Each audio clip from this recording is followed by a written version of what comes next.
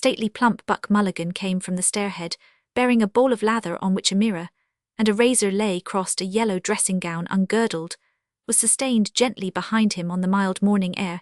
He held the bowl aloft and intoned, "In tribo ad alter Dei." Halted, he peered down the dark winding stairs, and called out coarsely, "Come up, Kinch, come up, you fearful Jesuit."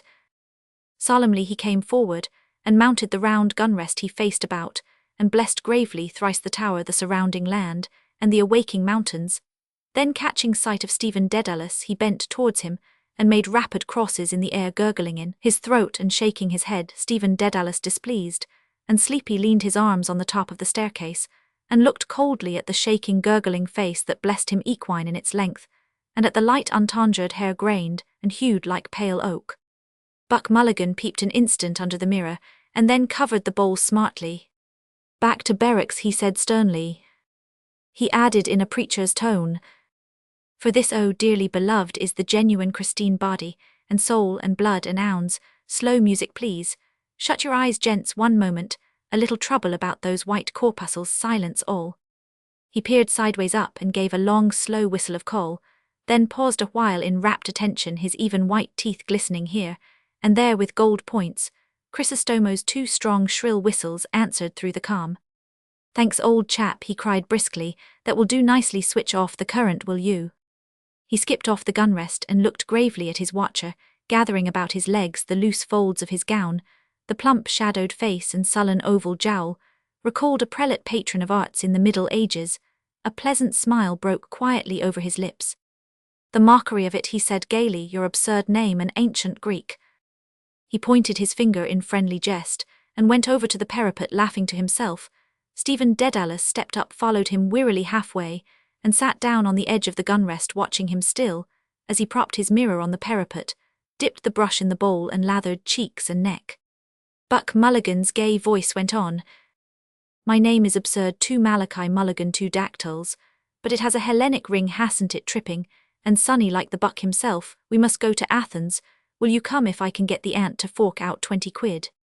He laid the brush aside, and laughing with delight cried, "Will he come, the jejune Jesuit?" Ceasing, he began to shave with care. "Tell me, Mulligan," Stephen said quietly. "Yes, my love. How long is Haynes going to stay in this tower?" Buck Mulligan showed a shaven cheek over his right shoulder. "God, isn't he dreadful," he said frankly, a ponderous Saxon. "He thinks you're not a gentleman, God, these bloody English, bursting with money and indigestion. Because he comes from Oxford, you know, Dedalus, you have the real Oxford manner. He can't make you out. Oh, my name for you is the best, Kinch the knife blade."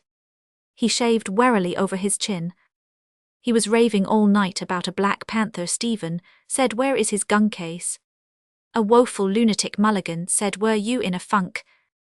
"I was," Stephen said with energy and growing fear, "out here in the dark with a man I don't know, raving and moaning to himself about shooting a Black Panther. You saved men from drowning. I am not a hero, however. If he stays on here, I am off." Buck Mulligan frowned at the lather on his razor blade. He hopped down from his perch and began to search his trouser pockets hastily. "Scutter," he cried thickly. He came over to the gunrest and, thrusting a hand into Stephen's upper pocket, said, "Lend us a loan of your nose rag to wipe my razor." Stephen suffered him to pull out and hold up on show by its corner a dirty crumpled handkerchief. Buck Mulligan wiped the razor blade neatly, then gazing over the handkerchief, he said, "The bard's nose rag, a new art colour for our Irish poet Snotgreen. You can almost taste it, can't you?" He mounted to the parapet again and gazed out over Dublin Bay, his fair oakpill hair stirring slightly. "God," he said quietly, "isn't the sea what Algy calls it, a great sweet mother, the Snotgreen sea, the scrotum-tightening sea epi? Onopa Ponton are Dedalus the Greeks. I must teach you, you must read them in the original Thalata Thalata. She is our great sweet mother, come and look." Stephen stood up and went over to the parapet, leaning on it. He looked down on the water and on the mailboat clearing the harbourmouth of Kingstown. "Our mighty mother," Buck Mulligan said. He turned abruptly, his grey searching eyes from the sea to Stephen's face. "The aunt thinks you killed your mother," he said. "That's why she won't let me have anything to do with you." "Someone killed her," Stephen said gloomily. "You could have knelt down, damn it, Kinch, when your dying mother asked you," Buck Mulligan said. "I'm Hyperborean as much as you, But to think of your mother begging you with her last breath to kneel down and pray for her, and you refused. There is something sinister in you." He broke off and lathered again lightly his farther cheek. A tolerant smile curled his lips. "But a lovely mummer," he murmured to himself, "Kinch, the loveliest mummer of them all."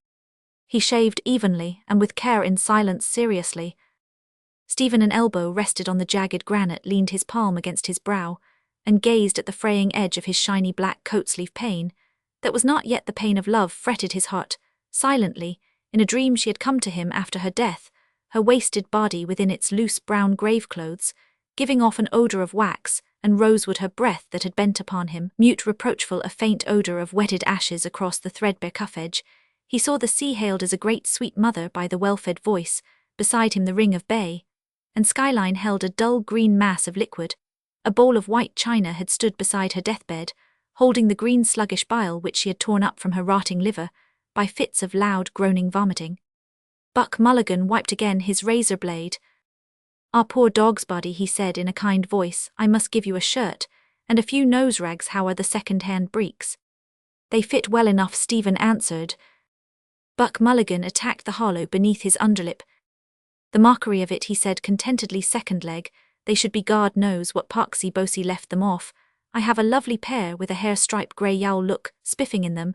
I am not joking, Kinch, you look damn well when you're dressed." "Thanks," Stephen said. "I can't wear them if they are grey."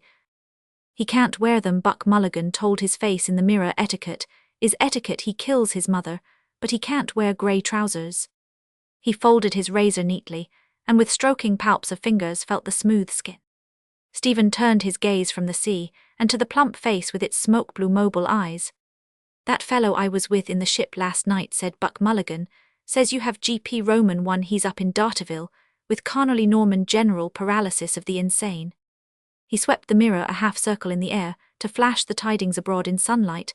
Now radiant on the sea, his curling shaven lips laughed, and the edges of his white glittering teeth, laughter, seized all his strong well-knit trunk.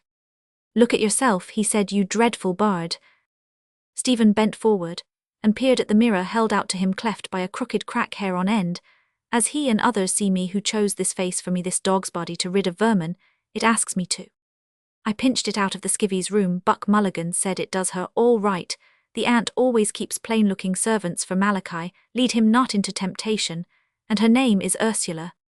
Laughing again, he brought the mirror away from Stephen's peering eyes.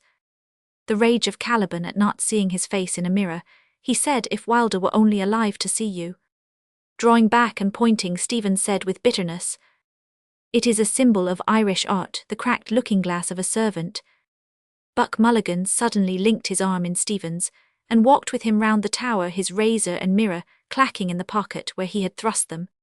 "It's not fair to tease you like that, Kinch, is it?" he said kindly. "God knows, you have more spirit than any of them." Parried again, "He fears the lancet of my art, as I fear that of his, the cold steel pen. Cracked looking-glass of a servant, tell that to the oxy chap downstairs, and touch him for a guinea, he's stinking with money, and thinks you're not a gentleman. His old fellow made his tin, by selling jollop to Zulus or some bloody swindle or other. God, Kinch, if you and I could only work together, we might do something for the island, Hellenize it." Cranley's arm, his arm. "And to think of your having to beg from these swine. I am the only one that knows what you are. Why don't you trust me more? What have you up your nose against me?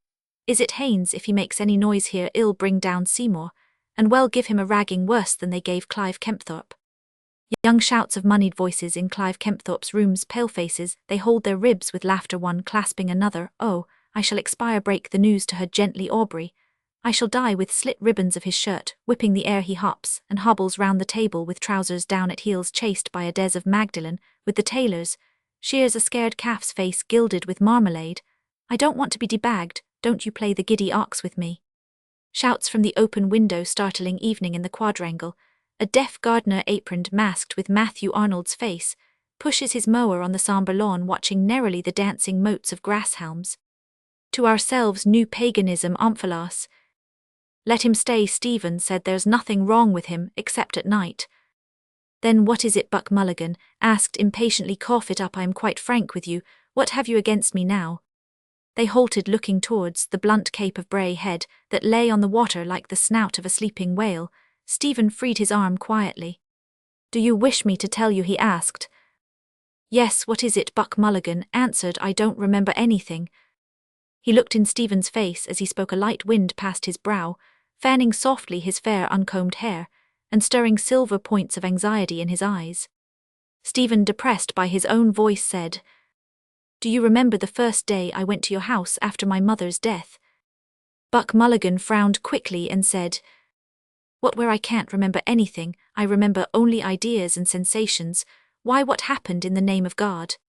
"You were making tea," Stephen said, "and went across the landing to get more hot water. Your mother, and some visitor came out of the drawing room. She asked you who was in your room." "Yes," Buck Mulligan said. "What did I say? I forget." "You said," Stephen answered, "oh, it's only Dedalus, whose mother is beastly dead." A flush which made him seem younger and more engaging rose to Buck Mulligan's cheek. "Did I say that?" he asked. "Well, what harm is that?" He shook his constraint from him nervously. "And what is death?" he asked. "Your mother's or yours or my own?" "You saw only your mother die. I see them pop off every day in the Mater and Richmond, and cut up into tripes in the dissecting room. It's a beastly thing, and nothing else. It simply doesn't matter. You wouldn't kneel down to pray for your mother on her deathbed. When she asked you why, because you have the cursed Jesuit strain in you, only it's injected the wrong way. To me it's all a mockery, and beastly. Her cerebral lobes are not functioning. She calls the doctor Sir Peter Teasel, and picks buttercups off the quilt. Humour her till it's over. You crossed her last wish in death. And yet you sulk with me because I don't whinge like some hired mute from Lalouette's. Absurd, I suppose. I did say it. I didn't mean to offend the memory of your mother." He had spoken himself into boldness. Stephen, shielding the gaping wounds which the words had left in his heart, said very coldly, "I am not thinking of the offence to my mother." "Of what then?" Buck Mulligan asked. "Of the offence to me," Stephen answered. Buck Mulligan swung round on his heel. "Oh, an impossible person!" he exclaimed. He walked off quickly round the parapet. Stephen stood at his post, gazing over the calm sea towards the headland sea, and headland now grew Roman. 1499 pulses were beating in his eyes, veiling their sight, and he felt the fever of his cheeks. A voice within the tower called loudly, "Are you up there, Mulligans?" "I am coming," Buck Mulligan answered. He turned towards Stephen and said, "Look at the sea. What does it care about offences? Chuck Loyola Kinch, and come on down. The Sassenach wants his morning rashers." His head halted again for a moment at the top of the staircase level with the roof. "Don't mope over it all day," he said. "I am inconsequent. Give up the moody brooding." His head vanished, but the drone of his descending voice boomed out of the stairhead. "And no more turn aside and brood upon love's bitter mystery, for Fergus rules the brazen cars." Wood shadows floated silently by through the morning peace from the stairhead seaward, where he gazed inshore, and farther out the mirror of water whitened, spurned by light-shod hurrying feet, white breast of the dim sea, the twining stresses 2 by 2 a hand, plucking the harp-strings, merging their twining chords, wave-white wedded words shimmering on the dim tide. A cloud began to cover the sun, slowly wholly shadowing the bay in deeper green. It lay beneath him, a bowl of bitter waters. Fergus' song. I sang it alone in the house, holding down the long dark chords. Her door was open. She wanted to hear my music. Silent with awe and pity, I went to her bedside. She was crying in her wretched bed for those words, "Stephen loves bitter mystery." Where now? Her secrets, old featherfans, tasselled dancecards powdered with musk, a gaud of amber beads in her locked drawer, a birdcage hung in the sunny window of her house. When she was a girl she heard old Royce sing in the pantomime of Turco the Terrible, and laughed with others when he sang, "I am the boy that can enjoy invisibility." Phantasmal mirth folded away, musk perfumed, and no more turn aside and brood. Folded away in the memory of nature with her toys. Memories beset his brooding brain. Her glass of water from the kitchen tap. When she had approached the sacrament, a cored apple filled with brown sugar, roasting for her at the hob on a dark autumn evening. Her shapely fingernails reddened by the blood of squashed lice from the children's shirts. In a dream, silently, she had come to him, her wasted body within its loose grave clothes, giving off an odour of wax and rosewood. Her breath bent over him with mute secret words, a faint odour of wetted ashes. Her glazing eyes staring out of death to shake and bend my soul on me alone. The ghost candle, to light her agony, ghostly light on the tortured face, her hoarse loud breath rattling in horror, while all prayed on their knees. Her eyes on me, to strike me down. Liliata rutilantium, T, confessorum, terma circumdit iubilantium, te virginum chorus excipiat. Ghoul chewer of corpses. No mother, let me be and let me live. Kinch ahoy. Buck Mulligan's voice sang from within the tower. It came nearer up the staircase, calling again. Stephen, still trembling at his soul's cry, heard warm running sunlight, and in the air behind him friendly words. Dedalus come down like a good mosey breakfast, is ready. Haynes is apologizing for waking us last night, it's all right. I am coming, Stephen said, turning. Do for Jesus' sake, Buck Mulligan said, for my sake, and for all our sakes. His head disappeared and reappeared. I told him your symbol of Irish art, he says it's very clever. Touch him for a quid, will you? A guinea, I mean. I get paid this morning, Stephen said. The school kit, Buck Mulligan said. How much for a quid? Lend us one. If you want it, Stephen said. 4 shining sovereigns, Buck Mulligan cried with delight. Well, have a glorious drunk, to astonish the druids, 4 omnipotent sovereigns. He flung up his hands and tramped down the stone stairs, singing out of tune with a Cockney accent. Oh, won't we have a merry time, drinking whiskey, beer and wine, on Coronation Day. Oh, won't we have a merry time, on Coronation Day. Warm sunshine merrying over the sea, the nickel shaving bowl shone forgotten on the parapet.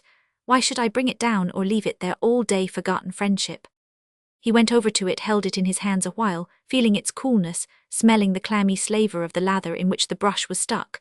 So I carried the boat of incense, then at Clongowes I am another now, and yet the same, a servant too, a server of a servant.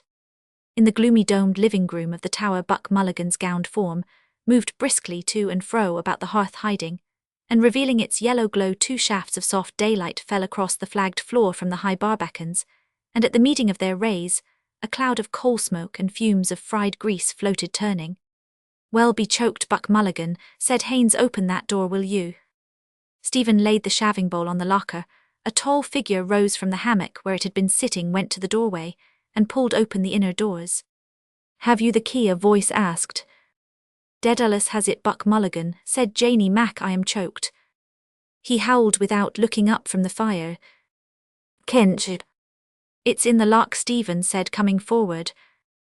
The key scraped round harshly twice, and when the heavy door had been set ajar, welcome light and bright air entered. Haynes stood at the doorway looking out. Stephen hailed his upended valise to the table, and sat down to wait. Buck Mulligan tossed the fry onto the dish beside him. Then he carried the dish and a large teapot over to the table, set them down heavily, and sighed with relief. I'm melting, he said as the candle remarked when, but hush, not a word more on that subject. Kinch, wake up, bread, butter, honey. Haynes, come in, the grub is ready, bless us, O Lord. And these thy gifts, where's the sugar, O J? There's no milk. Stephen fetched the loaf, and the pot of honey and the butter cooler from the locker. Buck Mulligan sat down in a sudden pet. What sort of a kip is this? He said. I told her to come after 8. We can drink it, Black, Stephen said thirstily. There's a lemon in the locker. Oh, damn you and your Paris fads, Buck Mulligan said. I want Sandicove milk. Haynes came in from the doorway and said quietly, that woman is coming up with the milk. The blessings of God on you, Buck Mulligan cried, jumping up from his chair. Sit down, pour out the tea. There, the sugar is in the bag here. I can't go fumbling at the damned eggs. He hacked through the fry on the dish and slapped it out on 3 plates, saying, In nomen Patris et Filii et Spiritus Sancti. Haynes sat down to pour out the tea. I am giving you 2 lumps each, he said, but I say, Mulligan, you do make strong tea, don't you? Buck Mulligan, hewing thick slices from the loaf, said in an old woman's wheedling voice, When I makes tea, as old Mother Grogan said, and when I makes water, I makes water. By Jove, it is tea, Haynes said. Buck Mulligan went on hewing and wheedling. So I do, Mrs. Cahill, says she. Begob, ma'am, says Mrs. Cahill. God send you don't make them in the one part. He lunged towards his messmates in turn, a thick slice of bread impaled on his knife. That's folk, he said very earnestly, for your book, Haynes. 5 lines of text, and 10 pages of notes about the folk, and the fish gods of Dundrum, printed by the Weird Sisters in the year of the big wind. He turned to Stephen and asked in a fine puzzled voice, lifting his brows, Can you recall, brother, is Mother Grogan's tea and water pot spoken of in the Mabinogion, or is it in the Upanishads? I doubt it, said Stephen gravely. Do you now, Buck Mulligan, said in the same tone your reasons pray. I fancy Stephen said as he ate it did not exist in or out of the Mabinogian Mother Grogan, was one imagines a kinswoman of Mary Ann. Buck Mulligan's face smiled with delight. Charming, he said in a finical sweet voice, showing his white teeth and blinking his eyes pleasantly. Do you think she was quite charming?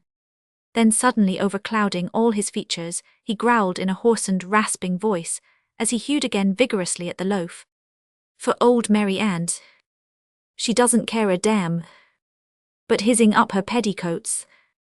He crammed his mouth with fry and munched and droned. The doorway was darkened by an entering form. The milk, sir. Come in, Ma'am Mulligan, said Kinch, get the jug. An old woman came forward and stood by Stephen's elbow. That's a lovely morning, sir, she said, glory be to God. To whom Mulligan said, glancing at her, to be sure. Stephen reached back and took the milk jug from the locker. The islanders, Mulligan said to Haynes, casually speak frequently of the collector of prepuces. How much, sir, asked the old woman. A quart, Stephen said. He watched her pour into the measure, and thence into the jug rich white milk, not hers old shrunken paps.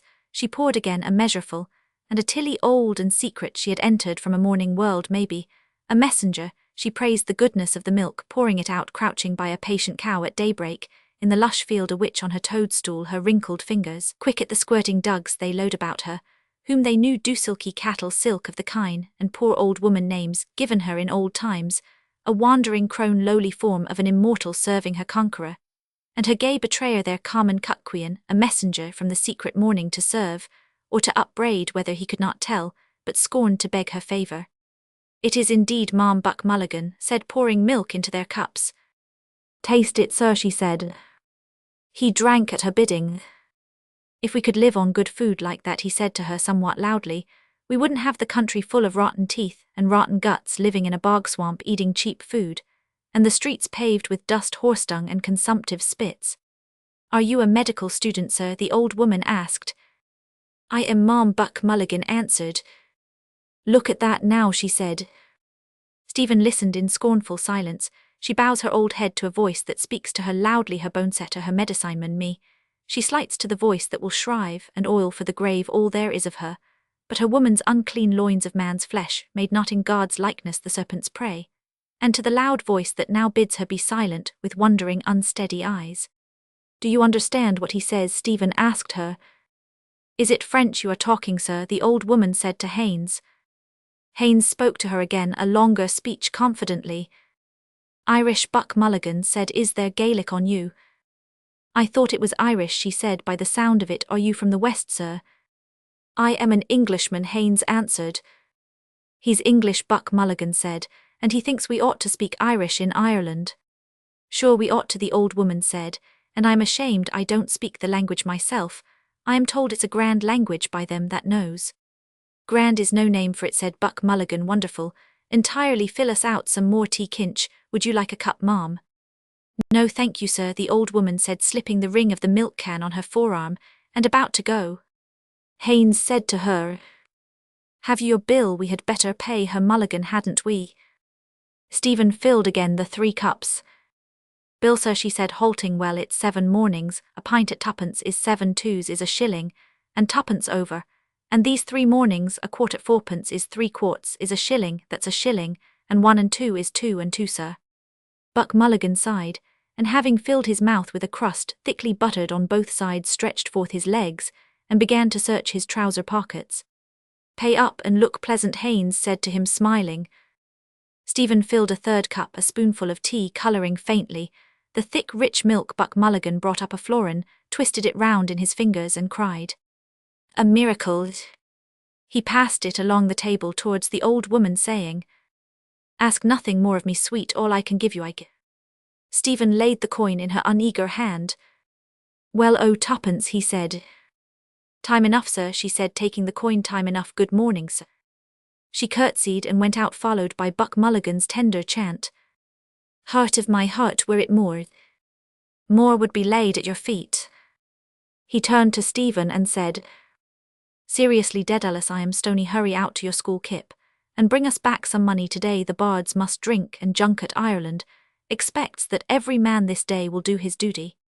That reminds me, Haynes said, rising, that I have to visit your National Library today. Our swim first, Buck Mulligan said. He turned to Stephen and asked blandly, "Is this the day for your monthly wash, Kinch?" Then he said to Haynes, "The unclean bird makes a point of washing once a month. All Ireland is washed by the Gulf Stream," Stephen said, as he let honey trickle over a slice of the loaf. Haynes from the corner, where he was knotting easily a scarf about the loose collar of his tennis shirt, spoke. "I intend to make a collection of your sayings, if you will let me. Speaking to me they wash and tub and scrub agenbite of in-wit conscience, yet here's a spot. That one about the cracked looking-glass of a servant being the symbol of Irish art is deuced good." Buck Mulligan kicked Stephen's foot under the table, and said with warmth of tone, "Wait till you hear him on Hamlet, Haynes." "Well, I mean it," Haynes said, still speaking to Stephen. "I was just thinking of it when that poor old creature came in." "Would I make any money by it?" Stephen asked. Haynes laughed, and as he took his soft grey hat from the holdfast of the hammock said, "I don't know, I am sure." He strolled out to the doorway. Buck Mulligan bent across to Stephen and said with coarse vigour, "You put your hoof in it now, what did you say that for?" "Well," Stephen said, "the problem is to get money from whom, from the milkwoman, or from him. It's a toss-up, I think." "I blow him out about you," Buck Mulligan said, "and then you come along with your lousy leer and your gloomy Jesuit jibes." "I see little hope," Stephen said, "from her or from him." Buck Mulligan sighed tragically and laid his hand on Stephen's. "From me, Kinch," he said. In a suddenly changed tone he added, "To tell you the God's truth, I think you're a right damn all else they are good for. Why don't you play them as I do? To hell with them, or let us get out of the kip." He stood up gravely ungirdled, and disrobed himself of his gown, saying resignedly, "Mulligan is stripped of his garments." He emptied his pockets on to the table.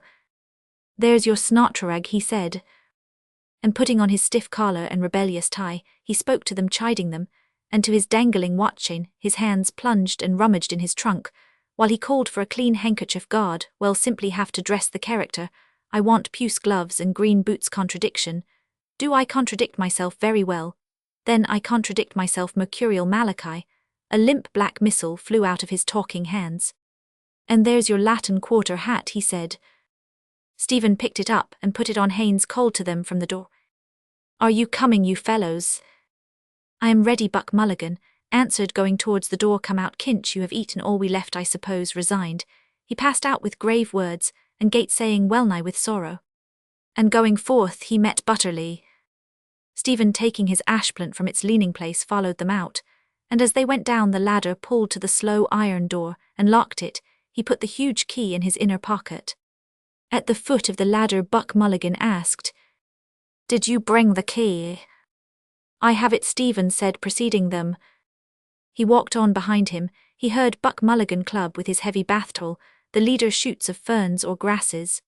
"Down, sir, how dare you, sir?" Haynes asked. "Do you pay rent for this tower?" 12 quid, Buck Mulligan said.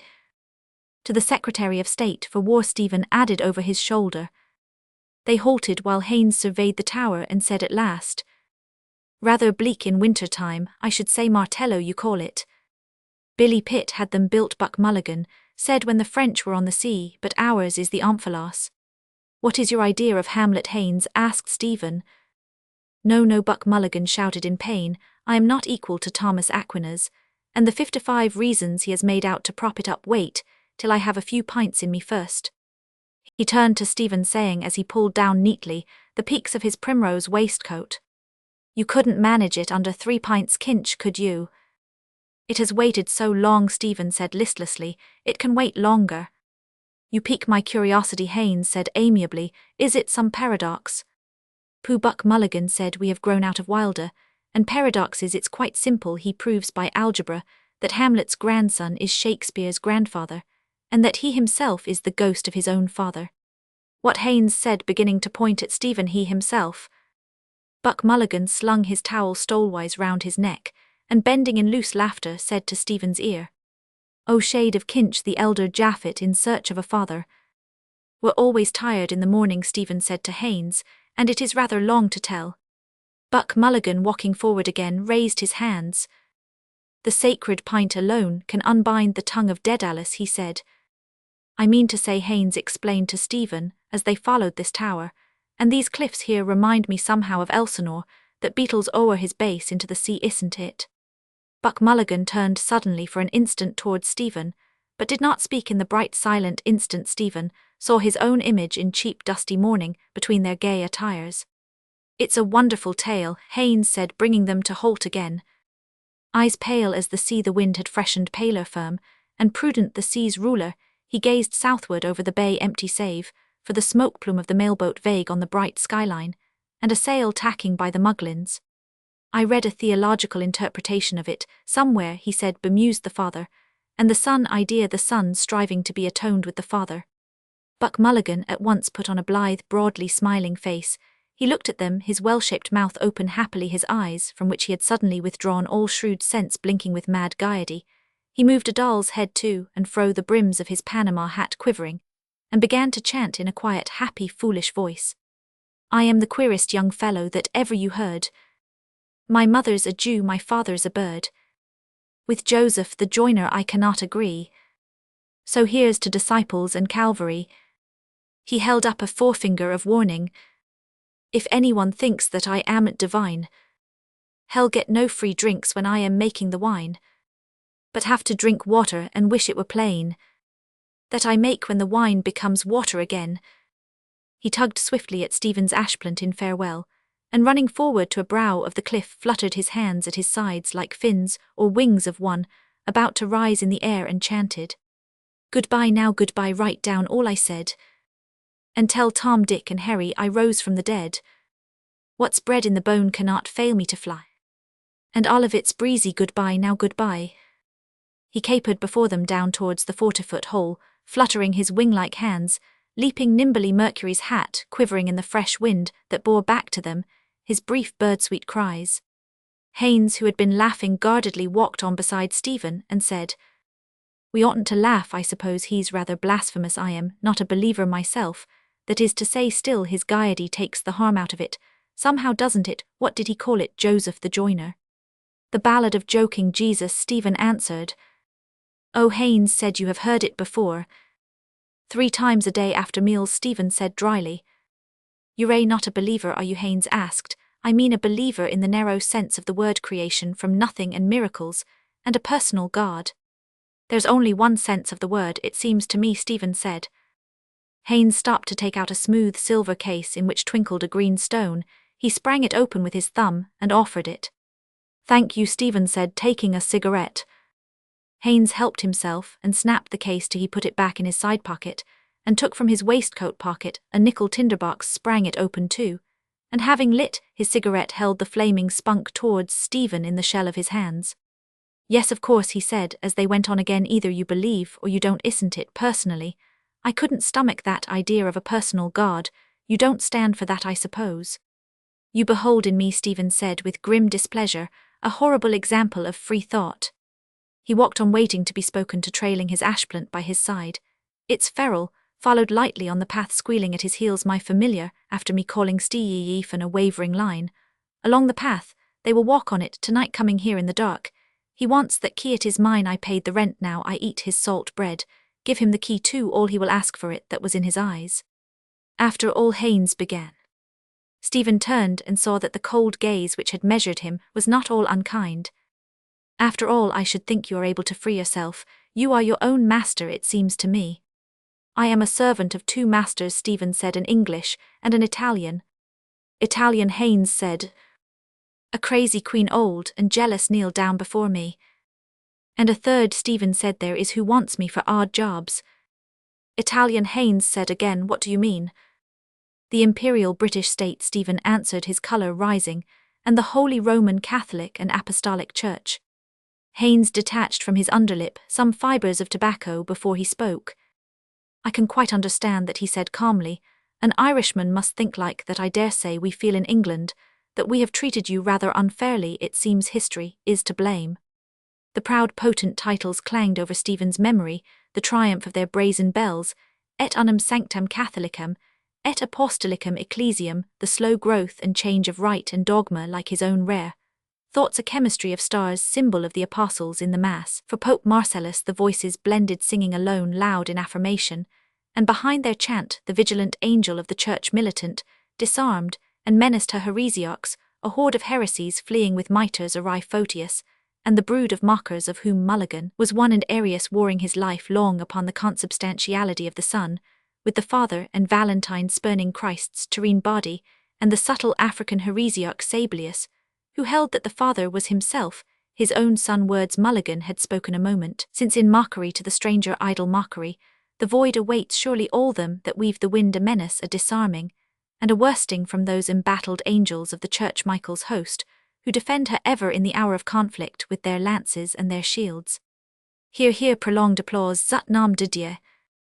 Of course I'm a Britisher, heinous voice said, and I feel as one I don't want to see my country fall into the hands of German Jews. Either that's our national problem, I'm afraid, just now. Two men stood at the verge of the cliff watching. Businessman, boatman. She's making for Bullock Harbour. The boatman nodded towards the north of the bay with some disdain. There's 5 fathoms out there, he said. It'll be swept up that way when the tide comes in about 1. It's 9 days today. The man that was drowned, a sail veering about the blank bay, waiting for a swollen bundle to bob up, roll over to the sun, a puffy face, salt white. Here I am.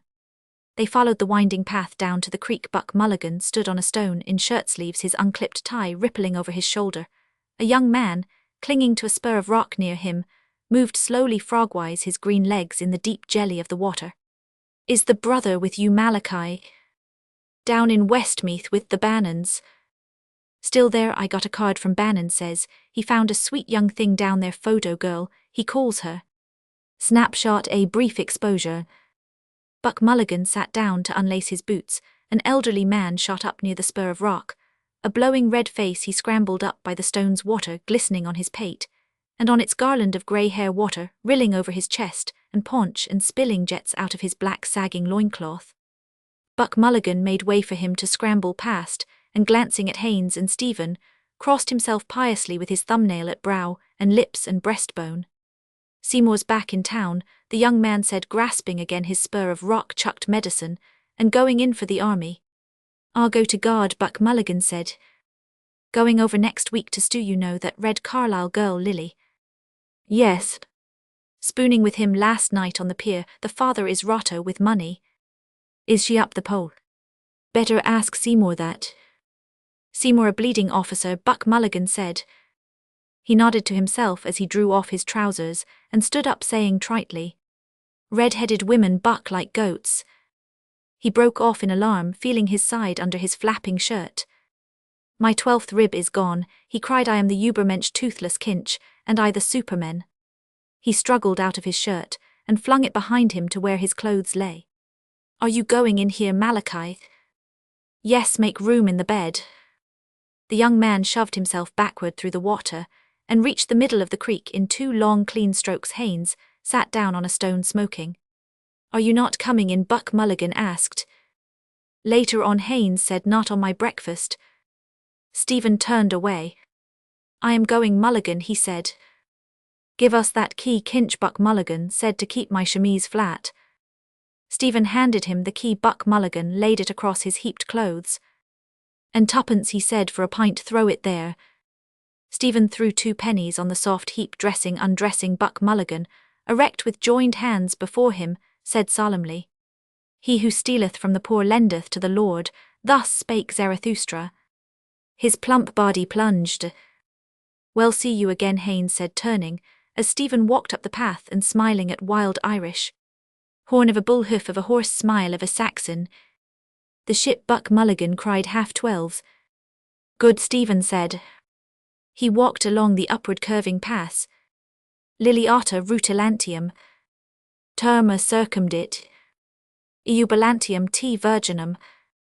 The priest's grey nimbus in a niche where he dressed discreetly. I will not sleep here tonight. Home, also I cannot go. A voice sweetened and sustained called to him from the sea. Turning the curve, he waved his hand. It called again, a sleek brown head of seals far out on the water round. Usurper. You Cochrane, what city sent for him? Tarentum, sir. Very good well. There was a battle, sir. Very good where? The boy's blank face asked the blank window. Fabled by the daughters of memory, and yet it was in some way, if not as memory fabled it, a phrase, then of impatience, thud of Blake's wings of excess. I hear the ruin of all space, shattered glass and toppling masonry, and time one livid final flame. What's left us then? I forget the place, sir. 279 B Roman 100 Esculum. Stephen said, glancing at the name and date in the Goresard book. Yes, sir, and he said, another victory like that, and we are done for. That phrase the world had remembered, a dull ease of the mind, from a hill above a corpse-strewn plain. A general speaking to his officers leaned upon his spear. Any general to any officers, they lend. You Armstrong, Stephen said, what was the end of Pyrrhus? End of Pyrrhus, sir. I know, sir. Ask me, sir. Come in, said. Wait, you Armstrong, do you know anything about Pyrrhus? A bag of figurettes lay snugly in Armstrong's satchel. He curled them between his palms at whiles, and swallowed them softly. Crumbs adhered to the tissue of his lips. A sweetened boy's breath. Well off people, proud that their eldest son was in the Navy. Vico road Dalkey. Pyrrhus, so Pyrrhus appear. All laughed mirthless, high malicious laughter. Armstrong looked round at his classmates, silly glee in profile. In a moment they will laugh more loudly, aware of my lack of rule, and of the fees their papas pay. Tell me now, Stephen said, poking the boy's shoulder with the book, what is a pier? A pier, Sir. Armstrong said, a thing out in the water, a kind of a bridge. Kingstown Pier, sir. Some laughed again, mirthless, but with meaning too. In the back bench whispered, yes, they knew, had never learned, nor ever been innocent. All with envy he watched their faces. Edith, Ethel, Gertie, Lily, their likes, their breaths too sweetened with tea, and jam, their bracelets tittering in the struggle. Kingstown Pier, Stephen said, yes, a disappointed bridge. The words troubled their gaze. How, sir? Come in, asked. A bridge is across a river. For heinous chapbook, no one here to hear tonight. Deftly amid wild drink and talk to pierce the polished mail of his mind. What then? A jester at the court of his master indulged, and disesteemed winning a clement master's praise. Why had they chosen all that part? Not wholly for the smooth caress. For them too history was a tale like any other. Too often heard their land a pawnshop. Had Pyrrhus not fallen by a beldam's hand in Argus, or Julius Caesar not been knifed to death, they are not to be thought away. Time has branded them, and fettered, they are lodged in the room of the infinite possibilities they have ousted. But can those have been possible, seeing that they never were? Or was that only possible which came to pass? Weaver of the wind, tell us a story, sir. Oh, do, sir, a ghost story. Where do you begin in this? Stephen asked, opening another book. Weep no more. Come in, said. Go on then, Talbot. And the story, sir? After Stephen said, go on, Talbot. A swarthy boy opened a book, and propped it nimbly under the breastwork of his satchel. He recited jerks of verse with odd glances at the text.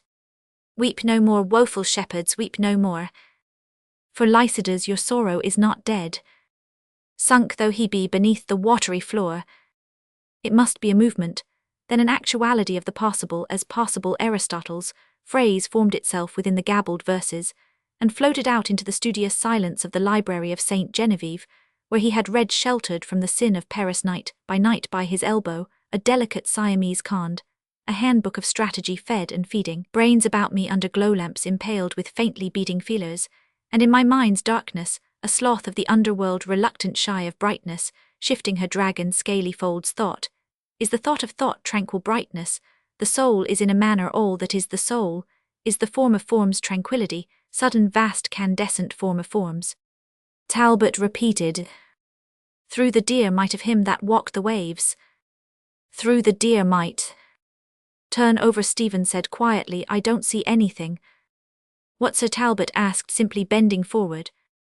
His hand turned the page over. He leaned back, and went on again, having just remembered of him that walked the waves. Here also over these craven hearts his shadow lies, and on the scoffer's heart and lips, and on mine it lies upon their eager faces, who offered him a coin of the tribute, to Caesar what is Caesar's, to God what is God's. A long look from dark eyes, a riddling sentence, to be woven and woven on the church's loom's eye.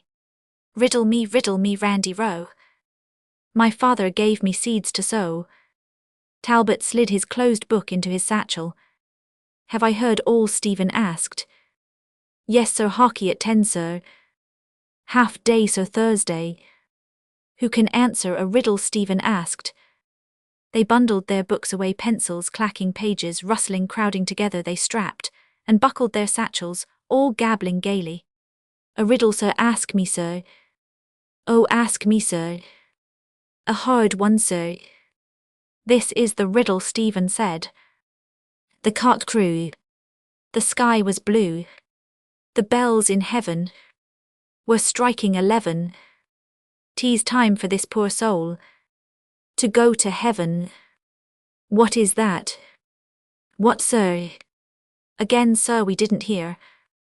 Their eyes grew bigger as the lines were repeated. After a silence, Cochrane said, What is it, sir? We give it up. Stephen, his throat itching, answered, The fox burying his grandmother under a holly bush. He stood up and gave a shout of nervous laughter, to which their cries echoed dismay. A stick struck the door and a voice in the corridor called, Harkee. They broke asunder, sidling out of their benches, leaping them quickly. They were gone, and from the lumber room came the rattle of sticks and clamour of their boots and tongues. Sargent, who alone had lingered, came forward slowly, showing an open copybook. His tangled hair and scraggy neck gave witness of unreadiness, and through his misty glasses weak eyes looked up pleading, on his cheek dull and bloodless a soft stain of ink lay, date-shaped, recent, and damp as a snail's bed. He held out his copybook. The word sums was written on the headline. Beneath were sloping figures, and at the foot a crooked signature with blind loops and a blot Cyril, Sargent, his name and seal. Mr. Deasy told me to write them out all again, he said, and show them to you, sir. Stephen touched the edges of the book. Futility. Do you understand how to do them now? He asked. Numbers 11 to 15, Sargent answered. Mr. Deasy, said I, was to copy them off the board, sir. Can you do them yourself? Stephen asked. No, sir. Ugly and futile lean neck and tangled hair, and a stain of ink, a snail's bed. Yet someone had loved him, borne him in her arms, and in her heart, but for her the race of the world would have trampled him underfoot, a squashed, boneless snail. She had loved his weak, watery blood, drained from her own. Was that then real, the only true thing in life? His mother's prostrate body, the fiery Columbanus in holy zeal, bestrode. She was no more the trembling skeleton of a twig burnt in the fire, an odour of rosewood and wetted ashes. She had saved him from being trampled underfoot, and had gone, scarcely having been a poor soul, gone to heaven. And on a heath beneath, winking, stars a fox, red reek of rapine in his fur, with merciless bright eyes, scraped in the earth, listened, scraped up the earth, listened, scraped, and scraped. Sitting at his side, Stephen solved out the problem. He proves by algebra that Shakespeare's ghost is Hamlet's grandfather. Sargent peered askance through his slanted glasses. Hockey sticks rattled in the lumber room, the hollow knock of a ball, and calls from the field. Across the page, the symbols moved in grave Morris in the mummery of their letters, wearing quaint caps of squares and cubes. Give hands, traverse bow to partner, so imps of fancy of the moors, gone too from the world of arrows. And Moses Maimonides, dark men in mien and movement, flashing in their mocking mirrors, the obscure soul of the world, a darkness shining in brightness, which brightness could not comprehend. Do you understand now? Can you work the second for yourself? Yes, sir. In long, shaky strokes, Sargent copied the data, waiting always for a word of help. His hand moved faithfully, the unsteady symbols a faint hue of shame flickering behind his dull skin. Amor matris, subjective and objective genitive, with her weak blood and waser milk. She had fed him and hid from sight of others his swaddling bands. Like him was I, these sloping shoulders, this gracelessness. My childhood bends beside me, too far for me to lay a hand there once, or lightly mine is far. And his secret as our eyes, secrets silent, stony, sit in the dark palaces of both our hearts, secrets weary of their tyranny, tyrants willing to be dethroned. The sum was done. It is very simple, Stephen said as he stood up. Yes, sir, thanks, Sargent answered. He dried the page with a sheet of thin blotting paper and carried his copybook back to his bench. You had better get your stick and go out to the others, Stephen said as he followed towards the door the boy's graceless form. Yes, sir. In the corridor his name was heard called from the playfield. Sargent. Run on, Stephen said. Mr. Deasy is calling you. He stood in the porch and watched the laggard hurry towards the scrappy field where sharp voices were in strife. They were sorted in teams. And Mr. Deasy came away, stepping over wisps of grass with gaitered feet. When he had reached the schoolhouse voices again, contending cold to him, he turned his angry white mustache. What is it now? He cried continually without listening. Cochrane and Halliday are on the same side, so Stephen said. Will you wait in my study for a moment, Mr. Deasy said, till I restore order here? And as he stepped fussily back across the field, his old man's voice cried sternly. What is the matter? What is it now? Their sharp voices cried about him on all sides, their many forms closed round him the garish sunshine, bleaching the honey of his ill-dyed head. Stale smoky air hung in the study, with the smell of drab abraded leather of its chairs. As on the first day he bargained with me here, as it was in the beginning is now on the sideboard, the tray of Stuart coins, base treasure of a bog, and ever shall be and snug in their spooncase of purple plush, faded the 12 apostles having preached to all the Gentiles world without end. A hasty step over the stone porch, and in the corridor, blowing out his rare moustache, Mr. Deasy halted at the table. First, our little financial settlement, he said. He brought out of his coat a pocket-book bound by a leather thong. It slapped open, and he took from it 2 notes, one of joined halves, and laid them carefully on the table. 2, he said, strapping and stowing his pocket-book away. And now his strong room for the gold. Stephen's embarrassed hand moved over the shells heaped in the cold stone mortar, whelks and money carries and leopard shells, and this whorled as an emir's turban, and this the scallop of St. James, an old pilgrim's hoard, dead treasure, hollow shells. A sovereign fell bright and new on the soft pile of the tablecloth. 3, Mr. Deasy said, turning his little salves-box about in his hand. These are handy things to have. See, this is for sovereigns, this is for shillings, sixpences, half-crowns, and here crowns, see. He shot from it 2 crowns and 2 shillings. 3.12, he said, I think you'll find that's right. Thank you, Sir Stephen said, gathering the money together with shy haste, and putting it all in a pocket of his trousers. No thanks at all, Mr. Deasy said, you have earned it. Stephen's hand, free again, went back to the hollow shell symbols, 2 of beauty, and of power, a lump in my pocket, symbols, soiled by greed and misery. Don't carry it like that, Mr. Deasy said, you'll pull it out somewhere, and lose it. You just buy one of these machines, you'll find them very handy. Answer something. Mine would be often empty, Stephen said. The same room and hour, the same wisdom, and I the same 3 times now, 3 nooses round me here. Well, I can break them in this instant if I will. Because you don't save, Mr. Deasy said, pointing his finger. You don't know yet what money is power, when you have lived as long as I have. I know if youth but knew. But what does Shakespeare say? Put but money in thy purse.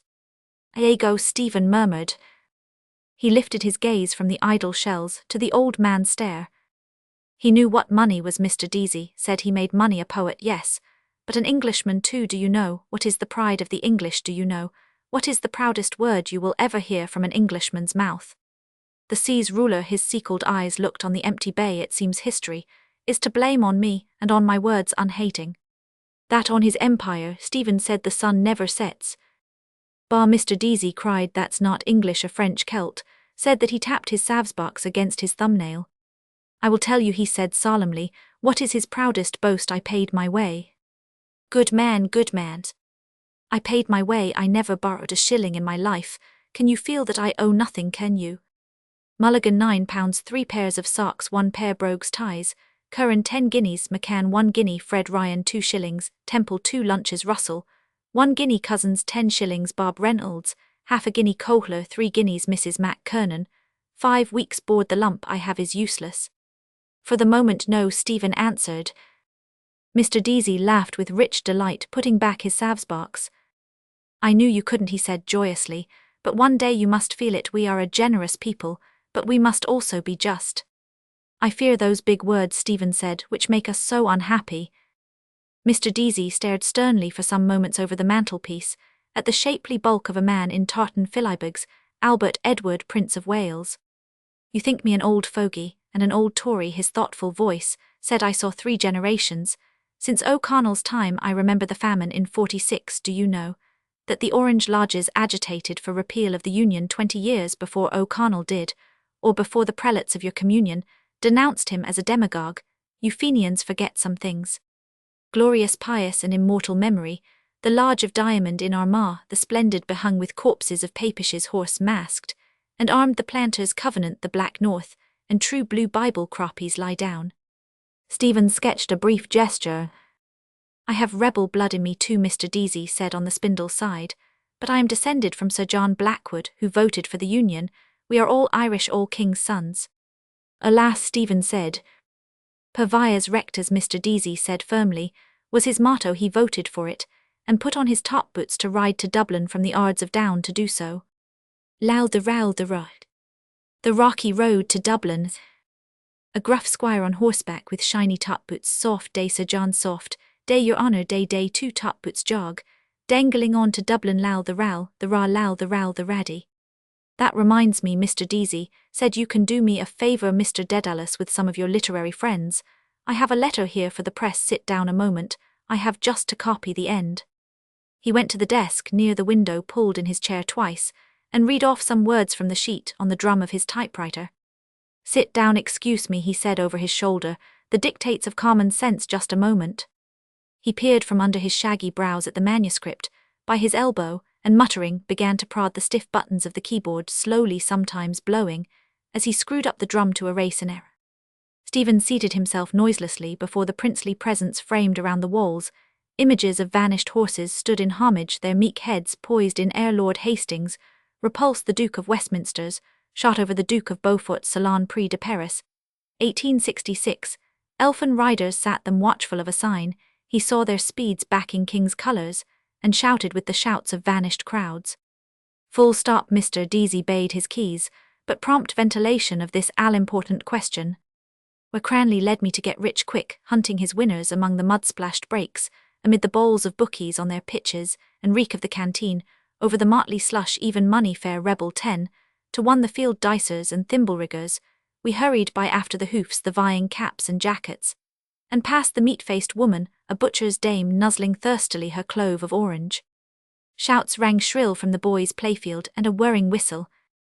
Again a goal. I am among them, among their battling bodies. In a medley the joust of life, you mean that knock-kneed mother's darling, who seems to be slightly cross-sick, jousts, time-shocked rebounds, shock by shock jousts, slush and uproar of battles, the frozen death-spew of the slain, a shout of spear-spikes baited with men's bloodied guts. Now then, Mr. Deasy said, rising. He came to the table, pinning together his sheets. Stephen stood up. I have put the matter into a nutshell, Mr. Deasy said. It's about the foot and mouth disease. Just look through it. There can be no two opinions on the matter. May I trespass on your valuable space? That doctrine of laissez-faire, which so often in our history our cattle trade the way of all our old industries, Liverpool ring, which jockeyed the Galway harbour scheme, European conflagration grain, supplies through the narrow waters of the Channel, the pluperfect imperturbability of the Department of Agriculture, pardoned a classical allusion, Cassandra, by a woman who was no better than she should be to come to the point at issue. I don't mince words, do I, Mr. Deasy asked as Stephen read on. Foot and mouth disease known as Koch's preparation serum, and virus percentage of salted horses, Rinderpest emperor's horses at Merzsteg, Lower Austria, veterinary surgeons Mr. Henry Blackwood, price courteous, offer a fair trial, dictates of common sense, all-important question, in every sense of the word, take the bull by the horns, thanking you for the hospitality of your columns. I want that to be printed, and read. Mr. Deasy said, you will see at the next outbreak they will put an embargo on Irish cattle, and it can be cured. It is cured. My cousin Blackwood Price writes to me.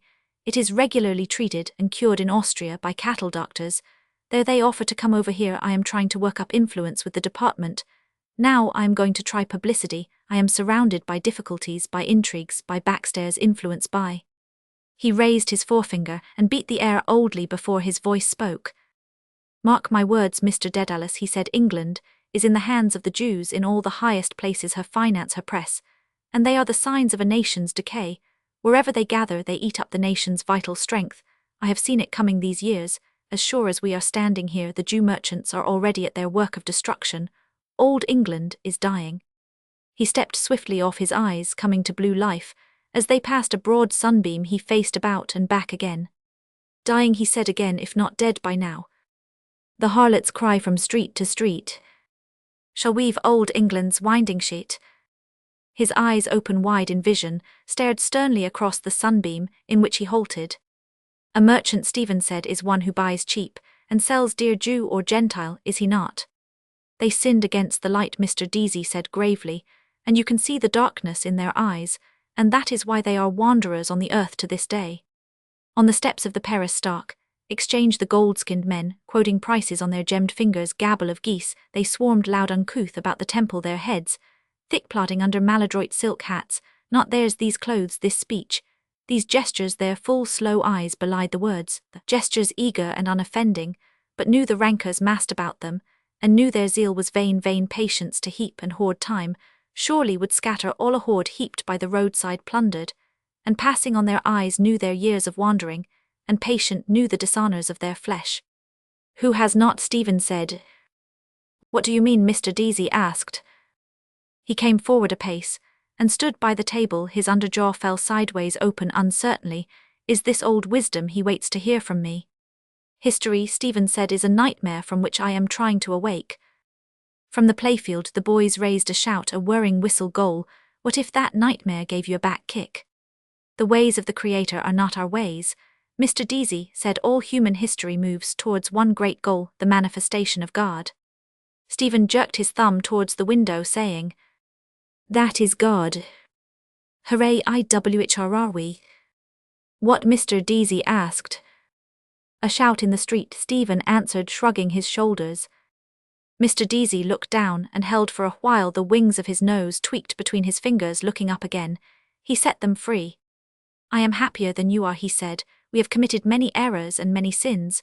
A woman brought sin into the world, for a woman who was no better than she should be Helen, the runaway wife of Menelaus 10 years. The Greeks made war on Troy, a faithless wife. First, brought the strangers to our shore here, Macmurrow's wife, and her leman O'Rourke, prince of Breffni. A woman too brought Parnell low, many errors, many failures, but not the one sin. I am a struggler now at the end of my days, but I will fight for the right till the end. For Ulster will fight. And Ulster will be right. Stephen raised the sheets in his hand. Well, sir, he began. I foresee, Mr. Deasy said, that you will not remain here very long at this work. You were not born to be a teacher. I think perhaps I am wrong. A learner rather, Stephen said. And here what will you learn more? Mr. Deasy shook his head. Who knows, he said, to learn one must be humble, but life is the great teacher. Stephen rustled the sheets again. As regards these, he began. Yes, Mr. Deasy said, you have 2 copies there, if you can have them published at once. Telegraph Irish Homestead. I will try, Stephen said, and let you know tomorrow. I know 2 editors slightly. That will do, Mr. Deasy said briskly. I wrote last night to Mr. Field Roman 1000p. There is a meeting of the Cattle Traders Association today at the City Arms Hotel. I asked him to lay my letter before the meeting. You see, if you can get it into your 2 papers. What are they? The Evening Telegraphs. That will do, Mr. Deasy said. There is no time to lose now. I have to answer that letter from my cousin. Good morning, Sir, Stephen said, putting the sheets in his pocket. Thank you.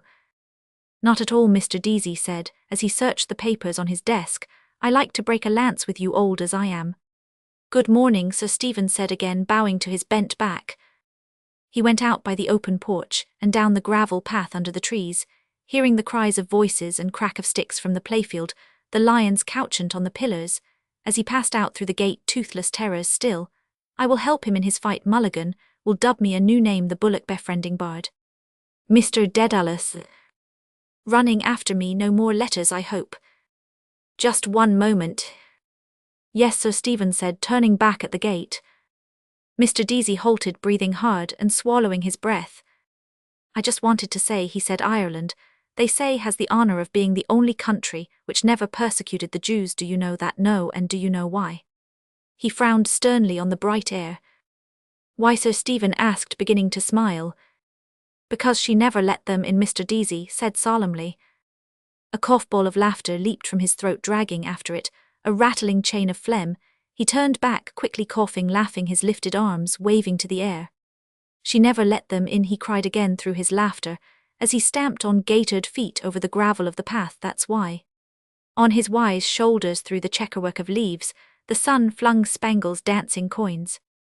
Ineluctable modality of the visible, at least, that if no more thought through my eyes signatures of all things, I am here to read Seaspon, and Searek the nearing tide, that rusty boot, snot green, blue silver, rust-coloured signs, limits of the diaphane. But he adds in bodies, then he was aware of them bodies before of them, coloured how by knocking his sconce against them, sure go easy bold he was, and a millionaire maestro di color, ci sano, limit of the diaphane in y in diaphane a diaphane. If you can put your 5 fingers through it, it is a gate, if not a door. Shut your eyes and see. Stephen closed his eyes to hear his boots crush crackling rack and shells. You are walking through it howsoever, I am a stride at a time, a very short space of time, through very short times of space, 5 6 the Nashinender exactly. And that is the ineluctable modality of the audible open your eyes know Jesus. If I fell over a cliff that beetles o'er his base, fell through the Nebeneinender ineluctably, I am getting on nicely in the dark. My ash sword hangs at my side, tap with it. They do. My 2 feet in his boots are at the ends of his legs. Nebeneinender sounds solid, made by the mallet of Los Demiurgos. Am I walking into eternity along Sandamount strand, crush crack crick crick wild sea money domini, Deasy kens them. Want you come to Sandamount? Madeline the mare. Rhythm begins, you see. I hear a catalectic tetrameter of iambs marching. No agalop deline them. Open your eyes now. I will. One moment has all vanished, since if I open, and am forever in the black adiaphane basta, I will see if I can see. See now, they're all the time without you, and ever shall be world without end. They came down the steps from Leahy's terrace prudently Frauenzimmer, and down the shelving shore flabbily, their splayed feet sinking in the silted sand, like me, like algae coming down to our mighty mother. Number 1 swung lurdily her midwife's bag, the others gamp, poked in the beach from the liberties out, for the day Mrs. Florence Mac Cabe, relict of the late Pac Mac Cabe, deeply lamented of Bride Street, one of her sisterhood, lugged me squealing into life creation, from nothing. What has she in the bag? A misbirth with a trailing navel cord, hushed in ruddy wool the cords of all link back strand entwining cable, of all flesh, that is why mystic monks, will you be as guards gaze in your amphilas? Hello Kinch, here put me on to Edenville Aleph Alpha not 1. Spouse and helpmate of Adam Cadman, heaven naked Eve, she had no navel gaze, belly without blemish bulging, big a buckler of taut vellum, no white heaped corn orient, and immortal standing from everlasting to everlasting, womb of sin. Wombed in sin darkness, I was too made not begotten by them, the man with my voice and my eyes, and a ghost woman with ashes on her breath. They clasped and sundered, did the coupler's will from before the ages. He willed me, and now may not will me away, or ever a lex eterna stays about him. Is that then the divine substance wherein Father and Son are consubstantial? Where is poor dear Arius to try conclusions, warring his life long upon the contrance magnificandubangtentiality, ill-starred heresiarch, in a Greek water-closet? He breathed his last euthanasia with beaded mitre, and with crozier stoled upon his throne, widower of a widowed sea, with upstiffed armophorion with clotted hinderparts. Airs romped round him, nipping and eager airs, they are coming waves, the white-maned seahorses champing, bright wind bridled the steeds of Mannanon. I mustn't forget his letter for the press, and after the ship 12:30, by the way, go easy with that money like a good young imbecile. Yes, I must. His pace slackened. Here am I going to Aunt Sarah's, or not my consubstantial father's voice? Did you see anything of your artist brother Stephen lately? No, sure he's not down in Strasbourg Terrace with his Aunt Sally. Couldn't he fly a bit higher than that? And tell us, Stephen, how is Uncle C.O. weeping God? The things I married into de boys up in de hayloft, the drunken little cost-drawer, and his brother, the cornet player, highly respectable gondoliers, and skewied Walter, sirring his father, no, less sir, yes sir, no sir. Jesus wept, and no wonder, by Christ. I pull the wheezy bell of their shuttered cottage, and wait they take me for a dun peer out from a coign of vantage. It's Stephen, sir. Let him in, let Stephen in. A bolt drawn back, and Walter welcomes me. We thought you were someone else. In his broad bed Nuncle Richie, pillowed and blanketed, extends over the hillock of his knees, a sturdy forearm clean-chested. He has washed the upper moiety. Morrow, nephew. He lays aside the lapboard, whereon he drafts his bills of costs for the eyes of Master Goff and Master Shapland, Tandy, filing consents and common searches, and a writ of duces tecum a bargoak frame over his bald head. Wilds requiescat. The drone of his misleading whistle brings Walter back. Yes, sir. Malt for Richie and Stephen. Tell mother, where is she? Bathing Chrissy, sir. Papa's little bedpool lump of loves. No, Uncle Richie. Call me Richie, damn your lithia water, it lowers wusky. Uncle Richie, really. Sit down, or by the law Harry ill knock you down. Walter squints vainly for a chair. He has nothing to sit down on, sir. He has nowhere to put it, you mug. Bring in our Chippendale chair. Would you like a bite of something? None of your damned laudidor airs here, the rich of a rasher fried. With a herring sure, so much the better we have nothing in the house, but backache pills. Alerte. He drones bars of Ferrando's aria di sortita, the grandest number, Stephen in the whole opera listen. His tuneful whistle sounds again, finely shaded with rushes of the air, his fists big drumming on his padded knees. This wind is sweeter. Houses of decay mine his, and all you told the Clongowes gentry you had an uncle a judge, and an uncle a general in the army come out of them.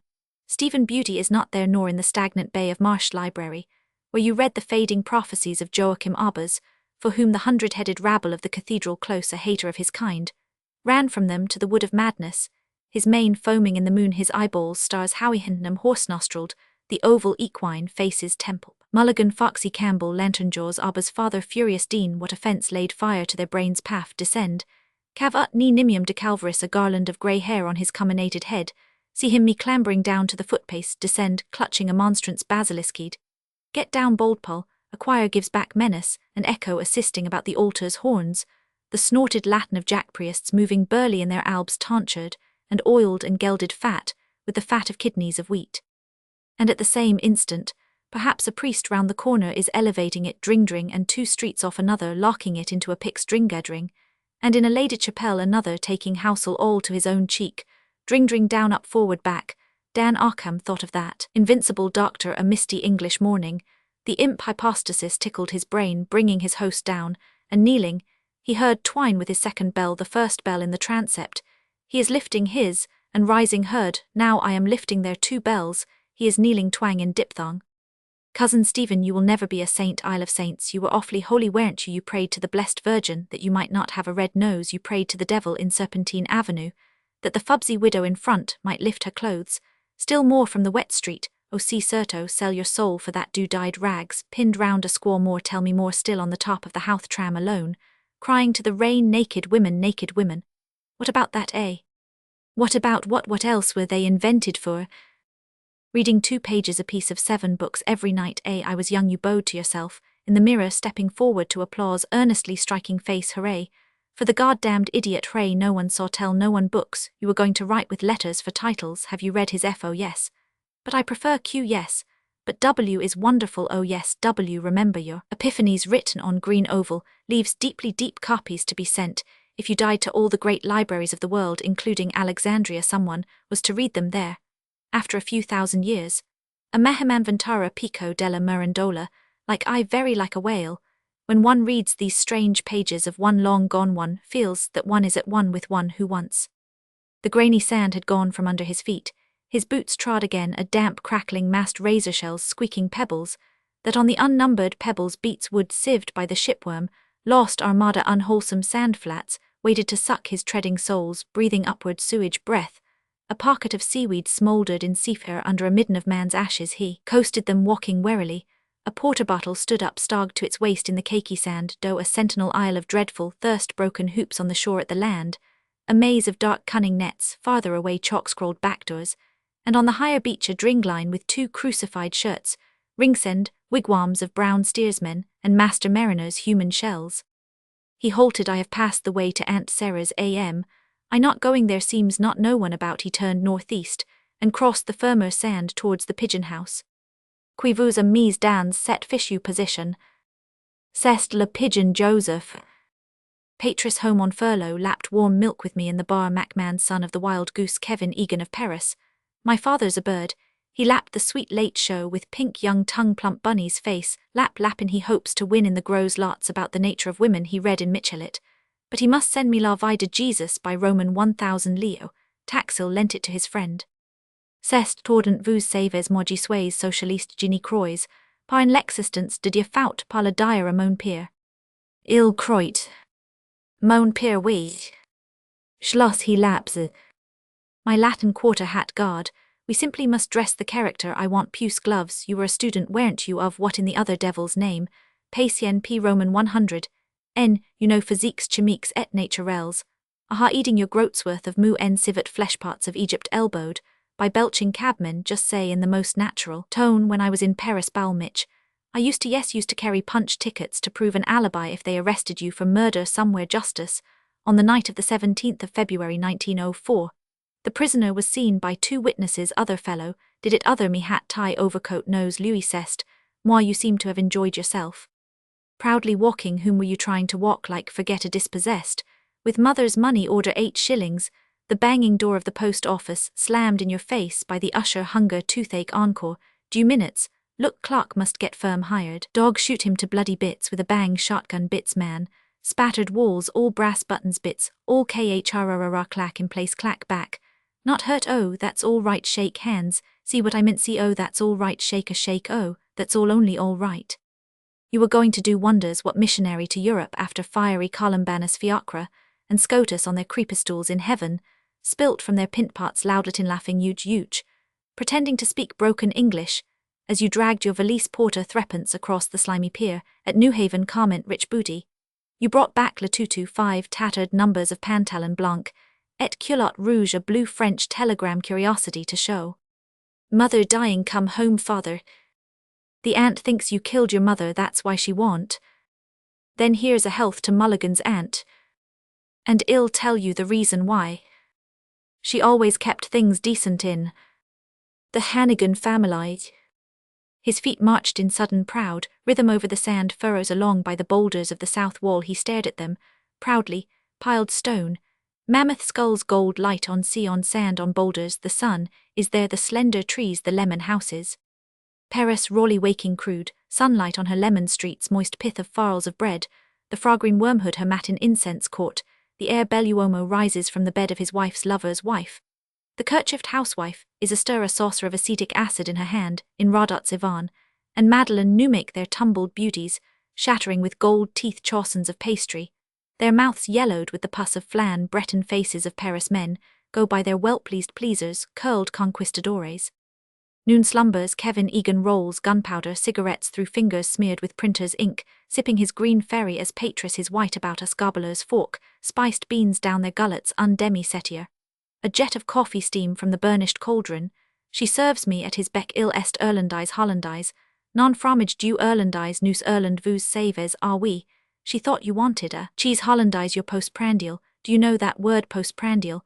There was a fellow I knew once in Barcelona, queer fellow used to call it his postprandial. Well slaint around the slabbed tables, the tangle of wined breaths, and grumbling gorges his breath hangs over our saucer-stained plates. The green fairy's fang thrusting between his lips of Ireland, the Dalcassians of Hope's conspiracies, of Arthur Griffith now a Pimender good shepherd of men to yoke me, as his yokefellow our crimes our common cause, Uray your father's son. I know the voice his fustian shirt sanguine-flowered, trembles its Spanish tassels at his secrets. Roman 1000 Drumont famous journalist Drumont. Know what he called Queen Victoria old hag, with the yellow teeth veal ogress, with the dense John's modga. Beautiful woman la patrie Roman 1000 Milivoy Felix, for know how he died licentious men, the Froken barn a tout fair, who rubs male nakedness in the bath at Upsala moi fair. She said tous les messieurs not this monsieur. I said most licentious custom bath. A most private thing, I wouldn't let my brother not even my own brother most lascivious thing green eyes. I see you fang, I feel lascivious people. The blue fuse burns deadly between hands and burns clear loose tobacco-shards, catch fire a flame and acrid smoke, light our corner raw facebones under his peep of day boy's hat. How the head centre got away authentic version got up, as a young bride man, veil orange blossoms drove out the road to Malahide, did faith of lost leaders, the betrayed wild escapes disguises clutched at gone not here. Spurned lover I was a strapping young gossoon at that time, I tell you ill show you my likeness one day. I was faith lover for her love he prowled with Colonel Richard Burke, tannist of his sept under the walls of Clerkenwell, and crouching saw a flame of vengeance hurl them upward in the fog shattered glass and toppling masonry and gay parry. He hides Egan of Paris unsought by any save by me making his day's stations, the dingy printing case his 3 taverns the Montmartre lair. He sleeps short night in Rue de la Gouted or Damascened, with fly-blown faces of the gone loveless landless wifeless. She is quite nicey comfy without her outcast man, Madame in Rue Gittel Cur Canary, and 2 buck lodgers peachy, cheeks as zebra skirt frisky, as a young thing's spurned, and undespairing tell Pat you saw me want you I wanted to get poor Pat a job one time moan Phil's soldier of France. I taught him to sing the boys of Kilkenny, a stout roaring blades know, that old lay. I taught Patris, that old Kilkenny Saint Canis, Strongbow's castle on the Nor goes like this oh oh, he takes me Napatandy by the hand. Oh oh the boys of Kilkenny.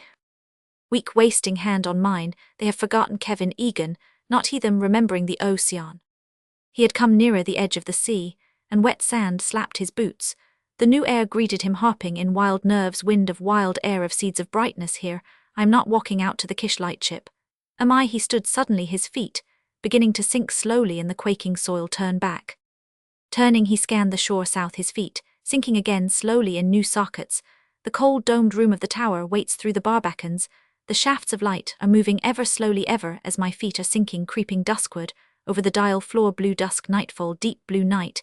In the darkness of the dome, they wait there, pushed back, chairs my obelisk valise around a board of abandoned platters, who to clear it he has the key. I will not sleep there, when this night comes a shut door of a silent tower, entombing their blind bodies, the panther sahib and his pointer call no answer. He lifted his feet up from the suck, and turned back by the mole of boulders, take, all keep all my soul walks with me, form of forms. So in the moon's midwatches, I pace the path above the rocks in sable silvered, hearing Elsinore's tempting flood.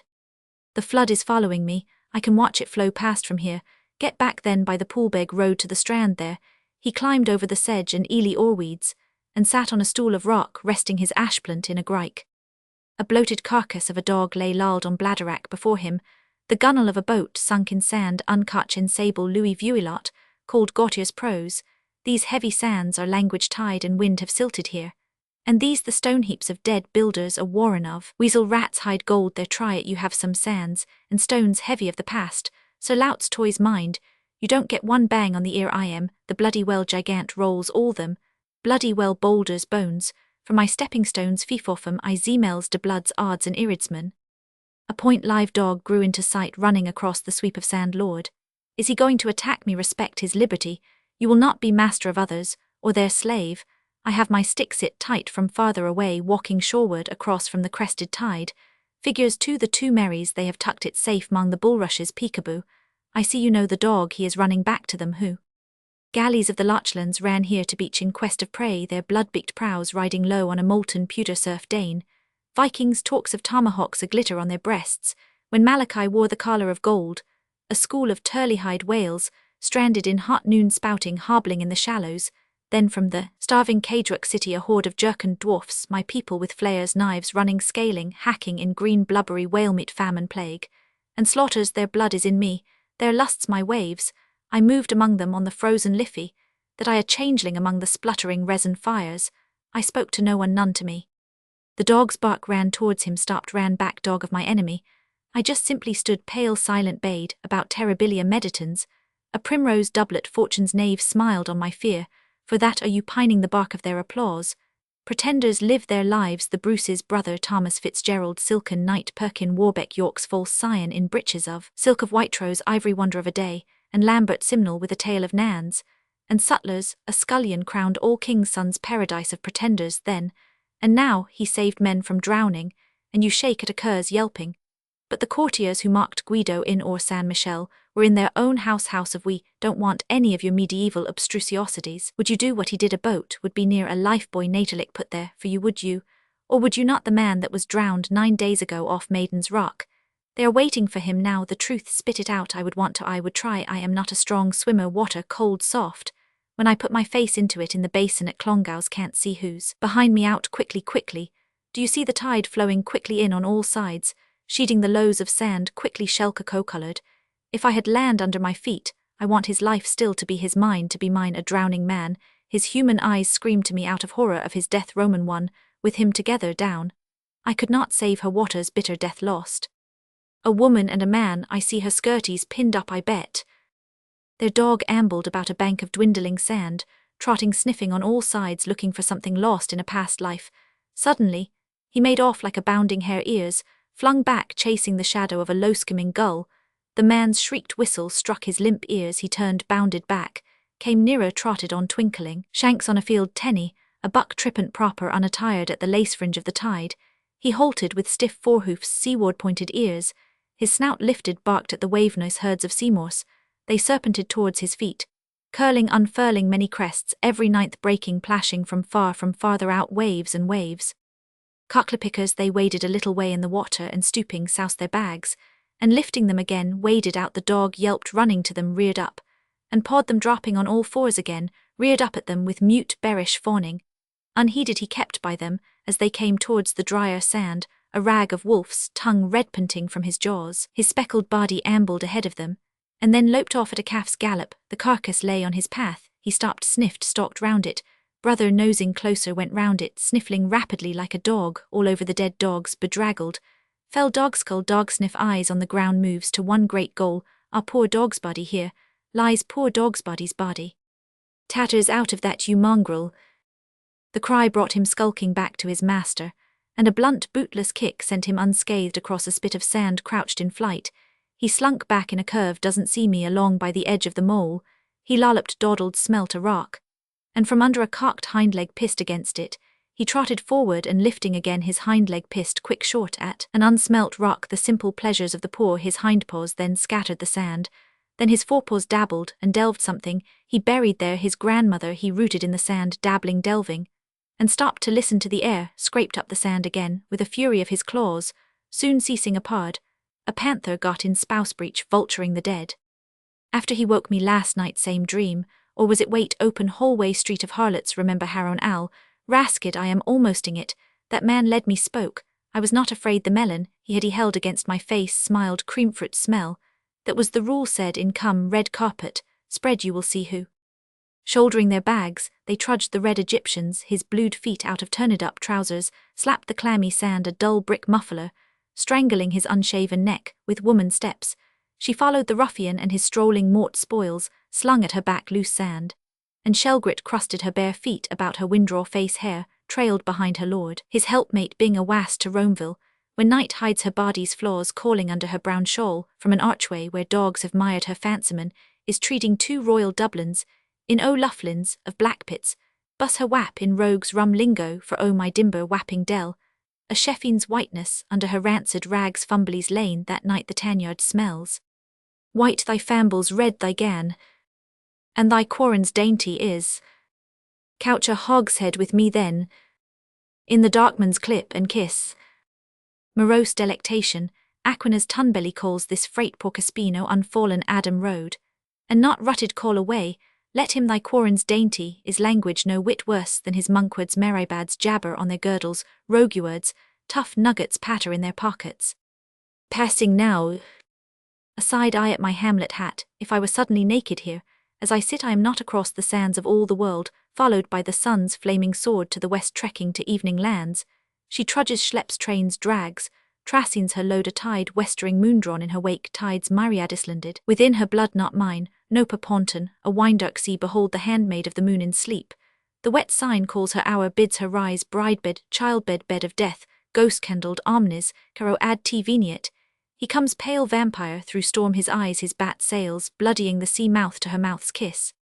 Here, put a pin in that chap. Will you my tablets mouth to her kiss? No, must be two of em glue, well mouth to her mouth's kiss. His lips lipped and mouthed, fleshless lips of air, mouth to her all wombing tomb. His mouth moulded, issuing breath unspeeched, ooyeha, roar of cataractic planets, globed, blazing, roaring, way. Paper the banknotes, blast them, old Deasy's letter here, thanking you for the hospitality. Tear the blank end off, turning his back to the sun. He bent over far to a table of rock and scribbled words. That's twice I forgot to take slips from the library counter. His shadow lay over the rocks as he bent, ending, why not endless till the farthest star darkly, they are there behind this light darkness, shining in the brightness delta of Cassiopeia worlds. Me sits there with his augur's rod of ash in borrowed sandals, by day beside livid sea unbeheld in violet night, walking beneath a rain of uncouth stars. I throw this ended shadow from me man-shape. Ineluctable, call it back endless, would it be mine form of my form, who watches me here, who ever anywhere will read these written words, signs on a white field somewhere to someone in your flutiest voice. The good Bishop of Cloyne took the veil of the temple out of his shovel hat, veil of space, with coloured emblems hatched on its field, hold hard, coloured on a flat. Yes, that's right, flat I see, then think distance near far. Flat I see, east back I see now, falls back suddenly, frozen in stereoscope. Click. Does the trick you find my words? Darkness is in our souls. Do you not think flutier our souls, shameonded by our sins, cling to us, yet more a woman to her lover, clinging the more. She trusts me her hand, gentle, the long-lashed eyes now, where the blue hell am I, bringing her beyond the veil into the ineluctable modality of the ineluctable visuality. She watched she the Virgin at Hodges Figgy's window on Monday, looking in for one of the alphabet books you were going to write. Keen glance you gave her wrist through the braided jessie of her sunshade. She lives in Leeson Park with a grief and kickshaws, a lady of letters talk that to someone else Stevie a pickmupe. Bet she wears those curse of God stays suspenders, and yellow stockings darned with lumpy wool. Talk about apple dumplings piatasto, where are your wits? Touch me soft eyes, soft hand, I am lonely here, oh touch me soon now. What is that word known to all men? I am quiet here alone, sad to touch me. He lay back at full stretch over the sharp rocks, cramming the scribbled note and pencil into a pocket, his hat tilted down on his eyes. That is Kevin Egan's movement. I made nodding for his nap, Sabbath sleep, et vidit Deus, et errant valda bona a low bonjour welcome. As the flowers in May under its leaf, he watched through peacock twittering lashes the southing sun. I am caught in this burning scene. Pan's hour the faunal noon among gum-heavy serpent plants, milk-oozing fruits, where on the tawny waters leaves lie wide. Pain is far, and no more turn aside and brood. His gaze brooded on his broad-toed boots, a buck's cast-offs nebbenain under. He counted the creases of rucked leather, where in another's foot had nested warm the foot that beat the ground in tripudium. Foot I dislove, but you were delighted when Esther Asphalt's shoe went on you. Girl I knew in Paris tines, quell petty-pied staunch friend, a brother soul wild's love that dare not speak its name. His arm Cranley's arm, he now will leave me, and the blame, as I am all or not at all. In long lassos from the Cark Lake the water flowed full, covering green goldenly lagoons of sand, rising flowing. My ashplant will float away, I shall wait, no, they will pass on, passing chafing against the low rocks swirling, passing. Better get this job over quick. Listen, a forwarded wave speech. Sisu HRSS Arrestius, ooze vehement breath of waters amid sea snakes rearing horses, rocks in cups of rocks. It slops flop slop slap, bounded in barrels, and spent its speech ceases. It flows purling, widely flowing, floating foam pool, flower unfurling. Under the upswelling tide, he saw the writhing weeds lift languidly, and sway reluctant arms hissing up their petticoats in whispering water, swaying and upturning coy silver fronds. Day by day, night by night, lifted, flooded, and let fall. Lord, they are weary and whispered to they sigh. St. Ambrose heard it, sigh of leaves and waves waiting, awaiting the fullness of their times. Debus, ac noctibus in Eurius patiens in gemesit to no end, gathered vainly, then released forth flowing wending back. Loom of the moon, weary too, in sight of lovers, lascivious men, a naked woman shining in her courts, she draws a toil of waters. 5 fathoms out there, full fathom 5, thy father lies, at when he said found drowned. High water at Dublin bar, driving before it, a loose drift of rubble, fanchels of fishes, silly shells, a corpse rising salt white from the undertow, bobbing apace, a porpoise landward, there he is, hook it, quick pull, sunk, though he be beneath the watery floor, we have him easy now. Bag of corpseggers sopping in foul brine, a quiver of minnow's fat of a spongy titbit flash through the slits of his buttoned trouserfly. God becomes man, becomes fish, becomes barnacle goose, becomes featherbed mountain. Dead breaths, I living breathe, tread, dead dust, devour a Uranus awful from all dead hold stark over the gunwale. He breathes upward the stench of his green grave, his leprous nosehole, snoring to the sun. A sea change this brown eyes, salt blue sea death, mildest of all deaths known to man. Old Father Ocean pre de Paris, beware of imitations, just you give it a fair trial. We enjoyed ourselves immensely. Come I thirst, clouding over no black clouds anywhere, are there thunderstorm all bright. He falls proud lightning of the intellect, Lucifer Deco, quinescit arcasum, no my cockle hat and staff, and his me sandal shoon, where to evening lands evening will find itself. He took the hilt of his ashplant, lunging with it, softly dallying still. Yes, evening will find itself in me without me. All days make their end by the way next. When is it? Tuesday will be the longest day of all. The glad New Year mother, the rum-tum, tiddledy-tum lawn Tennyson gentleman poet Giafer, the old hag with the yellow teeth, and Monsieur Drumont gentleman journalist. Gia, my teeth are very bad. Why I wonder feel that one is going 2 shells. Ought I go to a dentist I wonder with that money, that one this toothless kinch the Superman. Why is that I wonder, or does it mean something perhaps? My handkerchief, he threw it, I remember, did I not take it up?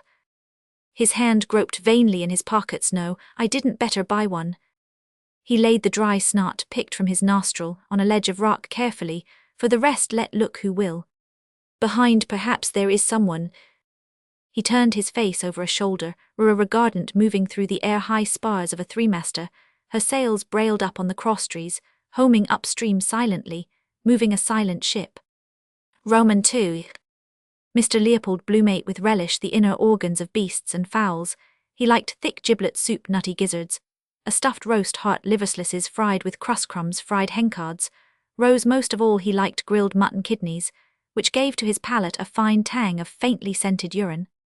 Kidneys were in his mind as he moved about the kitchen, softly writing her breakfast things on the humpy tray. Jellied light and air were in the kitchen, but out of doors gentle summer morning everywhere made him feel a bit peckish. The coals were reddening. Another slice of bread and butter 3/4 right. She didn't like her plate full right. He turned from the tray, lifted the kettle off the hob, and set it sideways on the fire. It sat there dull, and squat, its spout stuck out. Cup of tea, soon good mouth, dry. The cat walked stiffly round a leg of the table with tail on high. "MK now." "Oh, there you are," Mr. Bloom said, turning from the fire. The cat mewed in answer, and stalked again stiffly round a leg of the table, mewing, just how she stalks over my writing table. "PRR, scratch my head, PRR." Mr. Bloom watched curiously, kindly, the lithe black form clean to see the gloss of her sleek, hide the white button under the butt of her tail, the green flashing eyes. He bent down to her, his hands on his knees. "Milk for the pussons," he said. "MRK now," the cat cried. "They call them stupid. They understand what we say better than we understand them. She understands all she wants to. Vindictive, too cruel, her nature. Curious mice never squeal, seem to like it. Wonder what I look like to her. Height of a tower. No, she can jump me. Afraid of the chickens, she is," he said mockingly. "Afraid of the chukchuks. I never saw such a stupid pussons as the pussons." "MRKR now," the cat said loudly. She blinked up out of her avid shame-closing eyes, mewing plaintively, and long showing him her milk-white teeth. He watched the dark eye-slits narrowing with greed till her eyes were green stones. Then he went to the dresser, took the jug Hanlon's milkman had just filled for him, poured warm bubbled milk on a saucer, and set it slowly on the floor. "Gur her," she cried, running to lap. He watched the bristles shining wirily in the weak light as she tipped 3 times, and licked lightly. "Wonder, is it true, if you clip them they can't mouse after? Why they shine in the dark? Perhaps the tips or kind of feelers in the dark, perhaps." He listened to her licking lap. "Ham and eggs, no good eggs with this druth. Want pure fresh water. Thursday, not a good day either for a mutton kidney at Buckley's fried, with butter, a shake of pepper. Better a pork kidney at D. Lugax. While the kettle is boiling," she lapped slower, then licking the saucer clean. "Why are their tongues so rough to lap? Better all porous holes. Nothing she can eat." He glanced round him. No. On quietly creaky boots, he went up the staircase to the hall, paused by the bedroom door. "She might like something tasty, thin bread and butter. She likes in the morning still, perhaps once in a way," he said softly in the bare hole. "I am going round the corner, be back in a minute." And when he had heard his voice say it, he added, "You don't want anything for breakfast?" A sleepy soft grunt answered, "Amen." No, she didn't want anything, he heard, then a warm heavy sigh, softer, as she turned over, and the loose brass quoits of the bedstead jingled. Must get those settled. Really pity, all the way from Gibraltar. Forgotten any little Spanish she knew. Wonder what her father gave for it. Old style. Ah yes, of course, bought it at the governor's auction. Got a short knock, hard as nails, at a bargain. Old tweedy, yes sir, at Plevna. That was I rose from the ranks, sir, and I am proud of it. Still he had brains enough to make that corner in stamps now. That was farcying." His hand took his hat from the peg over his initialed heavy overcoat, and his lost property office, second-hand, waterproof, stamps, stickerback pictures. "Dare say lots of officers are in the swim 2 course. They do." The sweated legend in the crown of his hat told him mutely Plasto's high grade. Ha! He peeped quickly inside the leather headband. White slip of paper, quite safe. On the doorstep he felt in his hip pocket for the latchkey. "Not there in the trousers I left off. Must get it. Potato, I have creaky wardrobe. No use disturbing her. She turned over sleepily that time."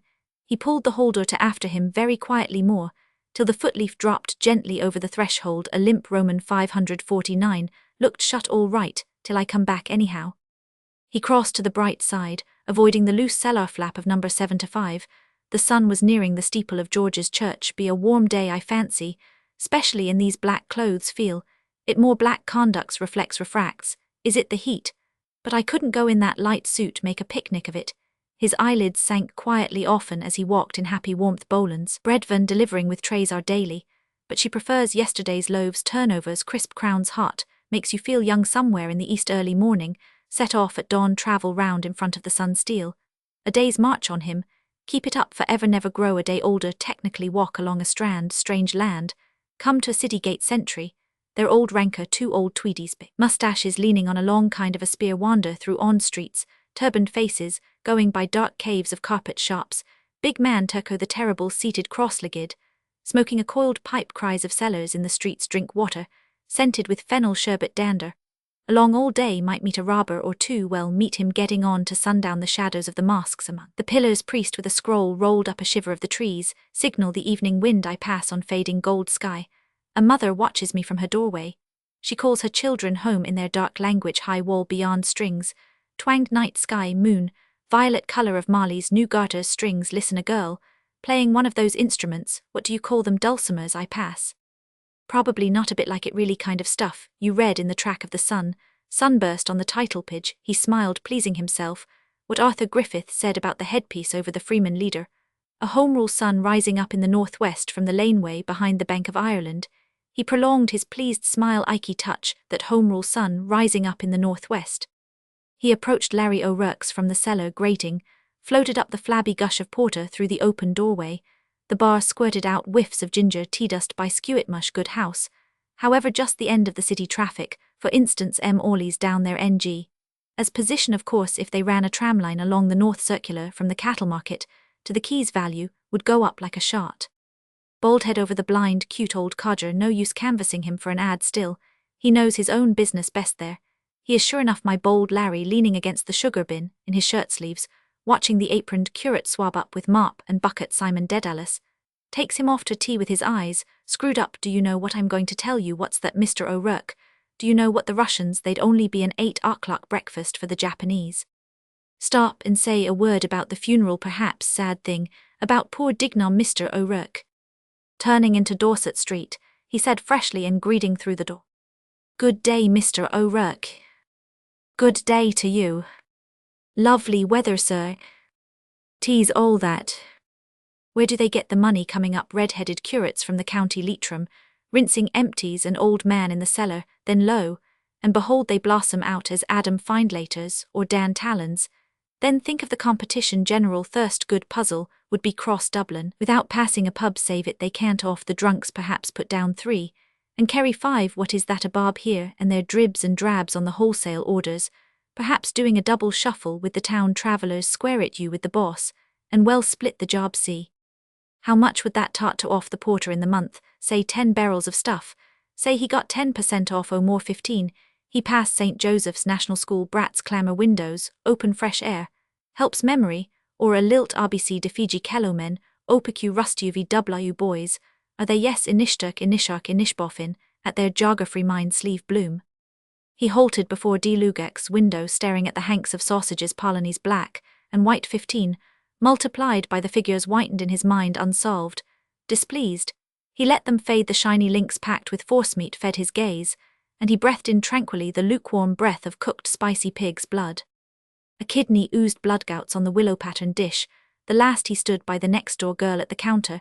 Would she buy it too, calling the items from a slip in her hand, chapped washing soda, and £1.5 pound of Denny's, sausages. His eyes rested on her vigorous hips. Woods, his name is wonder what he does. Wife is oldish, new blood. No followers allowed. Strong pair of arms, whacking a carpet on the clothesline. She does whack it, by George, the way her crooked skirt swings at each whack.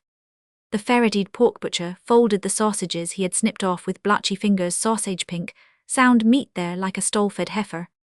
He took a page up from the pile of cut sheets. The model farm at Kinnereth on the lakeshore of Tiberias can become ideal winter sanatorium. Moses Montefiore. I thought he was farmhouse, wall round it, blurred cattle cropping. He held the page from him, interesting, read it nearer the title, the blurred cropping cattle. The page, rustling a young white heifer those mornings in the cattle market, the beasts lowing in their pens, branded sheep flop, and fall of dung, the breeders in hobnailed boots, trudging through the litter, slapping a palm on a ripe-meated hindquarter. There's a prime one, unpeeled switches in their hands.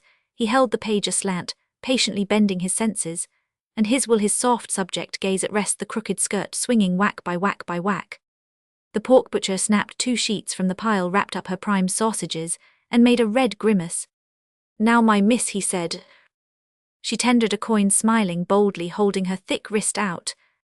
Thank you, my miss, and 1 shilling 3pence change for you, please.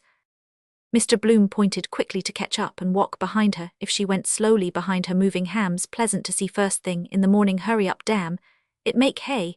While the sun shines she stood outside the shop in sunlight, and sauntered lazily to the right. He sighed down his nose. They never understand. Soda-chapped hands, crusted toenails, two brown scapulars in tatters defending her both ways. The sting of disregard glowed to weak pleasure within his breast, for another a constable off-duty cuddling her in Eccles Lane.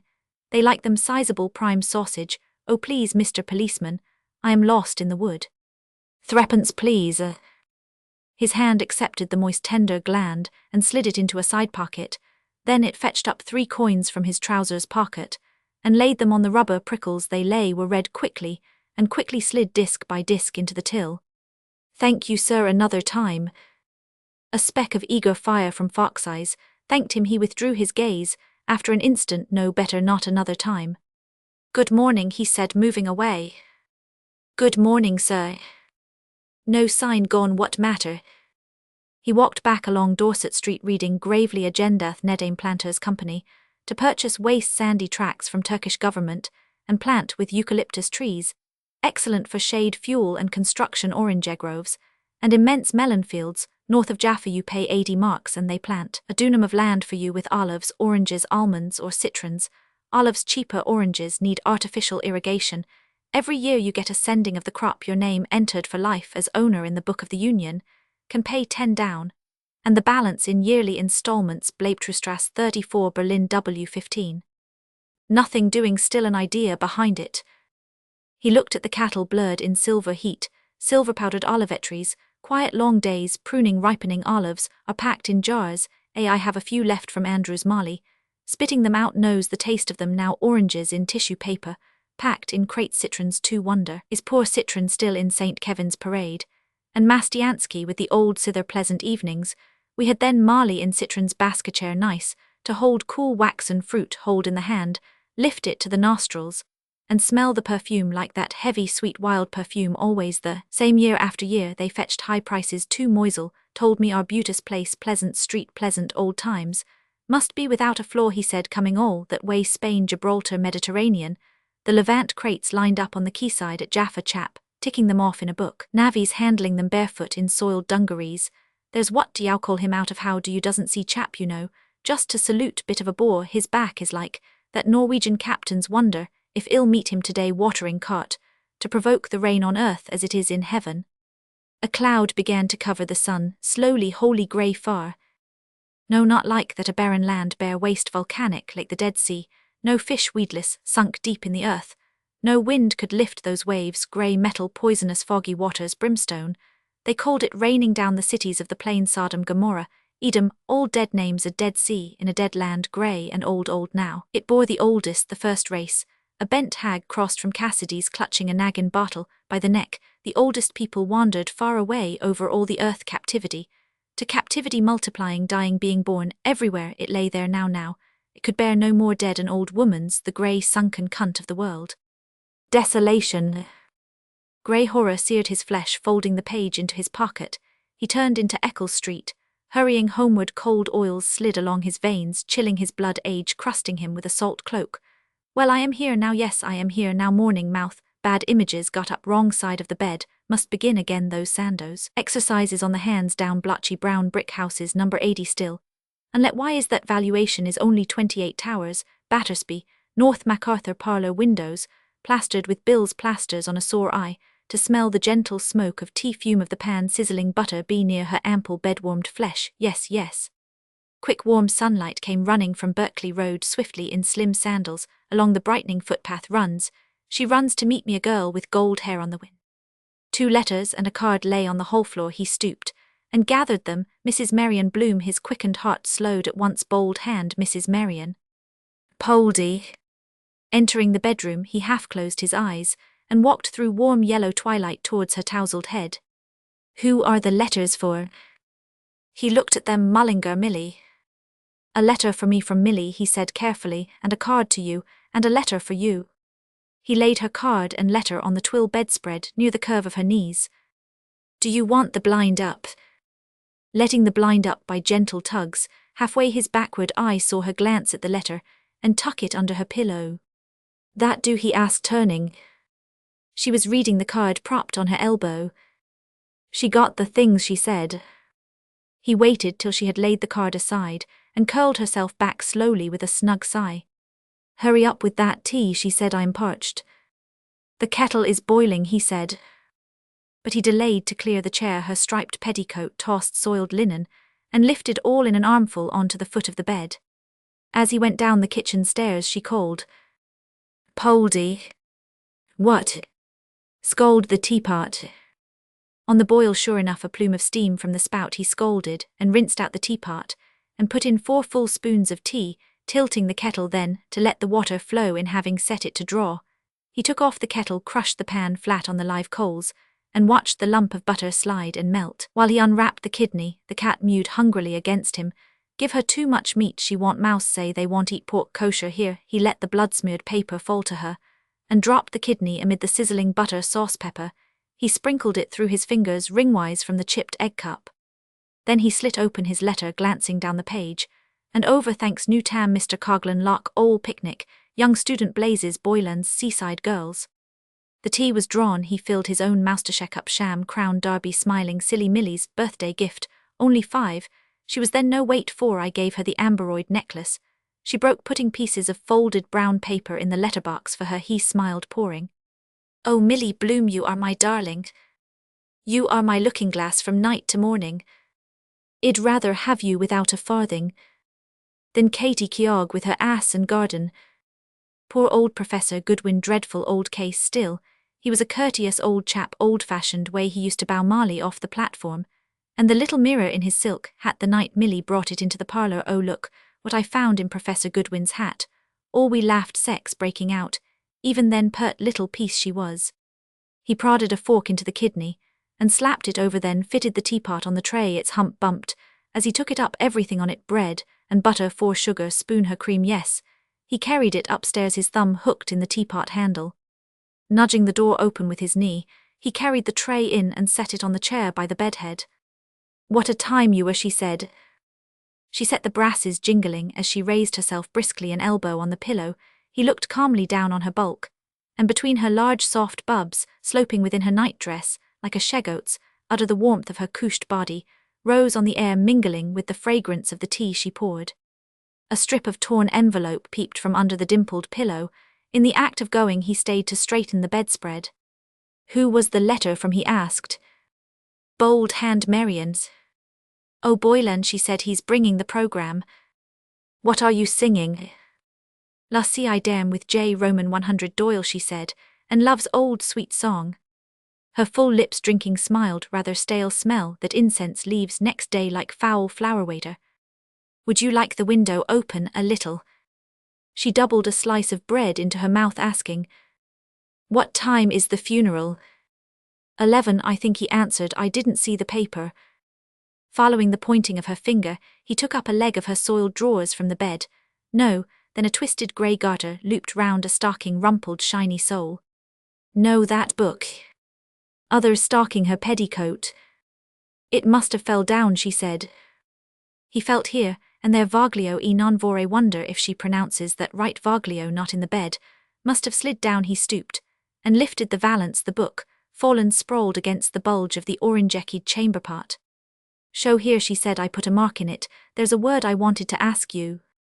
She swallowed a draught of tea from her cup held by knot handle, and having wiped her fingertips smartly on the blanket, began to search the text with the hairpin till she reached the word. "Met him what?" he asked. "Here," she said. "What does that mean?" He leaned downward and read near her polished thumbnail. "Metempsychosis." "Yes, who's he when he's at home?" "Metempsychosis," he said, frowning. "It's Greek from the Greek. That means the transmigration of souls." "Oh, rock," she said. "Tell us in plain words." He smiled, glancing askance at her mocking eyes, the same young eyes the first night, after the charades Dolphin's Barn. He turned over the smudged pages. "Ruby, the pride of the ring. Hello, illustration, fierce Italian with carriage whip. Must be Ruby, pride of the on the floor naked sheet. Kindly lent the monster Maffei, desisted and flung his victim from him with an oath, cruelty behind it. All doped animals trapeze at Hingler's, had to look the other way. Mob gaping, break your neck. And well, break our sides.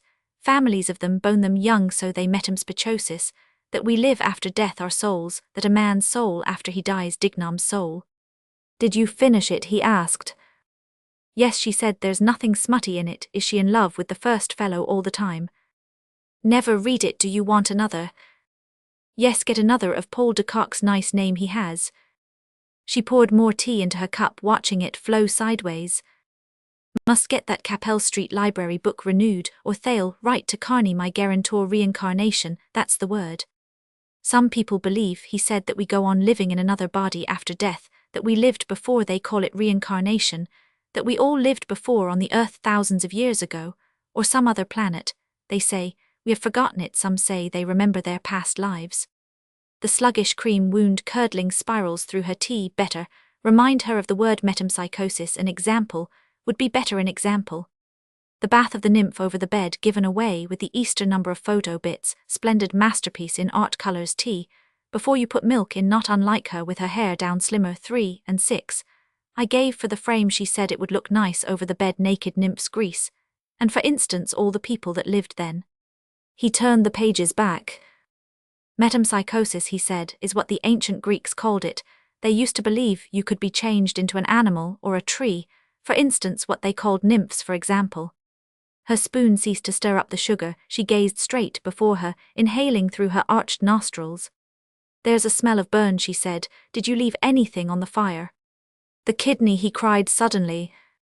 He fitted the book roughly into his inner pocket, and stubbing his toes against the broken commode hurried out towards the smell, stepping hastily down the stairs, with a flurried stork's legs. Pungent smoke shot up in an angry jet from a side of the pan.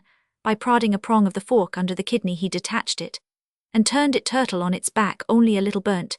He tossed it off the pan onto a plate, and let the scanty brown gravy trickle over it. Cup of tea now. He sat down, cut and buttered a slice of the loaf. He shore away the burnt flesh, and flung it to the cat. Then he put a forkful into his mouth, chewing with discernment the toothsome pliant meat done to turn a mouthful of tea. Then he cut away dies of bread, sopped one in the gravy, and put it in his mouth. What was that about some young student and a picnic? He creased out the letter at his side, reading it slowly as he chewed, sopping another die of bread in the gravy, and raising it to his mouth. Dearest Papley, thanks ever so much for the lovely birthday present. It suits me splendid. Everyone says I am quite the belle in my new tam. I got Mummy's lovely box of creams, and am writing. They are lovely. I am getting on swimming in the photo business now. Mr. Coghlan took one of me, and Mrs. will send when developed. We did great biz yesterday, fair day. And all the beef to the heels were in. We are going to Loch Owel on Monday with a few friends to make scrap picnic. Give my love to Mummy and to yourself a big kiss. And thanks. I hear them at the piano downstairs. There is to be a concert in the Greville Arms on Saturday. There is a young student comes here, some evenings, named Bannon. His cousins or something are big swells, and he sings Boylan's. I was on the pop of writing Blazes, Boylan's song about those seaside girls. Tell him silly Millie sends my best respects. I must now close with fondest love. Your fond daughter, Millie. P.S. Excuse bad writing. Am in hurry. Bye. Roman 1015. Yesterday, curious 15th of the month, to her first birthday away from home, separation. Remember the summer morning? She was born running to knock up Mrs. Thornton in Denzille Street. Jolly old woman, lot of babies. She must have helped into the world. She knew from the first poor little Ruddy wouldn't live well. God is good, sir. She knew at once he would be 11 now if he had lived. His vacant face stared pityingly at the postscript. Excuse bad writing. Hurry. Piano downstairs. Coming out of her shell. Row with her in the XL Cafe. About the bracelet. Wouldn't eat her cakes or speak or look saucebox. He sopped other dies of bread in the gravy and ate piece after piece of kidney. 12 and 6. A week, not much still. She might do worse. Music hall stage young student. He drank a draught of cooler tea to wash down his meal. Then he read the letter again twice. Oh well, she knows how to mind herself, but if not, no, nothing has happened. Of course, it might wait in any case, till it does a wild piece of goods. Her slim legs running up the staircase. Destiny, ripening now, vain very. He smiled with troubled affection at the kitchen window. Day. I caught her in the street, pinching her cheeks to make them red, anemic a little. Was given milk too long on the errands king, that day round the kish damned old tub, pitching about not a bit funky, her pale blue scarf loose in the wind with her hair. All dimpled cheeks and curls. Your head it simply swirls. Seaside Girl's torn envelope hands stuck in his trousers pockets. Jarve off for the day singing friend of the family swirls. He says peer with lamps summer evening band. Those girls, those girls. Those lovely seaside girls. Millie too, young kisses the first far away now, past Mrs. Marion reading lying back now, counting the strands of her hair smiling braiding. A soft qualm regret flowed down his backbone increasing. Will happen yes prevent useless can't move girls sweet light lips. Will happen too, he felt the flowing qualm spread over him useless to move now lips kissed kissing kissed, full gluey woman's lips. Better where she is down there away occupy, her wanted a dog to pass the time might take a trip down there August bank holiday, only 2 and 6 return 6 weeks off however, might work a press pass or through MCOY. The cat having cleaned all her fur returned to the meat-stained paper nosed at it, and stalked to the door. She looked back at him mewing wants to go out wait before a door sometime. It will open let her wait has the fidget's electric thunder in the air was washing at her ear with her back to the fire too. He felt heavy full, then a gentle loosening of his bowels. He stood up undoing the waistband of his trousers, the cat mewed to him. Meow he said in answer wait till I am ready. Heaviness hot day coming too much trouble to fag up the stairs to the landing. A paper he liked to read at stool hope, no ape comes knocking just as I Roman 1000 in the table drawer. He found an old number of titbits he folded it under his armpit went to the door. And opened it the cat went up in soft bounds. I wanted to go upstairs curl up in a ball on the bed. Listening he heard her voice. Come come pussy come. He went out through the back door into the garden, stood to listen towards the next garden no sound, perhaps hanging clothes out to dry, the maid was in the garden fine morning. He bent down to regard a lean file of spearmint, growing by the wall make a summer house here scarlet runners, Virginia creepers want to manure the whole place over scabby soil, a coat of liver of sulphur all soil like that, without dung household slops loam, what is this that is the hens in the next garden, their droppings are very good. Top dressing best of all though are the cattle especially when they are fed on those all cakes mulch, of dung best thing to clean ladies' kid gloves dirty cleans. Ashes too reclaim the whole place grow peas in that corner, their lettuce always have fresh greens, then still gardens have their drawbacks that bee or bluebottle here Whitman Day.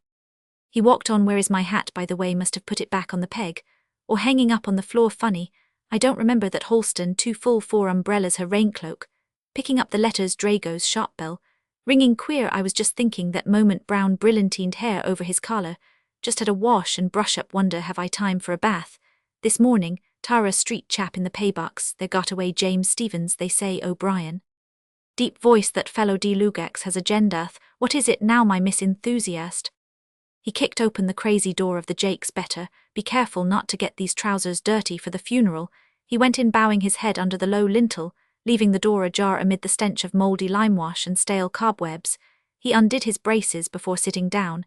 He peered through a chink up at the next door windows. The king was in his counting house nobody. A squat on the cuckstool, he folded out his paper, turning its pages over on his bared knees something new and easy no great hurry keep it, a bit our prize titbit Matcham's masterstroke written, by Mr. Philip Beaufoy Playgoers Club London payment, at the rate of 1 guinea. A column has been made to the writer, 3.5 £3, 3 £3 13, and 6. Quietly he read restraining himself the first column and yielding, but resisting began the second midway his last resistance yielding.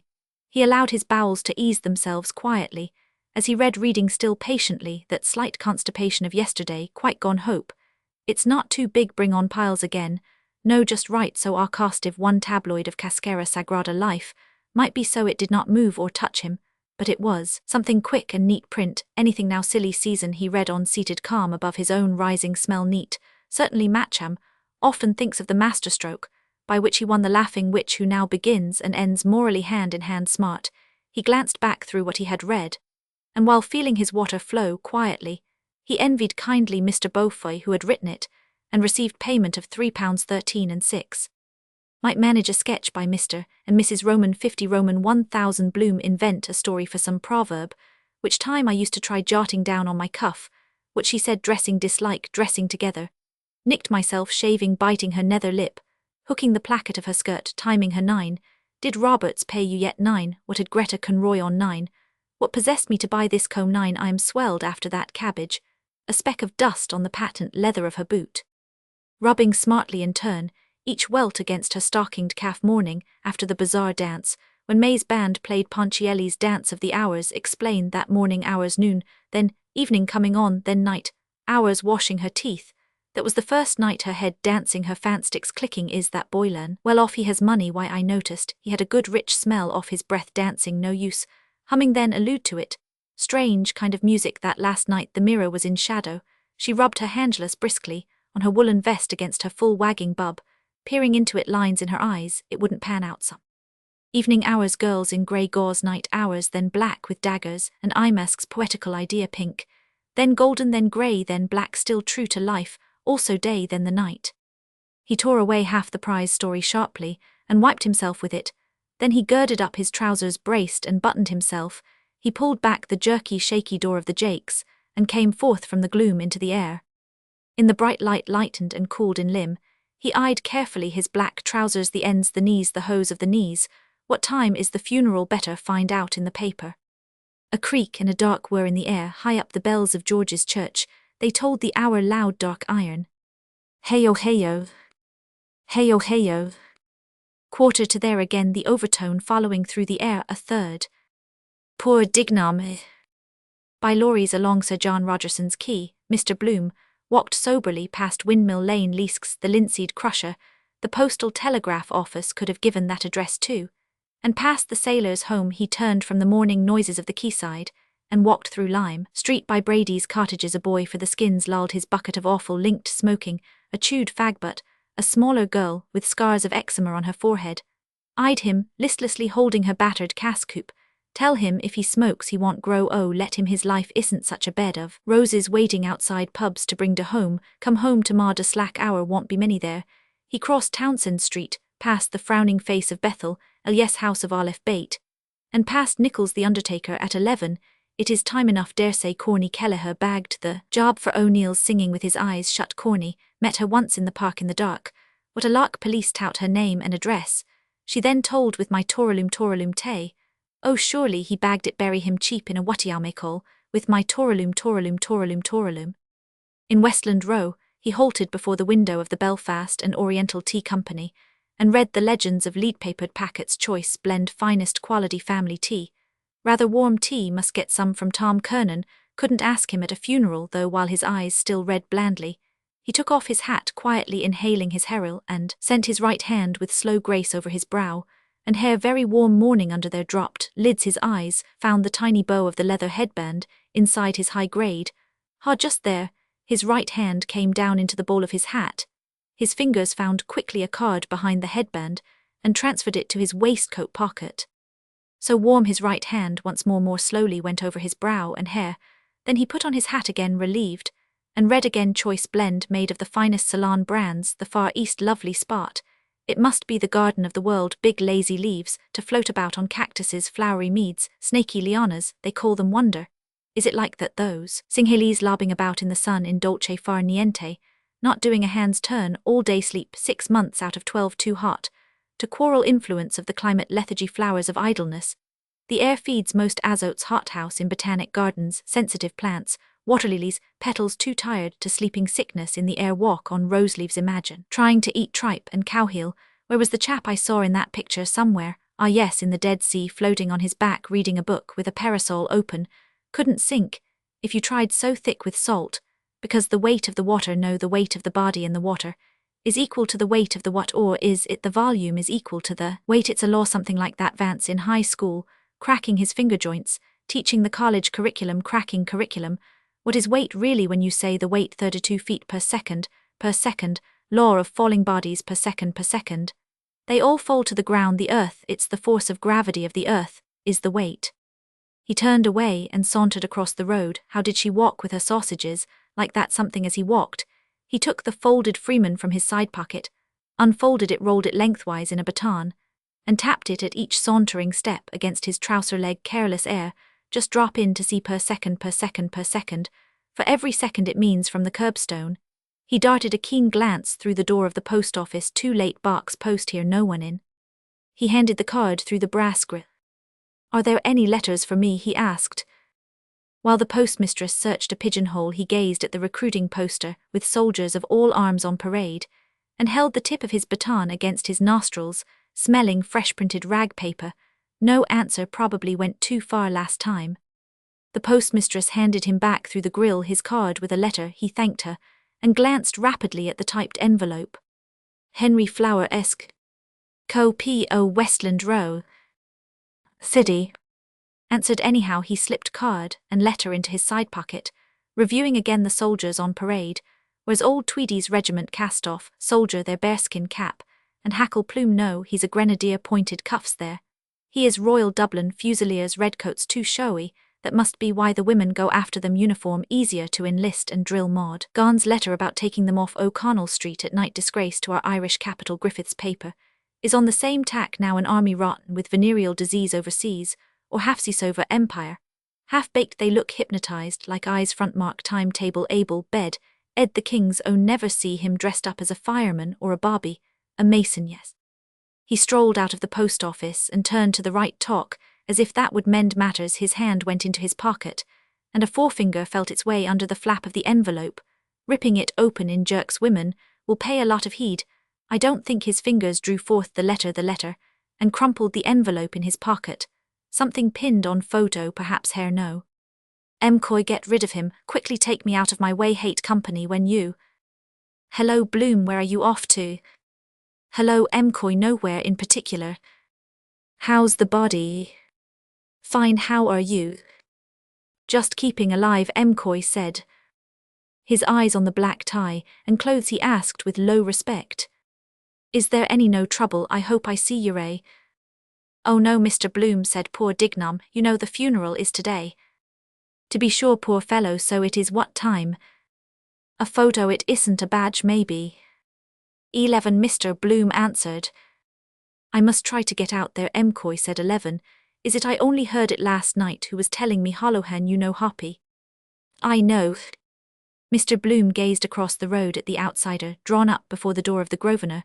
The porter hoisted the valise up on the well. She stood still waiting, while the man, husband, brother like her, searched his pockets for change. Stylish kind of coat, with that roll collar, warm for a day like this. Looks like blanket cloth. Careless stand of her with her hands in those patch pockets, like that haughty creature at the polo match. Women all for cast, till you touch the spot. Handsome is, and handsome does. Reserved, about to yield. The Honourable Mrs. and Brutus is an honourable man. Possess her once, take the starch out of her. I was with Bob Doran, he's on one of his periodical bends, and what do you call him, Bantam Leon, just down there in Conway's. We were. Doran Leon in Conway's. She raised a gloved hand to her hair and came. Hoppy, having a wet, drawing back his head, and gazing far from beneath his veiled eyelids. He saw the bright fawn skin shine in the glare, the braided drums clearly. I can see today moisture about, gives long sight. Perhaps talking of one thing or another. Lady's hand, which side will she get up? And he said, sad thing about our poor friend Paddy. What Paddy? I said, poor little Paddy Dignam, he said. Off to the country, Broadstone, probably high brown boots, with laces dangling, well-turned foot. What is he foostering over that change for? Sees me looking, I out for other fellow, always good fallback, 2 strings to her bow. Why, I said, what's wrong with him? I said. Proud rich silk stockings. Yes, Mr. Bloom said. He moved a little to the side of McCoy's talking head, getting up in a minute. What's wrong with him? He said. He's dead, he said. And faith, he filled up. Is it Paddy Dignam? I said I couldn't believe it when I heard it. I was with him, no later than Friday last, or Thursday was it, in the arch. Yes. He said he's gone, he died on Monday, poor fell. Watch, silk, flash, rich stockings, white watch. A heavy tramcar honking its gong slewed between. Lost it, curse your noisy pugnose, feels locked out of it paradise, and the piri always happening like that. The very moment girl in Eustace Street hallway Monday, was it settling her garter, her friend, covering the display of esprit de corps. Well, what are you gaping at? Yes, Mr. Bloom said after a dull sigh. Another go. One of the best, McCoy said.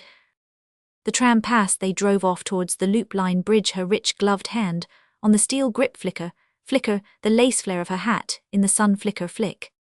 Wife, well, I suppose, McCoy's changed voice said. Oh yes, Mr. Bloom said, tip-top, thanks. He unrolled the newspaper baton idly and read idly. What is home without? Plumtree's potted meat. Incomplete. With it an abode of bliss. My missus has just got an engagement, at least it's not settled yet. Valise tack again, by the way, no harm, I'm off that, thanks. Mr. Bloom turned his larger-lidded eyes with unhasty friendliness. My wife too, he said she's going to sing at a swagger affair in the Ulster Hall, Belfast, on the 25th. That's so, M'Coy said, glad to hear that, old man, who's getting it up. Mrs. Marion Bloom, not up yet queen, was in her bedroom eating bread, and no book blackened court cards laid along her thigh by Seven's dark lady, and fair man letter cat furry black ball torn strip of envelope. Loves. Old. Sweet. Song. Comes leaves old. It's a kind of a tour, don't you see, Mr. Bloom said thoughtfully. Sweet song. There's a committee formed, part shares and part profits. M'Coy nodded, picking at his mustache stubble. Oh well, he said, that's good news. He moved to go. Well, glad to see you looking fit, he said, meet you knocking around. Yes, Mr. Bloom said. Tell you what, M'Coy said, you might put down my name at the funeral. Will you? I'd like to go, but I might be able, you see, there's a drowning case at Sandycove, may turn up. And then the coroner and myself would have to go down if the body is found. You just shove in my name if I am not there, will you? I'll do that, Mr. Bloom said, moving to get off. That'll be all right. Right, M'Coy said brightly. Thanks, old man, I'd go, if I possibly could. Well, Tolol, just Roman 100p M'Coy will do. That will be done, Mr. Bloom answered firmly. Didn't catch me napping, that wheeze the quick touch soft mark. I'd like my job valise. I have a particular fancy for leather-capped corners, riveted edges, double action. Leverlock Bob Cowley lent him his for the Wicklow Regatta concert last year, and never heard tidings of it from that good day to this. Mr. Bloom, strolling towards Brunswick Street, smiled. My missus has just got an reedy freckled soprano, cheese-paring nose, nice enough in its way for a little ballad, no guts in it. You and me, don't you know, in the same boat, soft-soaping. Give you the needle that would, can't he hear the difference? Think he's that way, inclined a bit against my grain. Somehow thought that Belfast would fetch him. I hope that smallpox up there doesn't get worse. Suppose she wouldn't let herself be vaccinated again, your wife and my wife. Wonder is he pimping after me? Mr. Bloom stood at the corner, his eyes wandering over the multicoloured hoardings, Cantrell, and Cochrane's ginger ale, aromatic Clary's summer sale. No, he's going on straight. Hello, Lee. Tonight Mrs. Banman Palmer, like to see her again in that Hamlet. She played last night, male impersonator. Perhaps he was a woman. Why, Ophelia committed suicide. Poor Papa, how he used to talk of Kate Bateman in that outside the Adelphi in London. Waited all the afternoon to get in, year before I was born, that was 6 to 5, and Ristori in Vienna. What is this? The right name is by Mosenthal. It is Rachel, is it? No, the scene he was always talking about, where the old blind Abraham recognizes the voice, and puts his fingers on his face. Nathan's voice, his son's voice. I hear the voice of Nathan, who left his father to die of grief and misery in my arms, who left the house of his father, and left the God of his father. Every word is so deep, Leopold. Poor Papa, poor man. I am glad I didn't go into the room to look at his face that day. Oh dear, oh dear. Well, perhaps it was best for him. Mr. Bloom went round the corner, and past the drooping nags of the Hazard. No use thinking of it any more. Nosebag time. Wish I hadn't met that M'Coy fell. He came nearer, and heard a crunching of gilded oats. The gently champing teeth, their full buck eyes, regarded him as he went by amid the sweet oaten reek of hospice. Their Eldorado, poor jugginses, damn all they know or care about anything with their long noses, stuck in nosebags too full for words. Still they get their feed all right. And their dark-gelded too, a stump of black guttaputcher wagging limp between their haunches, might be happy all the same. That way, good poor brutes they look. Still their neigh can be very irritating. He drew the letter from his pocket and folded it into the newspaper he carried. Might just walk into her here, the lane is safer. He passed the cabman's shelter, curious the life of drifting cabbies, all weathers, all places, time or set on, no will of their own voglio. Enon like to give them an odd cigarette, sociable, shout a few flying syllables. As they pass he hummed. La ci derm la mano. La lice. He turned into Cumberland Street, and going on some paces halted in the lee of the station wall. No one meets timberyard, piled bulks, ruins and tenements. With careful tread he passed over a hopscotch court, with its forgotten pickestone, not a sinner near the timberyard. A squatted child at marbles alone shooting. The tar with a cunnythumb, a wise tabby, a blinking sphinx watched from her warm sill, pity to disturb them. Mohammed cut a piece out of his mantle not to wake her, open it, And once I played marbles when I went to that old dame's school. She liked mignonette Mrs. Ellis and Mr. He opened the letter within the newspaper. A flower, I think it's a yellow flower with flattened petals. Not annoyed then, what does she say? Dear Henry, I got your last letter to me, and thank you very much for it. I am sorry you did not like my last letter. Why did you enclose the stamps? I am awfully angry with you. I do wish I could punish you, for that I called you naughty boy. Because I do not like that other world. Please tell me, what is the real meaning of that word? Are you not happy in your home, you poor little naughty boy? I do wish I could do something for you. Please tell me what you think of poor me. I often think of the beautiful name you have, dear Henry. When will we meet? I think of you so often you have no idea. I have never felt myself so much drawn to a man as you. I feel so bad about. Please write me a long letter and tell me more. Remember, if you do not, I will punish you. So now you know what I will do to you, you naughty boy, if you do not wrote. Oh, how I long to meet you, Henry dear. Do not deny my request before my patience are exhausted. Then I will tell you all. Goodbye now, naughty darling. I have such a bad headache today. And write by return to your longing. Martha. P.S. Do tell me, what kind of perfume does your wife use? I want to know. He tore the flower gravely from its pinhold, smelt its almost no smell, and placed it in his heart pocket. Language of flowers, they like it, because no one can hear, or a poison bouquet to strike him down. Then walking slowly forward, he read the letter again, murmuring here and there, word angry tulips with you, darling manflower, punish your cactus, if you don't please. Poor forget-me-not, how I long violets to dear roses, when we soon anemone meet. All naughty nightstock wife. Martha's perfume. Having read it all, he took it from the newspaper and put it back in his side pocket.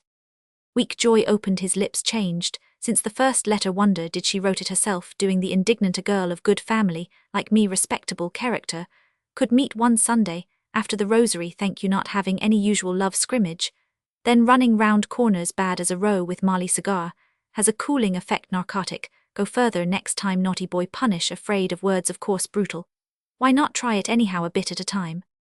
Fingering still the letter in his pocket, he drew the pin out of it. Common pin. He threw it on the road out of her clothes, somewhere pinned together. Queer the number of pins, they always have no roses without thorns. Flat Dublin voices bawled in his head, those two sluts that night in the coombe, linked together in the rain. Oh, Mary lost the pin of her drawers. She didn't know what to do to keep it up. It them such a bad headache, has her roses probably, or sitting all day typing ifocus, bad for stomach nerves. What perfume does your wife use now? Could you make out a thing like that? To keep it up. Martha Mary, I saw that picture somewhere, I forget now. Old master, or faked for money. He is sitting in their house talking mysterious. Also the two sluts in the coombe would listen. To keep it up. Nice kind of evening, feeling no more wandering about, just lull their quiet dusk.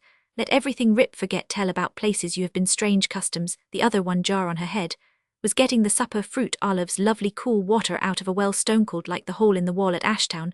Must carry a paper goblet. Next time I go to the trotting matches. She listens with big dark soft eyes. Tell her more and more, all then a sigh, silence, long, long, long rest.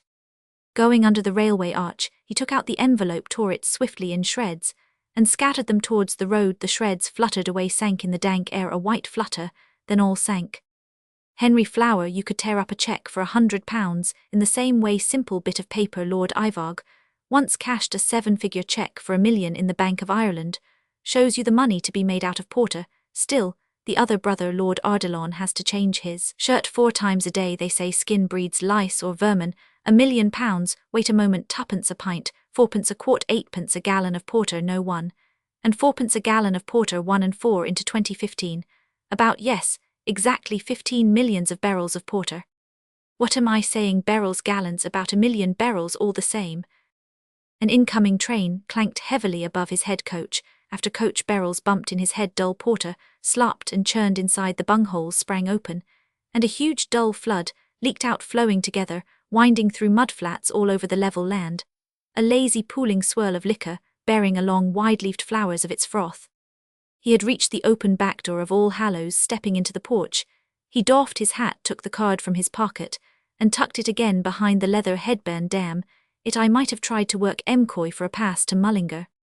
Same notice on the door. Sermon by the Very Reverend John Conmee, S.J., on St. Peter Claver, S.J., and the African Mission prayers for the conversion of Gladstone. They had 2, When he was almost unconscious, the Protestants are the same convert Dr. William J. Walsh Roman 500 to the true religion save China's millions wonder how they explain it to the heathen Chinny, prefer an ounce of opium celestials, rank heresy for them, Buddha their god, lying on his side in the museum, taking it easy with hand under his cheek jaw sticks burning, not like ex-homo crown of thorns, and cross clever idea, St. Patrick the shamrock chopsticks Conme Martin Cunningham, knows him distinguished looking sorry, I didn't work him about getting Molly into the choir.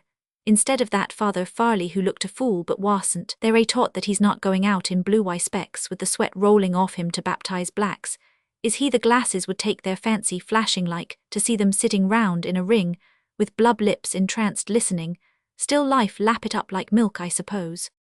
The cold smell of sacred stone called him, he trod the worn steps pushed the swing door, and entered softly by the rera. Something going on some sodality, pity so empty nice discreet place to be next some girl, who is my neighbour jammed by the hour to slow music, that woman at midnight mass seventh heaven women, knelt in the benches with crimson halters round their necks heads bowed a batch knelt at the altar rails. The priest went along by them murmuring holding the thing in his hands, he stopped at each took out a communion shook a drop or two, are they in water off it, and put it neatly into her mouth her hat and head sank, then the next one her hat sank at once then, the next one, a small old woman the priest bent down to put it into her mouth, murmuring all the time Latin, the next one shut your eyes, and open your mouth, what corpus body corpse good idea, the Latin stupefies them first hospice for the dying, they don't seem to chew it only swallow it down rum idea, eating bits of a corpse why the cannibals cotton to it. He stood aside watching their blind masks pass down the aisle one by one, and seek their places he approached a bench, and seated himself in its corner nursing his hat, and newspaper these parts. We have to wear we ought to have hats modelled on our heads they were about him, here and there with heads still bowed in their crimson halters waiting for it to melt in their stomachs, something like those matzoth. It's that sort of bread unleavened showbread look at them now, I bet it makes them feel happy lollipop. It does yes bread of angels, it's There's a big idea behind it kind of kingdom of God, is within you feel first communicants hockey-pokey penny, a lump, then feel all like one family party same in the theatre, all in the same swim, they do I am sure of that not so lonely in our confraternity, then come out a bit, spreeish let off steam thing as if you really believe in it lured cure waters of oblivion, and the knock apparition statues bleeding old fellow asleep, near that confession box hence, those snores blind faith safe in the arms of kingdom, come lulls all pain wake this time next year. He saw the priest stow the communion cup away well in, and kneel an instant before it showing a large grey bootsole from under the lace affair he had on suppose.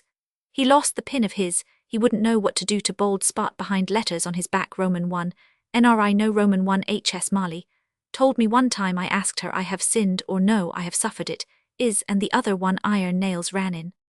Meet one Sunday after the rosary do not deny my request turn up with a veil and black bag dusk, and the light behind her, she might be here with a ribbon round her neck. And do the other thing all the same on the sly their character, that fellow that turned Queen's evidence on the invincibles he used to receive the Kerry, was his name the communion every morning, this very church Peter, Kerry yes no Peter Claver I am thinking of Denny's Kerry, and just imagine that wife and 6 children at home, and plotting that murder all the time those crothumpers now, that's a good name for them, there's always something shifter looking about them, they're not straight men of business either oh no, she's not here the flower no, by the way did I tear up that envelope yes under the bridge. The priest was rinsing out the chalice, then he tossed off the dregs smartly wine makes it more aristocratic, than for example if he drank what they are used to Guinness porter, or some temperance, beverage Wheatley's Dublin hop bitters or Cantrell and Cochrane's ginger ale aromatic doesn't give them any of it show wine only the other cold comfort pious fraud, but quite right otherwise, they'd have one old booser worse than another coming along cadging for a drink queer, the whole atmosphere of the quite right perfectly right that is. Mr. Bloom looked back towards the choir not going to be any music pity, who has the organ here I wonder old Glyn, he knew how to make that instrument talk the vibrato, £50 a year they say he had in Gardiner Street. Marley was in fine voice that day the Stabat Mater of Rossini Father Bernard Vaughan's sermon First Christ or Pilate Christ, but don't keep us all night over it music. They wanted foot drill, stopped could hear a pin drop, I told her to pitch her voice against that corner. I could feel the thrill in the air the full the people looking up. Quis est homo? Some of that old sacred music splendid Mercadante 7 last words Mozart's 12th Mass Gloria. in that those old popes keen on music, on art and statues and pictures of all kinds Pilstrina, for example too, they had a gay old time, while it lasted healthy too, chanting regular hours. Then brew liqueurs Benedictine, Chartreuse still having eunuchs in their choir that was coming it a bit thick. What kind of voice is it must be curious to hear, after their own strong basses connoisseurs.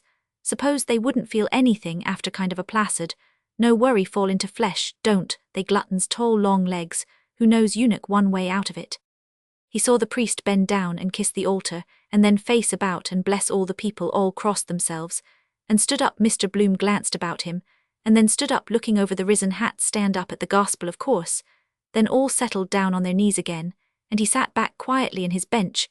The priest came down from the altar, holding the thing out from him, and he and the mass boy answered each other in Latin.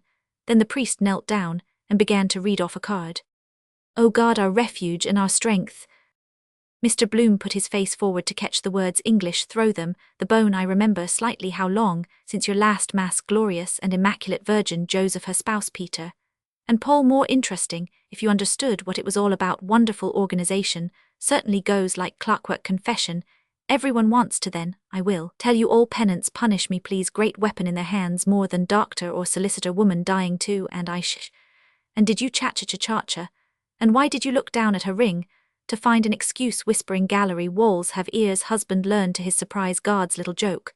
Then out she comes, repentance, sky deep lovely, shame pray at an altar, Hail Mary, and Holy Mary flowers, incense, candles melting hide her blushes, Salvation Army blatant imitation, reformed prostitute, will address the meeting how I found the Lord, square-headed chaps, those must be in Rome, they work the whole show.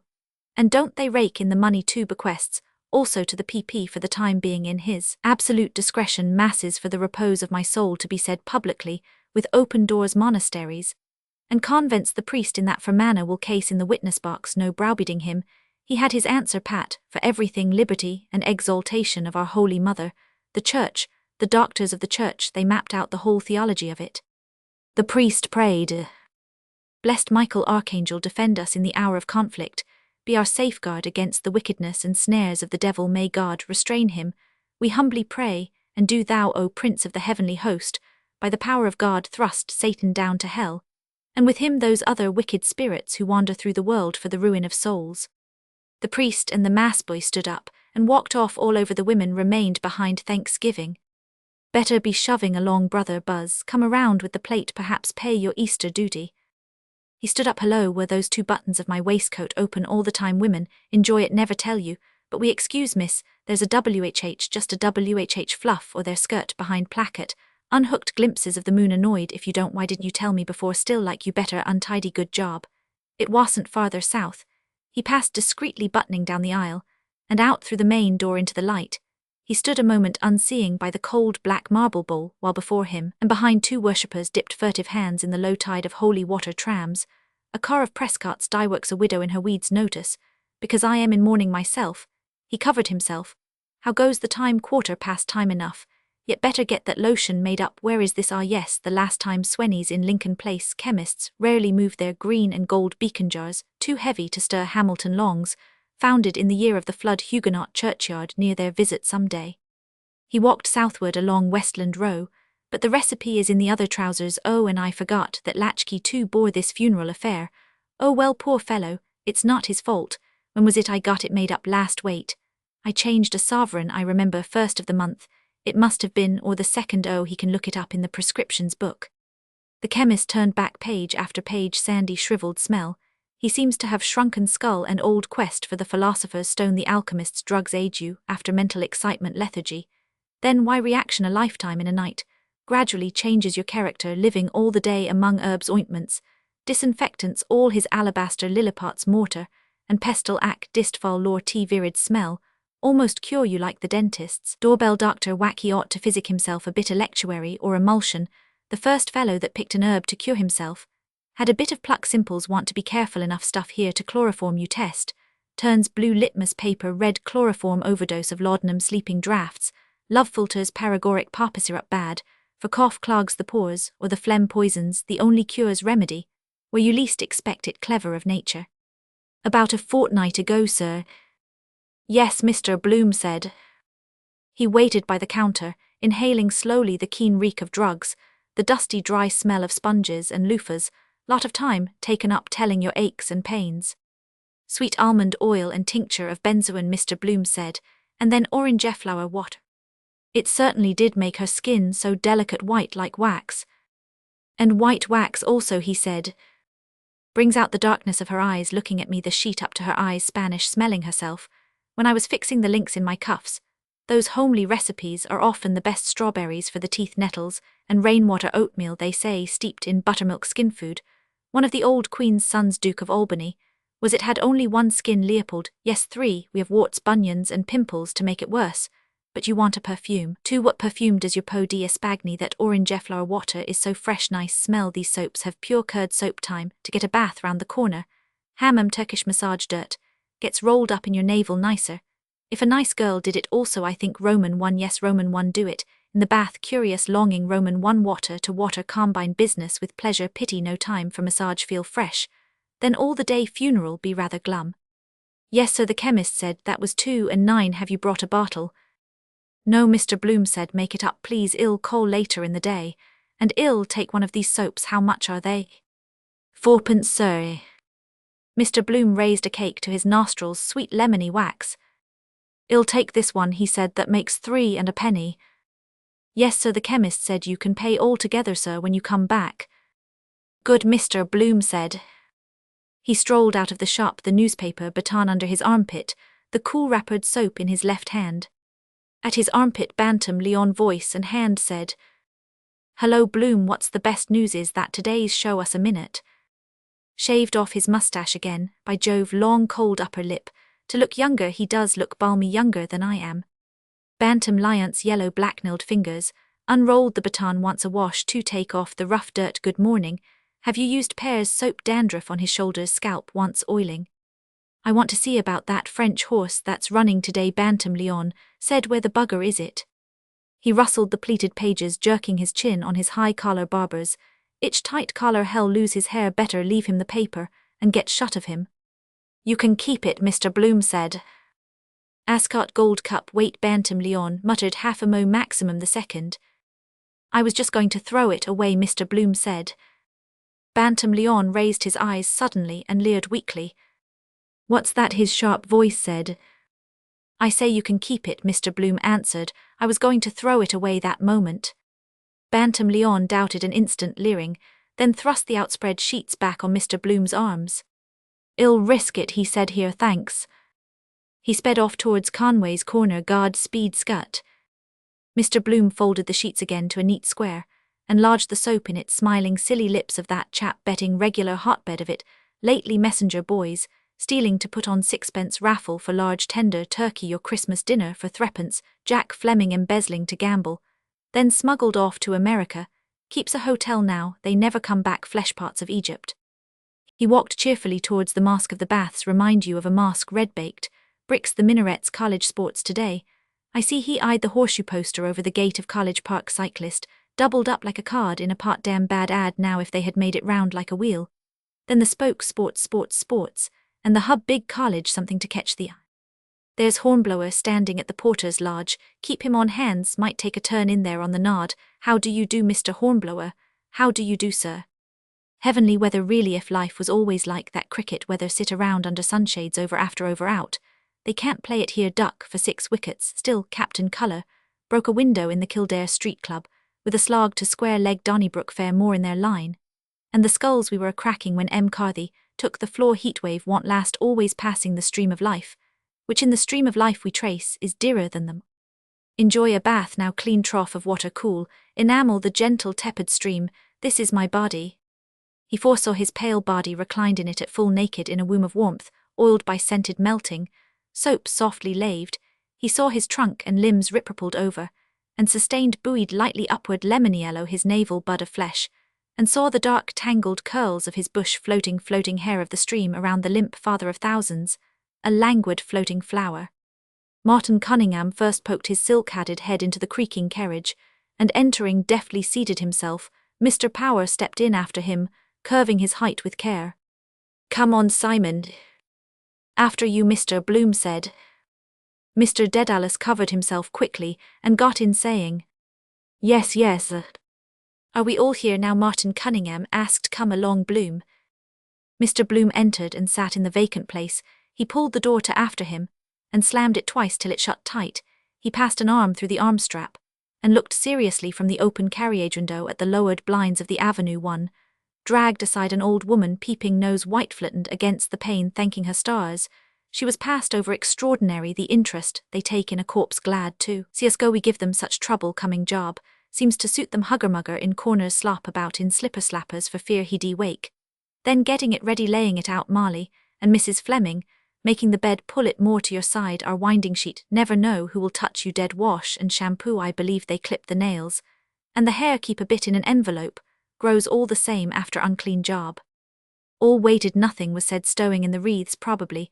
I am sitting on something hard that soap in my hip pocket better shift it out of that wait for an opportunity. All waited then wheels were heard from in front turning, then nearer then horses' hoofs a jolt their carriage began to move creaking and swaying other hoofs and creaking wheels, started behind the blinds of the avenue past, and number 9 with its craped knocker door ajar at walking pace. They waited still their knees jogging till they had turned and were passing along the tram tracks Tritonville Road quicker. The wheels rattled rolling over the cobbled causeway, and the crazy glasses shook rattling in the doorframes. What way is he taking us? Mr. Power asked through both windows. Irishtown. Martin Cunningham said Ringsend, Brunswick Street. Mr. Dedalus nodded looking out. That's a fine old custom, he said. I am glad to see it has not died out.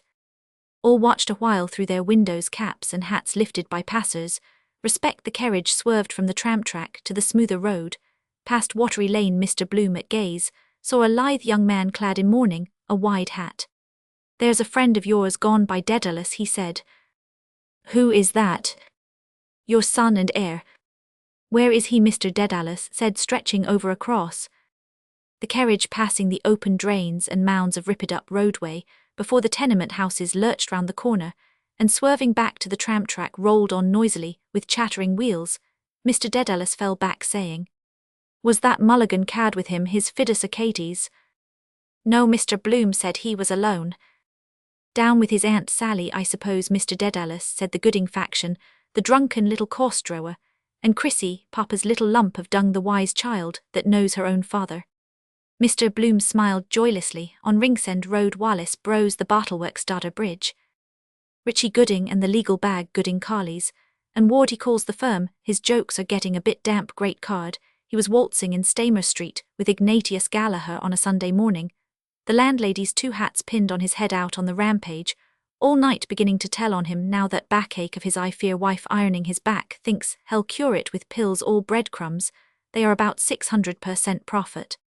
He's in with a low-down crowd. Mr. Dedalus snarled that Mulligan is a contaminated bloody double-deed ruffian. By all accounts his name stinks all over Dublin.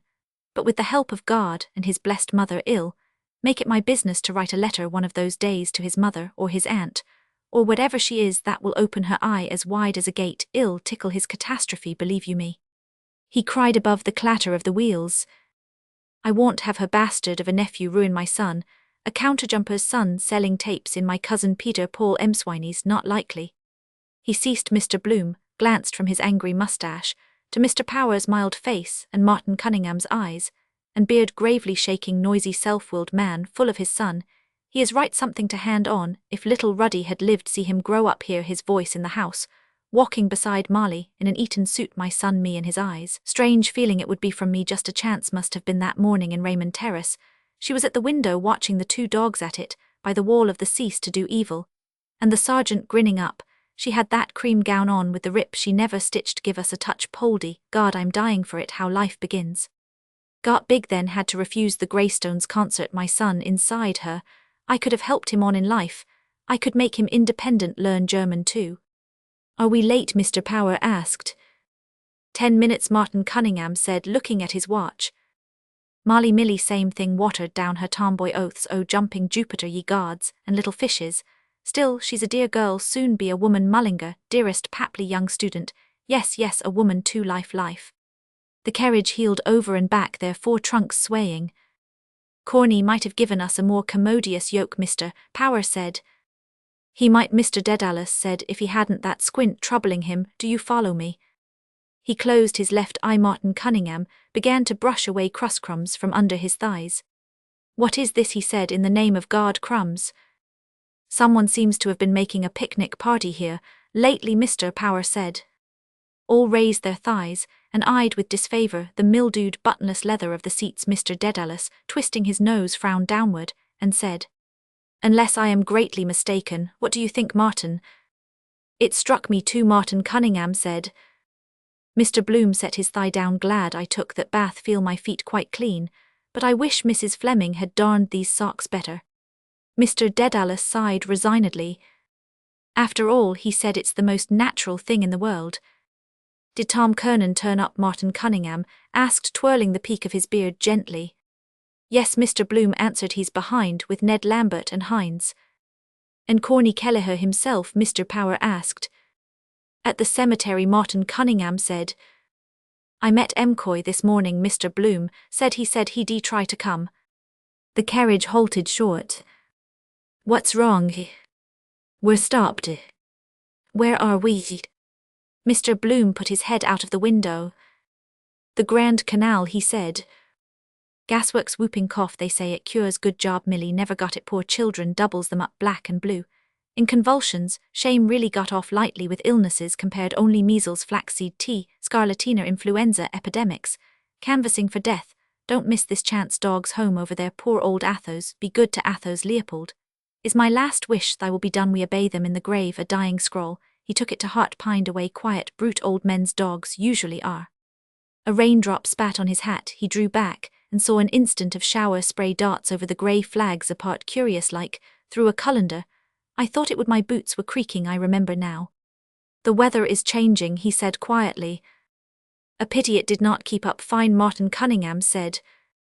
"Wanted for the country," Mr. Power said. "There's the sun again coming out." Mr. Dedalus, peering through his glasses towards the veiled sun, hurled a mute curse at the sky. "It's as uncertain as a child's bottom," he said. "We're off again." The carriage turned again its stiff wheels, and their trunks swayed gently. Martin Cunningham twirled more quickly the peak of his beard. "Tom Kernan was immense last night," he said, "and Paddy Leonard taking him off to his face."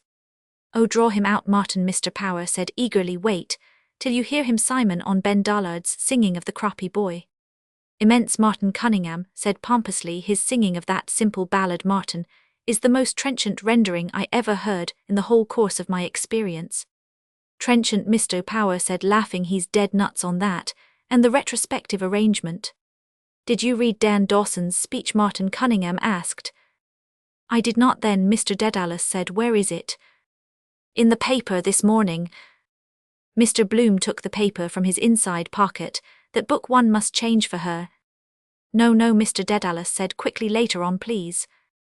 Mr. Bloom's glance travelled down the edge of the paper, scanning the Deaths Callan, Coleman, Dignam, Fawcett, Lowry, Norman Peak.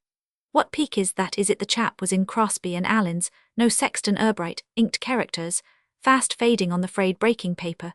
Thanks to the little flower, sadly missed to the inexpressible grief of his aged 88, after a long and tedious illness. Months, mind Quinlan, on whose soul sweet Jesus have mercy.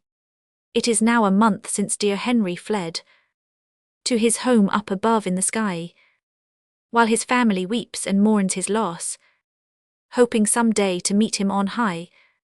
I tore up the envelope. "Yes, where did I put her letter after I read it in the bath?" He patted his waistcoat pocket. "They're all right. Dear Henry fled before my patients are exhausted. National School, Meads Yard, the Hazard, only two there now, nodding full as a tick, too much bone in their skulls, the other trotting round. With a fair an hour ago, I was passing there. The Jarvies raised their hats." A pointsman's back straightened itself upright suddenly against a tramway. Standard by Mr. Bloom's window. Couldn't they invent something automatic, so that the wheel itself much handier? Well, but that fellow would lose his job, then well, but then another fellow would get a job making the new invention. Entient concert rooms, nothing on there. A man in a buff suit, with a crepe armlet, not much grief there. Quarter morning people in law perhaps. They went past the bleak pulpit of St. Mark's under the railway bridge, past the Queen's Theatre, in silence. Hoardings, Eugene, Stratton, Mrs. Banman Palmer. Could I go to see Lee tonight, I wonder? I said Roman 1, or the Lily of Killarney. Elster Grimes Opera Company, big powerful change, wet bright bills, for next week. Fun on the Bristol. Martin Cunningham Could work a pass for the Gaiety have to stand a drink or two as broad as it's long? He's coming in the afternoon her songs. Plasto Sir Philip Crampton's memorial fountain bust, who was he? How do you do, Martin Cunningham said, raising his palm to his brow in salute. He doesn't see us, Mr. Power said. Yes, he does. How do you do? Who? Mr. Dedalus asked. Blazes Boylan, Mr. Power said. There he is airing his quiff. Just that moment I was thinking. Mr. Dedalus bent across to salute from the door of the Red Bank. The white disk of a straw hat flashed reply spruce figure past. Mr. Bloom reviewed the nails of his left hand, then those of his right hand. The nails, yes, is there anything more in him?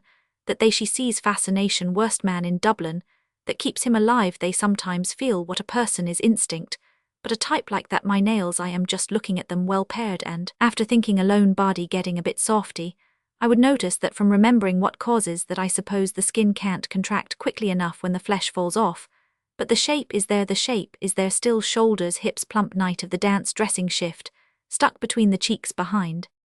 He clasped his hands between his knees and satisfied, sent his vacant glance over their faces. Mr. Power asked, How is the concert tour getting on, Bloom? Oh, very well, Mr. Bloom said. I hear great accounts of it. It's a good idea, you see. Are you going yourself? Well, no, Mr. Bloom said. In point of fact, I have to go down to the County Clare on some private business. You see, the idea is to tour the chief towns. What you lose on one you can make up on the other. Quite so, Martin Cunningham said. Mary Anderson is up there now. Have you good artists? Louis Werner is touring her, Mr. Bloom said. Oh yes, well, have all top knobbers, J. Roman 100 Doyle, and John McCormack, I hope, and the best in fact. And Madame, Mr. Power said, smiling last but not least. Mr. Bloom unclasped his hands in a gesture of soft politeness, and clasped them. Smith, O'Brien, someone has laid a bunch of flowers. Their woman must be his death day for many happy returns. The carriage wheeling by Farrell's statue united noiselessly their unresisting knees. Oot, a dull-garbed old man from the curbstone, tendered his wares, his mouth opening. Oot. 4 bootlaces for a penny. Wonder why he was struck off. The Rolls had his office in Hume Street, same house as Molly's namesake, Tweedy Crown solicitor for Waterford, has that silk hat ever since. Relics of old decency mourning too. Terrible come down, poor wretch, kicked about like snuff at a wake. O'Callaghan on his last legs. And Madame 20 past 11 up, Mrs. Fleming, is in to clean, doing her hair, humming Voglio, e non vorrei, no vorrei, e non, looking at the tips of her hairs, to see if they are split. Me tremor un poco, Roman 49, beautiful on that tree. Her voice is weeping tone, a thrush, a throstle. There is a word, throstle, that expresses that. His eyes passed lightly over Mr. Power's good-looking face, greyish over the ears. Madame smiling. I smiled back. A smile goes a long way. Only politeness, perhaps. Nice fellow, who knows? Is that true about the woman he keeps? Not pleasant for the wife, yet they say, who was it told me, there is no carnal you would imagine that would get played out pretty quick. Yes, it was Crofton met him one evening, bringing her a pound of rump steak. What is this? She was barmaid in Jury's or the Mora, was it? They passed under the huge-cloaked liberator's form. Martin Cunningham nudged Mr. Power. Of the tribe of Reuben, he said. A tall black-bearded figure, bent on a stick, stumping round the corner of Elvery's Elephant House, showed them a curved hand open on his spine. In all his pristine beauty, Mr. Power said. Mr. Dedalus looked after the stumping figure and said mildly, The devil break the hasp of your back. Mr. Power, collapsing in laughter, shaded his face from the window as the carriage passed Gray's statue. We have all been there, Martin Cunningham said broadly. His eyes met Mr. Bloom's eyes. He caressed his beard, adding, Well, nearly all of us. Mr. Bloom began to speak with sudden eagerness to his companions' faces. That's an awfully good one, that's going the rounds about Reuben J. and the Sun. About the boatman, Mr. Power asked. Yes, isn't it awfully good? What is that? Mr. Dedalus asked. I didn't hear it. There was a girl in the case, Mr. Bloom began, and he determined to send him to the Isle of Man out of harm's way, but when they were both. What? Mr. Dedalus asked. That confirmed bloody hobbledehoy, is it? Yes, Mr. Bloom said. They were both on the way to the boat, and he tried to drown. Drown Barabbas, Mr. Dedalus cried. I wish to Christ he did. Mr. Power sent a long laugh down his shaded nostrils. No, Mr. Bloom, said the son himself. Martin Cunningham thwarted his speech rudely. Reuben J. and the son were piking it down the quay next the river on their way to the Isle of Man boat, and the young Chrysler suddenly got loose, and over the wall with him into the Liffey. For God's sake, Mr. Dedalus exclaimed in fright, is he dead? Dead, Martin Cunningham cried, not he. A boatman got a pole, and fished him out by the slack of the breeches, and he was landed up to the father on the quay more dead than alive. Half the town was there. Yes, Mr. Bloom said, but the funny part is. And Reuben J. Martin Cunningham said gave the boatman a florin for saving his son's life. A stifled sigh came from under Mr. Power's hand. Oh, he did, Martin Cunningham affirmed like a hero, a silver florin. Isn't it awfully good, Mr. Bloom said eagerly. 1 and 8 too much, Mr. Dedalus said dryly. Mr. Power's choked laugh burst quietly in the carriage. Nelson's pillar. 8 plums a penny, 8 for a penny. We had better look a little serious, Martin Cunningham said. Mr. Dedalus sighed. Ah, then indeed, he said, poor little Paddy wouldn't grudge us a laugh, many a good one, he told himself. The Lord forgive me, Mr. Power said, wiping his wet eyes with his fingers. Poor Paddy, I little thought a week ago when I saw him last, and he was in his usual health, that I'd be driving after him like this. He's gone from us. As decent a little man as ever wore a hat, Mr. Dedalus said, he went very suddenly. Breakdown, Martin Cunningham said, hurt. He tapped his chest sadly. Blazing face, red hot, too much John Barleycorn cure for a red-nosed drink like the devil, till it turns a delight a lot of money, he spent colouring it. Mr. Power gazed at the passing houses with rueful apprehension. He had a sudden death, poor fellow, he said. The best death, Mr. Bloom said. Their wide open eyes looked at him. No suffering, he said a moment, and all is over like dying in sleep. No one spoke. Dead side of the street, this dull business by day, land agents, temperance, hotel falconers, railway guide, civil service, college guilds, Catholic club, the industrious blind, why some reason sun or wind at night, 2 chummies and slavies, under the patronage of the late Father Matthew Foundation Stone, for Parnell Breakdown Heart. White horses with white frontlet plumes came round the rotunda corner, galloping a tiny coffin flashed by in a hurry to bury a mourning coach, unmarried black, for the married piebald, for bachelors done for a nun. Sad, Martin Cunningham said, a child. A dwarf's face mauve and wrinkled like little Ruddy's was dwarf's body weak as putty, in a white line deal box, burial, friendly society, pays penny a week for a sod of turf, our little beggar baby, meant nothing, mistake of nature, if it's healthy it's from the mother, if not from the man, better luck next time. Poor little thing, Mr. Dedalus said, it's well out of it. The carriage climbed more slowly the hill of Rutland Square, rattle his bones over the stones, only a pauper nobody owns.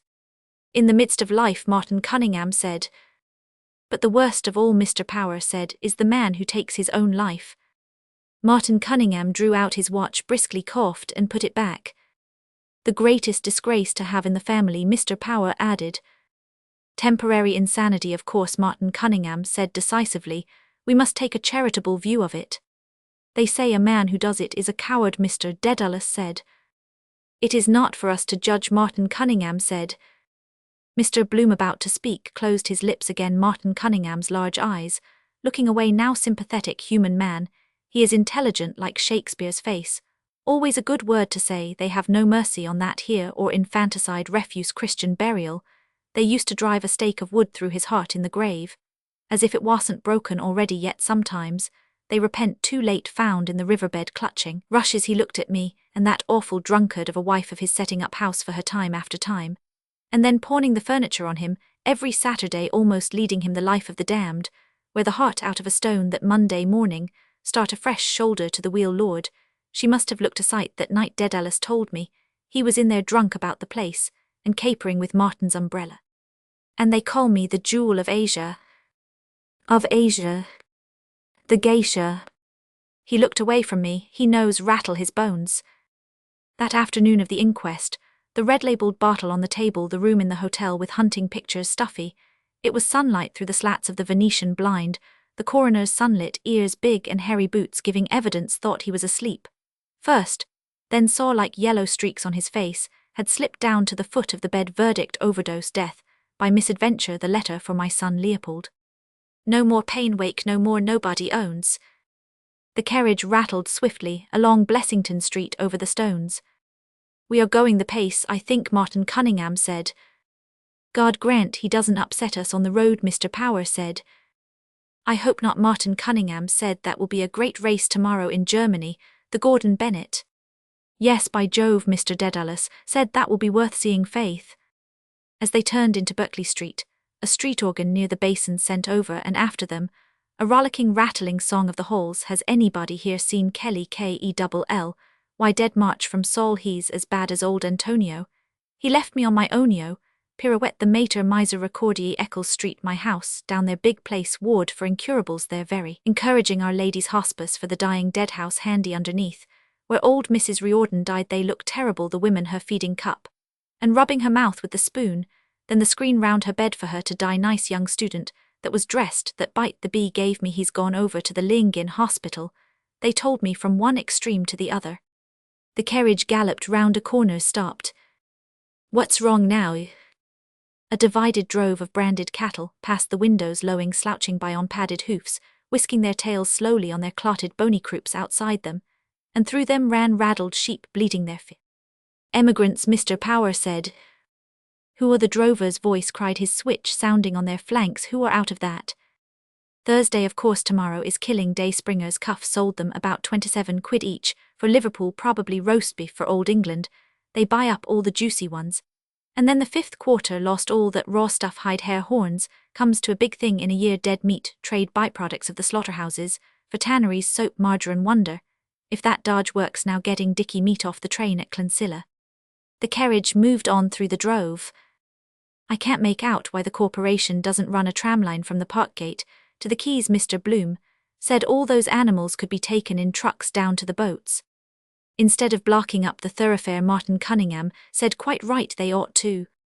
Yes, Mr. Bloom said, and another thing I often thought is to have municipal funeral trams, like they have in Milan, run the line out to the cemetery gates, and have special trams, hearse and carriage, and all. Don't you see what I mean? Oh, that be damned for a story, Mr. Dedalus said. Pullman car and saloon diningroom. A poor lookout for Corny, Mr. Power added. Why, Mr. Bloom asked, turning to Mr. Dedalus, wouldn't it be more decent than galloping two abreast? Well, there's something in that, Mr. Dedalus granted. And Martin Cunningham said we wouldn't have scenes like that when the hearse capsized round Dunphy's and upset the coffin onto the road. That was terrible, Mr. Power's shocked face said, and the corpse fell about the road. Terrible. First round Dunphy's, Mr. Dedalus said, nodding. Gordon Bennett Cup. Praises be to God, Martin Cunningham said piously. Bomb upset a coffin, bumped out onto the road, burst open. Paddy Dignam shot out, and rolling over stiff in the dust in a brown habit too large for him, red face grey, now mouth fallen open, asking, what's up now? Quite right to close, it looks horrid open. Then the insides decompose quickly, much better to close up all the orifices, yes, also with wax the sphincter loose, seal up all. Dunphy's, Mr. Power announced as the carriage turned right. Dunphy's corner mourning coaches drawn up, drowning their grief a pause by the wayside tip-top position, for a pub expect well pull up here on the way back, to drink his health pass round the consolation elixir of life. But suppose now it did happen, would he bleed if a nail, say, cut him in the knocking about? He would, and he wouldn't, I suppose, depends on where the circulation stops still. Some might ooze out of an artery. It would be better to bury them in red, a dark red. In silence they drove along Phibsborough Road. An empty hearse trotted by, coming from the cemetery, looks relieved. Crossguns bridged the Royal Canal. Water rushed roaring through the sluices. A man stood on his dropping barge between clamps of turf on the towpath, by the lock, a slack-tethered horse aboard of the Bugabu. Their eyes watched him on the slow, weedy waterway he had floated on his raft coastward over Ireland, drawn by a haulage rope, past beds of reeds, over slime, mud-choked bottles, carrion dogs, Athlone, Mullingar, Moyville. I could make a walking tour to see Millie by the canal, or cycle down, hire some old crock safety Wren had won the other day at the auction, but a ladies developing waterways, James M. Can's hobby to row me o'er the ferry, cheaper transit, by easy stages, houseboats, camping out, also hearses to heaven by water perhaps. I will without writing come as a surprise lakeslip Clonsilla, dropping down lock by lock to Dublin, with turf from the Midland bogs salute. He lifted his brown straw hat, saluting Paddy Dignam. They drove on past Brian Borim house near it now. I wonder how is our friend Fogarty getting on, Mr. Power said. Better ask Tom Kernan, Mr. Dedalus said. How is that, Martin Cunningham said. Left him weeping, I suppose. Though lost to sight, Mr. Dedalus said, to memory dear. The carriage steered left for Fingler's Road. The stonecutter's yard on the right last lap, crowded on the spit of land silent shapes, appeared white sorrowful holding out calm hands, knelt in grief pointing fragments of shapes hewn in white silence, appealing the best obtainable those H. Denny monumental builder and sculptor. Past. On the curbstone before Jimmy Geary, the sexton's an old tramp sat grumbling emptying the dirt, and stones out of his huge dust-brown yawning boot after life's journey. Gloomy gardens then went by one gloomy houses. Mr. Power pointed. That is where Childs was murdered, he said, the last house. So it is, Mr. Dedalus said, a gruesome case. Seymour Bush got him off, murdered his brother, or so they said. The Crown had no evidence, Mr. Power said. Only circumstantial, Martin Cunningham added. That's the maxim of the law, better for 99 guilty to escape than for one innocent person to be wrongfully condemned. They looked murderer's ground, it passed darkly shuttered, tenantless, unweeded garden, whole place gone, to hell, wrongfully condemned, murder, the murderer's image in the eye of the murdered, they love reading about it. Man's head found in a garden, her clothing consisted of how she met her death, recent outrage. The weapon used, murderer is still at large, clues, a shoelace, the body to be exhumed, murder will out. Cramped in this carriage, she might like me to come that way without letting her know. Must be careful about women, catch them once with their pants down, never forgive you after 15. The high railings of Prospect rippled past their gaze, dark poplars, rare white forms, more frequent white shapes, thronged amid the trees, white forms, and fragments streaming by mutely sustaining vain gestures on the felly harshed against the curbstone, stopped. Martin Cunningham put out his arm, and wrenching back the handle, shoved the door open with his knee. He stepped out, Mr. Power, and Mr. Dedalus followed. Change that soap now. Mr. Bloom's hand unbuttoned his hip pocket swiftly, and transferred the paper-stuck soap to his inner handkerchief pocket. He stepped out of the carriage, replacing the newspaper his other hand still held. Poultry funeral coach and 3 carriages, it's all the same, pallbearers, gold reins, requiem mass, firing a volley pomp of death beyond the hind carriage. A hawker stood by his barrow of cakes, and fruit simnel cakes. Those are stuck together cakes for the dead dog, biscuits who ate them, mourners coming out. He followed his companions, Mr. Kernan and Ned Lambert, followed Hines walking after them. Corny Kelleher stood by the opened hearse, and took out the 2 wreaths. He handed one to the boy. Where is that child's funeral disappeared too? A team of horses passed from Fingler's with toiling, plodding tread, dragging through the funereal silence, a creaking wagon on which lay a granite block. The wagoner marching at their head saluted. Coffin now got here before us dead, as he is hoarse, looking round at it with his plume skioways dull eye collar tight on his neck, pressing on a blood vessel, or something. Do they know what they cart out here? Every day must be 20 or 30 funerals, every day. Then Mount Jerome for the Protestants, funerals all over the world. Everywhere, every minute shoveling them under by the cartload, double quick thousands, every hour too many in the world. Mourners came out through the gates, woman, and a girl, lean-jawed, harpy-hard woman at a bargain, her bonnet a wry girl's face, stained with dirt and tears, holding the woman's arm, looking up at her for a sign to cry. Fish's face bloodless and Roman 553. The mutes shouldered the coffin and bore it in through the gates, so much dead weight felt heavier myself, stepping out of that bath, first the stiff, then the friends of the stiff, Corny Kelleher, and the boy followed with their wreaths. Who is that beside them? Ah, the brother-in-law. All walked after. Martin Cunningham whispered. I was in mortal agony with you talking of suicide before Bloom. What? Mr. Power whispered. How so? His father poisoned himself, Martin Cunningham whispered. Had the Queen's Hotel in Ennis, you heard him say he was going to Clare anniversary. Oh God, Mr. Power whispered. First I heard of it, poisoned himself. He glanced behind him to where a face with dark thinking eyes followed towards the Cardinal's mausoleum, speaking. Was he insured? Mr. Bloom asked. I believe so, Mr. Kernan answered, but the policy was heavily mortgaged. Martin is trying to get the youngster into Artane. How many children did he leave? 5. Ned Lambert says he'll try to get one of the girls into Todd's. A sad case, Mr. Bloom said gently. 5 young children. A great blow to the poor wife, Mr. Kernan added. Indeed, yes, Mr. Bloom agreed. Has the laugh at him now? He looked down at the boots he had blacked and polished. She had outlived him, lost her husband, more dead for her than for me. One must outlive the other, wise men say.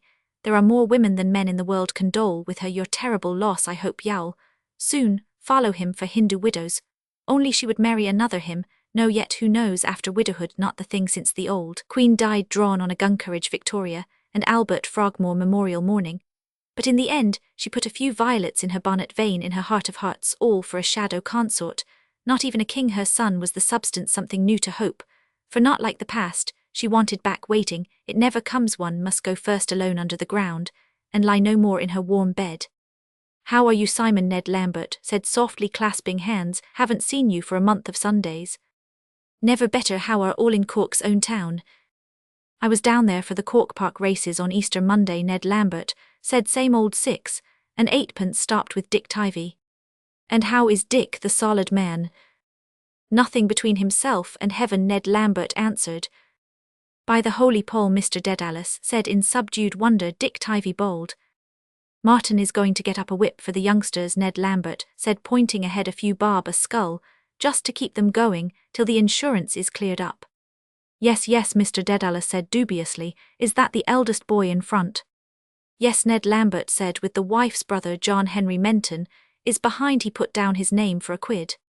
Ill engage he did, Mr. Dedalus said. I often told poor Paddy he ought to mind that job. John Henry is not the worst in the world. How did he lose it? Ned Lambert asked. Liquor, what? Many a good man's fault, Mr. Dedalus said with a sigh. They halted about the door of the mortuary chapel. Mr. Bloom stood behind the boy with the wreath, looking down at his sleek-combed hair, and at the slender furrowed neck inside his brand-new collar. Poor boy. Was he there when the father, both unconscious, lighten up at the last moment, and recognize for the last time all he might have done? I owe 3 shillings to O'Grady. Would he understand? The mutes bore the coffin into the chapel, which end is his head. After a moment, he followed the others in, blinking in the screened light. The coffin lay on its bier, before the chancel, 4 tall yellow candles at its corners. Always in front of us, Corney Kelleher, laying a wreath at each 4 corner, beckoned to the boy to kneel. The mourners knelt here and there in praying desks. Mr. Bloom stood behind near the font, and when all had knelt, dropped carefully his unfolded newspaper from his pocket, and knelt his right knee upon it. He fitted his black hat gently on his left knee, and holding its brim bent over piously. A server bearing a brass bucket with something in it came out through a door. The white-smocked priest came after him, tidying his stole, with one hand balancing with the other a little book against his toads. Belly Hall, read the book, I said. The rook. They halted by the bier, and the priest began to read out of his book with a fluent croak. Father Coffey, I knew his name, was like a coffin de mine mean bully, about the muzzle he looks bosses the show, muscular Christian woe, betide anyone that looks crooked at him. Priest, thou art Peter, burst sideways like a sheep in clover. Dedalus says he will with a belly on him like a poisoned pup. Most amusing expressions that man finds. Hhhn burst sideways. Non intres in judicium cum servo tu damine. Makes them feel more important to be prayed over in Latin requiem. Mass crepe weepers, black-edged notepaper, your name on the altarless chilly place. This want to feed well, sitting in there all the morning, in the gloom, kicking his heels, waiting for the next please. Eyes of a toad too, what swells him up, that way Molly gets swelled after cabbage. Air of the place maybe. Looks full up of bad gas, must be an infernal lot of bad gas round the place. Butchers, for instance, they get like raw beefsteaks. Who was telling me Mervyn Brown down in the vaults of St. Werburgh's lovely old organ 150. They have to bore a hole in the coffins, sometimes to let out the bad gas, and burn it out. It rushes blue, one whiff of that, and you're a goner. My kneecap is hurting me. Ow, that's better. The priest took a stick with a knob at the end of it out of the boy's bucket, and shook it over the coffin. Then he walked to the other end and shook it again. Then he came back and put it back in the bucket, as you were before you rested. It's all written down, he has to do it. Etni nos inducas in tentationem. The server piped the answers in the treble. I often thought it would be better to have boy servants up to 15 or so, after that of course. Holy water, that was, I expect, shaking sleep out of it. He must be fed up with that job, shaking that thing over all the corpses. They trot up. What harm if he could see what he was shaking it over every mortal day? A fresh batch, middle-aged men, old women, children, women dead in childbirth, men with beards, bald-headed businessmen, consumptive girls with little sparrows' breasts all the year round. He prayed the same thing over them all, and shook water on top of them. Sleep on Dignam now. In paradisum, said he was going to paradise, or is in paradise, says that over everybody tiresome kind of a job, but he has to say something. The priest closed his book and went off, followed by the server Corny. Kelleher opened the side doors, and the gravediggers came in, hoisted the coffin again, carried it out, and shoved it on their cart. Corny Kelleher gave one wreath to the boy, and one to the brother-in-law. All followed them out of the side doors into the mild grey air. Mr. Bloom came last, folding his paper again into his pocket. He gazed gravely at the ground, till the coffin cart wheeled off to the left. The metal wheels ground the gravel with a sharp grating cry, and the pack of blunt boots followed the trundled barrow along a lane of sepulchres.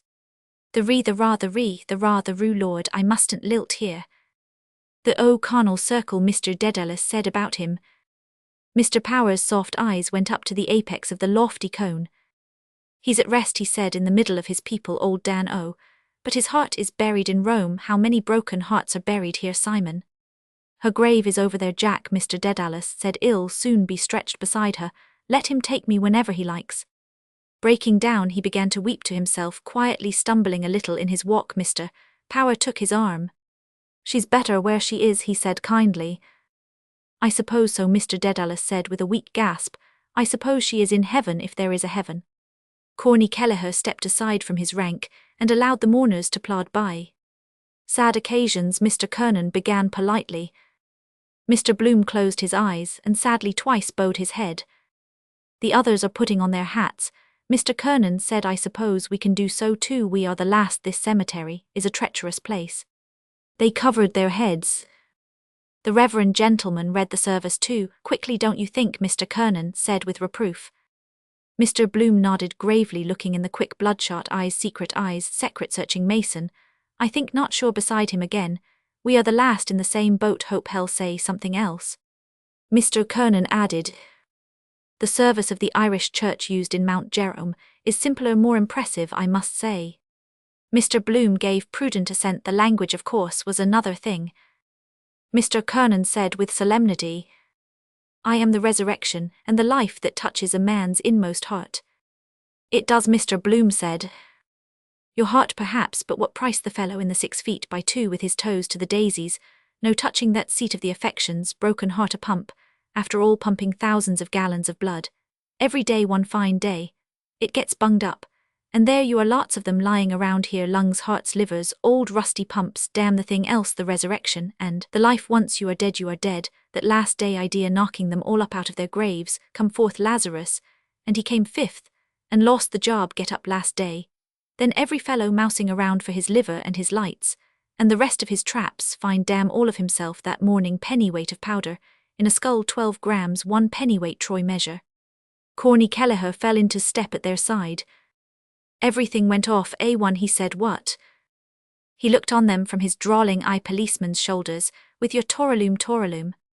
As it should be, Mr. Kernan said. What A? Corny Kelleher said. Mr. Kernan assured him. Who is that chap behind with Tom Kernan? John Henry Menton asked. I know his face. Ned Lambert glanced back. Bloom, he said. Madame Marion Tweedy, that was I mean the soprano, she's his wife.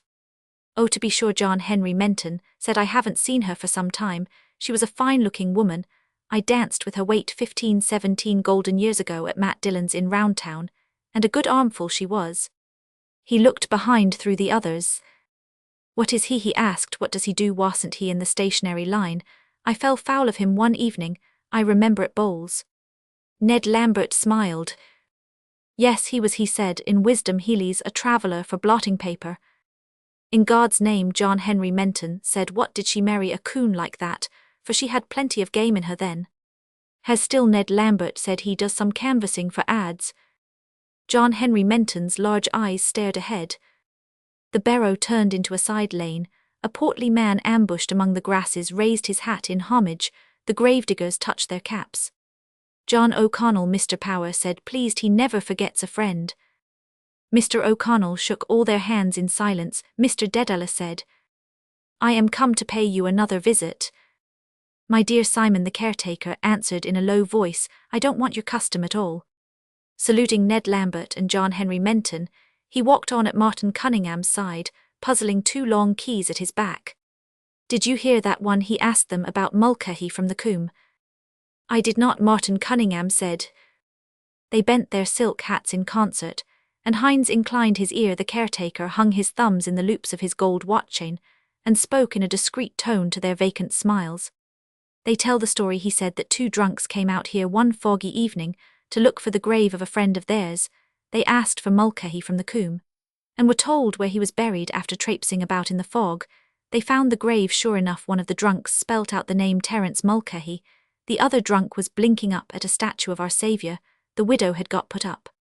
The caretaker blinked up at one of the sepulchres they passed, he resumed. And after blinking up at the sacred figure, not a bloody bit like the man, says he. That's not Mulcahy, says he, whoever done it. Rewarded by smiles, he fell back and spoke with Corny Kelleher, accepting the dockets given him, turning them over and scanning them as he walked. That's all done with a purpose, Martin Cunningham explained to Hines. I know, Hines said, I know that. To cheer a fellow up, Martin Cunningham said, it's pure good-heartedness, damn the thing else. Mr. Bloom admired the caretaker's prosperous bulk. All want to be on good terms with him, decent fellow, John O'Connell, real good sort, keys like Kies ad.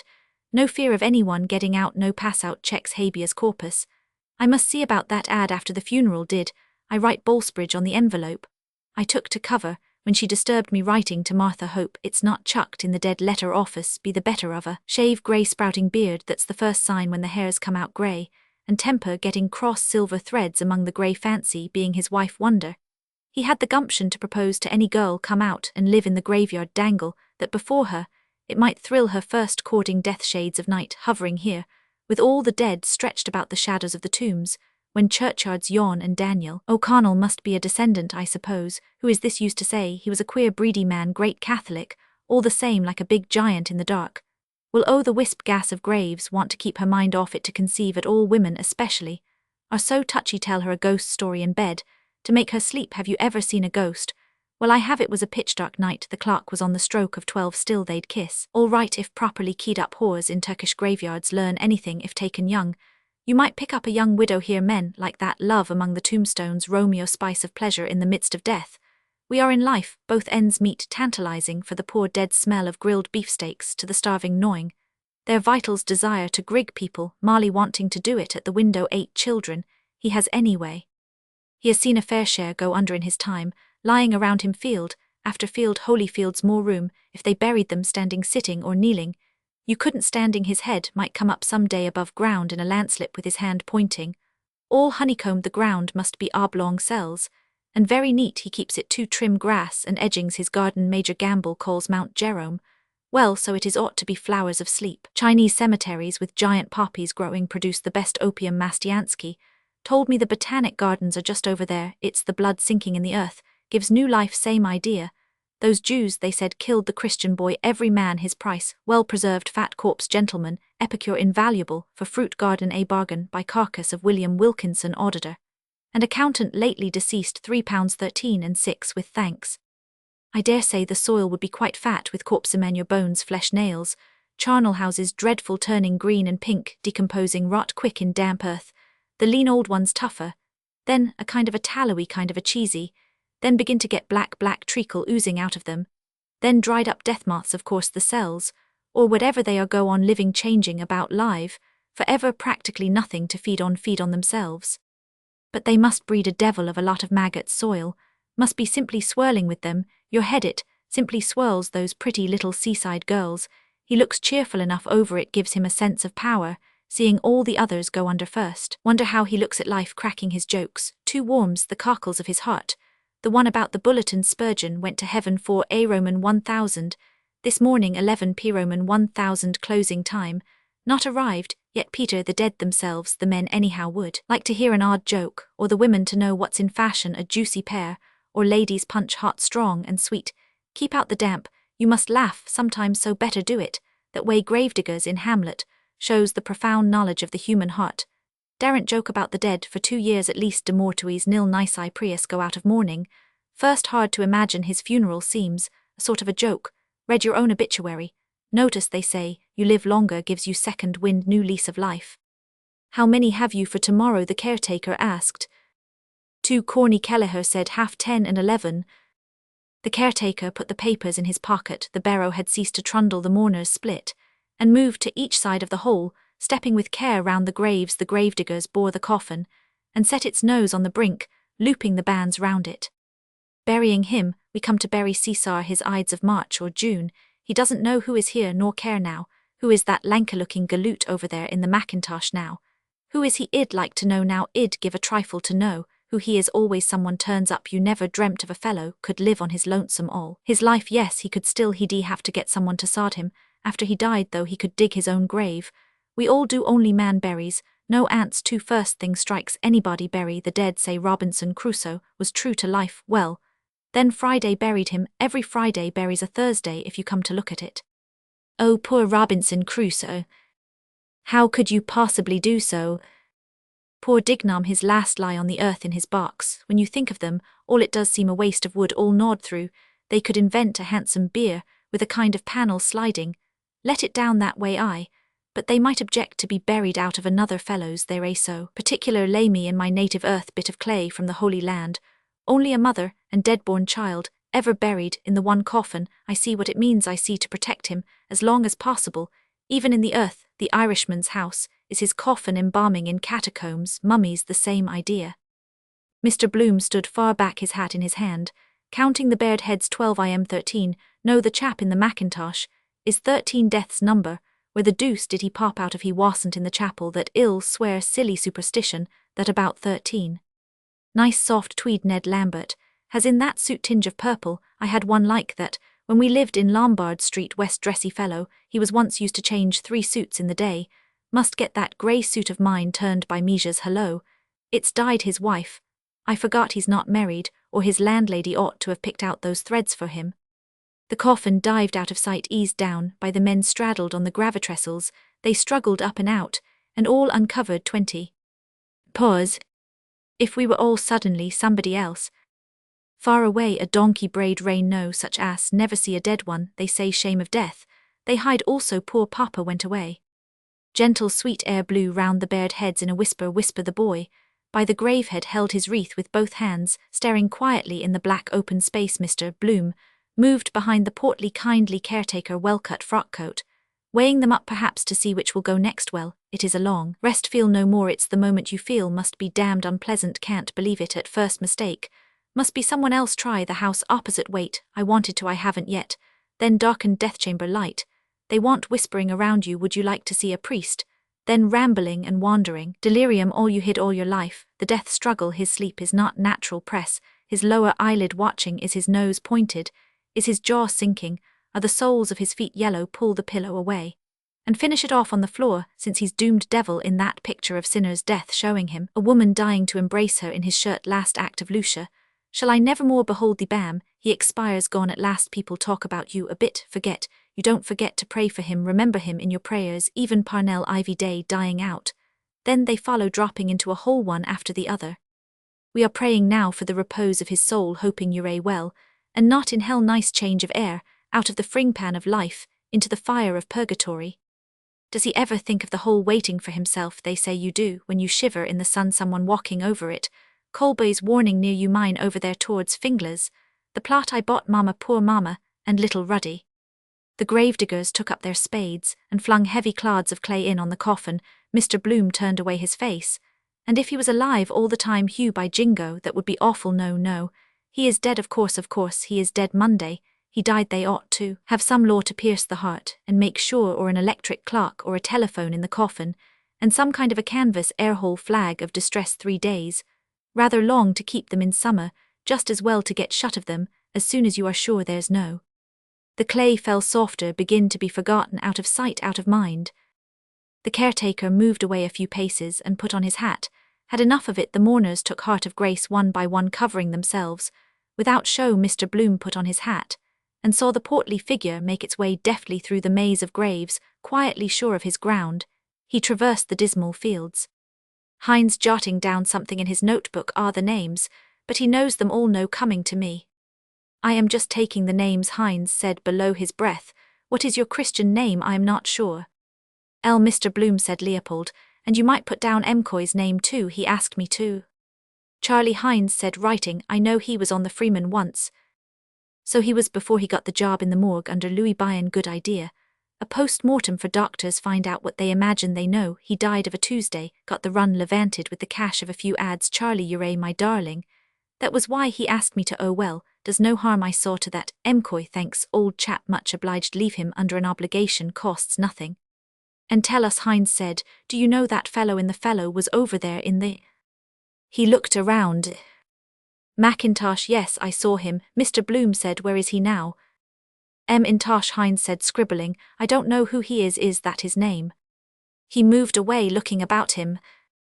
No, Mr. Bloom began, turning and stopping. I say, Hines.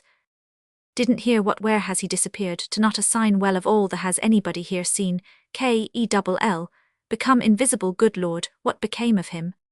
A seventh gravedigger came beside Mr. Bloom to take up an idle spade. Oh, excuse me. He stepped aside nimbly. Clay-brown damp began to be seen in the hole. It rose nearly over a mound of damp clods, rose more rose. And the gravediggers rested their spades all uncovered again. For a few instants, the boy propped his wreath against a corner, the brother-in-law his on a lump. The gravediggers put on their caps, and carried their earthy spades towards the barrow, then knocked the blades lightly on the turf. Clean one bent to pluck from the haft a long tuft of grass. One, leaving his mates, walked slowly on with shouldered weapon, its blade blue glancing silently at the gravehead. Another, called the coffin band, his navel cord. The brother-in-law, turning away, placed something in his free hand. Thanks, in silence. Sorry, sir, trouble, headshake, I know that for yourselves just. The mourners moved away slowly without aim by devious paths, staying at whiles to read a name on a tomb. Let us go round by the chief's grave, Hines said, we have time. Let us, Mr. Power said. They turned to the right, following their slow thoughts. With awe Mr. Power's blank voice spoke. Some say he is not in that grave at all, that the coffin was filled with stones, that one day he will come again. Hines shook his head. Parnell will never come again, he said, he's there all that was mortal of him, peace to his ashes. Mr. Bloom walked unheeded along his grove, by saddened angels' crosses, broken pillars, family vaults, stone hopes, praying with upcast eyes, old Ireland's hearts and hands more sensible to spend the money on some charity for the living. Pray for the repose of the soul of, does anybody really plant him, and have done with him like down a coal chute, then lump them together to save time? All Souls' Day 27th, ill be at his grave 10 shillings, for the gardener he keeps it free of weeds. Old man himself, bent down double with his shears, clipping near death's door, who passed away, who departed this life, as if they did it of their own accord, got the shove, all of them, who kicked the bucket. More interesting if they told you what they were. So and so wheelwright, I travelled for Cork line. Oh, I paid 5 shillings in the pound, or a woman's with her saucepan. I cooked good Irish stew. Eulogy in a country churchyard, it ought to be that poem of whose is it, Wordsworth or Thomas Campbell? Entered into rest the Protestants put it. Old Dr. Murrens, the great physician, called him home. Well, it's God's acre for them, nice country residence, newly plastered and painted, ideal spot to have a quiet smoke, and read the Church Times Marriage. Adds they never try to beautify rusty wreaths, hung on knobs, garlands of bronze full better value, that for the money still the flowers are more poetical. The other gets rather tiresome, never withering, expresses nothing, immortelles. A bird sat tamely perched on a poplar branch, like stuffed, like the wedding present Alderman Hooper gave us, who not a budge out of him knows. There are no catapults to let fly at him. Dead animal. Even sadder, silly Millie burying the little dead bird in the kitchen matchbox, a daisy chain and bits of broken chainies on the Sacred Heart that is showing it heart on his sleeve ought to be sideways, and read it should be painted like a real heart. Ireland was dedicated to it, or whatever that seems anything, but pleased. Why this infliction? Would birds come then, and peck like the boy with the basket of fruit? But he said no, because they ought to have been afraid of the boy Apollo that was. How many all these here once walked round Dublin faithful, departed as you are now, so once were we. Besides, how could you remember everybody? Eyes, walk, voice. Well, the voice, yes, gramophone, have a gramophone in every grave, or keep it in the house after dinner on a Sunday. Put on poor old great-grandfather, Crarach, hello, hello, hello, amafuliglad crack, awfuligladasia hello, hello, amoff, krpthsdh. Remind you of the voice like the photograph, reminds you of the face, otherwise you couldn't remember the face after 15 years. Say, for instance, who, for instance, some fellow that died when I was in Wisdom Healy's. RTSDSDR, a rattle of pebbles, wait, stop. He looked down intently into a stone, crypt some animal. Wait, there he goes. An obese grey rat toddled along the side of the crypt, moving the pebbles an old stager great-grandfather. He knows the ropes. The grey alive crushed itself in under the plinth, wriggled itself in under it, good hiding place for treasure. Who lives there are laid the remains of Robert Emery. Robert Emmet was buried here by torchlight, wasn't he making his rounds? Tail gone now. One of those chaps would make short work of a fellow, pick the bones clean no matter, who it was ordinary meat for them. A corpse's meat gone bad well. And what's cheese? Corpse of milk. I read in that Voyages in China that the Chinese say a white man smells like a corpse. Cremation, better priests dead against it, deviling for the other firm wholesale burners, and Dutch oven dealers time of the plague, quicklime, fever pits to eat them, lethal chamber, ashes to ashes or bury at sea. Where is that Parsi tower of silence? Eaten by birds, earth, fire, water, drowning they say, is the pleasantest. See your whole life in a flash, but being brought back to life, no, can't bury in the air. However, out of a flying machine, wonder, does the news go about whenever a fresh one is let down? Underground communication, we learned that from them. Wouldn't be surprised, regular square feed for them. Flies come before he's well dead. Got wind of Dignam. They wouldn't care about the smell of it. Salt white crumbling mush of corpse smell, taste like raw white turnips. The gates glimmered in front, still open back to the world again. Enough of this place. Brings you a bit nearer every time. Last time I was here was Mrs. Sinico's funeral. Poor Papa too. The love that kills, and even scraping up the earth at night, with a lantern like that case I read of to get at fresh buried females, or even putrefied with running grave sores, give you the creeps after a bit. I will appear to you after death. You will see my ghost after death. My ghost will haunt you after death. There is another world after death named hell. I do not like that other world. She wrote no more. Do Roman 1 plenty to see and hear and feel, yet feel live, warm beings near you. Let them sleep in their maggoty beds. They are not going to get me this innings. Warm beds, warm full-blooded life. Martin Cunningham emerged from a side path, talking gravely. Solicitor, I think I know his face. Menton John Henry, Solicitor Commissioner for Oaths and Affidavits. Dignam used to be in his office. Matt Dillon's long ago. Jolly Matt, convivial evenings. Cold fowl, cigars, the Tantalus glasses, heart of gold. Really, yes, Menton got his rag out that evening on the bowling green, because I sailed inside him. Pure fluke of mine. The bias. Why he took such a rooted dislike to me. Hate at first sight. Marley and Floey Dillon, linked under the lilac tree. Laughing fellow, always like that, mortified, if women are by. Got a dinge in the side of his hat. Kerridge probably. Excuse me, sir, Mr. Bloom said beside them. They stopped. Your hat is a little crushed, Mr. Bloom said, pointing. John Henry Menton stared at him for an instant without moving. There, Martin Cunningham helped, pointing also. John Henry Menton took off his hat, bulged out the dinge, and smoothed the nap with care on his coat sleeve. He clapped the hat on his head again. It's all right now, Martin Cunningham said. John Henry Menton jerked his head down in acknowledgement. Thank you, he said shortly.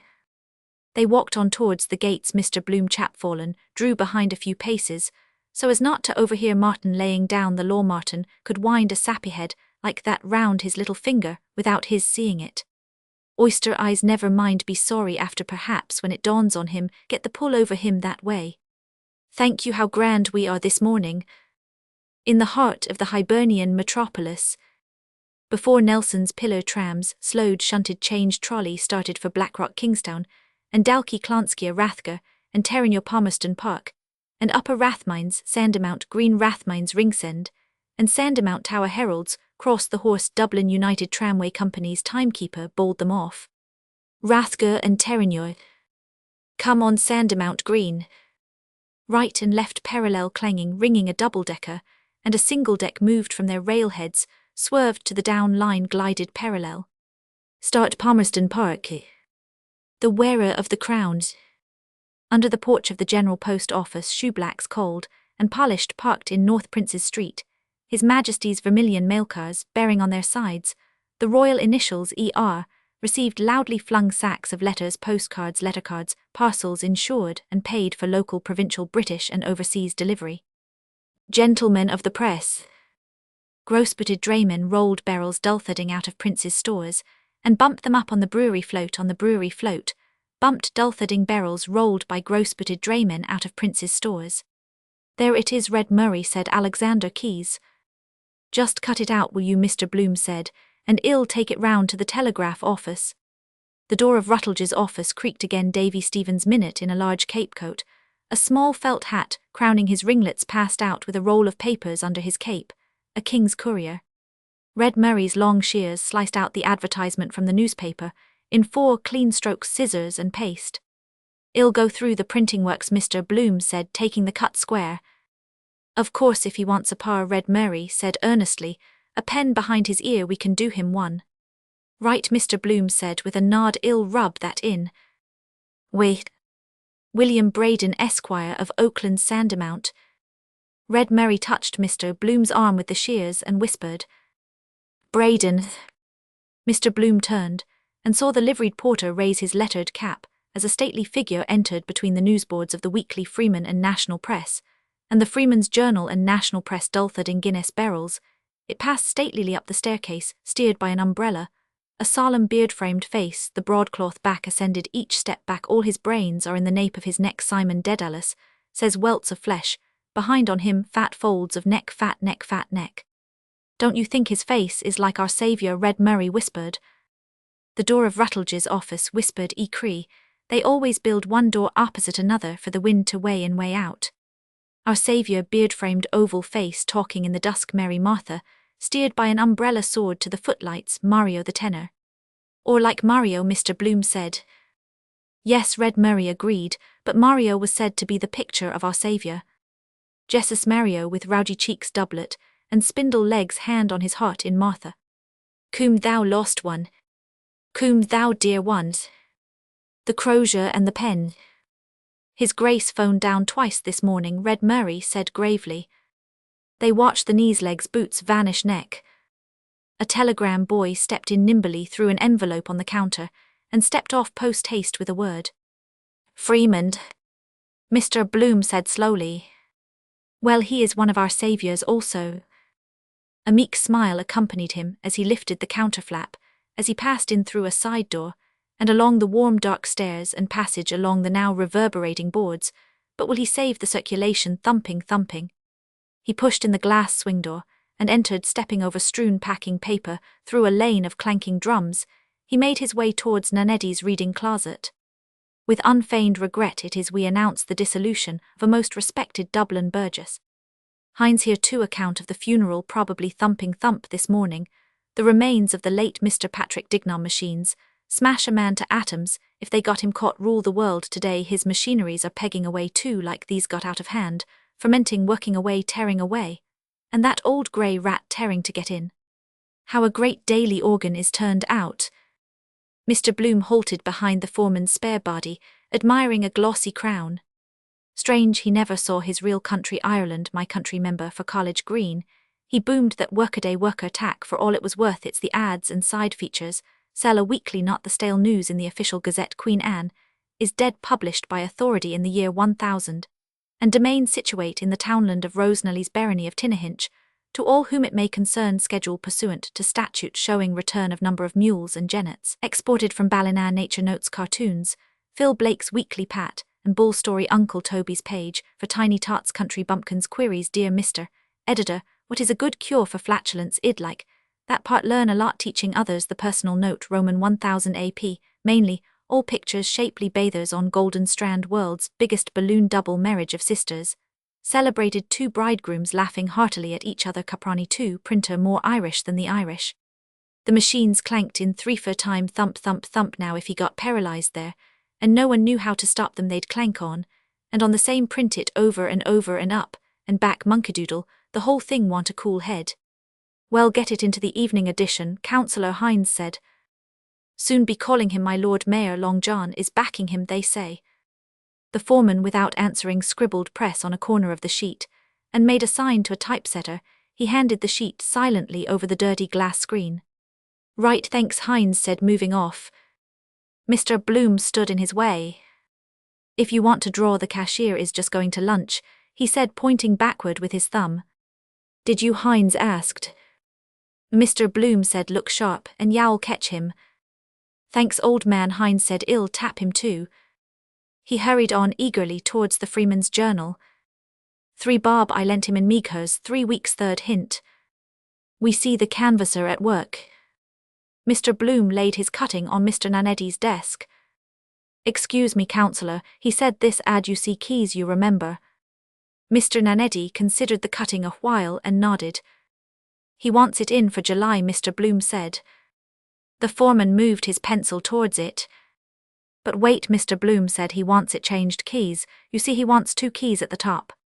Hell of a racket they make, he doesn't hear it, nan and iron nerves. Maybe he understands. What Roman one?" The foreman turned round to hear patiently, and lifting an elbow began to scratch slowly in the armpit of his alpaca jacket. "Like that," Mr. Bloom said, crossing his forefingers at the top. "Let him take that in first." Mr. Bloom, glancing sideways up from the cross he had made, saw the foreman's sallow face think he has a touch of jaundice, and beyond the obedient reels feeding in huge webs of paper clank it miles of it, unreeled what becomes of it, after wrap up meat parcels various uses 1,001 things. Slipping his words deftly into the pauses of the clanking, he drew swiftly on the scarred wood. "House of Keys. Like that, see 2 crossed keys, here a circle, then here the name Alexander Keys Tea Wine, and spirit merchant, so on. Better not teach him his own business. You know yourself, councillor, just what he wants, then round the top, inleaded the House of Keys, you see. Do you think that's a good idea?" The foreman moved his scratching hand to his lower ribs and scratched there quietly. "The idea," Mr. Bloom said, "is the House of Keys. You know, councillor, the Manx Parliament innuendo of Home Rule tourists, you know, from the Isle of Man, catches the eye, you see. Can you do that? I could ask him perhaps about how to pronounce that voglio, but then if he didn't know, only make it awkward for him, better not." "We can do that," the foreman said. "Have you the design?" "I can get it," Mr. Bloom said. "It was in a Kilkenny paper. He has a house there too, ill just run out. And ask him, well, you can do that. And just a little par calling attention, you know, the usual high-class licensed premises Longfelt wants, so on." The foreman thought for an instant. "We can do that," he said. "Let him give us a 3 months renewal." A typesetter brought him a limp gallopage. He began to check it. Silently, Mr. Bloom stood by, hearing the loud throbs of cranks, watching the silent typesetters at their cases. "Orthographical. Want to be sure of his spelling proof. Fever Martin Cunningham forgot to give us his spelling bee conundrum this morning. It is amusing to view the unpar 1 R alleeled embarra 2 Rs. Is it double S meant of a harassed peddler, while gauging the symmetry with a Y of a peeled pear under a cemetery wall? Silly isn't it cemetery, put in of course on account of the symmetry.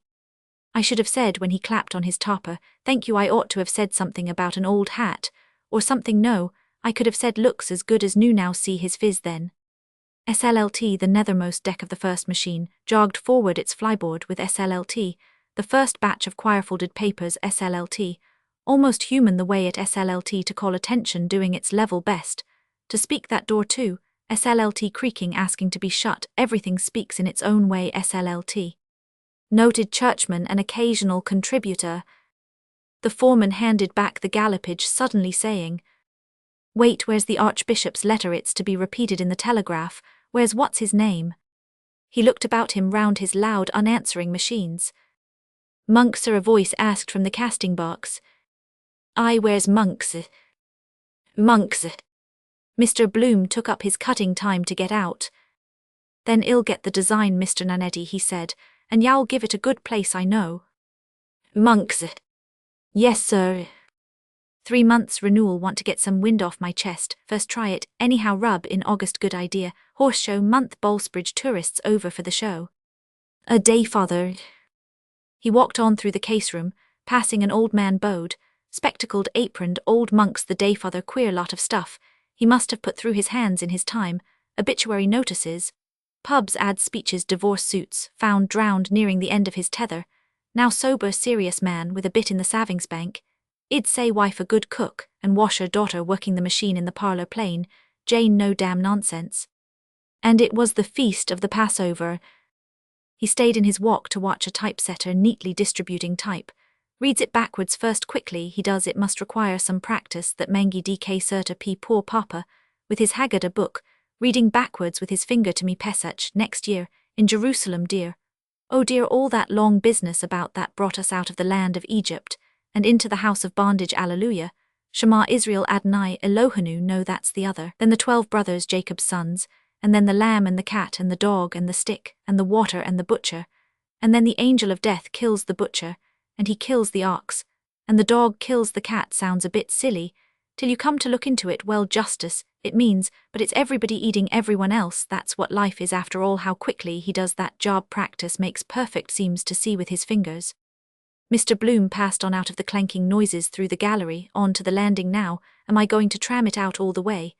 And then catch him out? Perhaps better phone him up. First number, yes, same as Citron's house, 2844. Only once more that soap.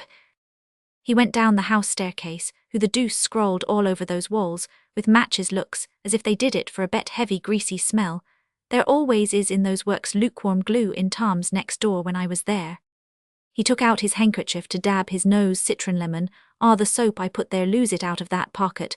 Putting back his handkerchief, he took out the soap, and stowed it away buttoned into the hip pocket of his trousers. What perfume does your wife use? I could go home, still tram, something I forgot just to see before dressing. No, here, no. A sudden screech of laughter came from the Evening Telegraph office. Know who that is? What's up? Pop in a minute to phone Ned Lambert. It is. He entered softly. Aaron Green, gem of the Silver Sea. The ghost walks. Professor MacHugh murmured softly biscuitfully to the dusty windowpane. Mr. Dedalus, staring from the empty fireplace at Ned Lambert's quizzing face, asked of it sourly. Agonizing Christ, wouldn't it give you a heartburn on your arse? Ned Lambert, seated on the table, read on.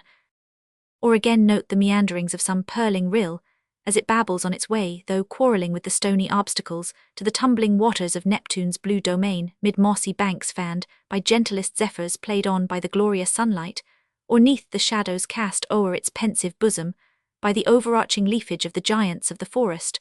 What about that, Simon? He asked over the fringe of his newspaper. How's that for high?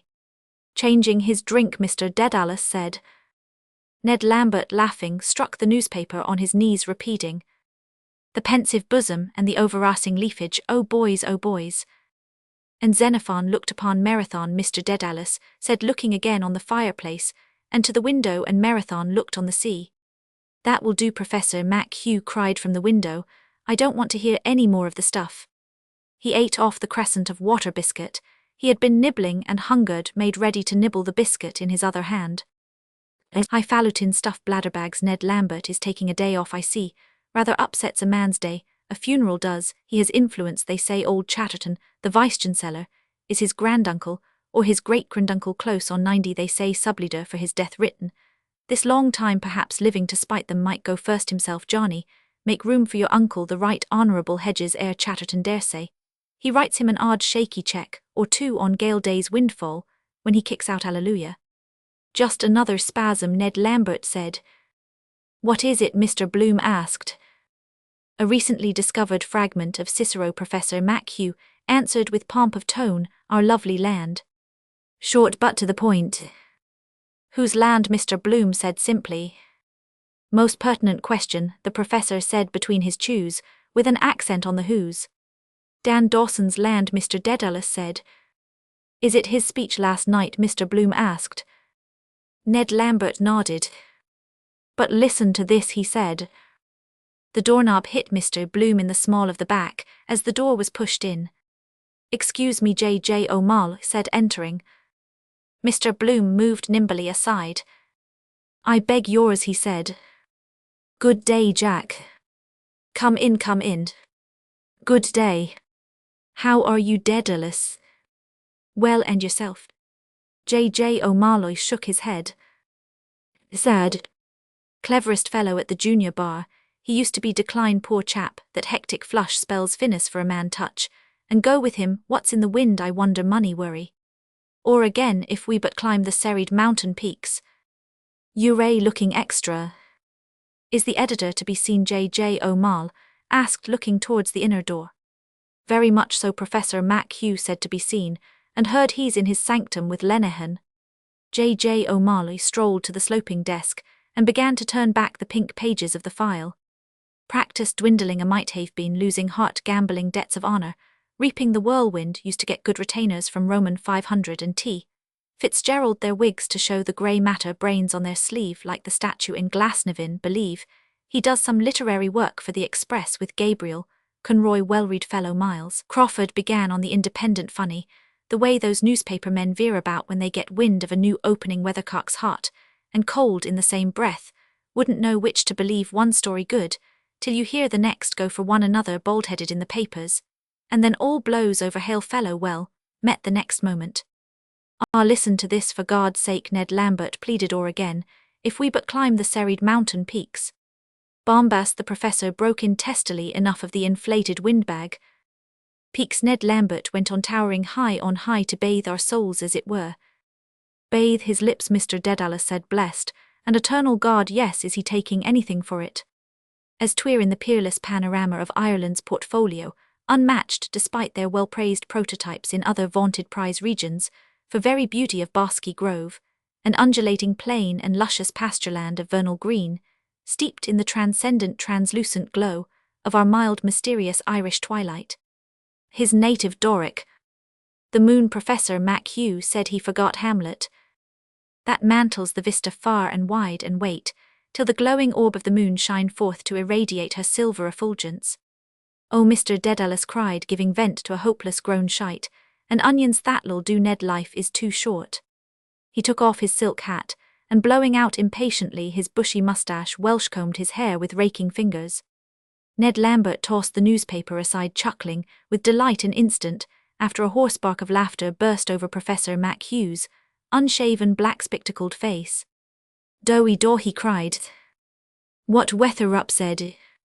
All very fine to jeer at it now in cold print, but it goes down like hot cake, that stuff. He was in the bakery line too, wasn't he? Why they call him Doughy daw, feathered his nest well anyhow, daughter. Engaged to that chap, in the Inland Revenue Office, with the motor, hooked that nicely entertainment's open house big blowout Weatherup, always said that get a grip of them by the stomach. The inner door was opened violently, and a scarlet-beaked face crested by a comb of feathery hair thrust itself in. The bold blue eyes stared about them, and the harsh voice asked, "What is it?" "And here comes the sham squire himself," Professor Mac-Hugh said grandly. "Gettin' out that, you bloody old pedagogue," the editor said in recognition. "Come, Ned," Mr. Dedalus said, putting on his hat, "I must get a drink after that." "Drink," the editor cried, "no drink served before Mass." "Quite right too," Mr. Dedalus said, going out. "Come on, Ned." Ned Lambert sidled down from the table. The editor's blue eyes roved towards Mr. Bloom's face, shadowed by a smile. "Will you join us, Miles?" Ned Lambert asked. "Memorable battles recalled." "North Cork militia," the editor cried, striding to the mantelpiece. "We won every time, North Cork and Spanish officers." "Where was that, Miles?" Ned Lambert asked with a reflective glance at his toe caps. "In Ohio," the editor shouted. "So it was, begad," Ned Lambert agreed.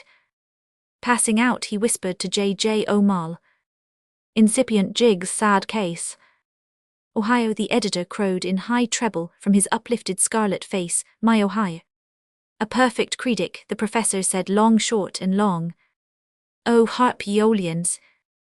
He took a reel of dental floss from his waistcoat pocket, and breaking off a piece twanged it smartly between two and two of his resonant unwashed teeth. Bing bang bang bangs. Mr. Bloom, seeing the coast clear, made for the inner door. "Just a moment, Mr. Crawford," he said, "I just want to phone about an ad." He went in. "What about that leader this evening?" Professor Mac-Hugh asked, coming to the editor and laying a firm hand on his shoulder. "That'll be all right," Miles Crawford said more calmly. "Never you fret." "Hello, Jack, that's all right." "Good day, Miles," J.J. O'Malley said, letting the pages he held slip limply back on the file. "Is that Canada swindle case on today?" The telephone word inside. 28 no, 2044 yes. "Spot the winner." Lenihan came out of the inner office with sports tissues. "Who wants a dead cert for the Gold Cup?" he asked Scepter with "Oh Madden up." He tossed the tissues onto the table. Screams of newsboys barefoot in the hall rushed near, and the door was flung open. "Hush," Lenihan said, "I hear feetsteps." Professor Mac-Hugh strode across the room and seized the cringing urchin by the collar, as the others scampered out of the hall, and down the steps. The tissues rustled up in the draught, floated softly in the air blue scrolls, and under the table came to earth. "It wasn't me, sir, it was the big fellow shoved me, sir." "Throw him out and shut the door," the editor said. "There's a hurricane blowing." Lenehan began to pour the tissues up from the floor, grunting as he stooped twice. Waiting for the racing special, sir, the newsboy said. It was Pat Farrell shoved me, sir. He pointed to two faces peering in round the doorframe. Him, sir. Out of this with you, Professor, Mac Hugh said gruffly. He hustled the boy out and banged the door to.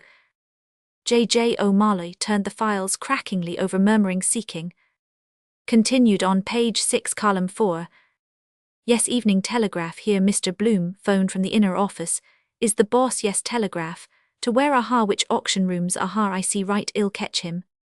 A collision ensues. The bell whirred again as he rang off. He came in quickly and bumped against Lenehan, who was struggling up with the second tissue. Pardon, Monsieur, Lenehan said, clutching him for an instant and making a grimace. My fault, Mr. Bloom said, suffering his grip. Are you hurt? I am in a hurry. Knee, Lenehan said. He made a comic face and whined, rubbing his knee. The accumulation of the anno domini. Sorry, Mr. Bloom said. He went to the door and, holding it ajar, paused. J.J.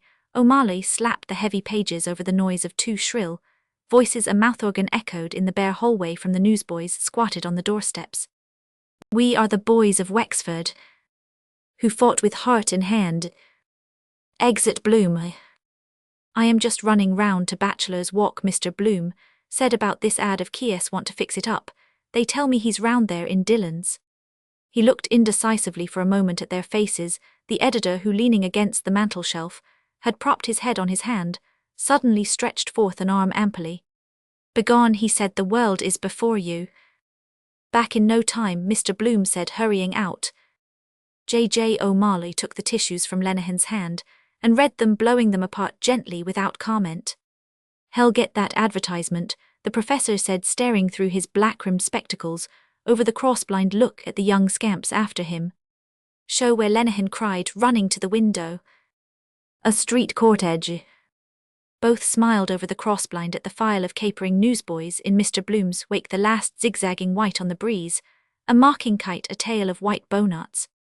Look at the young guttersnipe behind him, hue and cry, Lenehan said, and yowl kick o' my rib, Risible taking off his flat spogs, and the walk small nines steal upon larks. He began to mazurka in swift caricature across the floor on sliding feet, past the fireplace to J.J. O'Malley, who placed the tissues in his receiving hands. What's that? Miles Crawford said with a start. Where are the other two gone?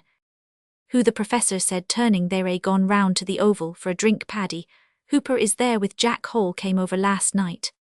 Come on then, Miles Crawford said. Where's my hat? He walked jerkily into the office behind, parting the vent of his jacket, jingling his keys in his back pocket. They jingled then in the air and against the wood as he locked his desk drawer. He's pretty well on, Professor, Mac Hugh said in a low voice. Seems to be, J.J. O'Malley said, taking out a cigarette case in murmuring meditation, but it is not always as it seems who has the most matches. The calumet of peace. He offered a cigarette to the professor and took one himself. Lenehan promptly struck a match for them and lit their cigarettes in turn. J.J. O'Malley opened his case again and offered it. Thank ye, vous, Lenehan said, helping himself. The editor came from the inner office, a straw hat awry on his brow. He declaimed in song, pointing sternly at Professor Mac Hugh. 'Twas rank and fame that tempted thee. 'Twas empire charmed thy heart. The professor grinned, locking his long lips. You bloody old Roman Empire, Miles Crawford said. He took a cigarette from the open case. Lenehan, lighting it for him with quick grace, said, Silence for my brand new riddle. Imperium Romanum. J.J. O'Malley said gently. It sounds nobler than British or Brixton. The word reminds one somehow of fat in the fire. Miles Crawford blew his first puff violently towards the ceiling. That's it, he said. We are the fat, you and I are the fat in the fire. We haven't got the chance of a snowball in hell. The grandeur that was Rome. Wait a moment, Professor Mac Hugh said, raising two quiet claws. We mustn't be led away by words, by sounds of words. We think of Rome, imperial, imperious, imperative. He extended elocutionary arms from frayed, stained shirt cuffs, pausing. What was their civilization? Vast, I allow, but vile cloaky sewers the Jews in the wilderness. And on the mountain top said it is meet to be here. Let us build an altar to Jehovah the Roman like the Englishman, who follows in his footsteps brought to every new shore on which he set his foot on our shore. He never set it, only his cloacal obsession, he gazed about him in his toga. And he said, it is meet to be here, let us construct a water closet. Which they accordingly did do. Lenehan, said our old ancient ancestors, as we read in the first chapter of Guinness, were partial to the running stream. They were nature's gentlemen, J. O'Malley murmured, but we have also Roman law. And Pontius Pilate is its prophet, Professor Mac Hugh responded. Do you know that story about Chief Baron Pauls? J. O'Malley asked. It was at the Royal University dinner. Everything was going swimmingly. First my riddle. Lenehan said, are you ready? Mr. O'Madden Burke, tall in copious grey of Donegal tweed, came in from the hallway. Stephen Dedalus behind him uncovered as he entered. Entres mes enfants, Lenehan cried. I escort a suppliant, Mr. O'Madden Burke said melodiously. Youth, led by experience, visits notoriety. How do you do? The editor said, holding out a hand. Come in, your governor is just gone. Lenehan said to all. Silence. What opera resembles a railway line, reflect, ponder, excogitate. Stephen handed over the typed sheets, pointing to the title and signature. Who? The editor asked. Bit torn off. Mr. Garrett Deasy, Stephen said. That old Pelters, the editor said. Who tore it? Was he short taken? On swift sail flaming. From storm and south. He comes, pale vampire. Mouth to my mouth. Good day, Stephen, the professor said, coming to peer over their shoulders. Foot and mouth are you turned? Bullock befriending bard. Shindy in well-known restaurant. Good day, Sir, Stephen answered, blushing. The letter is not mine. Mr. Garrett Deasy asked me to. Oh, I know him, Miles Crawford said, and I knew his wife too, the bloodiest old Tartar god ever made by Jesus. She had the foot and mouth disease, and no mistake the night. She threw the soup in the waiter's face in the Star, and garter ho. A woman brought sin into the world, for Helen, the runaway wife of Menelaus 10 years, the Greeks O'Rourke, prince of Breffni. Is he a widower? Stephen asked. I a grass one, Miles Crawford said, his eye running down the typescript. Emperor's horses, Habsburg. An Irishman saved his life on the ramparts of Vienna. Don't you forget Maximilian Karl O'Donnell Graf von Tyrconnell in Ireland. Sent his heir over to make the king an Austrian field marshal. Now going to be trouble there one day. Wild geese, oh yes, every time, don't you forget that. The moot point is, did he forget it? J. O'Mall said quietly, turning a horseshoe paperweight. Saving princes is a thank you job. Professor Mac Hugh turned on him. And if not, he said. I'll tell you how it was. Miles Crawford began a Hungarian. It was one day. Lost causes, noble Marquis mentioned.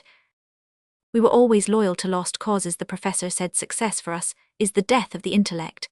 And of the imagination. We were never loyal to the successful. We serve them. I teach the blatant Latin language. I speak the tongue of a race, the acme of whose mentality is the maxim. Time is money, material domination, dominus Lord. Where is the spirituality? Lord Jesus, Lord Salisbury, a sofa in a West End club, but the Greek. Kyrie eleison. A smile of light brightened his dark-rimmed eyes, lengthened his long lips. The Greek, he said again, Kyrios, shining, word the vowels, the Semite, and the Saxon, no, not Kyrie, the radiance of the intellect. I ought to profess Greek, the language of the mind. Kyrie eleison, the closet-maker, and the cloak-maker will never be lords of our spirit. We are liege subjects of the Catholic chivalry of Europe that foundered at Trafalgar, and of the empire of the spirit, not an imperium, that went under with the Athenian fleets at Aegospotami. Yes, they went under. Pyrrhus, misled by an oracle, made a last attempt to retrieve the fortunes of Greece, loyal to a lost cause. He strode away from them towards the window. They went forth to battle, Mr. O'Madden Burke said greyly, but they always fell. Boohoo. Lenehan wept with a little noise, owing to a brick received in the latter half of the matinee. Poor Pyrrhus. He whispered then near Stephen's ear. Lenehan's limerick. There's a ponderous pundit, Mac Hugh, who wears goggles of ebony hue, as he mostly sees double. To wear them, why trouble? I can't see the Joe Miller, can you? In mourning for Sallust Mulligan, says, whose mother is beastly dead. Miles Crawford crammed the sheets into a side pocket. That'll be all right, he said. I'll read the rest after. That'll be all right. Lenehan extended his hands in protest. But my riddle, he said, what opera is like a railway line? Opera. Mr. O'Madden Burke's sphinx face re-riddled. Lenehan announced gladly. The Rose of Castile C. The Wheeze Rose of Castile G. He poked Mr. O'Madden Burke mildly in the spleen. Mr. O'Madden Burke fell back with grace on his umbrella, feigning a gasp. Help, he sighed, I feel a strong weakness. Lenehan, rising to tiptoe, fanned his face rapidly with the rustling tissues. The professor, returning by way of the files, swept his hand across Stephen's and Mr. O'Madden Burke's loose ties. Paris past and present, he said, you look like communards. Like fellows who had blown up the Bastille. J. O'Malley said in quiet mockery. Or was it you shot the Lord Lieutenant of Finland between you? You look as though you had done the deed, General Bobrikov. Omnium Gatherum. We were only thinking about it, Stephen said. All the talents, Miles Crawford said. Law, the classics. The turf, Lenehan put in. Literature, the press. If Bloom were here, the professor said. The gentle art of advertisement. And Madam Bloom, Mr. O'Madden Burke added. The vocal muse, Dublin's prime favourite. Lenehan gave a loud cough. Ahem, he said very softly. Oh, for a fresh of breath air. I caught a cold in the park. The gate was open. You can do it. The editor laid a nervous hand on Stephen's shoulder. I want you to write something for me, he said, something with a bite in it. You can do it, I see it in your face, in the lexicon of youth. See it in your face, see it in your eye, lazy, idle little schemer. Foot and mouth disease, the editor cried in scornful invective. Great nationalist, meeting in Boris in Ossory. All balls bulldozing the public, give them something with a bite in it, put us all into it, damn its soul, Father, Son, and Holy Ghost and Jakes M. Carthy. We can all supply mental pabulum, Mr. O'Madden Burke said. Stephen raised his eyes to the bold, unheeding stare. He wants you for the press gang, J. O'Malley said. The great Gallagher. You can do it, Miles Crawford repeated, clenching his hand in emphasis. Wait a minute, well, paralyze Europe, as Ignatius Gallagher used to say when he was on the shore on doing billiard marking in the Clarence Gallagher. That was a pressman for you, that was a pen, you know how he made his mark. I'll tell you, that was the smartest piece of journalism ever known. That was in 81 6th of May, time of the Invincible's murder in the Phoenix Park. Before you were born, I suppose. I'll show you. He pushed past them to the files. Look at here, he said, turning the New York World, cabled for a special remember that time. Professor MacHugh nodded. New York World, the editor said excitedly, pushing back his straw hat, where it took place. Tim Kelly, or Kavanagh, I mean Joe Brady, and the rest of them, where Skinned Goat drove the car whole route C. Skinned Goat, Mr. O'Madden Burke, said Fitzharris. He has that cabman's shelter, they say, down there at Butt Bridge. Hollowhan told me you know Hollowhan. Hop and Kerry one, is it? Miles Crawford said. And poor Gumley is down there too, so he told me, minding stones for the corporation, a night watchman. Stephen turned in surprise. Gumley, he said, you don't say so, a friend of my father's, is it? Never mind Gumley, Miles Crawford cried angrily. Let Gumley mind the stones, see, they don't run away. Look at here. What did Ignatius Gallagher do? Ill tell you, inspiration of genius, cabled right away. Have you Weekly Freeman of 17 March right? Have you got that? He flung back pages of the files and stuck his finger on a point. Take page 4, advertisement for Bransom's coffee. Let us say, have you got that right? The telephone word. A distant voice. I'll answer it, the professor said, going. B is Parkgate, good. His finger leaped and struck point after point, vibrating. T is Viceregal, large C, is where murder took place. K is Knockmaroon Gate. The loose flesh of his neck shook like a cock's wattles, and ill-starked dicky jutted up, and with a rude gesture he thrust it back into his waistcoat. Hello, Evening Telegraph here. Hello, who's there? Yes, yes, yes. F to P is the route. Skinned Goat drove the car for an alibi. Inchicore, Roundtown, Windy Arbor, Palmerston Park, Rainlog. FABP got that. X is Davies' Publish House in Upper Leeson Street. The professor came to the inner door. Bloom is at the telephone, he said. Tell him go to hell, the editor said promptly. X is Davies' Publish House. C. Clever, very.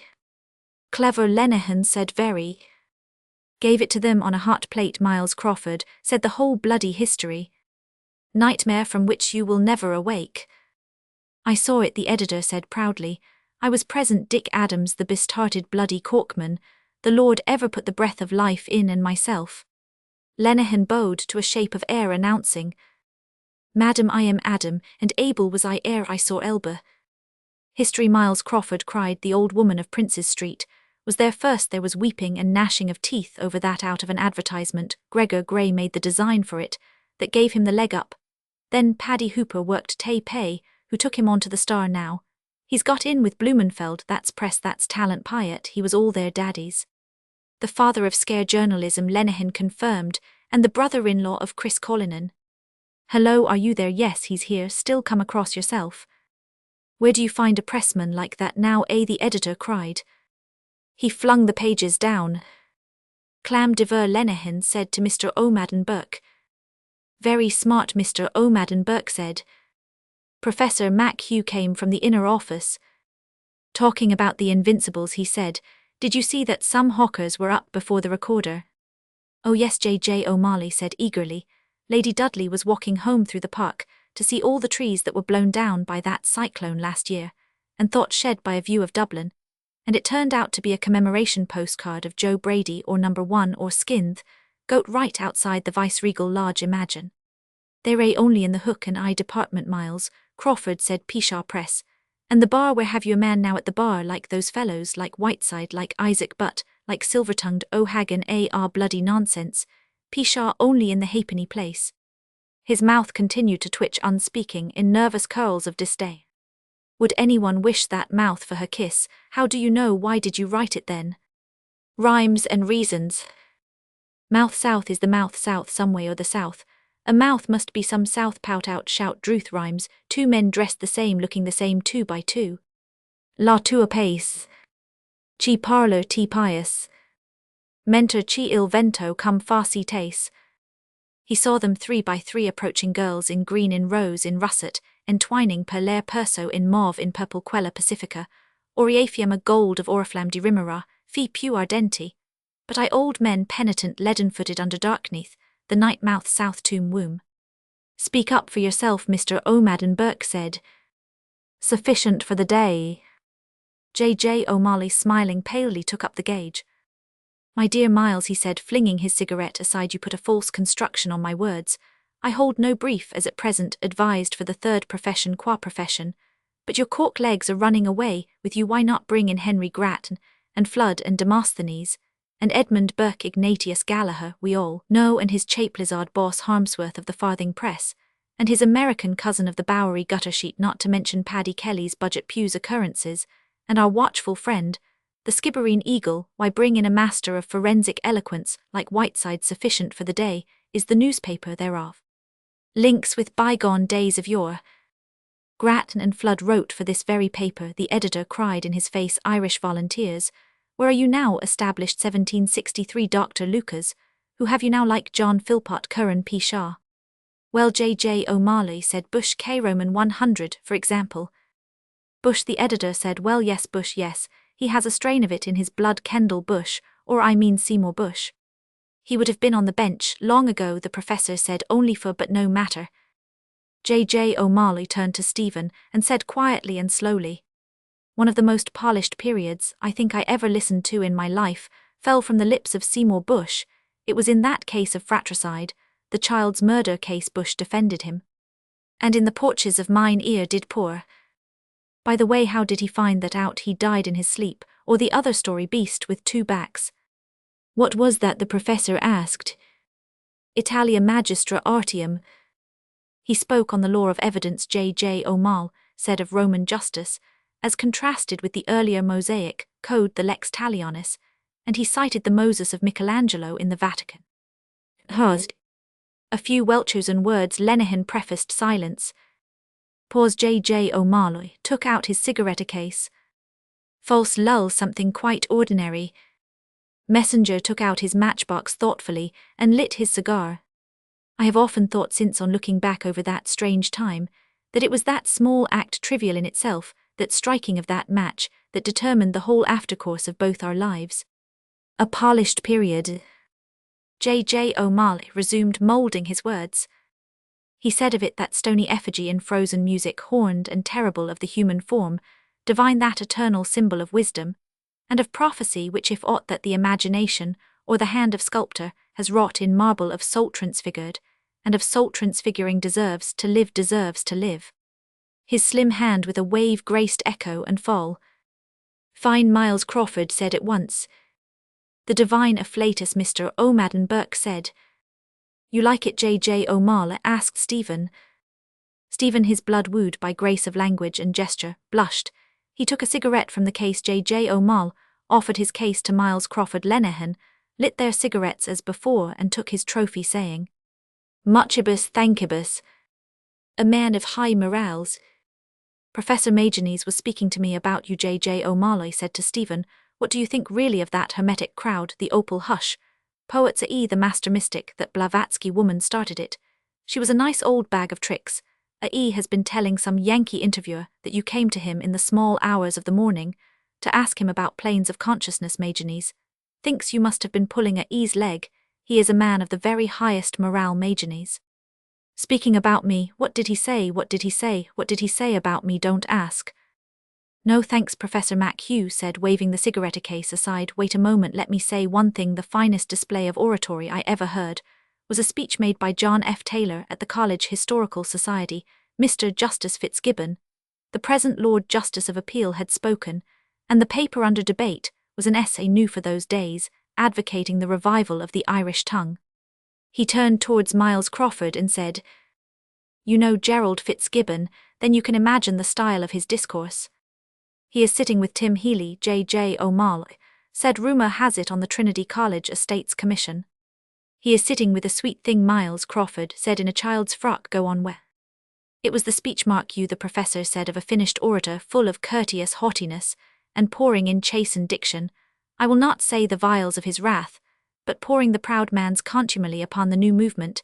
It was then a new movement. We were weak, therefore worthless. He closed his long, thin lips an instant, but eager to be on, raised an outspanned hand to his spectacles, and with trembling thumb and ringfinger touching lightly, the black rims steadied them to a new focus. Impromptu. In ferial tone, he addressed J. O'Malley. Taylor had come there, you must know, from a sickbed, that he had prepared his speech. I do not believe, for there was not even one shorthand writer in the hall. His dark lean face had a growth of shaggy beard round it. He wore a loose white silk neckcloth, and altogether he looked though he was not a dying man. His gaze turned at once, but slowly, from J. O'Malley's towards Stephen's face, and then bent at once to the ground, seeking. His unglazed linen collar appeared behind his bent head, soiled by his withering hair. Still seeking, he said. When Fitzgibbon's speech had ended, John F. Taylor rose to reply briefly. As well as I can bring them to mind, his words were these. He raised his head firmly, his eyes bethought themselves. Once more witless shellfish swam in the gross lenses to and fro, seeking outlet. He began.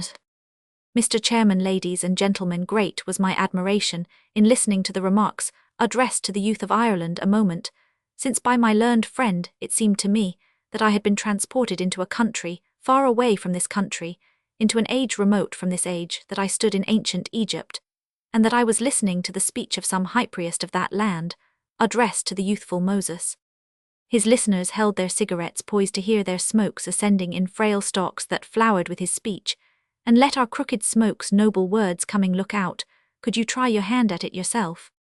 And it seemed to me that I heard the voice of that Egyptian high priest raised in a tone of like haughtiness, and like pride I heard his words, and their meaning was revealed to me. From the fathers it was revealed to me that those things are good which yet are corrupted, which neither if they were supremely good nor, unless they were good, could be corrupted. Ah, curse you, that St. Augustine. Why will you Jews not accept our culture, our religion, and our language? You are a tribe of nomad herdsmen. We are a mighty people. You have no cities, nor no wealth. Our cities are hives of humanity, and our galleys trireme and quadrireme laden with all manner merchandise, furrow the waters of the known globe. You have but emerged from primitive conditions. We have a literature, a priesthood, an age-long history, and a polity. Nile. Child man effigy. By the Nile bank the babe Marie's kneel, cradle of bulrushes, a man supple in combat, stone-horned, stone-bearded, heart of stone. You pray to a local and obscure idol, our temples majestic and mysterious, are the abodes of Isis and Osiris of Horus, and Ammon Ra yours serfdom awe, and humbleness ours thunder. And the seas Israel is weak and few, are her children Egypt is an host and terrible, are her arms vagrants and day labourers, are you called the world trembles at our name. A dumb belch of hunger cleft his speech, he lifted his voice above it boldly.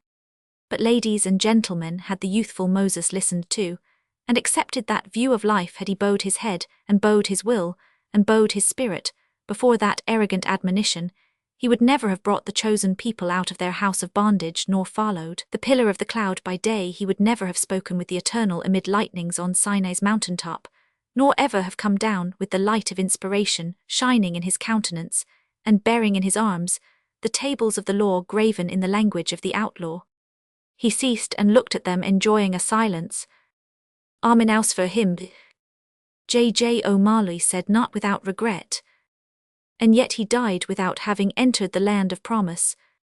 A sudden at the moment, though from lingeringleness often previously expectorate demise, Lenehan added, and with a great future behind him. The troop of bare feet was heard rushing along the hallway and pattering up the staircase.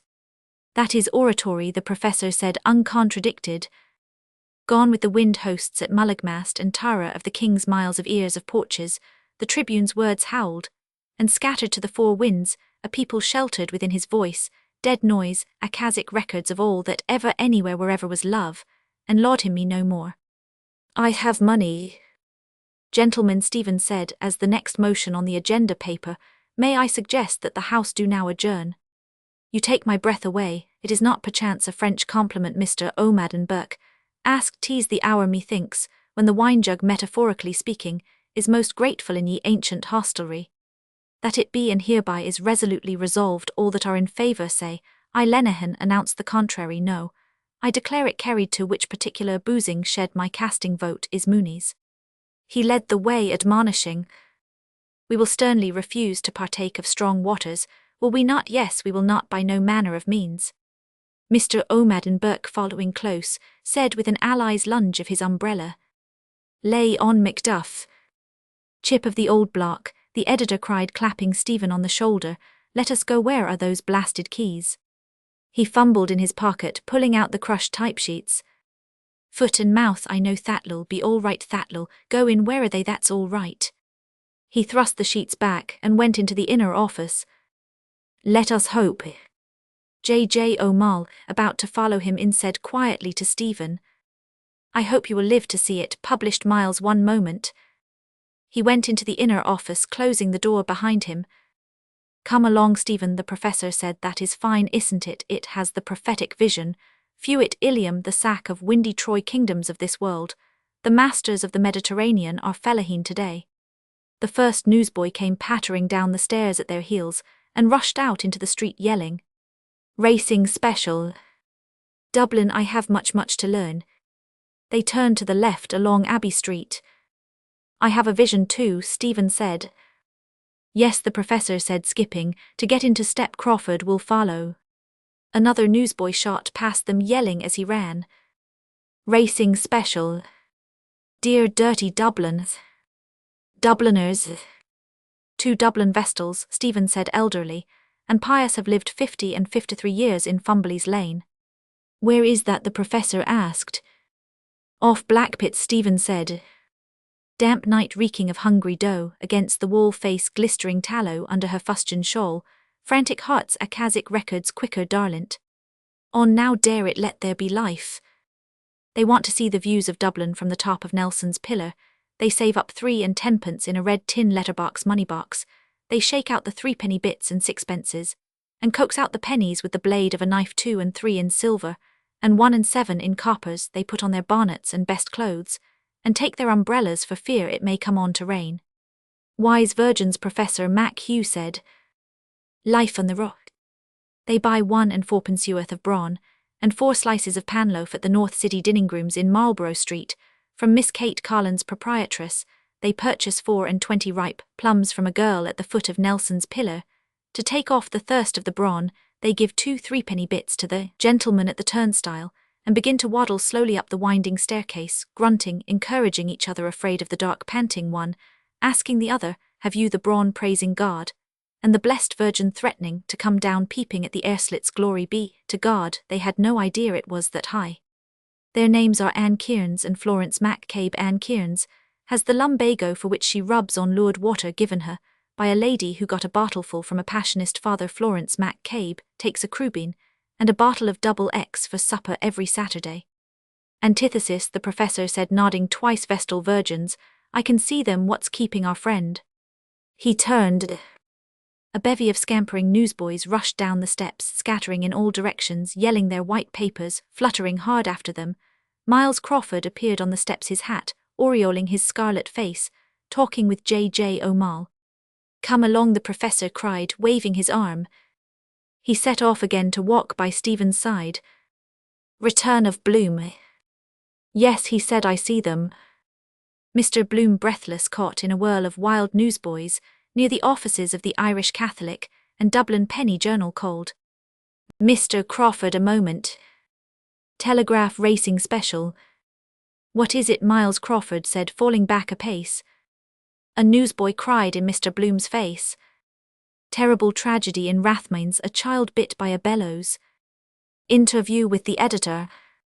Just this ad, Mr. Bloom said, pushing through towards the steps, puffing, and taking the cutting from his pocket. I spoke with Mr. Keyes. Just now hell give a renewal for 2 months, he says, after hell see. But he wants a par to call attention in the Telegraph to the Saturday Pink, and he wants it copied if it's not too late. I told Councillor Nanedi from the Kilkenny People I can have access to it in the National Library House of Keyes. Don't you see his name is Keyes, it's a play on the name.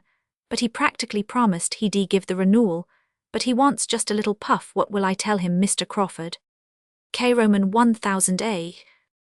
Will you tell him he can kiss my arse? Miles Crawford said, throwing out his arm. For emphasis, tell him that straight from the stable. A bit nervy, look out for squalls, all off for a drink. Arm in arm, Lenehan's yachting cap on the catch. Beyond usual Blarney wonder is that young Dedalus, the moving spirit, has a good pair of boots on him. Today, last time I saw him, he had his heels on view, been walking in muck, somewhere. Careless chap. What was he doing in Irishtown? Well, Mr. Bloom said, his eyes returning, if I can get the design, I suppose it's worth a short par. He'd give the ad, I think. I'll tell him. K Roman 1000 R Roman 1A. He can kiss my royal Irish arse. Miles Crawford cried loudly over his shoulder. Any time he likes, tell him. While Mr. Bloom stood weighing the point, and about to smile, he strode on jerkily. Raising the wind. Nulla bona Jack, he said, raising his hand to his chin. I'm up to here, I've been through the hoop myself. I was looking for a fellow to back a bill for me no later than last week. Sorry, Jack, you must take the will for the deed with a heart and a half. If I could raise the wind any. J.J. O'Malley pulled a long face and walked on silently. They caught up on the others and walked abreast. When they have eaten the brawn and the bread, and wiped their 20 fingers in the paper the bread was wrapped in, they go nearer to the railings. Something for you, the professor explained to Miles Crawford, 2 old Dublin women on the top of Nelson's pillar.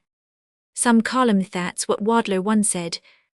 That's new, Miles Crawford said, that's copy out for the Waxies. Dargle, 2 old trickies, what? But they are afraid the pillar will fall, Stephen went on. They see the roofs and argue about where the different churches are. Rathmines, Blue Dome, Adam and Eve's, St. Lawrence, O'Toole's. But it makes them giddy to look, so they pull up their skirts. Those slightly rambunctious females. Easy all, Miles Crawford said, no poetic license. We're in the archdiocese here. And settle down on their striped petticoats, peering up at the statue of the one-handled adulterer. One-handled adulterer, the professor cried. I like that. I see the idea. I see what you mean. Dames donate Dublin's sit speed pills, velocitus aeroliths belief. It gives them a crick in their necks, Stephen said, and they are too tired to look up or down, or to speak. They put the bag of plums between them, and eat the plums out of it, one after another, wiping off with their handkerchiefs the plum juice that dribbles out of their mouths, and spitting the plumstones slowly out between the railings. He gave a sudden loud young laugh as a close Lenehan and Mr. O'Madden Burke, hearing, turned, beckoned, and led on across towards Mooney's. Finished, Miles Crawford said, so long as they do no worse. Sophist wallops haughty Helen square on probasis Spartans Nash molars Ithacans Vaupen is champ. You remind me of Antisthenes, the professor said, a disciple of Gorgias, the sophist. It is said of him that none could tell if he were bitterer against others or against himself. He was the son of a noble and a bondwoman, and he wrote a book in which he took away the palm of beauty from Argive Helen, and handed it to poor Penelope. Poor Penelope, Penelope rich. They made ready to cross O'Connell Street. Hello there, Central. At various points along the 8 lines, tramcars with motionless trolleys stood in their tracks bound for, or from Rathmines Rathfarnham Blackrock Kingstown, and Dalkey Sandymount Green Ringsend, and Sandymount Tower Donnybrook Palmerston Park, and Upper Rathmines, all still becalmed in short-circuit hackney cars, cabs, delivery wagons, mailvans, private broughams, aerated mineral water floats with rattling crates of bottles rattled rolled horse-drawn rapidly. What and likewise where? But what do you call it? Miles Crawford asked. Where did they get the plums? Virgilian says pedagogue sophomore plumps for old man Moses. Call it wait, the professor said, opening his long lips wide. To reflect, call it let me see, call it Deus Nobis HC Osha Fecit.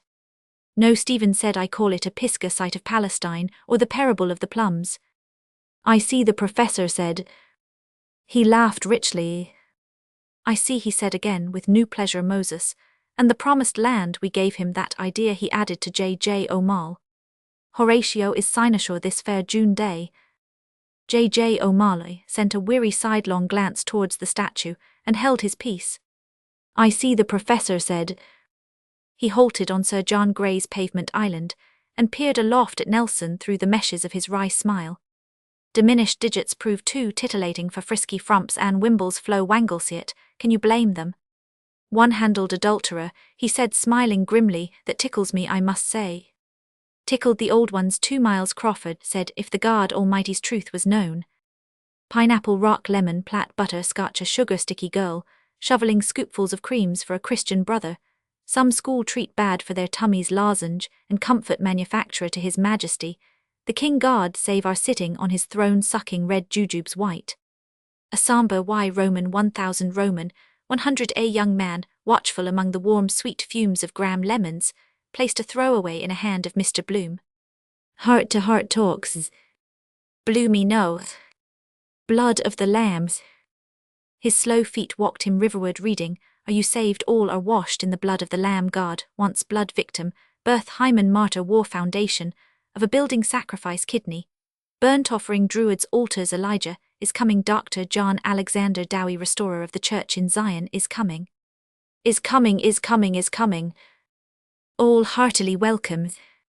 Paying game Tory and Alexander last year polygamy, his wife will put the stopper on that. Where was that ad? Some Birmingham firm, the luminous crucifix our Saviour, wake up in the dead of night, and see him on the wall hanging. Pepper's ghost idea, iron nails ran in.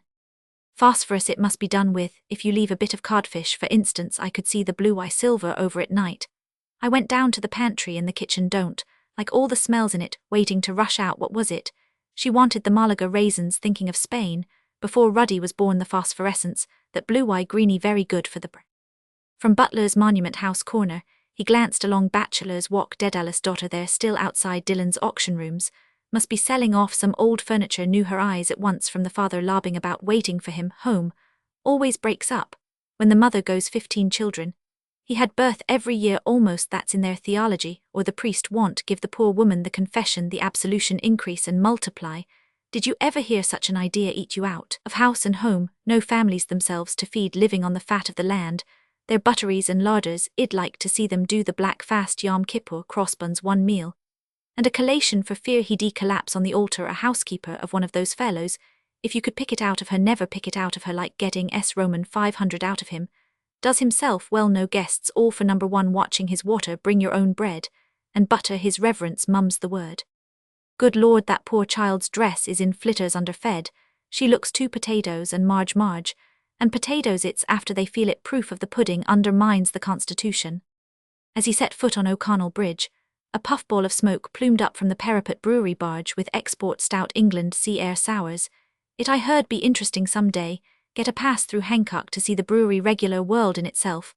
Vats of porter, wonderful rats, get in too, drink themselves bloated as big as a collie, floating dead drunk on the porter drink, till they puke again like Christians imagine drinking, that rats vats. Well, of course, if we knew all the things. Looking down he saw flapping strongly, wheeling between the gaunt quaywalls, gulls rough, whether outside. If I threw myself down, Reuben, J.S. son, must have swallowed a good bellyful of that sewage one. And 8 pence too much. It's the droll way he comes out, with the things knows how to tell a story too. They wheeled lower looking for grub weight.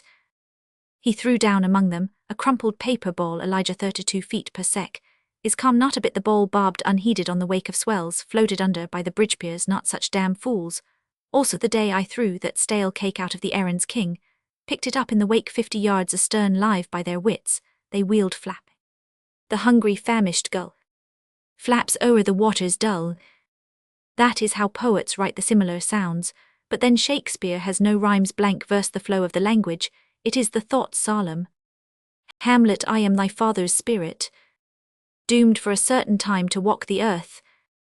2 apples a penny, 2 for a penny. His gaze passed over the glazed apples serried on her stand. Australians, they must be this time of year. Shiny peels, polishes them up with a rag or a handkerchief. Wait, those poor birds. He halted again and bought from the old applewoman 2 Banbury cakes for a penny, and broke the brittle paste, and threw its fragments down into the Liffey Sea, that the gulls swooped silently to. Then all from their heights, pouncing on prey gone every morsel. Aware of their greed and cunning, he shook the powdery crumb from his hands. They never expected that manna live on fishy flesh.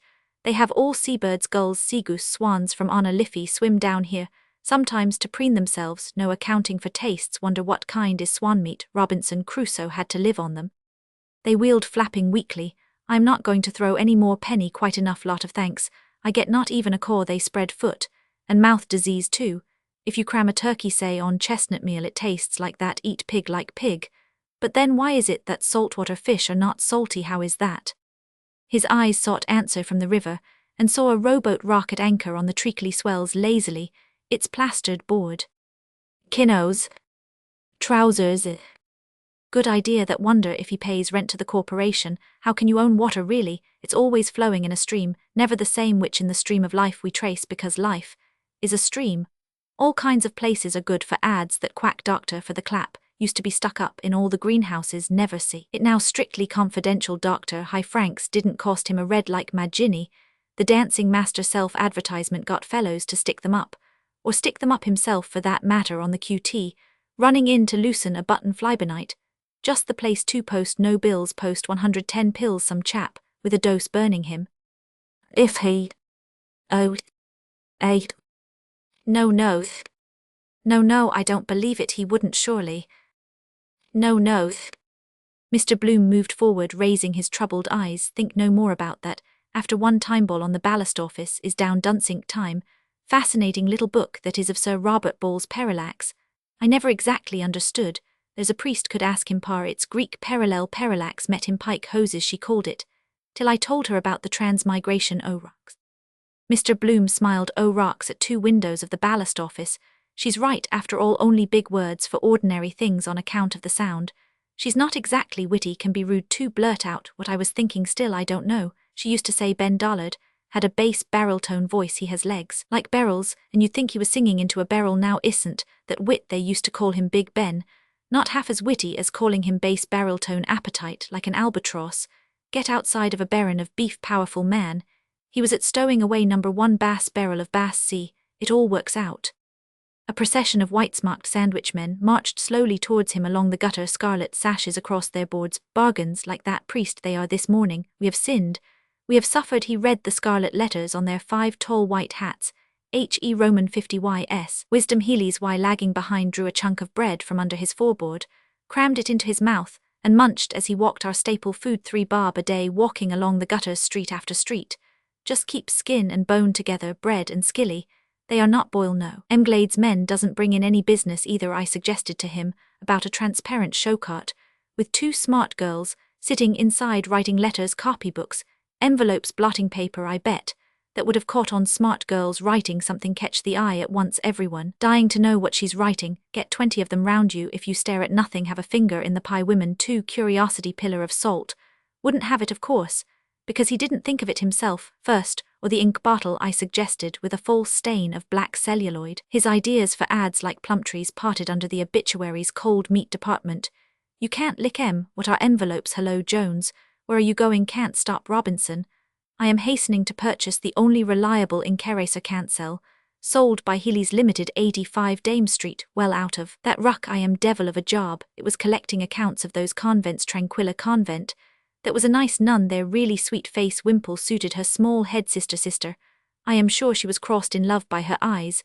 Very hard to bargain with that sort of a woman. I disturbed her at her devotions that morning, but glad to communicate with the outside world our great day. She said Feast of Our Lady of Mount Carmel, sweet name too, Carmel. She knew, I think she knew by the way if she had married she would have changed, I suppose. They really were short of money, fried everything in the best butter, all the same no lard for them. My heart's broke, eating dripping, they like buttering themselves in and out. Molly tasting it, her veil up. Sister Pat Claffey, the pawnbroker's daughter. It was a nun, they say, invented barbed wire. He crossed Westmoreland Street when apostrophe S had plodded by Rover Cyclishop. Those races are on today. How long ago is that year Phil Gilligan died? We were in Lombard Street. West Waite was in Tom's got the job in Wisdom Healy's year. We married 6 years 10 years ago 94. He died, yes that's right, the big fire at Arnott's. Val Dillon was Lord Mayor. The Glencree dinner, Alderman Robert O'Reilly emptying the port into his soup. Before the flag fell, Bob lapping it for the inner alderman, couldn't hear what the band played for what we have already received. May the Lord make us. Millie was a kiddie. Then Molly had that elephant-grey dress with the braided frogs, man-tailored with self-covered buttons. She didn't like it, because I sprained my ankle first day. She wore choir picnic at the Sugarloaf as if that old Goodwin's tall hat done up with some sticky stuff flies. Picnic too never put a dress on her back like it fitted her like a glove, shoulders and hips. Just beginning to plump it out well. Rabbit pie. We had that day people looking after her. Happier than snug little room that was with the red wallpaper. Dockrell's 1 and 9pence, a dozen Millie's tubbing night American soap. I bought elderflower, cozy smell of her bathwater. Funny, she looked soaped all over. Shapely too. Now photography, poor papa's daguerreotype atelier. He told me of hereditary taste. He walked along the curbstone. Stream of life, what was the name of that priester-looking chap, was always squinting in when he passed. Weak eyes woman stopped in Citron St. Kevin's. Parade pen, something Pendenny's. My memory is getting pen, of course it's years ago. Noise of the trams, probably well, if he couldn't remember the dayfather's name that he sees every day. Bartel D'Arcy was the tenor just coming out, then seeing her home after practice. Conceited fellow with his waxed-up mustache, gave her that song Winds That Blow from the South. Windy night that was, I went to fetch her. There was that large meeting on about those lottery tickets after Goodwin's concert in the supper-room or oak room of the mansion house. He and I behind sheet of her music, blew out of my hand against the high school railings. Lucky it didn't. Thing like that spoils the effect of a night for her. Professor Goodwin linking her, in front shaky on his pins. Poor old sot, his farewell concerts, positively last appearance on any stage, maybe for months and maybe for never. Remember her laughing at the wind, her blizzard collar up corner of Harcourt Road. Remember that gust Rafu blew up all her skirts, and her boa nearly smothered old Goodwin. She did get flushed in the wind. Remember when we got home, raking up the fire and frying up those pieces of lap of mutton for her supper with the chutney sauce she liked, and the mulled rum. Could see her in the bedroom from the hearth, unclamping the busk of her stays, white swish and soft flop her stays made on the bed, always warm from her, always liked to let herself out sitting there after till near 2, taking out her hairpins. Millie tucked up in Beddy house, happy that was the night. Oh Mr. Bloom, how do you do? Oh how do you do, Mrs. Breen? No use complaining. How is Marley those times? Haven't seen her for ages. In the pink, Mr. Bloom said gaily. Millie has a position down in Mullingar, you know. Go away, isn't that grand for her? Yes, in a photographer's. They're getting on like a house on fire. How are all your charges? All on the baker's list, Mrs. Breen said. How many has she? No other in sight. You're in black, I see you have no. No, Mr. Bloom said, I have just come from a funeral. Going to crop up all day, I foresee. Who's dead when, and what did he die of? Turn up like a bad penny. Oh dear me, Mrs. Breen said, I hope it wasn't any near relation. May as well get her sympathy. Dignam, Mr. Bloom said, an old friend of mine. He died quite suddenly, poor fellow, heart trouble. I believe funeral was this morning. Your funeral's tomorrow.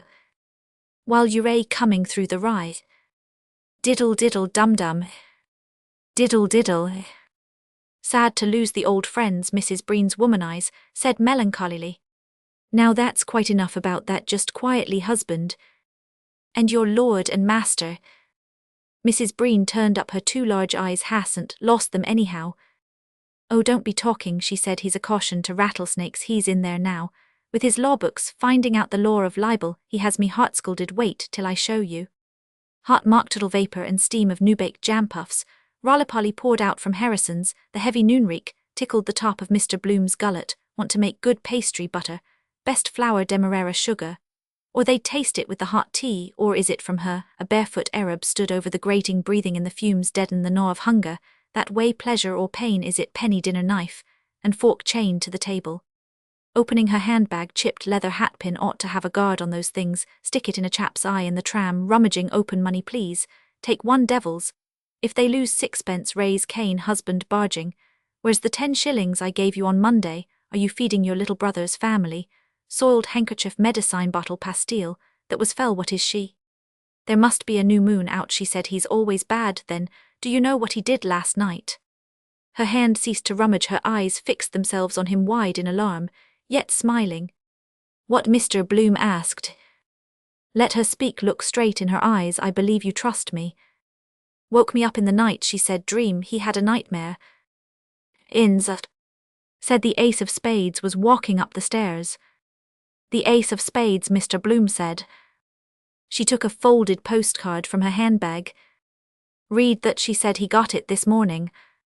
"What is it?" Mr. Bloom asked, taking the card. UP up," she said. "Someone taking a rise out of him. It's a great shame for them, whoever he is." "Indeed it is," Mr. Bloom said. She took back the card, sighing. "And now he's going round to Mr. Menton's office. He's going to take an action for £10,000, he says." She folded the card into her untidy bag and snapped the catch. Same blue serge dress she had 2 years ago. The nap bleaching seen its best days. Wispish hair over her ears. And that dowdy took 3 old grapes to take the harm out of it. Shabby genteel. She used to be a tasty dresser. Lines round her mouth, only a year or so older than Molly. See the eye that woman gave her, passing cruel, the unfair sex. He looked still at her, holding back behind his look, his discontent pungent. Mockturtle oxtail mulligatawny. "I'm hungry." 2 flakes of pastry, on the gusset of her dress. Daub of sugary flour, stuck to her cheek. Rhubarb tart, with liberal fillings. Rich fruit interior. Josie Powell, that was in Luke Doyle's long ago Dolphin's Barn. The charades. UP up. Change the subject. "Do you ever see anything of Mrs. Beaufoy?" Mr. Bloom asked. "Mina Purifoy," she said. "Philip Beauf. I was thinking Playgoers Club Matcham often thinks of the master stroke. Did I pull the chain?" "Yes, the last act." "Yes. I just called to ask on the way in. Is she over it?" "She's in the Lingin Hospital in Hall Street. Dr. Horn got her in. She's 3 days bad now." "Oh," Mr. Bloom said. "I'm sorry to hear that." "Yes," Mrs. Breen said, "and a houseful of kids at home. It's a very stiff birth, the nurse told me." "Oh," Mr. Bloom said. His heavy pitying gaze absorbed her news. His tongue clacked in compassion. DTH. "I'm sorry to hear that," he said. "Poor thing, 3 days, that's terrible for her." Mrs. Breen nodded. "She was taken bad on the Tuesday." Mr. Bloom touched her funny bone, gently warning her. "Mind, let this man pass." A bony form strode along the curbstone from the river, staring, with a rapt gaze into the sunlight, through a heavy stringed glass tight. As a skullpiece, a tiny hat gripped his head from his arm. A folded dustcoat, a stick, and an umbrella dangled to his stride. "Watch him," Mr. Bloom said. "He always walks outside the lampposts. Watch." "Who is he, if it's a fair question?" Mrs. Breen asked. "Is he dotty?" "His name is Cashel Boyle, O'Connor Fitzmaurice Tistall Farrell," Mr. Bloom said, smiling. "Watch. He has enough of them," she said. "Denny's will be like that one of these days." She broke off suddenly. "There he is," she said. "I must go after him. Goodbye, remember me to Molly, won't you?" "I will," Mr. Bloom said. He watched her dodge through passers towards the shop fronts. Denny's Breen in skimpy frock coat and blue canvas shoes shuffled out of Harrison's, hugging 2 heavy tomes to his ribs, blown in from the bay like old times. He suffered her to overtake him without surprise, and thrust his dull grey beard towards her, his loose jaw wagging as he spoke earnestly. "Meshuggah off his chump." Mr. Bloom walked on again, easily seeing ahead of him in sunlight the tight skullpiece, the dangling stick umbrella dustcoat, going the 2 days. Watch him out. He goes again, one way of getting on in the world. And that other old mosey lunatic in those duds. Hard time she must have with him. Up ill take my oath that's Alf Bergen or Richie Gooding wrote it for a lark in the Scotch house. I bet anything round to Menton's office, his oyster eyes staring at the postcard, be a feast for the gods.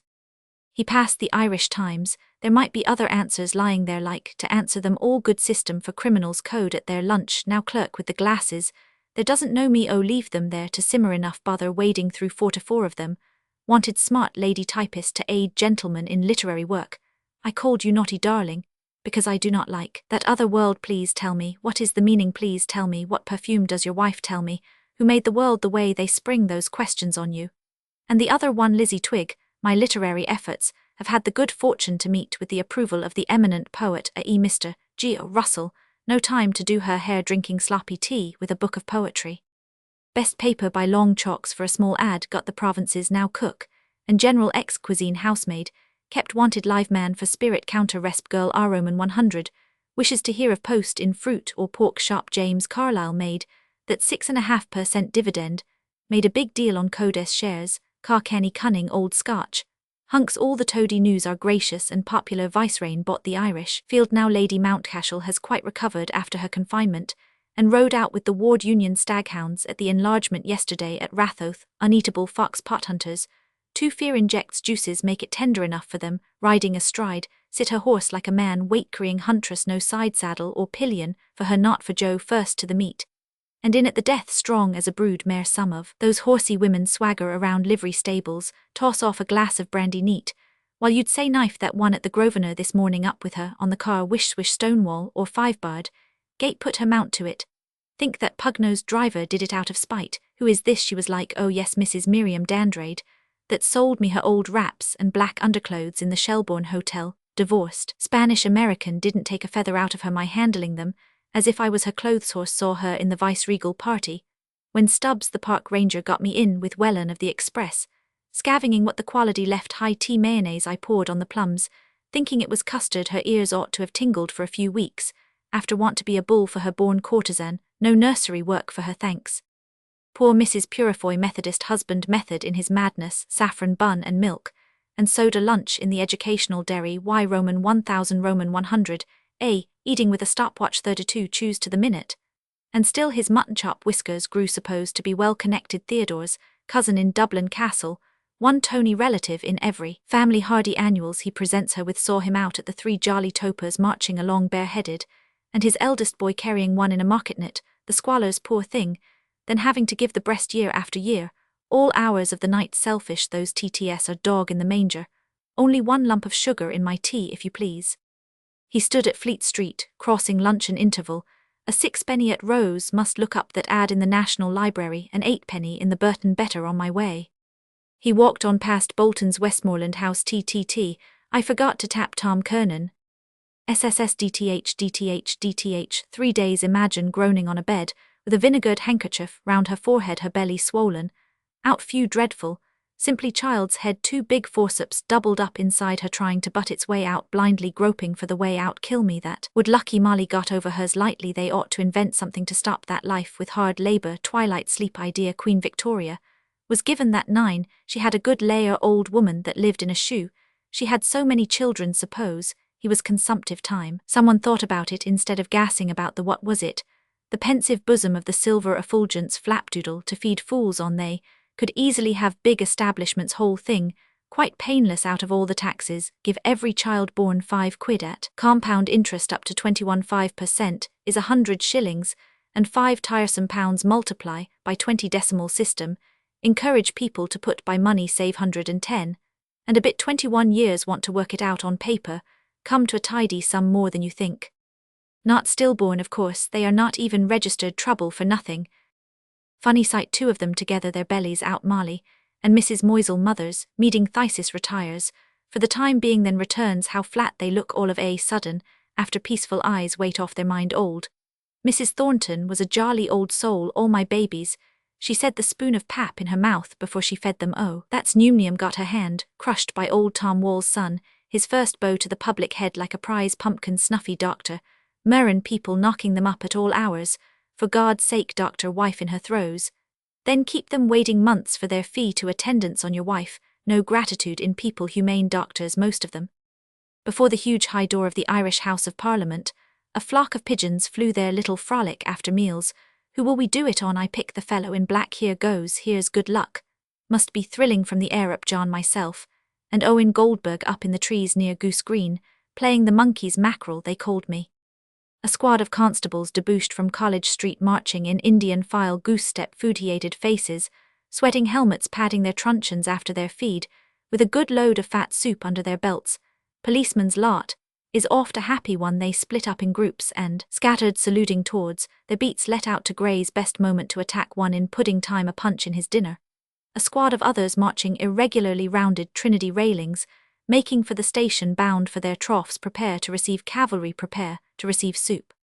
He crossed under Tommy Moore's roguish finger. They did right to put him up over a urinal. Meeting of the waters ought to be places for women running into cake shops. Settle my hat straight. There is not in this wide world a valley great song of Julia Morkins, kept her voice up to the very last pupil of Michael Balfe's, wasn't she? He gazed after the last broad tunic nasty customers to tackle Jack Power could a tale unfold. Father a G-man, if a fellow gave them trouble being lagged, they let him have it hot and heavy in the bridewell. Can't blame them after all with the job they have, especially the young hornies. That horse policeman the day Joe Chamberlain was given his degree in Trinity. He got a run for his money, my word. He did, his horse's hoofs clattering after us down Abbey Street. Lucky I had the presence of mind to dive into Manning's, or I was souped. He did come a wallop, by George, must have cracked his skull on the cobblestones.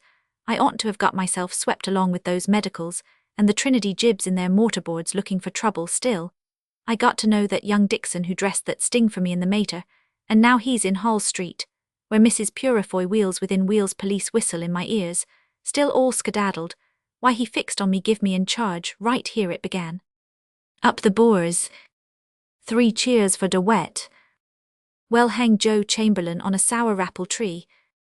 Silly Billy's mob of young cubs yelling their guts out Vinegar Hill, the Butter Exchange Band, few years' time half of them magistrates, and civil servants' war comes on into the army helter-skelter, same fellows used to weather on the scaffold high.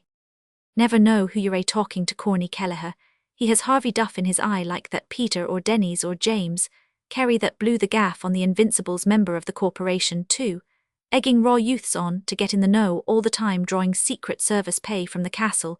Drop him like a hot potato. Why, those plainclothes men are always courting slaveys. Easily twig a man used to uniform square pushing up against a backdoor mole. Her a bit, then the next thing on the menu.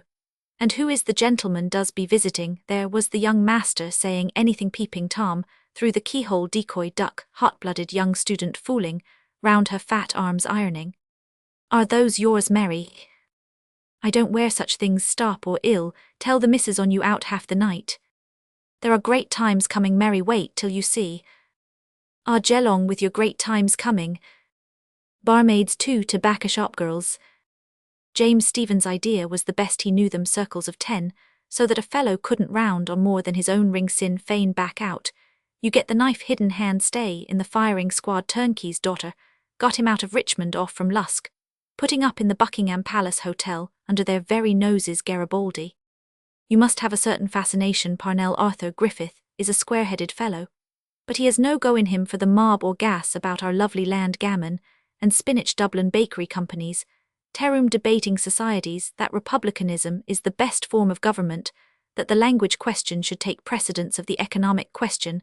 Have your daughters inveigling them to your house, stuff them up with meat and drink Michaelmas goose. Here's a good lump of thyme seasoning under the apron, for you have another quart of goose grease before it gets too cold. Half-ed enthusiasts penny roll, and a walk with the band. No grace for the carver. The thought that the other chap pays best sauce in the world. Make themselves thoroughly at home. Show us over those apricots, meaning peaches. The not far distant day home rule sun rising up in the northwest. His smile faded as he walked a heavy cloud, hiding the sun, slowly shadowing Trinity's surly front trams. Past one another, ingoing, outgoing, clanging useless words. Things go on same day after day. Squads of police marching out, back trams in out. Those 2 loonies mooching about. Dignam carted off Mina Purifoy, swollen belly on a bed, groaning to have a child tugged out of her, one born every second, somewhere other dying every second. Since I fed the birds 5 minutes 300. Kicked the bucket, other 300 born, washing the blood off, all are washed in the blood of the lamb, bawling mare. Cityful passing away, other cityful coming, passing away, two other coming on, passing on, houses, lines of houses, streets, miles of pavements, piled up, bricks, stones, changing hands, this owner, that landlord never dies, they say, other steps into his shoes. When he gets his notice to quit, they buy the place up with gold, and still they have all the gold swindle in it, somewhere piled up in cities worn away age after age, pyramids in sand built on bread and onion, slaves, Chinese wall Babylon, big stones, left round towers rest, rubble, sprawling suburbs, Jerry-built Kerwin's mushroom houses, built of breeze shelter for the night. No one is anything. This is the very worst hour of the day, vitality, dull, gloomy hate, this hour feel as if I had been eaten and spewed.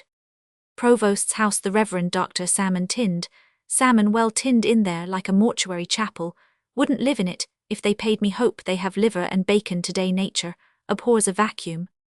The sun freed itself slowly, and lit glints of light among the silverware opposite in Walter Sexton's window, by which John Howard Parnell passed unseeing. There he is, the brother image of him, haunting face now, that's a coincidence course hundreds of times you think of a person, and don't meet him, like a man walking in his sleep. No one knows him, must be a corporation meeting today, they say. He never put on the city marshal's uniform since he got the job. Charlie Kavanagh used to come out on his high horse, cocked hat, puffed, powdered and shaved, look at the woebegone walk of him, eaten a bad egg, poached eyes on ghost.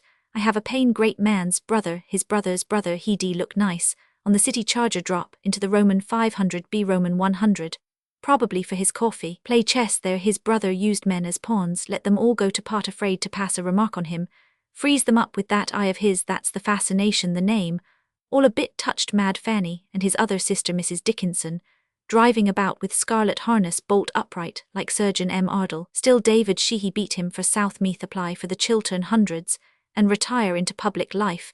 The Patriots' banquet, eating orange apples in the park. Simon Dedalus said when they put him in Parliament that Parnell would come back from the grave and lead him out of the House of Commons by the arm of the two-headed octopus, one of whose heads is the head upon which the ends of the world have forgotten to come, while the other speaks with a Scotch accent, the tentacles. They passed from behind Mr. Bloom along the curbstone, beard and bicycle, young woman. And there he is too now, that's really a coincidence, second time coming events cast their shadows before with the approval of the eminent poet Mr. Geo Russell, that might be Lizzie Twig with him.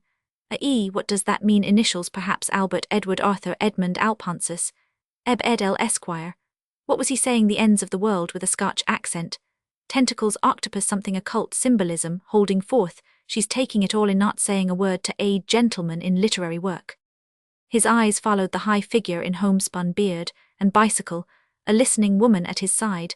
Coming from the vegetarian, only wegabobbles and fruit, don't eat a beefsteak. If you do, the eyes of that cow will pursue you through all eternity, they say it's healthier. Wind and Waterry, though tried it keep you on the run all day, bad as a bloater dreams all night.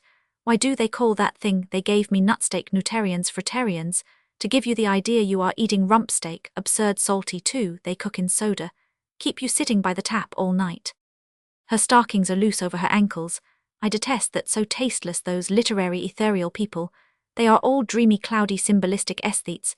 They are. I wouldn't be surprised if it was that kind of food you see, produces the like waves of the brain, the poetical, for example. One of those policemen sweating Irish stew into their shirts. You couldn't squeeze a line of poetry out of him. Don't know what poetry is even, must be in a certain mood. The dreamy, cloudy gull. Waves o'er the waters dull. He crossed at Nassau Street corner, and stood before the window of Yeats and Son, pricing the fieldglasses, or will I drop into Old Harris, and have a chat with young Sinclair, well-mannered fellow, probably at his lunch, must get those old glasses of mine set right, goers lenses, 6 guineas, Germans making their way everywhere, sell on easy terms to capture trade, undercutting might chance on a pair in the railway, lost property office, astonishing the things people leave behind them in trains and cloakrooms. What do they be thinking about women too? Incredible, last year travelling to Ennis, had to pick up that farmer's daughter's bag and hand it to her at Limerick Junction. Unclaimed money too. There's a little watch up there on the roof of the bank to test those glasses by. His lids came down on the lower rims of his irids. Can't see it if you imagine it's there. You can almost see it, can't see it. He faced about, and standing between the awnings held out his right hand at arm's length, towards the sun. Wanted to try that often, yes, completely. The tip of his little finger blotted out the sun's disk. Must be the focus where the rays cross. If I had black glasses, interesting, There was a lot of talk about those sunspots when we were in Lombard Street, West, looking up from the back garden. Terrific explosions. There will be a total eclipse this year autumn sometime. Now that I come to think of it, that ball falls at Greenwich time. It's the clock is worked by an electric wire from Dunsink. Must go out there some first Saturday of the month. If I could get an introduction to Professor Joly, or learn up something about his family, that would do too. Man always feels complimented flattery, where least expected nobleman proud to be descended from some king's mistress. His foremother lay it on with a trowel cap in hand. Goes through the land, not go in and blurt out what you know you not to what's parallax show this gentleman that. His hand fell to his side again. Never know anything about it, waste of time, gas balls spinning about crossing each other, passing same old ding-dong, always gas, then solid, then whirled, then cold, then dead shell drifting around frozen rock like, that pineapple rock. The moon must be a new moon out, she said. I believe there is. He went on by La Maison Claire. Wait, the full moon was the night we were, Sunday fortnight exactly. There is a new moon walking down by the Tolka, not bad for a Fairview moon. She was humming the young May moon. She's beaming love, he other side of her elbow arm, he glowworm's lamp, is gleaming love, touch fingers, asking answer yes. Stop, if it was must. Mr. Bloom quick breathing slowly walking past Adam Court. With a keep quiet relief his eyes took note, this is the street here, middle of the day of Bob Doran's bottle shoulders on his annual bend. M'Coy said they drink in order to say or do something, or cherche, la femme up in the coombe with chummies and streetwalkers, and then the rest of the year sober as a judge. Yes, thought so, sloping into the Empire, gone plain soda would do him good, where Pat Kinsella had his harp theatre, before Whitbread ran the Queen's broth of a boy Dion Boucicault business, with his harvest moon face, in a pokey bonnet, 3 purdy maids from school, how time flies showing, long red pantaloons under his skirts, drinkers drinking laughed, spluttering their drink against their breath, more power Pat coarse red fun for drunkards guffaw. And smoke, take off that white hat, his parboiled eyes, where is he now, beggar somewhere, the harp that once did starve us all. I was happier then, or was that I, or am I now? I 28, I was she 23, when we left Lombard Street West. Something changed, could never like it again. After Ruddy can't bring back time, like holding water in your hand. Would you go back to then, just beginning then? Would you? Are you not happy in your home, you poor little naughty boy? Wants to sew on buttons for me. I must answer, write it in the library. Grafton Street gay with housed awnings, lured his senses, muslin print silk dames, and dowagers, jingle of harnesses, hoof thuds, luring in the baking causeway, thick feet, that woman has in the white stockings, hope. The rain mucks them up on her countrybred chawbacon. All the beef to the heels were in, always gives a woman clumsy feet. Marley looks out of plumb. He passed dallying the windows of brown Thomas silk, mercers, cascades of ribbons, flimsy china, silks, a tilted urn poured from its mouth, a flood of blood-hued poplin, lustrous blood. The Huguenots brought that here, La Corsa e Santa Tara Tara, great chorus that tarry Tara must be washed in rainwater, mayor beer Tara balm balm balm. Pincushions, I am a long time threatening to buy one, sticking them all over the place, needles, in window curtains. He bared slightly his left forearm, scrape, nearly gone, not today anyhow, must go back for that lotion for her birthday, perhaps Juliog September 8th. Nearly 3 months off then, she might like it. Women want pick-up pins, say it cuts low. Gleaming silks, petticoats on slim brass rails, rays of flat silk stockings. Useless to go back, had to be, tell me all. High voices, sunwarm silk, jingling harnesses, all for a woman, home, and houses, silkwebs, silver rich fruits, spicy, from Jaffa agendath nedame, wealth of the world. A warm human plumpness settled down on his brain yielded perfume of embraces, all him assailed with hungered flesh obscurely, he mutely craved to adore. Duke Street, here we are, must eat the Burton, feel better then. He turned Cambridge's corner, still pursued jingling hoof thuds, perfumed bodies, warm full all kissed, yielded in deep summer fields, tangled pressed grass, in trickling hallways of tenements, along sofas, creaking beds. Jack, love. Darling. Kiss me, Reggie. My boy. Love. His heart astir, he pushed in the door of the Burton restaurant, stink, gripped his trembling breath, pungent meat juice, slush of greens, see the animals feed. Men. Perched on high stools by the bar, hats shoved back at the tables, calling for more bread, no charge, swilling wolfing gobfuls of sloppy food, their eyes bulging, wiping wetted mustaches. A pallid suit-faced young man polished his tumbler, knife, fork, and spoon with his napkin, new set of microbes. A man with an infant's saucer-stained napkin tucked round him shoveled gurgling soup down his gullet. A man spitting back on his plate half-masticated gristle gums no teeth to chew it chump-chop from the grill bolting to get it over sad Booser's eyes bitten off more than he can chew I like, that see ourselves, as others see us hungry man, is an angry man working tooth. And jaw don't owe a bone that last pagan king of Ireland Cormac in the school poem, choked himself at Sletty southward of the Boyne Wonder, what he was eating something galoptious St. Patrick. Converted him to Christianity, couldn't swallow it all however. Roast beef and cabbage. One stew. Smells of men spat and sawdust, Swedish warmish cigarette smoke reek of plug, spilt beer men's, beery piss the stale of ferment. His gorge rose. Couldn't eat a morsel here fellow sharpening knife and fork to eat all before him old chap, picking his tootle's slight spasm, full, chewing the cud before and after grace, after meals look on this picture. Then on that scoffing up stew gravy, with sopping sippets of bread lick it off the plate man get out of this. He gazed round the stooled and tabled eaters tightening the wings of his nose. 2 stouts here. 1 corned and cabbage. That fellow ramming a knifeful of cabbage down as if his life depended on it good stroke, give me the fidgets to look safer to eat from his 3 hands, tear it limb from limb second nature, to him born with a silver knife in his mouth. That's witty I think or no silver means born rich born with a knife. But then the illusion is lost. An ill-girt server gathered sticky clattering plates rock the head bailiff, standing at the bar blew the foamy crown from his tankard well up. It splashed yellow near his boot a diner knife, and fork upright elbows on table ready, for a second helping stared towards the food lift across his stained square of newspaper other chap, telling him something with his mouth full sympathetic listener table talk. I munched hum, unther unch stir bunk unmunched how did you faith? Mr. Bloom raised 2 fingers doubtfully to his lips his eyes said, Not here don't see him. Out I hate dirty eaters. He backed towards the door get a light snack in Davy Byron's stopgap, keep me going had a good breakfast. Roast and mashed here. Pint of stout. Every fellow for his own tooth and nail gulp grub gulp gob stuff. He came out into clearer air and turned back towards Grafton Street eat or be eaten kill.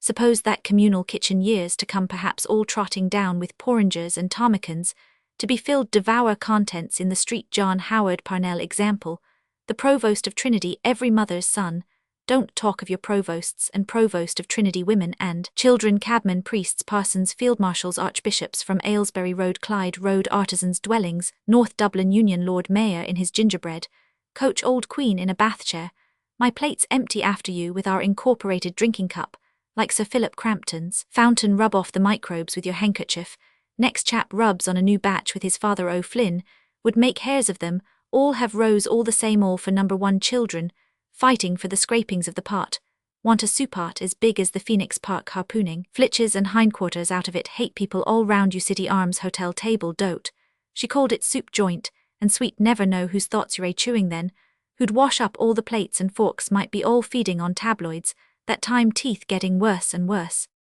After all there's a lot in that vegetarian fine flavour of things from the earth garlic of course, it stinks after Italian organ grinders, crisp of onions mushrooms, truffles pain to the animal to pluck, and draw foul wretched brutes there at the cattle market waiting for the Polacks to split their skulls, open. Poor trembling calves meh staggering bob bubble and squeak butchers buckets, wobbly lights give us that brisket off the hook plup rawhead, and bloody bones flayed glass-eyed sheep, hung from their haunches, sheep snouts blood-papered snivelling nosejam on sawdust top, and lashers going out don't maul them pieces young one. Hot fresh blood they prescribe for declined blood, always needed insidious lick it up smoking hot thick sugary famished ghosts. I am hungry. He entered Davy Byron's moral pub, he doesn't chat stands a drink now, and then but in leap year once in 4 cashed a cheque for me once. What will I take now? He drew his watch let me see now Shandigaff. Hello Bloom Nosey Flynn said from his nook. Hello Flynn. How's things? Tip-top let me see ill take a glass of burgundy, and let me see. Sardines on the shelves almost taste them by looking sandwich ham and his descendants mustard, and bread their potted meats. What is home, without Plumtree's potted meat? Incomplete what a stupid ad under the obituary notices, they stuck it all up a Plumtree. Dignam's potted meat cannibals would with lemon and rice white missionary too salty like pickled pork, Expect the chief consumes the parts of honour ought to be tough from exercise his wives, in a row to watch the effect. There was a right royal old nigger, who ate or something the somethings of the Reverend Mr. MacTrigger with it an abode of bliss Lord knows, what concoction calls mouldy tripes windpipes faked, and minced up puzzle, find the meat kosher no meat and milk together hygiene, that was what they call now, Yom Kippur fast spring cleaning of inside peace and war, depend on some fellow's digestion, religion's Christmas turkeys and geese slaughter of innocents eat drink, and be merry then casual wards full after heads bandaged cheese digests, all but itself mitty cheese. Have you a cheese sandwich? Yes, sir. Like a few olives too if they had them Italian, I prefer a good glass of Burgundy take away, that lubricate a nice salad cool as a cucumber. Tom Kernan can dress puts gusto into it. Pure olive oil Millie served me that cutlet with a sprig of parsley take one Spanish onion guard, made food the devil the cook's deviled crab. Wife well. Quite well thanks a cheese sandwich, then gorgonzola have you? Yes sir. Nosey Flynn sipped his grog. Doing any singing those times? Look at his mouth could whistle in his own ear-flap ears, to match music knows as much about it, as my coachman still better tell him does no harm-free ad. She's engaged for a big tour end of this month you may have heard perhaps. No oh that's the style who's getting it up. The curate served. How much is that? 7 Roman 500 sir thank you sir. Mr. Bloom cut his sandwich into slender strips, Mr. MacTrigger easier than the dreamy creamy stuff, his 500 wives had the time of their lives. Mustard sir. Thank you. He studied under each lifted strip yellow blobs their lives, I have it grew bigger and bigger and bigger. Getting it up, he said well it's like a company idea you see part shares and part profits. I remember Nosey Flynn said putting his hand in his pocket, to scratch his groin, who is this was telling me isn't Blazes Boylan mixed up in it. A warm shock of air heat of mustard hanched on Mr. Bloom's heart, he raised his eyes, and met the stare of a bilious clock 2 pub clock 5 minutes fast time, going on hands moving 2 not yet. His midriff yearned, then upward sank within him yearned more longingly. Wine. He smell-sipped the cordial juice, and bidding his throat strongly to speed it, set his wineglass delicately down. Yes, he said he's the organizer in point of fact. No fear no brains. Nosey Flynn snuffled and scratched flea having a good square meal. He had a good slice of luck Jack Mooney, was telling me over that boxing match Myler Keogh won again that soldier in the Portobello barracks by God, he had the little kipper down in the County Carlow, he was telling me. Hope that dewdrop doesn't come down into his glass, no snuffled it up. For near a month man before it came off sucking duck eggs by God, till further orders keep him off the boost co by God Blazes, is a hairy chap. Davy Byan came forward from the hindbar in tuck-stitched shirt sleeves, cleaning his lips with 2 wipes of his napkin herring's blush, whose smile upon each feature plays with such, and such replete too much fat on the parsnips. And here's himself and pepper on him Nosey Flynn, said can you give us a good one for the Gold Cup? I am off that Mr. Flynn Davy Byan, answered I never put anything on a horse. You're a right there Nosey Flynn said. Mr. Bloom ate his strips of sandwich fresh clean bread, with relish of disgust pungent, mustered the feedy savour of green cheese sips of his wine, soothed his palate not logwood that tastes fuller this weather with the chill off. Nice quiet bar nice piece of wood in that counter, nicely planed like the way it curves there. I wouldn't do anything at all in that line, Davy Byan said it ruined many a man the same horses. Vintner's sweepstake licensed for the sale of beer wine, and spirits for consumption on the premises heads, I win tails you lose. True for you Nosey Flynn said unless you're in the know, there's no straight sport going now Lenehan, get some good ones, he's giving sceptre to day's infidels, the favourite Lord Howard de Walden's, one at Epsom Morney Canon is riding him, I could have got 7-1 against St. Amant a fortnight before. That's so Davy Byan said. He went towards the window, and taking up the Petticash book scanned its pages. I could faith Nosey Flynn said snuffling, that was a rare bit of horseflesh St. Frusquin was her sire she won, in a thunderstorm Rothschild's filly, with wadding in her ears blue jacket, and yellow cap bad luck to big Ben Dollard, and his John O'Gaunt he put me off it I. He drank resignedly from his tumbler, running his fingers down the flutes. Aye, he said sighing. Mr. Bloom champing standing looked upon his nosy numbskull. Will I tell him that horse Lenehan he knows already better, let him forget go and lose more fool. And his money do drop coming down again, cold nose he de, have kissing a woman still they might like prickly beards they like dogs cold noses, old Mrs. Riordan, with the rumbling stomach Skye Terrier in the City Arms Hotel Mali, fondling him in her lap, oh the big doggibo wassy. Wine-soaked and softened rolled pith of bread, mustard a moment mawkish cheese nice wine, it is taste it better, because I am not thirsty bath of course, does that just a bite or two then about 6 o'clock, I can 6 time will be gone then she. Mild fire of wine kindled his veins, I wanted that badly felt so off colour his eyes unhungrily saw shelves of tins, sardines gaudy lobsters claws all the odd things people pick up for food out of shells periwinkles, with a pin off trees snails out of the ground. The French eat out of the sea with bait on a hook silly fish learn nothing in 1,000 years if you didn't. No risky putting anything into your mouth poisonous berries, Johnny Maggery's roundness, you think good gaudy colour, warns you off one fellow told another. And so on try it on the dog, first led on by the smell, or the look tempting fruit ice cones, cream instinct orange groves, for instance need artificial irrigation Bleibtreustrasse yes, but what about oysters unsightly, like a clot of phlegm filthy shells devil, to open them too, who found them out garbage sewage, they feed on fizz, and red bank oysters, effect on the sexual Aphrodis he was in the red bank, this morning, was he oysters old fish at table, perhaps he young flesh in bed no June has no oysters, but there are people like things high tainted game jugged hare first catch your hare Chinese eating eggs 50 years old blue and green again dinner of 30 courses, each dish harmless might mix inside idea for a poison mystery that Archduke Leopold, was it no yes, or was it Otto one of those Habsburgs, or who was it used to eat the scruff off his own head cheapest lunch, in town of course aristocrats, then the others copy to be in the fashion millie, 2 rock oil and flour raw pastry, I like myself half the catch of oysters they throw back in the sea to keep up the price, cheap no one would buy caviar do the grand hock in green glasses swell blowout, lady.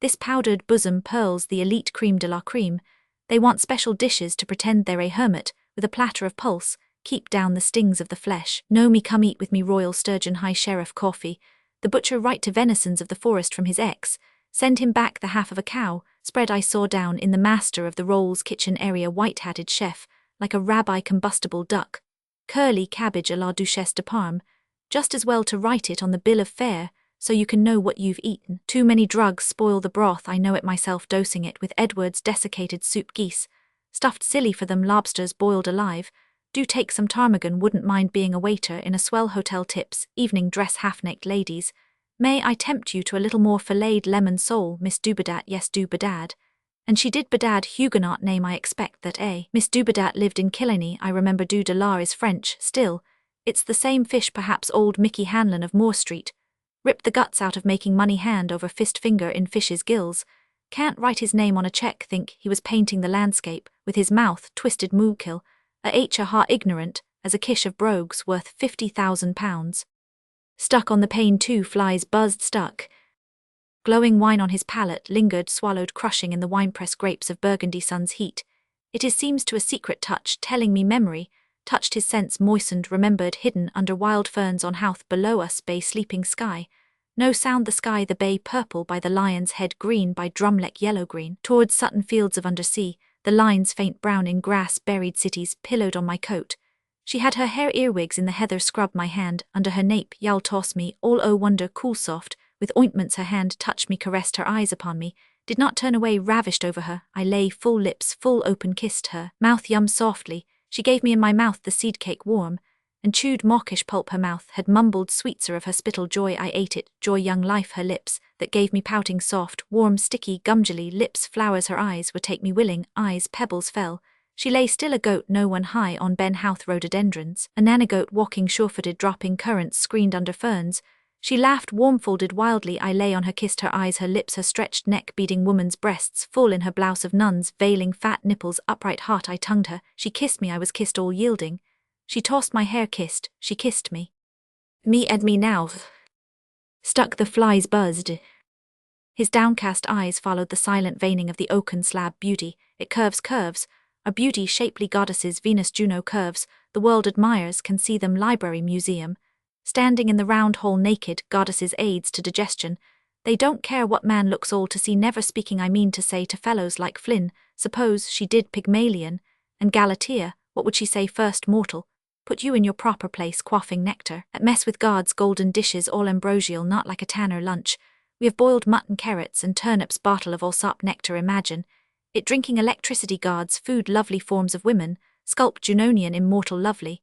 And we stuffing food in one hole and out behind food, Kyle, blood, dung, earth, food, have to feed it, like stoking an engine. They have no never looked ill, look today, keeper want see, bend down, let something fall, see if she. Dribbling a quiet message from his bladder, came to go to do, not to do, there to do a man, and ready he drained his glass to the lees, and walked to men too, they gave themselves manly conscious lay with men, lovers, a youth enjoyed her to the yard. When the sound of his boots had ceased, Davy Byrne said from his book, "What is this he isn't he in the insurance line?"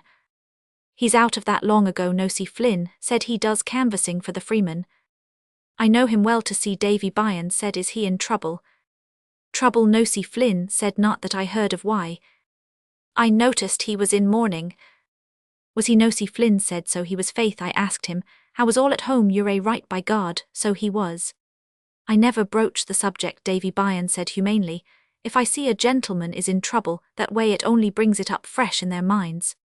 "It's not the wife anyhow," Nosey Flynn said. "I met him the day before yesterday, and he coming out of that Irish farm dairy. John Wise Nolan's wife has in Henry Street with a jar of cream in his hand, taking it home to his better half. She's well nourished, I tell you, plovers on toast." "And is he doing for the Freeman?" Davy Byrne said. Nosey Flynn pursed his lips. "He doesn't buy cream on the ads, he picks up. You can make bacon of that." "How so?" Davy Byrne asked, coming from his book. Nosey Flynn made swift passes in the air, with juggling fingers he winked. "He's in the craft," he said. "Do you tell me so?" Davy Byrne said. "Very much so," Nosey Flynn said, "ancient free, and accepted order. He's an excellent brother, light life and love, by God. They give him a leg up. I was told that by all I want say who." "Is that a fact?" "Oh, it's a fine order," Nosey Flynn said. "They stick to you when you're down. I know a fellow was trying to get into it, but they're as close as, damn it, by God, they did right to keep the women out of it." Davy Byrne smiled, nodded all in one. Charach. "There was one woman," Nosey Flynn said, "hid herself in a clock to find out what they do be doing, but be damned. But they smelt her out and swore her in on the spot, a master mason, that was one of the St. Ledgers of Donerail." Davy Byrne sated after his yawn said with tear-washed eyes, "And is that a fact? Decent quiet man he is. I often saw him in here, and I never once saw him, over the line." "God Almighty couldn't make him drunk," Nosey Flynn said firmly. "Slips off when the fun gets too hot. Didn't you see him look at his watch? You weren't there. If you ask him to have a drink first thing, he outs with the watch to see what he ought to imbibe. Declare to God he does. There are some like that." Davy Byrne said. "He's a safe man, I'd say." "He's not too bad," Nosey Flynn said, snuffling it up. "He's been known to put his hand down too, to help a fellow give the devil his due. Bloom has his good points, but there's one thing he'll never do." His hand scrawled a dry pen signature beside his grog. "I know," Davy Byrne said. "Nothing in black and white," Nosey Flynn said. Paddy Leonard and Bantam Leon came in. Tom Rockford followed, frowning, a plaining hand on his claret waistcoat. "Day, Mr. Byrne." "Day, gentlemen." They paused at the counter. "Who's standing?" Paddy Leonard asked. "I am sitting anyhow," Nosey Flynn answered. "Well, what'll it be?" Paddy Leonard asked. "I'll take a stone ginger," Bantam Leon said. "How much?" Paddy Leonard cried. "Since when, for God's sake? What's yours, Tom?" "How is the main drainage?" Nosey Flynn asked, sipping. For answer, Tom Rockford pressed his hand to his breastbone and hiccuped. "Would I trouble you for a glass of fresh water, Mr. Byrne?" he said. "Certainly, sir." Paddy Leonard eyed his alemates. "Lord love a duck," he said, "look at what I'm standing. Drinks to cold water, and ginger pop, 2 fellows that would suck whiskey off a sore leg. He has some bloody horse up his sleeve for the gold cup, a dead snip." "Zinfandel, is it?" Nosey Flynn asked. Tom Rockford spilt powder from a twisted paper into the water set before him. "That cursed dyspepsia," he said before drinking. "Bread soda is very good," Davy Byrne said. Tom Rockford nodded and drank. "Is it Zinfandel?" Say nothing, Bantam. Leon winked. I'm going to plunge 5 bob on my own. Tell us if you're worth your salt, and be damned to you. Paddy Leonard said. Who gave it to you? Mr. Bloom, on his way out, raised 3 fingers in greeting. So long no see, Flynn said. The others turned. That's the man now that gave it to me, Bantam. Leon whispered. Prrwht, Paddy Leonard said with scorn. Mr. Byron, so well take 2 of your small Jamesons after that, and a stone ginger. Davy Byron added civilly. I, Paddy Leonard said, a sucking bottle for the baby. Mr. Bloom walked towards Dawson Street, his tongue brushing his teeth smooth. Something green, it would have to be spinach. Say then with those Raunch and Ray's searchlight you could. At Duke Lane a ravenous terrier choked up a sick knuckly cud on the cobblestones, and lapped it with new zest. Surfeit returned with thanks, having fully digested the contents. First sweet, then savoury. Mr. Bloom coasted warily ruminants his second course, their upper jaw. They move. Wonder if Tom Rockford will do anything with that invention of his, wasting time explaining it to Flynn's mouth. Lean people, long mouths ought to be a hole, or a place where inventors could go in and invent free course. Then you'd have all the cranks pestering. He hummed, prolonging in solemn echo the closes of the bars. Don Giovanni a senartique. Minva tasty. Feel better, Burgundy good pick me up, who distilled first some chap, in the blues Dutch courage, that Kilkenny people in the National Library. Now I must bear clean clostools waiting in the window of William Miller plumber, turn back his thoughts they could, and watch it all the way down. Swallow, a pin, sometimes come out of the ribs years after tour round the body, changing biliary duct, spleen squirting, liver, gastric juice, coils of intestines like pipes. But the poor buffer would have to stand all the time with his insides entrails on show. Science. A senar tico. What does that tico mean? Tonight perhaps? Don Giovanni, thou hast me invited to come to supper tonight. The rum-dum doesn't go properly. Keys 2 months if I get an eddy to that'll be £2.10, about £2.8. 3 Hines owes me 2.11 Prescott's Dieworks van over there, if I get Billy Prescott's, add 2.15 5 guineas about on the pig's back. Could buy one of those silk petticoats for Molly colour of her new garters. Today not think. To the south then, what about English watering places? Brighton Margate Piers, by moonlight her voice floating out those lovely seaside girls against John. Long's a drowsing loafer lounged in heavy thought, gnawing. A crusted knuckle handy man wants job, small wages, will eat anything. Mr. Bloom turned at Gray's confectioner's window of unbought tarts, and past the Reverend Thomas Kennellan's bookstore. Why, I left the Church of Rome. Bird's Nest women run him. They say they used to give pauper children soup to change to Protestants in the time of the Potato Blight Society over the way. Papa went too for the conversion of poor Jews. Same bait. Why, we left the Church of Rome. A blind stripling stood tapping the curbstone with his slender cane. No tram in sight. Wants to cross. Do you want to cross? Mr. Bloom asked. The blind stripling did not answer. His wall-face frowned weakly. He moved his head uncertainly. You're in Dawson Street, Mr. Bloom said. Molesworth Street is opposite. Do you want to cross? There's nothing in the way. The cane moved out trembling to the left. Mr. Bloom's. I followed its line, and saw again the Dieworks van drawn up before Drago's, where I saw his brilliantined hair, just when I was horse-drooping driver in John Long's, slaking his droop. There's a van there, Mr. Bloom said, but it's not moving. Ill see you across. Do you want to go to Molesworth Street? Yes, the stripling answered. South Frederick Street. Come, Mr. Bloom said. He touched the thin elbow gently, then took the limp-seeing hand to guide it forward. Say something to him, better not do the condescending, they mistrust what you tell them. Pass a common remark. The rain kept off. No answer. Stains on his coat, slobbers his food. I suppose tastes all different for him, have to be spoon-fed first like a child's hand. His hand, like Millie's, was sensitive, sizing me up I daresay from my hand. Wonder if he has a name. Van, keep his cane clear of the horses, legs tired. Drudge, get his doze, that's right, clear behind a bull in front of a horse. Thanks, sir. Knows I am a man. Voice. Right now, first turn to the left. The blind stripling tapped the curbstone and went on his way, drawing his cane back, feeling again. Mr. Bloom walked behind the eyeless feet, a flat-cut suit of herringbone tweed. Poor young fellow, how on earth did he know that Van was there? Must have felt it. See things in their forehead perhaps, kind of sense of volume, weight, or size of it. Something blacker than the dark. Wonder would he feel it If something was removed, feel a gap queer idea of Dublin, he must have tapping his way round, by the stones could he walk in a beeline, if he hadn't that cane bloodless pious face like a fellow going in to be a priest. Penrose, that was that chap's name. Look at all the things they can learn to do, read with their fingers, tune pianos, or we are surprised they have any brains, why we think a deformed person, or a hunchback clever. If he says something we might say, of course, the other senses are more embroider, plate, baskets, people ought to help work, basket I could buy for Marley's birthday, hates, sewing might take an objection, dark men they call them. Sense of smell must be stronger, two smells on all sides bunched together, each street different smell, each person. 2. Then the spring, the summer smells, tastes, they say you can't taste wines with your eyes shut, or a cold in the head, also smoke in the dark, they say get no pleasure. And with a woman, for instance, more shameless, not seeing that girl passing the Stuart Institution, head in the air, look at me.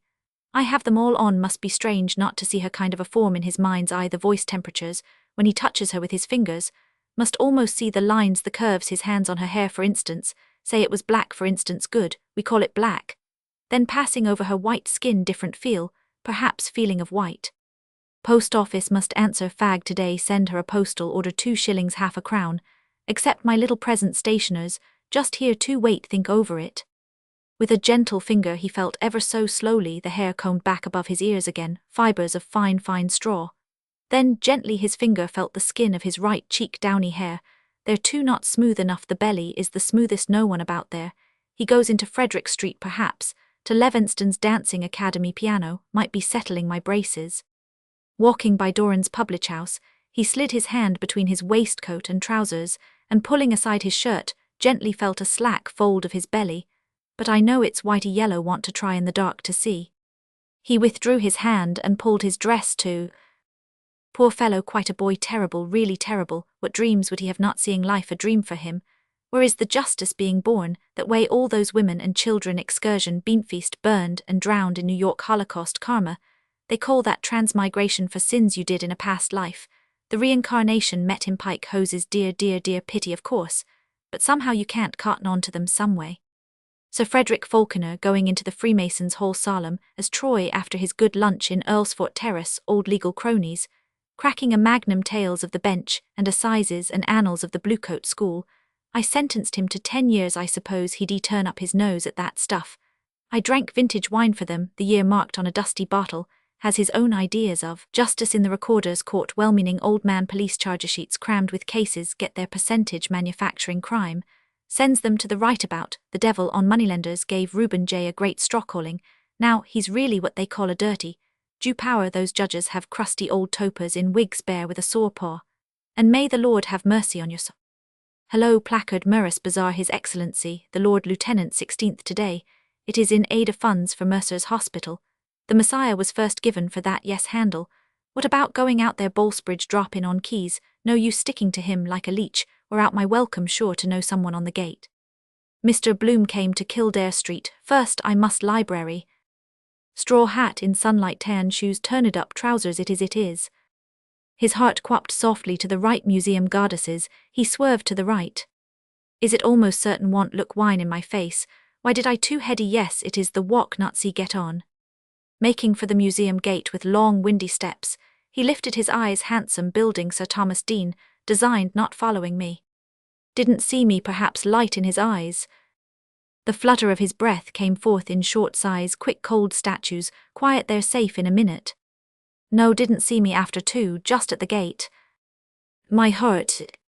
His eyes beating looked steadfastly at cream curves of stone. Sir Thomas Dean was the Greek architecture. Look for something Roman one, his hasty hand went quick into a pocket, took out, read, unfolded agendath nedame, where did I? Busy looking. He thrust back quick agendas. Afternoon, she said.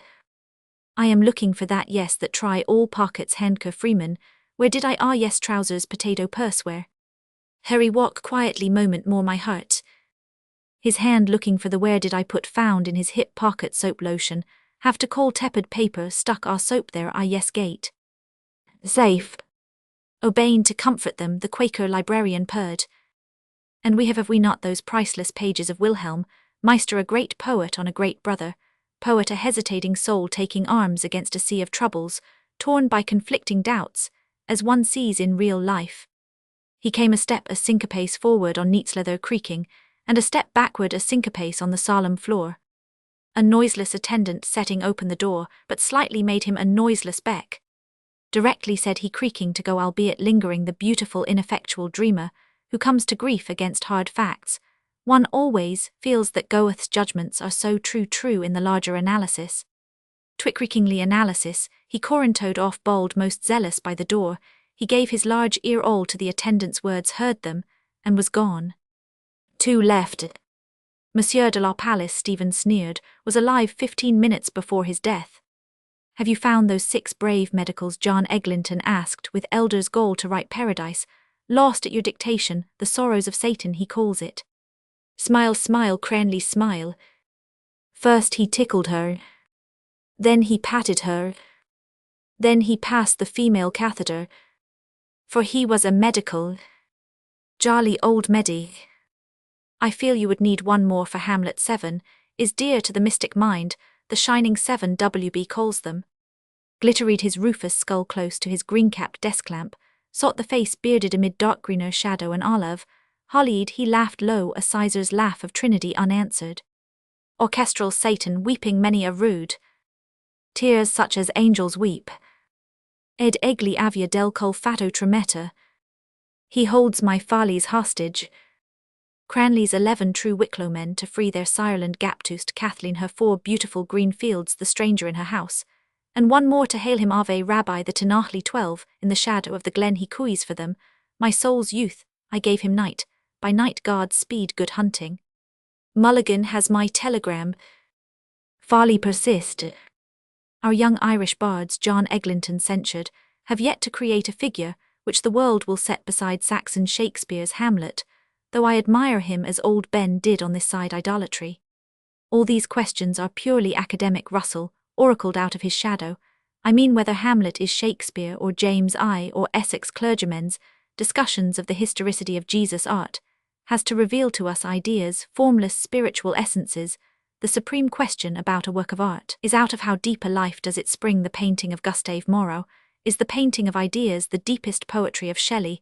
The words of Hamlet bring our minds into contact with the eternal wisdom, Plato's world of ideas. All the rest is the speculation of schoolboys for schoolboys. A.E. has been telling some Yankee interviewer Wall Tarnation, strike me. The schoolmen were schoolboys first, Stephen said super politely. Aristotle was once Plato's schoolboy, and has remained, so one should hope. John Eglinton sedately said one can see him a model schoolboy with his diploma under his arm. He laughed again at the now smiling bearded face. Formless spiritual Father Word, and Holy Breath, all Father, the heavenly man, Hesos, Christos, magician of the beautiful, the Logos, who suffers in us at every moment. This verily is that I am the fire upon the altar, I am the sacrificial butter. Dunlop Judge, the noblest Roman of them, all I Arvel, the name ineffable in heaven height, KH their master, whose identity is no secret to adepts, brothers of the great white lodge, always watching to see if they can help the Christ with the bride sister, moisture of light born of an ensouled virgin repentant Sophia, departed to the plain of Budai.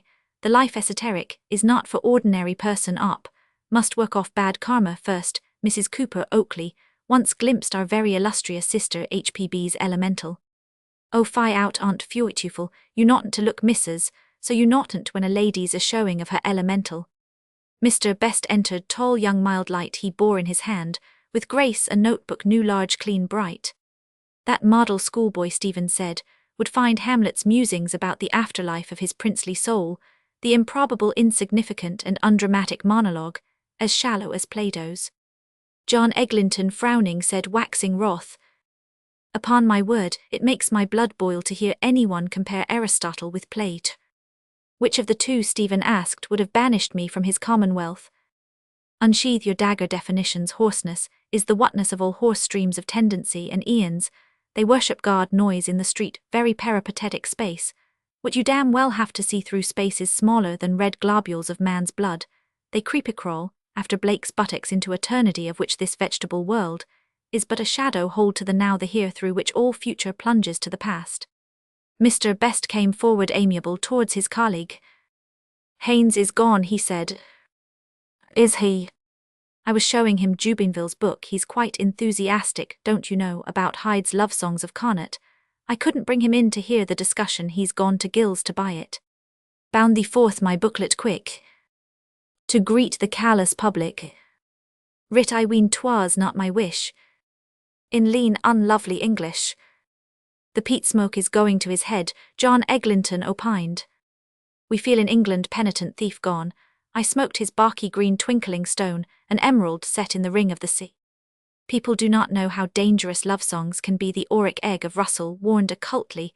The movements which work revolutions in the world are born out of the dreams and visions in a peasant's heart on the hillside. For them, the earth is not an exploitable ground, but the living mother. The rarefied air of the academy and the arena produced the six-shilling novel.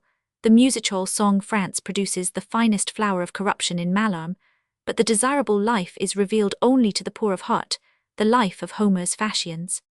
From these words Mr. Best turned an unoffending face to Stephen. Mallarme, don't you know, he said, has written those wonderful prose poems Stephen MacKenna used to read to me in Paris, the one about Hamlet. He says il si promène licent, au livre de l'homme. Don't you know, reading the book of himself, he describes Hamlet given in a French town. Don't you know, a provincial town, they advertised it. His free hand graciously wrote tiny signs in air. Hamlet. Oh. Le Distrait. Piece de Shakespeare. He repeated to John Eglinton's new-gathered frown. Piece de Shakespeare, don't you know it's so French, the French point of view, Hamlet, oh. The absent-minded beggar, Stephen ended. John Eglinton laughed.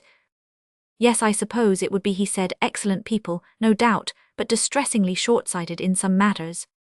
Sumptuous and stagnant exaggeration of murder.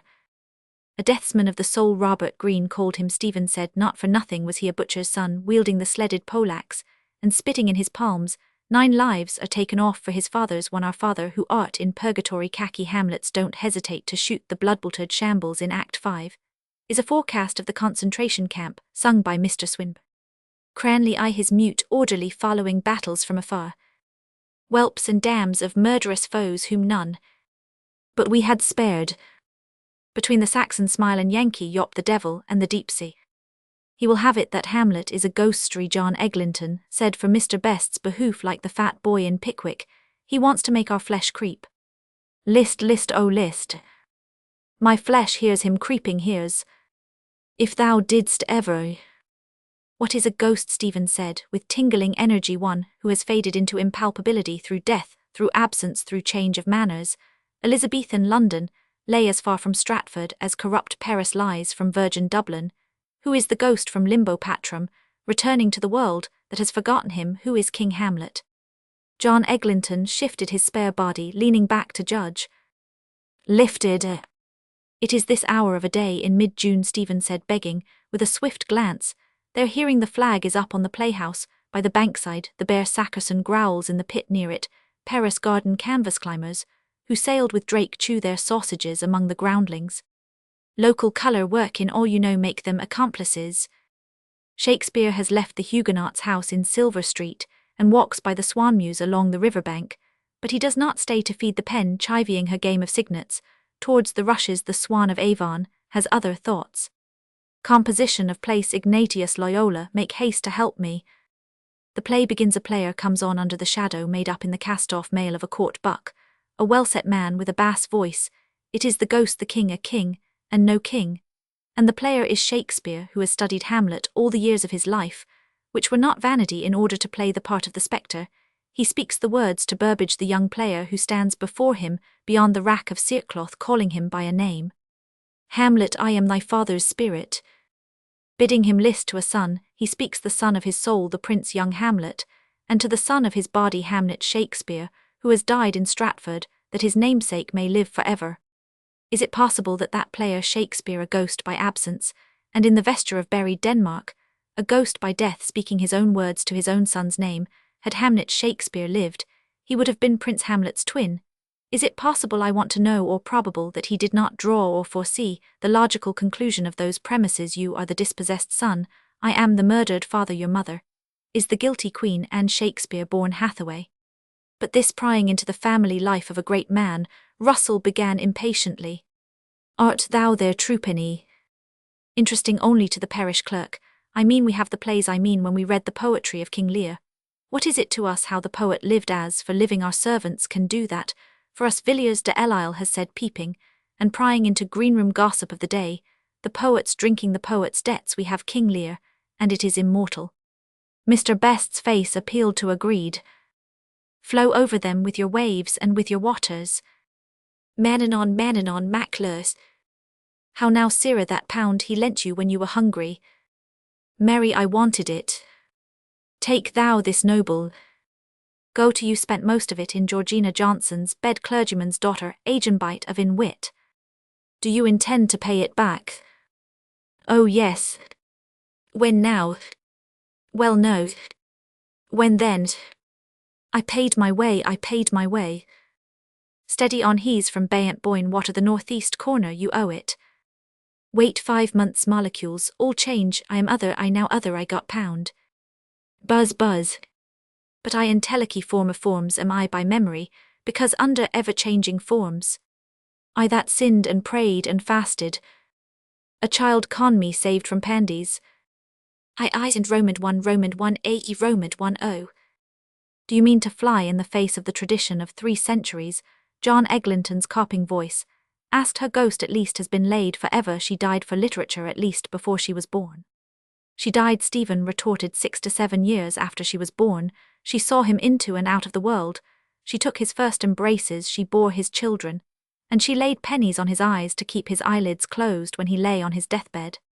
Mother's deathbed candle, the sheeted mirror who brought me into this world, lies there bronze-lidded under few cheap flowers, Liliata rutilantium.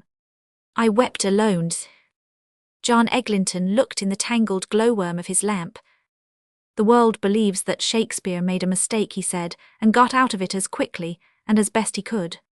Bosh, Stephen said rudely, a man of genius makes no mistakes, his errors are volitional, and are the portals of discovery.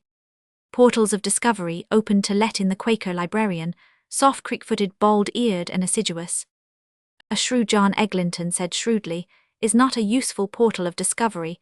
One should imagine what useful discovery did Socrates learn from Xanthippe. Dialectic, Stephen answered, and from his mother how to bring thoughts into the world, what he learnt from his other wife Myrto, obsit nomen Socratididians epipsychidian. No man, not a woman, will ever know, but neither the midwife's law nor the caudal lectures saved him from the archons of Sinn Fein, and their naggin of hemlock. But Anne Hathaway, Mr. Best's quiet voice said forgetfully, yes, we seem to be forgetting her, as Shakespeare himself forgot her. His look went from Bruder's beard to Copper's skull to remind, to chide them not unkindly then to the bold pink Lollard, costarred guiltless though maligned.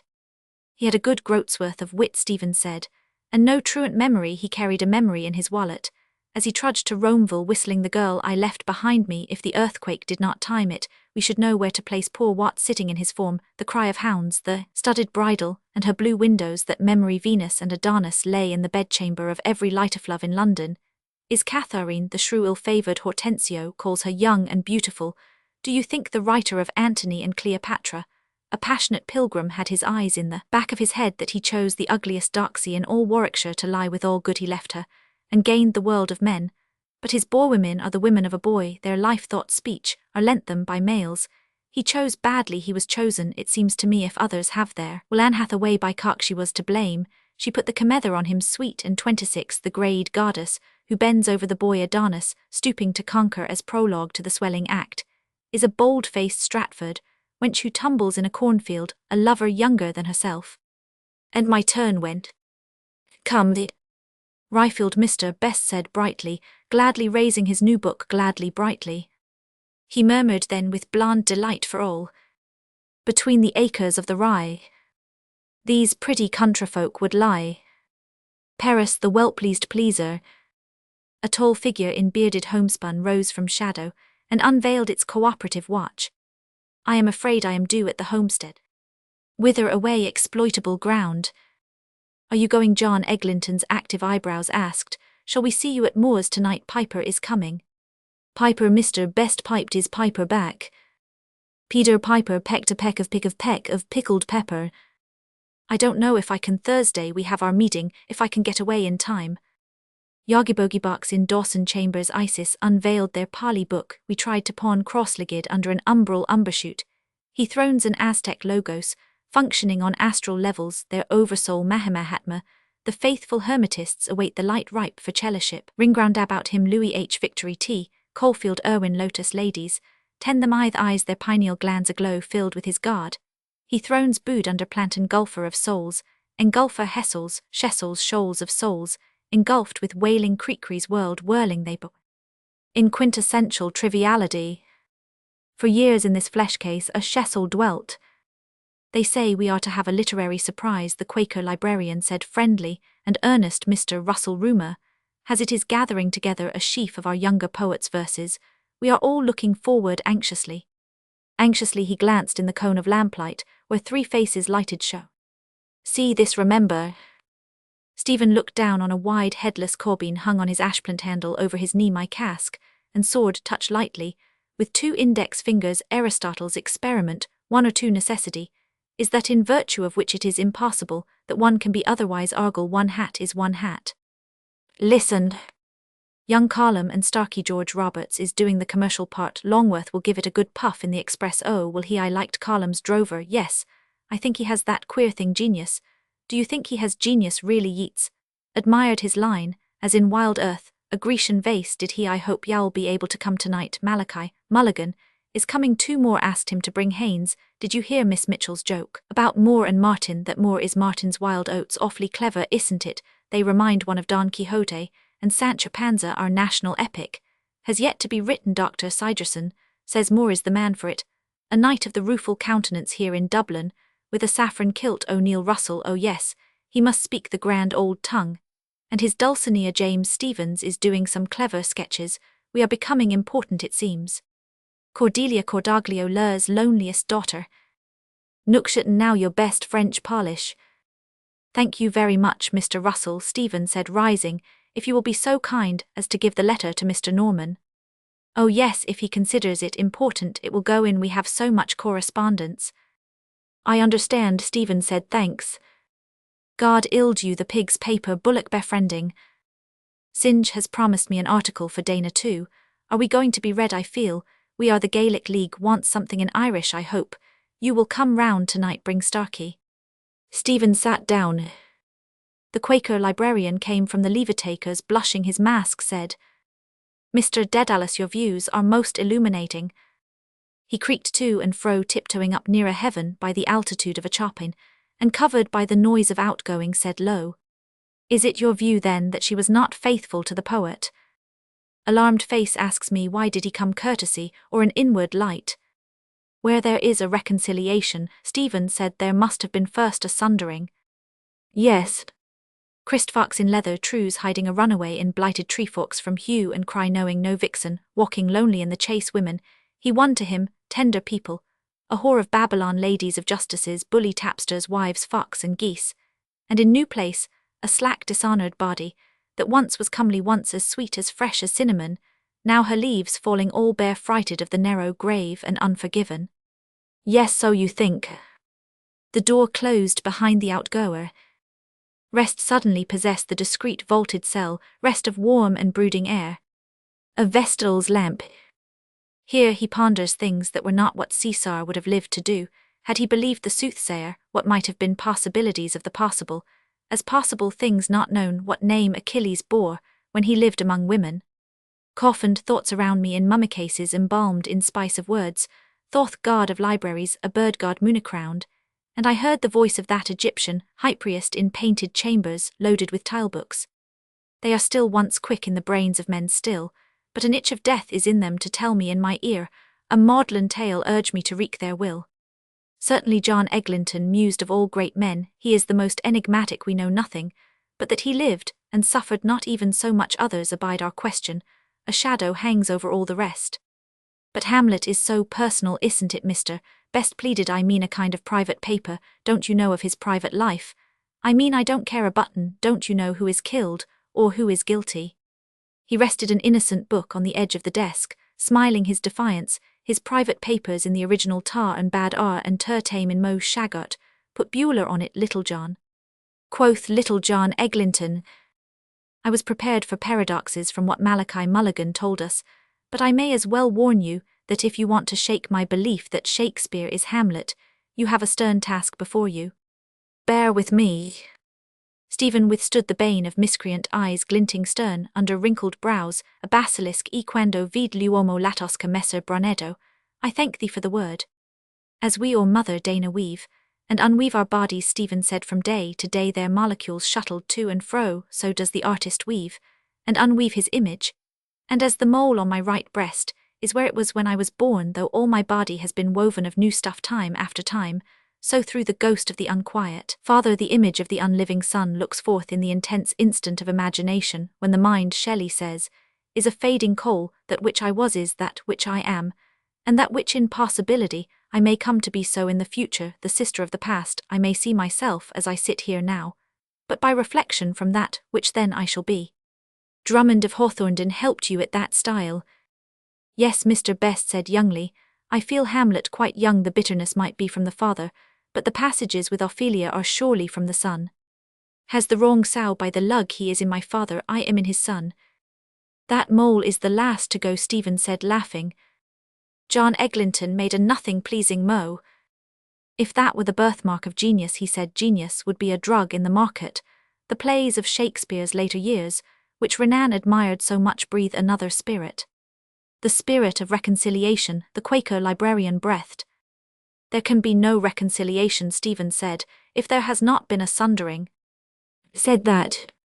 If you want to know what are the events which cast their shadow over the hell of time of King Lear, Othello, Hamlet, Troilus and Cressida, look to see when, and how the shadow lifts what softens the heart of a man shipwrecked, in storms dire tried, like another Ulysses, Pericles, Prince of Tyre.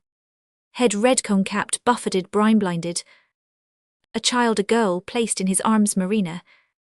The leaning of sophists towards the bypaths of Apocrypha is a constant quantity. John Eglinton detected the highroads are dreary, but they lead to the town. Good bacon gone musty, Shakespeare Bacon's wild oats cipher jugglers, going the highroad seekers on the great quest.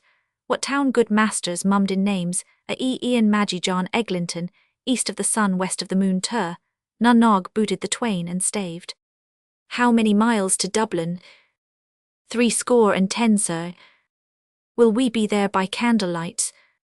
Mr. Brands accepts it, Stephen said, as the first play of the closing period. Does he? What does Mr. Sidney Lee, or Mr. Simon Lazarus, as some of his name is, say of it? Marina, Stephen said, a child of Storm Miranda, a wonder perdita, that which was lost, what was lost is given back to him. His daughter's child, my dearest wife, Pericles says, was like this maid. Will any man love the daughter if he has not loved the mother? The art of being a grandfather, Mr. Best gan murmur lot de très grand. Will he not see reborn in her, with the memory of his own youth, added another image? Do you know what you are talking about? Love, yes, word known. To all men amor vero aliquid aliqui barnum vult, under et equi concupissimus. His own image to a man with that queer thing genius, is the standard of all experience material, and moral. Such an appeal will touch him, the images of other males of his blood will repel him, he will see in them grotesque attempts of nature to foretell, or to repeat himself. The benign forehead of the Quaker librarian enkindled rosily with hope.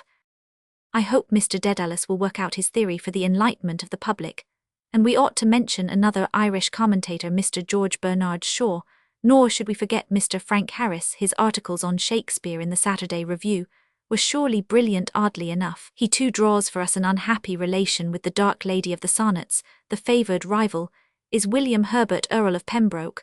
I own that if the poet must be rejected, such a rejection would seem more in harmony with what shall I say our notions of what ought not to have been.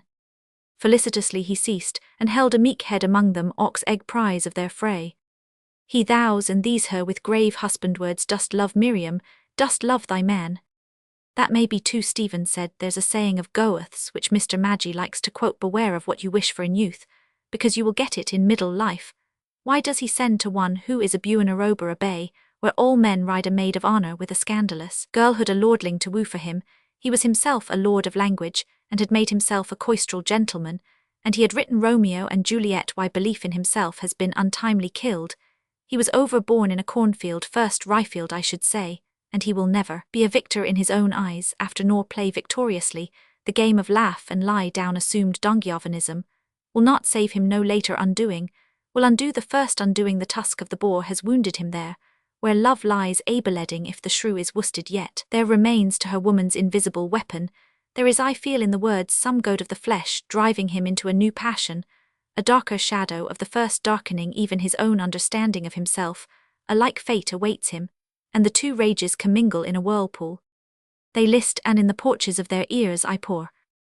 The soul has been before stricken mortally, a poison poured in the porch of a sleeping ear, but those who are done to death in sleep cannot know the manner of their quell unless their Creator endow their souls with that knowledge in the life, to come the poisoning and the beast with two backs that urged it. King Hamlet's ghost could not know of were he not endowed with knowledge by his Creator.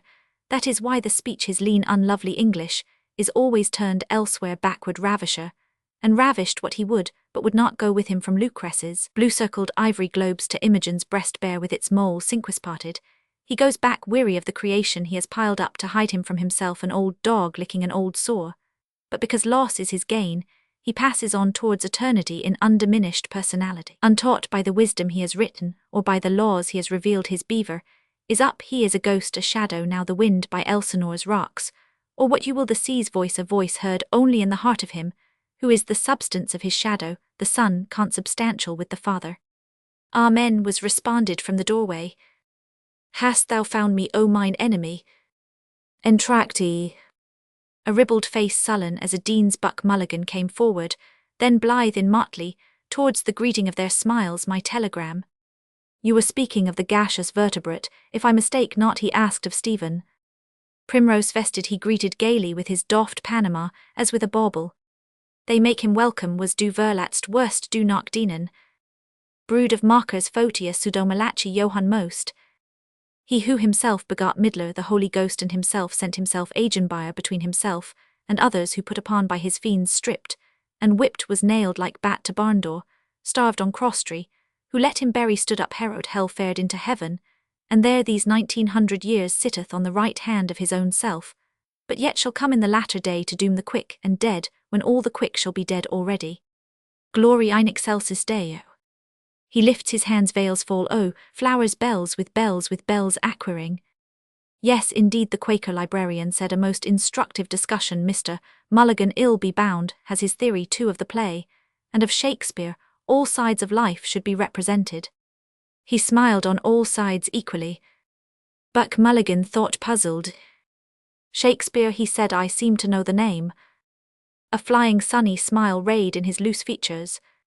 To be sure, he said, remembering brightly, the chap that writes like Singe. Mr. Best turned to him. Haynes missed you, he said. Did you meet him? Hell see you after at the Roman 500 B Roman 100. He's gone to Gill's to buy Hyde's love songs of Connaught. I came through the museum. Buck Mulligan said, was he here? The bard's fellow countryman John Eglinton answered, are rather tired perhaps of our brilliancies of theorizing. I hear that an actress played Hamlet for the 408th time last night in Dublin. Vining held that the prince was a woman. Has no one made him out to be an Irishman? Judge Barton, I believe, is searching for some clues. He swears His Highness, not his lordship, by St. Patrick. The most brilliant of all is that story of Wilde's. Mr. Best said, lifting his brilliant notebook, that portrait of Mr. W.H., where he proves that the sonnets were written by a Willie Hughes, a man all Hughes. For Willie Hughes, is it not? The Quaker librarian asked. Or Hughie Wills? Mr. William himself. W.H. Who am I? I mean for Willie Hughes, Mr. Best said, amending his gloss easily. Of course it's all paradox, don't you know? Hughes and Hughes and Hughes the colour. But it's so typical the way he works it out. It's the very essence of Wilder, don't you know? The light touch. His glance touched their faces lightly, as he smiled, a blonde, ephebe tame essence of Wilder. You're a darned witty 3 drams of usquebaugh you drank with Dan Deasy's ducats. How much did I spend? Oh, a few shillings. For a plump of pressman humour wet and dry, which you would give your 5 wits for youth's proud livery. He pranks in lineaments of gratified desire. There be many mo take her for me in pairing time. Jove, a cool rut time send them, yea, turtle dove her. Eve naked wheat-bellied sin, a snake coils her fang in's kiss. Do you think it is only a paradox? The Quaker librarian was asking. The marker is never taken seriously when he is most serious. They talked seriously of Marker's seriousness, Buck Mulligan's again heavy face eyed Stephen a while, then his head wagging he came near drew a folded telegram from his pocket, his mobile lips read smiling with new delight. Telegram, he said, wonderful inspiration, telegram a papal. He sat on a corner of the unlit desk reading, aloud joyfully. The sentimentalist is he who would enjoy without incurring the immense debtorship for a thing done signed Dedalus. Where did you launch it from the Kips? No, College Green. Have you drunk the 4 quid? The aunt is going to call on your unsubstantial father. Telegram Malachi, Mulligan, the ship Lower Abbey Street. Oh, you peerless mummer, oh, you priestified kinchite. Joyfully he thrust message and envelope into a pocket, but keened in a querulous brogue. It's what I'm telling you, Mr. Honey, it's queer and sick, we were Haynes and myself. The time himself brought it in, 'twas murmur we did for a gallus potion would rouse a friar, I'm thinking. And he limp with leching, and we 1 hour and 2 hours, and 3 hours in Canaries sitting civil waiting for pints apiece. He wailed. And we to be there, Mavron, and you to be unbeknownst sending us your conglomerations the way we to have our tongues out a yard, long like the drouthy clerics do be fainting for a pussful. Stephen laughed. Quickly warningfully Buck Mulligan bent down. The tramper Singe is looking for you, he said, to murder you. He heard you pissed on his holdor in Glasthule. He's out in Pampodies to murder you. Me, Stephen exclaimed, that was your contribution to literature. Buck Mulligan gleefully bent back, laughing to the dark eavesdropping ceiling. Murder you, he laughed. Harsh gargoyle face that warred against me over our mess of hash of lights, in Rue St. Andred's Arts, in words of words for words, Palabra's Ocean with Patrick Fawnman, he met in Clamart Woods, brandishing a wine bottle cest, Vendredi, St. Murthering Irish, his image wandering, he met I met a fool Ith Forest. Mr. Lister, an attendant, said from the door ajar, in which everyone can find his own, so Mr. Justice Madden in his diary of Master William Silence has found the hunting terms. Yes, what is it? There's a gentleman here, sir, the attendant said, coming forward, and offering a card from the freeman. He wants to see the files of the Kilkenny people for last year. Certainly, is the gentleman. He took the eager card, glanced not, saw, laid down unglanced, looked, asked, creaked, asked. Is he there? Brisk in a galliard, he was off out in the daylit corridor. He talked with voluble pains of zeal in duty bound, most fair, most kind, most honest Broadbrim. This gentleman, Freeman's Journal, Kilkenny people, to be sure, good day, Sir Kilkenny, we have certainly. A patient silhouette waited listening. All the leading provincial Northern Whig Cork Examiner, Enniscor the Guardian, 1903. Will you please, Evans, conduct this gentleman, if you just follow the A10, or please allow me, this way please, sir. Voluble, dutiful, he led the way to all the provincial papers, a bowing dark figure, following his hasty heels. The door closed. The sheeny Buck Mulligan cried. He jumped up and snatched the card. What's his name? Ike Moses Bloom. He rattled on. Jehovah Collector of Prepuces is no more. I found him over in the museum, where I went to hail the foam-born Aphrodite, the Greek mouth, that has never been twisted in prayer every day. We must do homage to her, life of life, thy lips enkindle. Suddenly he turned to Stephen. He knows your old fellow, oh, I fear me. He is Greeker than the Greeks, his pale Galilean eyes were upon her mesial groove, Venus Callipyge, oh, the thunder of those loins, the god pursuing the maiden hid. We want to hear more John Eglinton, decided with Mr. Best's approval. We begin to be interested in Mrs. S. Till now we had thought of her, if at all, as a patient Griselda, a Penelope Stayathome. Antisthene's pupil of Gorgias, Stephen said, took the palm of beauty from Carios Menelaus Brudum Argive Helen, the wooden mare of Troy, in whom a score of heroes slept, and handed it to poor Penelope. 20 years, he lived in London, and during part of that time, he drew a salary equal to that of the Lord Chancellor of Ireland. His life was rich. His art, more than the art of feudalism, as Walt Whitman called it, is the art of surfeit, hot herring peas, green mugs of sack honey sauces, sugar of roses, marchpane, gooseberried pigeons, ringer candies. Sir Walter Raleigh, when they arrested him, had 500,000 francs on his back, including a pair of fancy stays the Garmin woman Eliza Tudor had, underlinen enough to vie with her of Sheba. 20 years, he dallied there between conjugal love, and its chaste delights, and scortatory love, and its foul pleasures. You know Manningham's story of the burgher's wife, who bade Dick Burbage to her bed, after she had seen him in Richard Roman III, and how Shakespeare, overhearing without more ado about nothing, took the cow by the horns, and when Burbage came knocking at the gate answered from the capon's blankets William, the Conqueror came before Richard Roman III, and the gay Lakin mistress fit and mount, and cry oh, and his dainty birdsnee's Lady Penelope, rich, a clean quality woman is suited for a player, and the punks of the bankside a penny a time.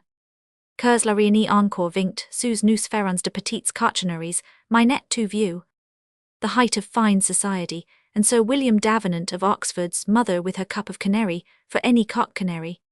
Buck Mulligan his pious eyes upturned prayed, blessed Margaret Mary Ennicock, and Harry of 6 wives' daughter, and other lady friends from neighbour seats, as Lawn Tennyson gentleman poet sings. But all those 20 years, what do you suppose poor Penelope in Stratford was doing behind the diamond panes? Do and do thing done in a rosary of Fetter Lane of Gerard Herbalist. He walks grey adorban and azured harebell like her veins, lids of Juno's eyes violets. He walks one life is all one body do, but do afar in a reek of lust, and squalor hands are laid on whiteness. Buck Mulligan rapped John Eglinton's desk sharply. Whom do you suspect? He challenged. Say that he is the spurned lover in the sonnets, once spurned twice spurned, but the court wanton spurned him for a lord his dear my love. Love that dare not speak its name. As an Englishman you mean John sturdy Eglinton put in he loved a lord. Old wall where sudden lizards flash at Charenton I watch them. It seems so Stephen said when he wants to do for him, and for all other and singular uneared wombs, the holy office an ostler does for the stallion maybe like Socrates, he had a midwife to mother, as he had a shrew to wife. But she the giglot wanton did not break a bedvow, 2 deeds are rank in that ghost's mind a broken vow. And the dull-brained yokel, on whom her favour has declined deceased husband's brother sweet Anne, I take it was hot in the blood once a wooer twice a woo. Stephen turned boldly in his chair. The burden of proof is with you not with me, he said frowning. If you deny that in the 5th scene of Hamlet, he has branded her with infamy, tell me why there is no mention of her during the 34 years between the day she married him and the day she buried him. All those women saw their men down, and under Mary her goodman John and her poor dear Willan, when he went and died on her raging, that he was the first to go Joan her 4 brothers, Judith her husband, and all her sons, Susan her husband too, while Susan's daughter Elizabeth, to use granddaddy's words, wed her second having killed her first.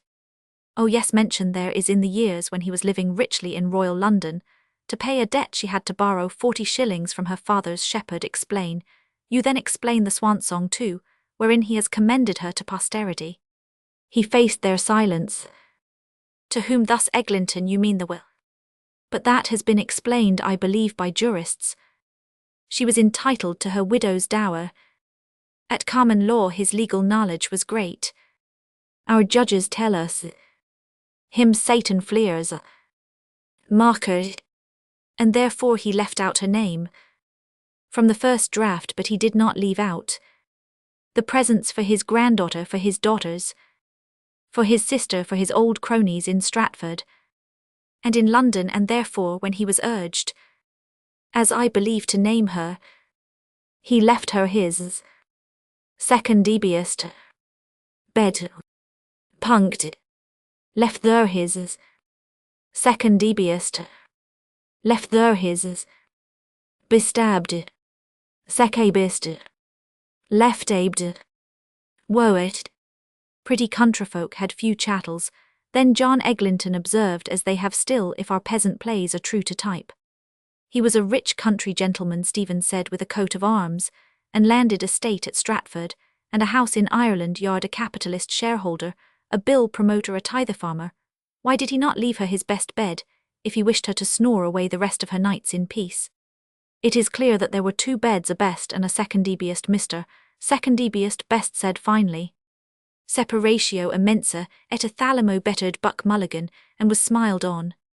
Antiquity mentions famous beds. Second Eglinton puckered bed, smiling. Let me think. Antiquity mentions that Stagirite schoolurchin and bold heathen sage Stephen said, who when dying in exile frees, and endows his slaves, pays tribute to his elders, wills to be laid in earth near the bones of his dead wife, and bids his friends be kind to an old mistress. Don't forget Nell Gwyn Hercules, and let her live in his villa. Do you mean he died so? Mr. Best asked with slight concern. I mean, he died dead drunk. Buck Mulligan capped. A quart of ale is a dish for a king. Oh, I must tell you what Dowden said. What? Asked Best Eglinton. William Shakespeare and Company Limited, the People's William, for terms apply. E. Dowden, Highfield House. Lovely Buck Mulligan suspired amorously. I asked him what he thought of the charge of pederasty brought against the bard. He lifted his hands and said, all we can say is that life ran very high in those days. Lovely catamite. The sense of beauty leads us astray, said Beautiful in sadness best, to ogling Eglinton. Steadfast John replied severe. The doctor can tell us what those words mean. You cannot eat your cake and have it. Sayest thou so? Will they wrest from us, from me, the palm of beauty and the sense of property? Stephen said. He drew Shylock out of his own long pocket, the son of a maltjobber and moneylender. He was himself a cornjobber and moneylender, with 10 tods of corn, hoarded in the famine riots. His borrowers are no doubt those divers of worship, mentioned by Chettle Falstaff, who reported his uprightness of dealing. He sued a fellow player for the price of a few bags of malt, and exacted his pound of flesh in interest for every money lent. How else could Aubrey's ostler and Colby get rich quick? All events brought grist to his Roman 1099 Shylock chimes, with the Jew-baiting that followed the hanging and quartering of the Queen's leech, Lopez his Jew's heart being plucked forth, while the Sheeny was yet alive. Hamlet and Macbeth, with the coming to the throne of a Scotch philosophaster, with a turn for wit roasting the lost armada, is his jeer in love's labour. Lost his pageants, the histories sail full-bellied on a tide of Mafeking enthusiasm.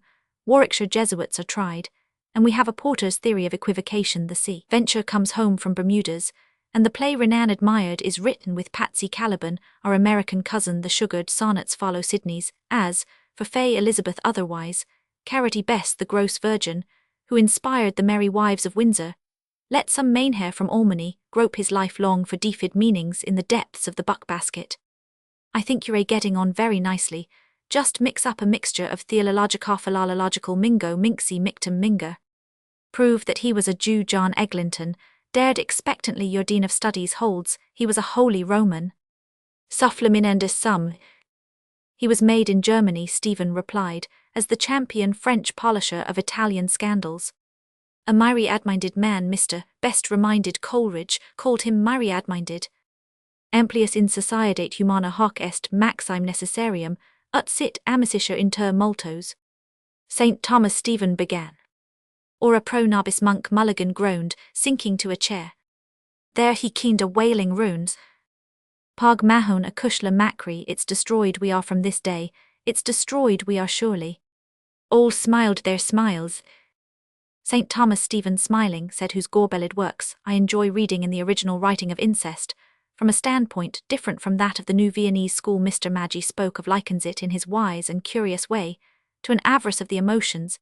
He means that the love so given to one near in blood is covetously withheld from some stranger, who it may be hungers for it. Jews, whom Christians tax with avarice, are of all races the most given to intermarriage. Accusations are made in anger. The Christian laws which built up the hordes of the Jews, for whom as for the Lollard storm was shelter, bound their affections too with hoops of steel, whether these be sins or virtues. Old Nobodaddy will tell us at doomsday leet.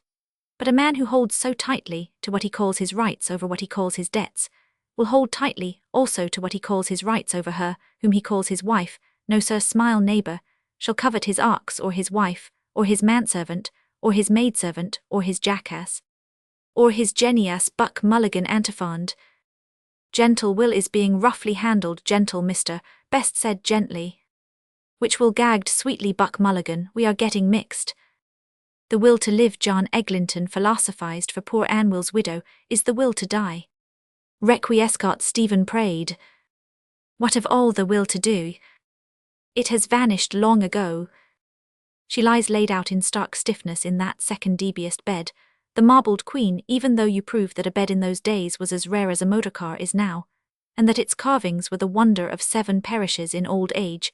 She takes up with gospellers. One stayed with her at New Place, and drank a quart of sack the town council paid, for but in which bed he slept it skills not to ask, and heard she had a soul. She read, or had read to her his chapbooks, preferring them to the Merry Wives, and loosing her nightly waters on the Jordan, she thought over hooks and eyes for believers' breeches, and the most spiritual snuff-box, to make the most devout soul sneeze. Venus has twisted her lips in prayer, agenbite of in-wit, remorse of conscience.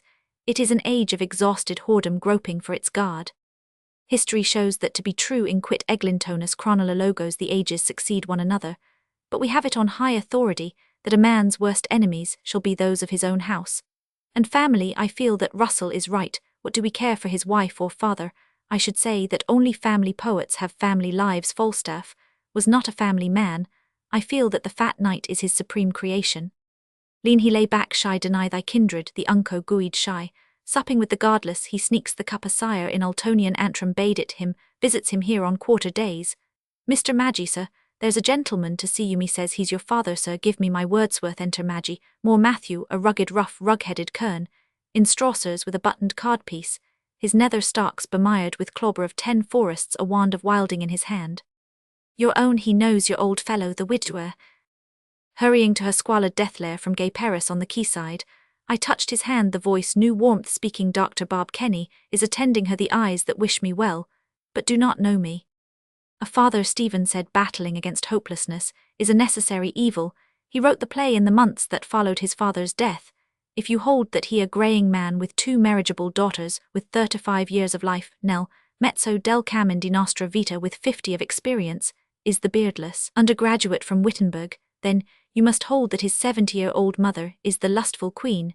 No, the corpse of John Shakespeare does not walk the night from hour to hour, it rots, and rots he rests disarmed of fatherhood, having devised that mystical estate upon his son Boccaccio's Calandrino, was the first and last man who felt himself with child fatherhood in the sense of conscious begetting, is unknown to man. It is a mystical estate and apostolic succession, from only begetter to only begotten on that mystery, and not on the Madonna which the cunning Italian intellect flung to the mob of Europe. The Church is founded and founded irremovably, because founded like the world macro and microcosm upon the void, upon incertitude, upon unlikelihood. Amor matris, subjective and objective genitive, may be the only true thing in life. Paternity may be a legal fiction. Who is the father of any son, that any son should love him, or he any son?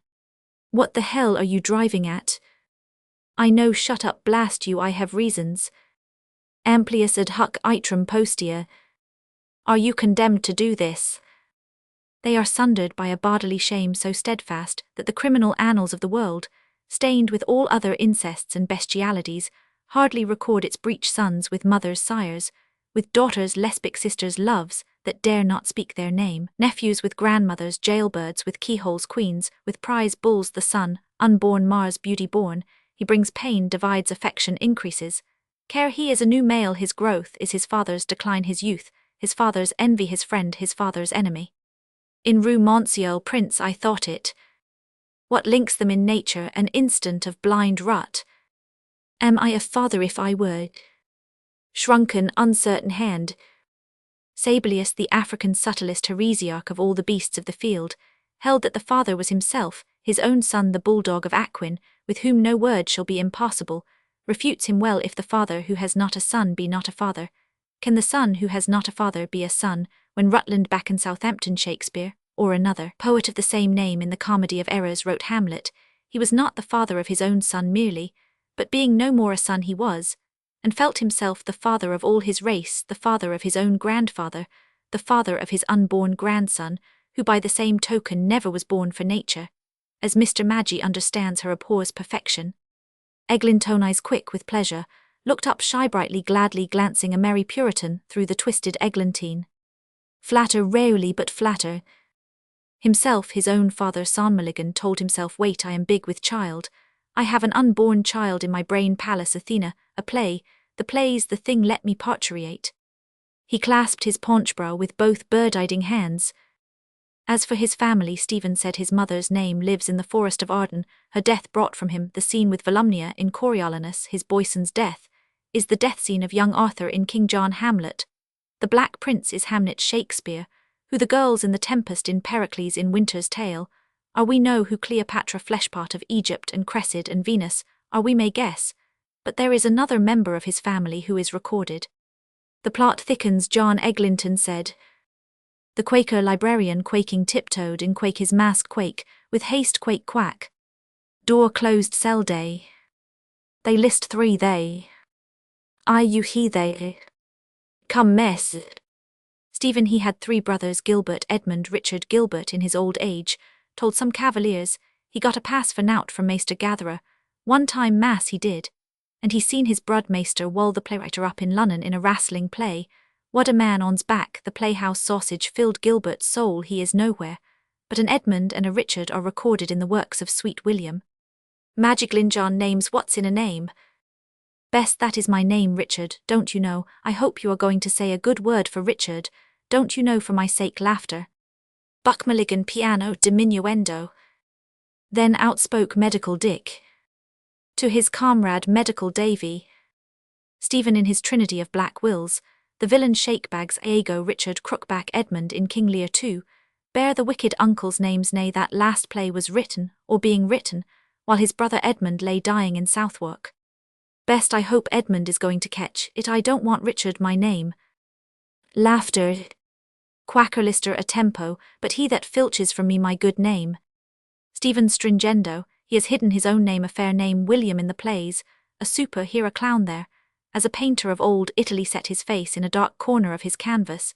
He has revealed it in the sonnets, where there is Will in overplus like John, O gaunt his name, is dear to him as dear as the coat, and crest he toadied for on a bend sable, a spear, or steeled argent honorificabilitud initatibus, dearer than his glory of greatest shake scene in the country. What's in a name that is what? We ask ourselves in childhood, when we write the name that we are told, is ours a star, a daystar, a firedrake, rose at his birth it shone by day in the heavens alone, brighter than Venus in the night.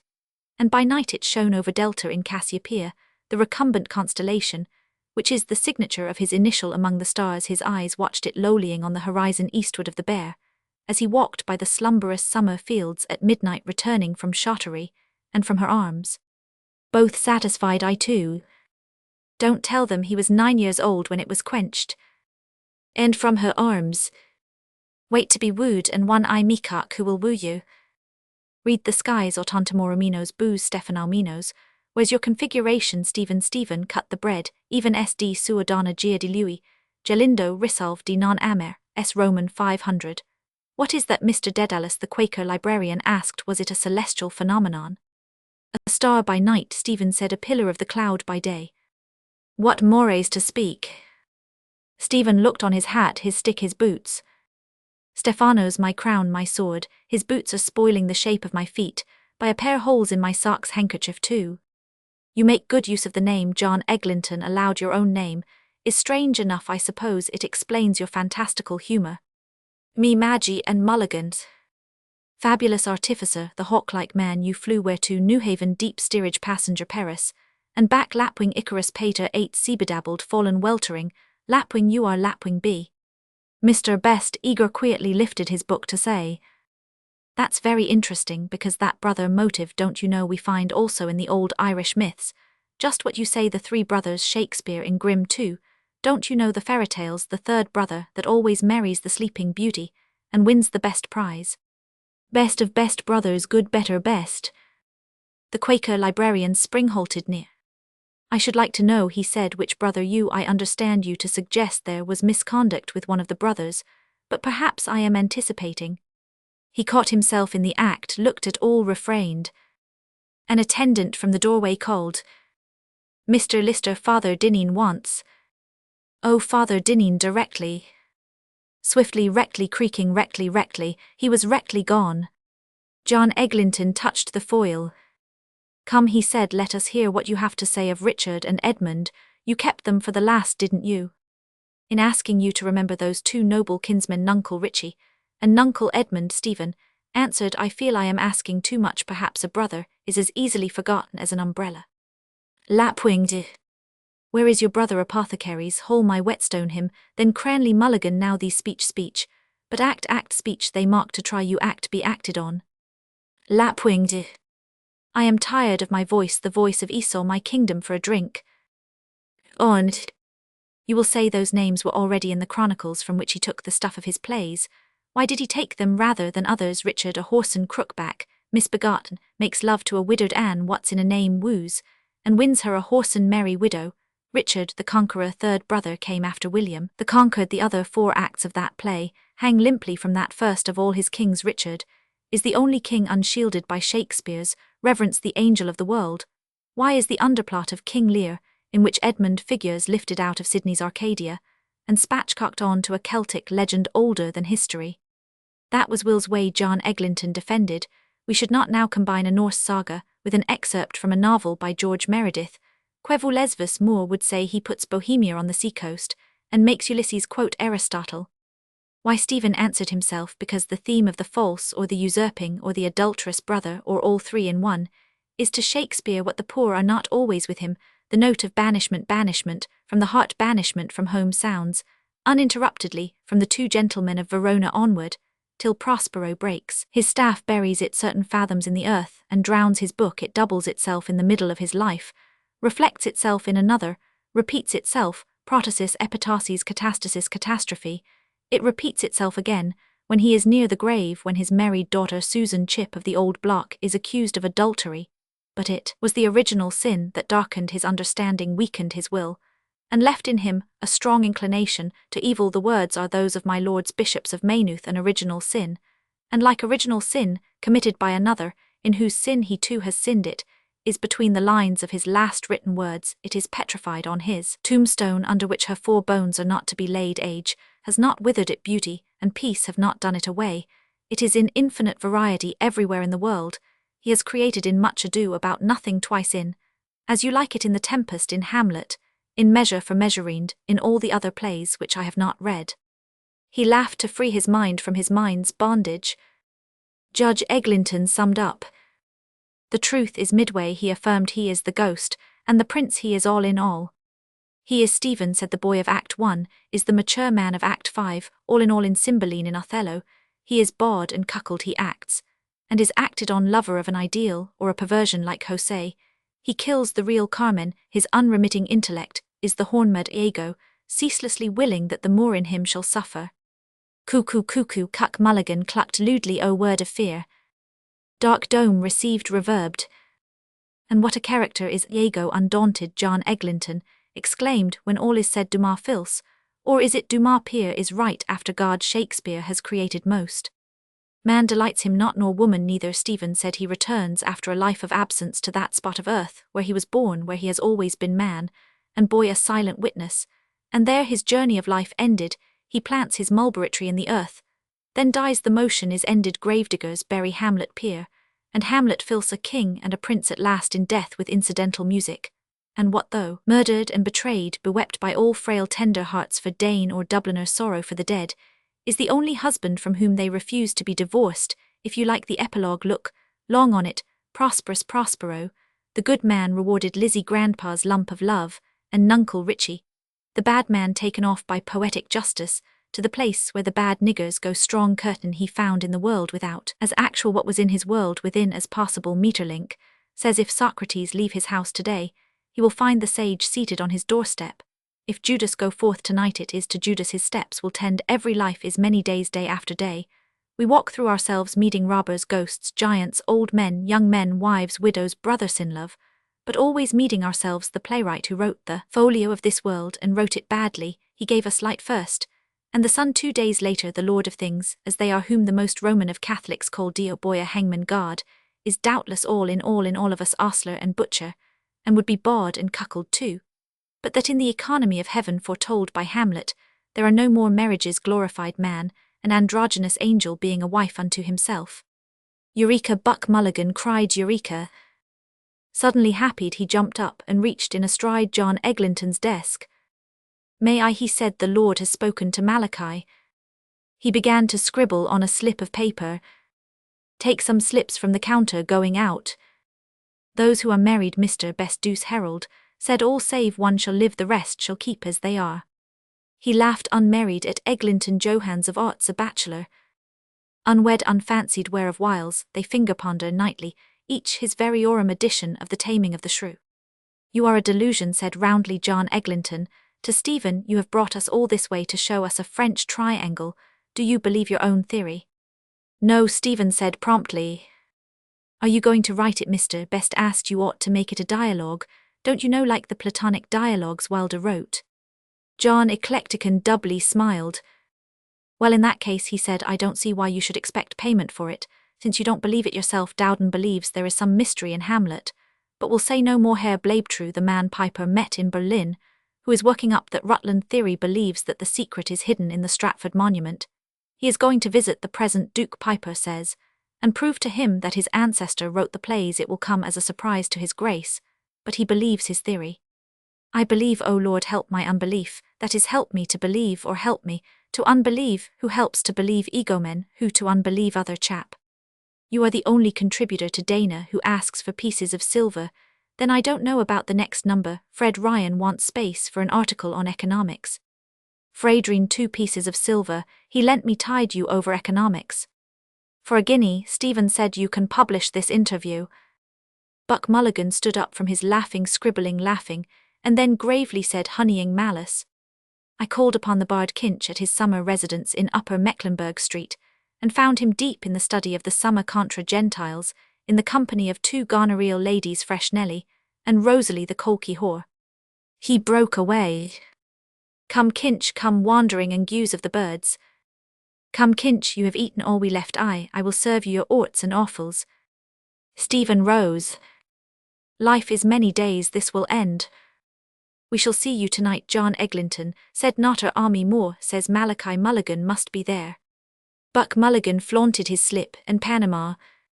Monsieur Moore, he said, lecturer on French letters to the youth of Ireland, be there. Come Kinch, the bards must drink, can you walk straight? Laughing he. Swill till 11 Irish nights entertainment. Lubber. Stephen followed a lubber.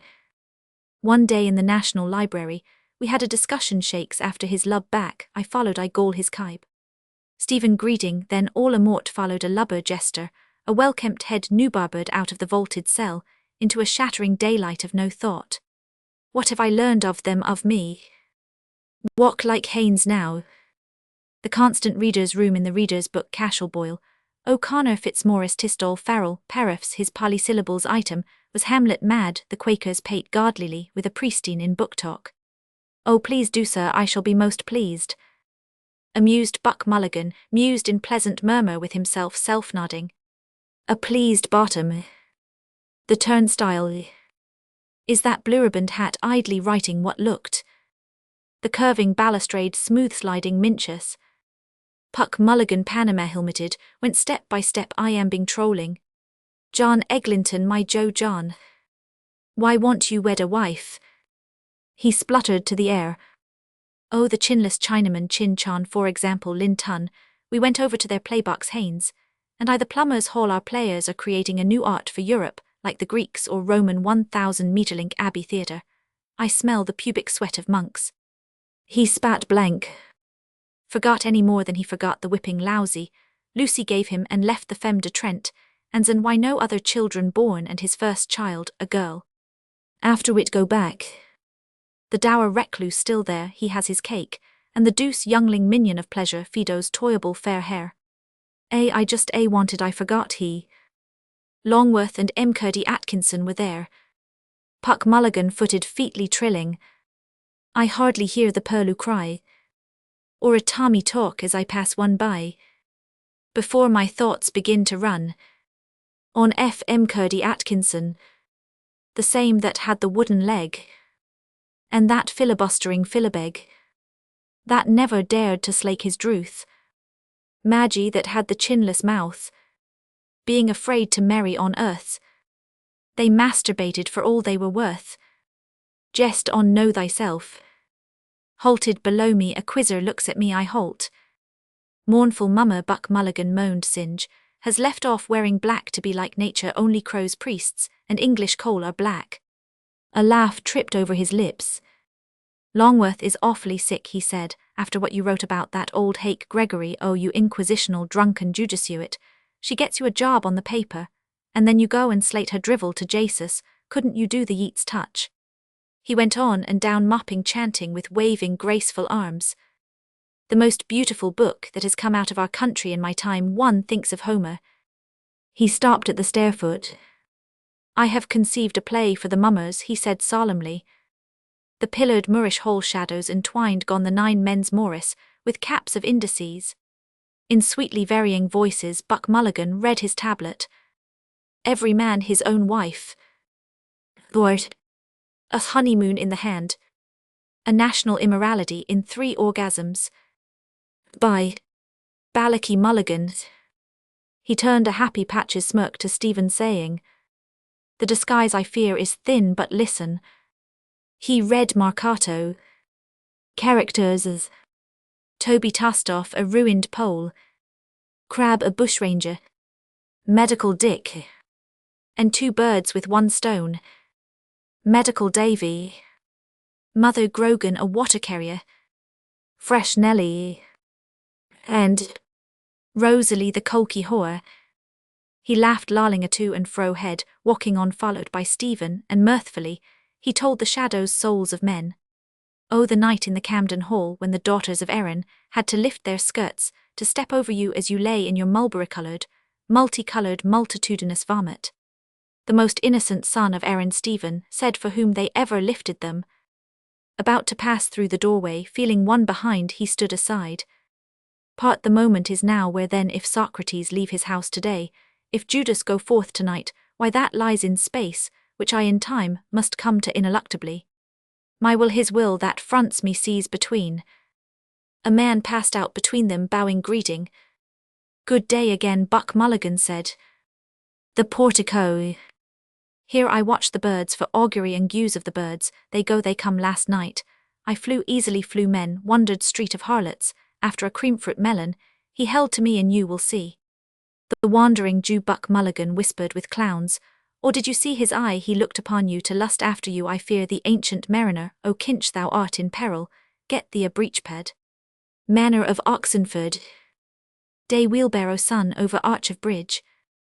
A dark back went before them, step of a pard down out by the gateway under portcullis barbs.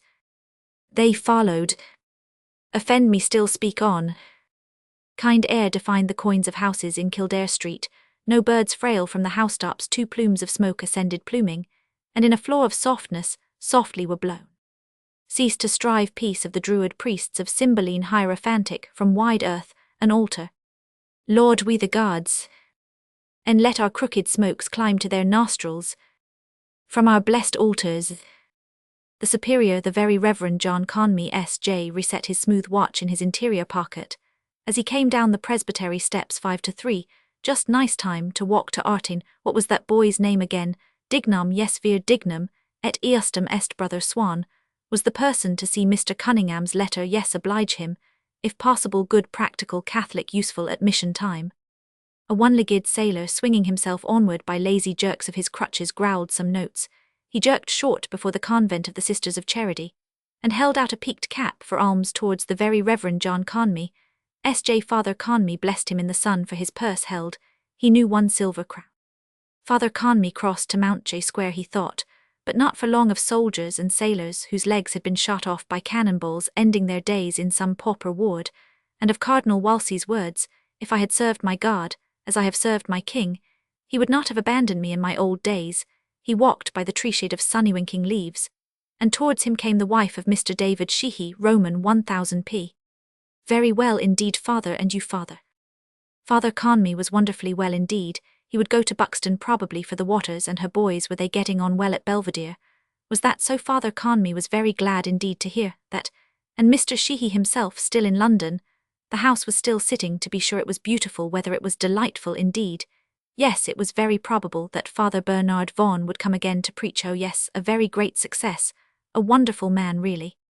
Father Conmee was very glad to see the wife of Mr. David Sheehy, Roman 1000p, looking so well, and he begged to be remembered to Mr. David Sheehy, Roman 1000p.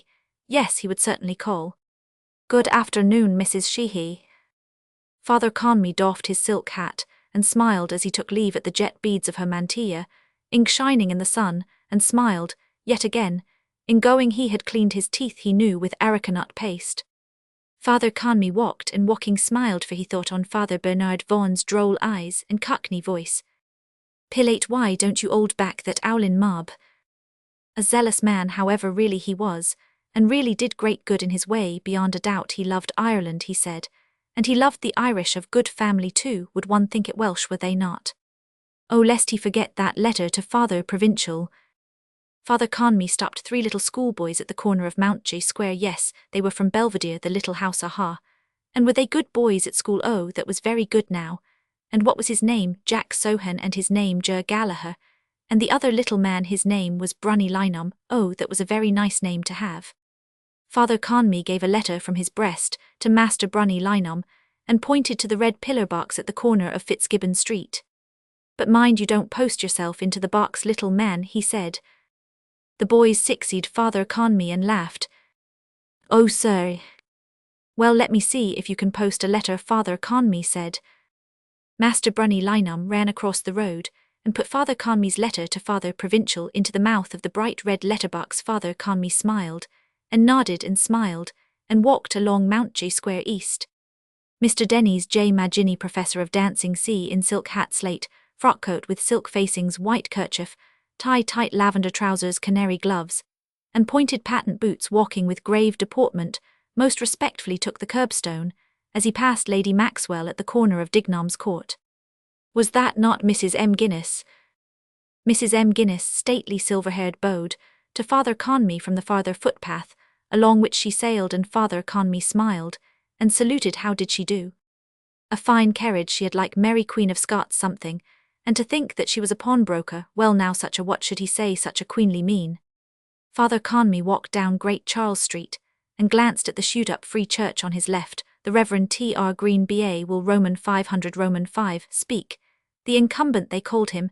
He felt it incumbent on him to say a few words, but one should be charitable, invincible ignorance. They acted according to their lights. Father Conmee turned the corner and walked along the North Circular Road. It was a wonder that there was not a tramline in such an important thoroughfare. Surely there ought to be. A band of satcheled schoolboys crossed from Richmond Street, all raised untidy caps. Father Conmee greeted them more than once benignly. "Christian brother boys."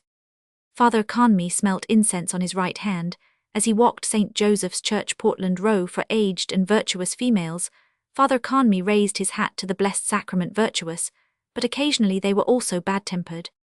Near Aldborough House, Father Conmee thought of that spendthrift nobleman, and now it was an office or something. As Father Conmee began to walk along the North Strand Road, and was saluted by Mr. William Gallagher, who stood in the doorway of his shop. Father Conmee saluted Mr. William Gallagher, and perceived the odours that came from bacon flitches and ample cools of butter.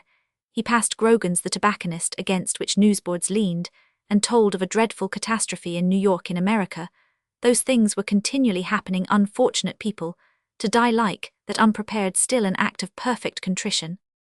Father Conmee went by Daniel Burgeon's public house, against the window of which two unlabouring men lounged. They saluted him, and were saluted.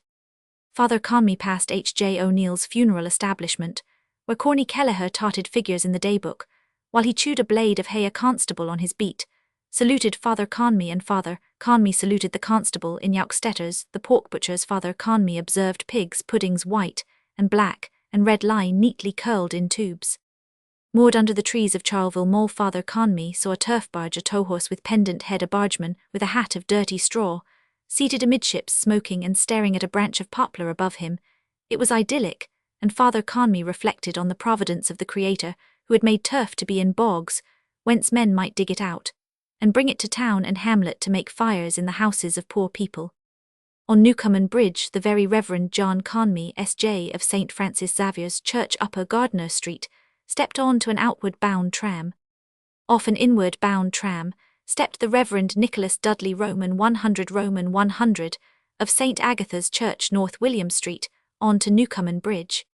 At Newcomen Bridge, Father Conmee stepped into an outward-bound tram, for he disliked to traverse on foot the dingy way past Mud Island. Father Conmee sat in a corner of the tramcar, a blue ticket tucked with care in the eye of one plump kid glove, while 4 shillings a sixpence and 5 pennies shooted from his other plump glover palm into his purse. Passing the Ivy Church, he reflected that the ticket inspector usually made his visit when one had carelessly thrown away the ticket. The solemnity of the occupants of the car seemed to Father Conmee excessive for a journey so short, and cheap Father Conmee liked cheerful decorum. It was a peaceful day. The gentleman with the glasses opposite Father Conmee had finished explaining, and looked down his wife. Father Conmee supposed a tiny yawn opened the mouth of the wife of the gentleman with the glasses. She raised her small gloved fist, yawned ever so gently, tip-tapping her small gloved fist on her opening mouth, and smiled tinily sweetly.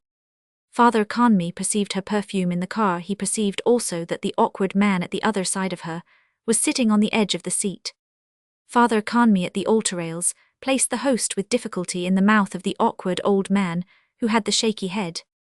At Annesley Bridge the tram halted, and when it was about to go an old woman rose suddenly from her place. To alight the conductor pulled the bell strap to stay the car for her.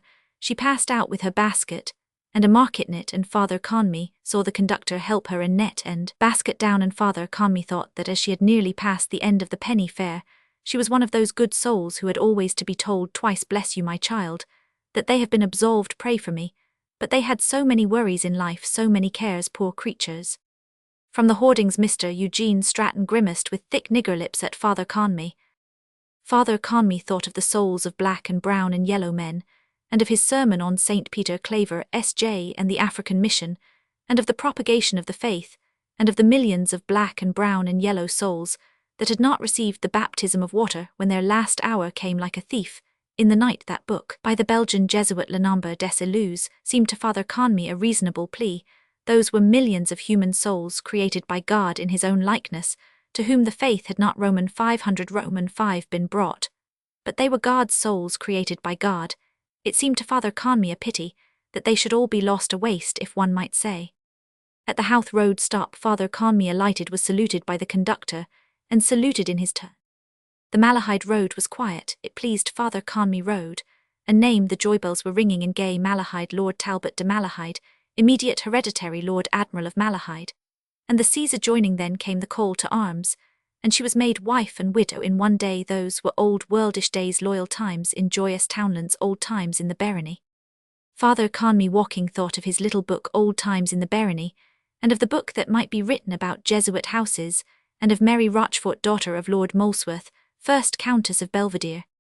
A listless lady no more young walked along the shore of Loch Nel. Mary, 1st Countess of Belvedere, listlessly walking in the evening, not startled when an otter plunged, who could know the truth, not the jealous Lord Belvedere, and not her confessor, if she had not committed adultery, fully iaculatio seminis, inter vas naturale mulieris, with her husband's brother. She would half confess if she had not all sinned, as women. Roman 999, only God knew, and she and he her husband's brother. Father Conmee thought of that tyrannous incontinence needed, however, for man's race on earth, and of the ways of God which were not our ways. Don John Conmee walked and moved in times of yore. He was humane, and honoured there. He bore in mind secrets confessed, and he smiled at smiling noble faces in a beeswax drawing-room sealed with full fruit clusters, and the hands of a bride, and of a bridegroom noble to noble, were empalmed by Don John Conmee. It was a charming day. The lich gate of a field showed Father Conmee breadths of cabbages curtsying to him with ample. Under leaves the sky showed him a flock of small white clouds, going slowly down the wind. Mountainer, the French said a just and homely word. Father Conmee, reading his office, watched a flock of muttoning clouds over Rathcoffey. His thin-socked ankles were tickled by the stubble of Clongowes Field. He walked there reading in the evening, and heard the cries of the boys' lines at their play, young cries in the quiet evening. He was their rector. His reign was Roman 1449. Father Conmee drew off his gloves, and took his reed-edged breviary out, an ivory bookmark, told him the page. Knows he should have read that before lunch, but Lady Maxwell had come. Father Conmee read in secret Pater and Ave, and crossed his breast Deus in adiutorium. He walked calmly and read mutely the nones, walking and reading, till he came to res in Beati Immaculati Principium, verborum tuorum veritas in aeternum omnia iudicia istiti, 2. A flushed young man came from a gap of a hedge, and after him came a young woman with wild nodding daisies in her hand. The young man raised his cap abruptly, the young woman abruptly bent, and with slow care detached from her light skirt a clinging twig. Father Conmee blessed both gravely, and turned a thin page of his breviary. Sin principes persecuti sunt me gratis, et a verbis tuis formidavit cor meum. Corny Kelleher closed his long day-book, and glanced with his drooping eye at a pine coffin lid sentryed in a corner. He pulled himself erect, went to it, and spinning it on its axle viewed its shape and brass furnishings. Chewing his blade of hay, he laid the coffin lid by, and came to the doorway. There he tilted his hat-brim to give shade to his eyes, and leaned against the doorcase looking idly out.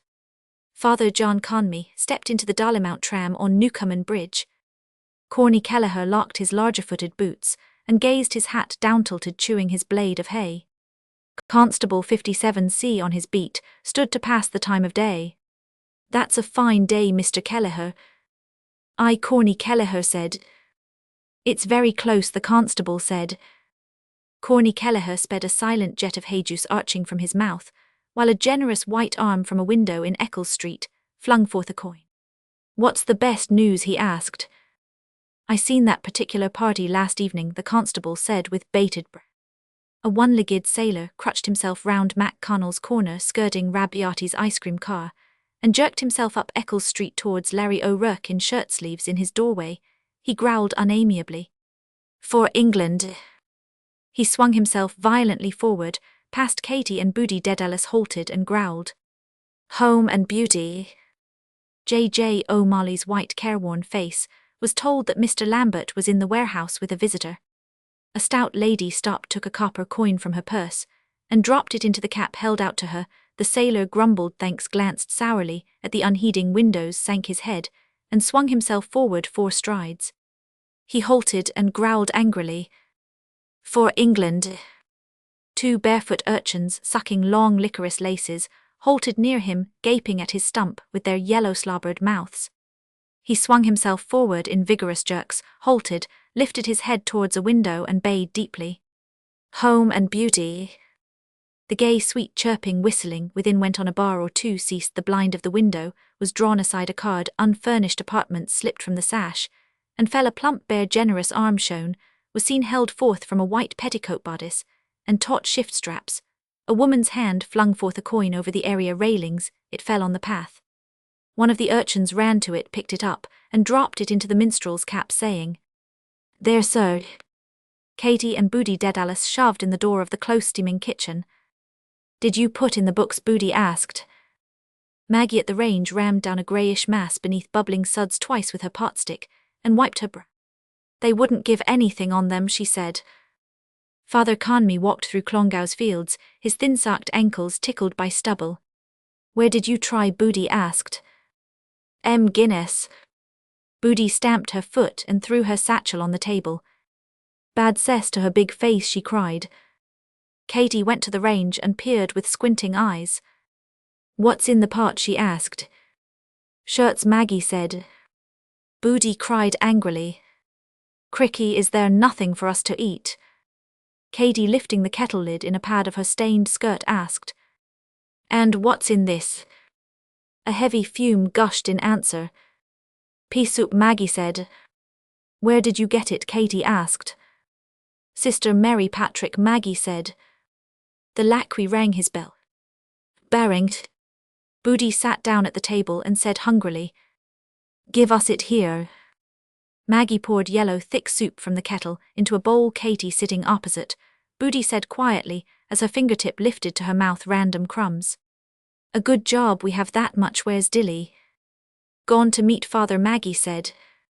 Stephen, breaking big chunks of bread into the yellow soup, added, "Our Father who art not in heaven." Maggie, pouring yellow soup in Katie's bowl, exclaimed, "Stephen, for shame." A skiff, a crumpled throwaway Elijah, is coming rowed lightly down the Liffey under Loopline Bridge, shooting the rapids where water chafed around the bridge piers, sailing eastward, past hulls and anchor chains, between the Custom House Old Dock and George's Quay. The blonde girl in Thornton's bedded the wicker basket, with rustling fibre. Blazes Boylan handed her the bottle swathed in pink tissue paper, and a small jar. "Put these in first, will you?" he said. "Yes, sir," the blonde girl said, "and the fruit on top." "That'll do, game ball," Blazes Boylan said. She bestowed fat pears neatly head by tail, and among them ripe shamefaced peaches. Blazes Boylan walked here and there in new tan shoes about the fruit-smelling shop, lifting fruits young, juicy, crinkled, and plump red tomatoes, sniffing smells. He Roman 50 YS filed before him, tall white-hatted, past Tangier Lane, plodding towards their goal. He turned suddenly from a chip of strawberries, drew a gold watch from his fob, and held it at its chain's length. "Can you send them by tram now?" A dark-backed figure under Merchant's Arch scanned books on the hawker's cart. "Certainly, sir. Is it in the city?" "Oh yes," Blazes Boylan said. 10 minutes. The blonde girl handed him a docket and pencil.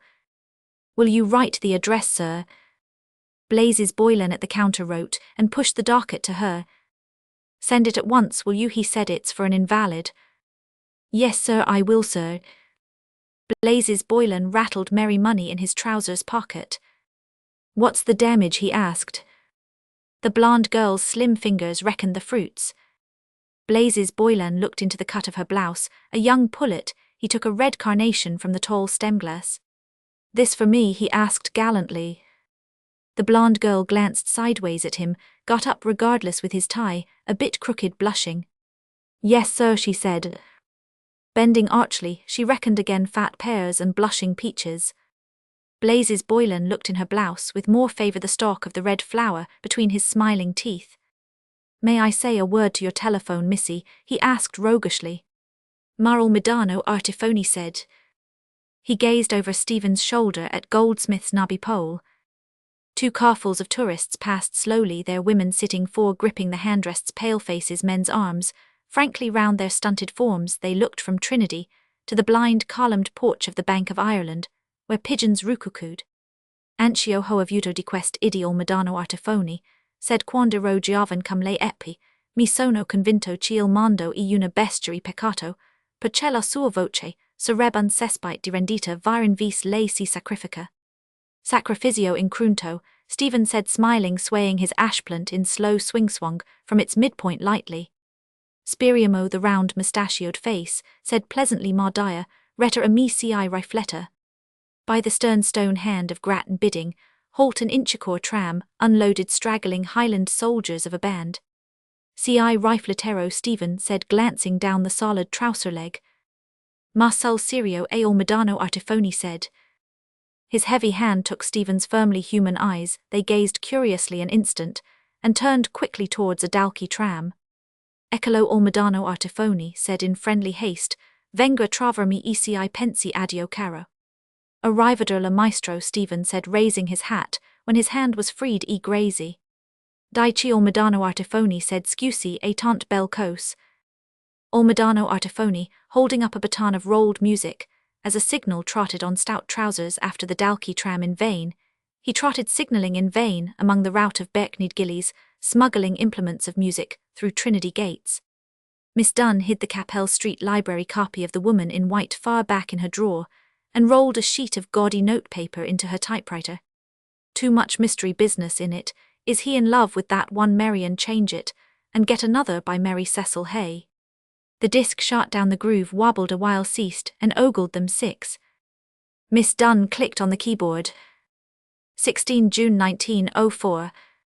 5 tall white-hatted sandwichmen between Moneypenny's corner and the slab, where Wolfe-Tone's statue was not eeled themselves, turning H.E. Roman 50 and plodded back as they had come. Then she stared at the large poster of Marie Kendall, charming soubrette, and listlessly lolling scribbled on the jotter 16s, and capital S's, mustard hair and dauby cheeks. "She's not nice looking. Is she, the way she's holding up her bit of a skirt? Wonder, will that fellow be at the band tonight? If I could get that dressmaker to make a concertina skirt, like Sussy Naggles, they kick out Grand Shannon. And all the boat club swells never took his eyes off her, hope to goodness. He won't keep me here till 7. The telephone rang rudely by her ear. "Hello, yes sir, no sir, yes sir, I'll ring them up, after 5, only those 2 sir, for Belfast and Liverpool. All right sir, then, I can go after 6 if you're not back a quarter, after yes sir 27, and 6 ill, tell him yes 176. She scribbled 3 figures on an envelope.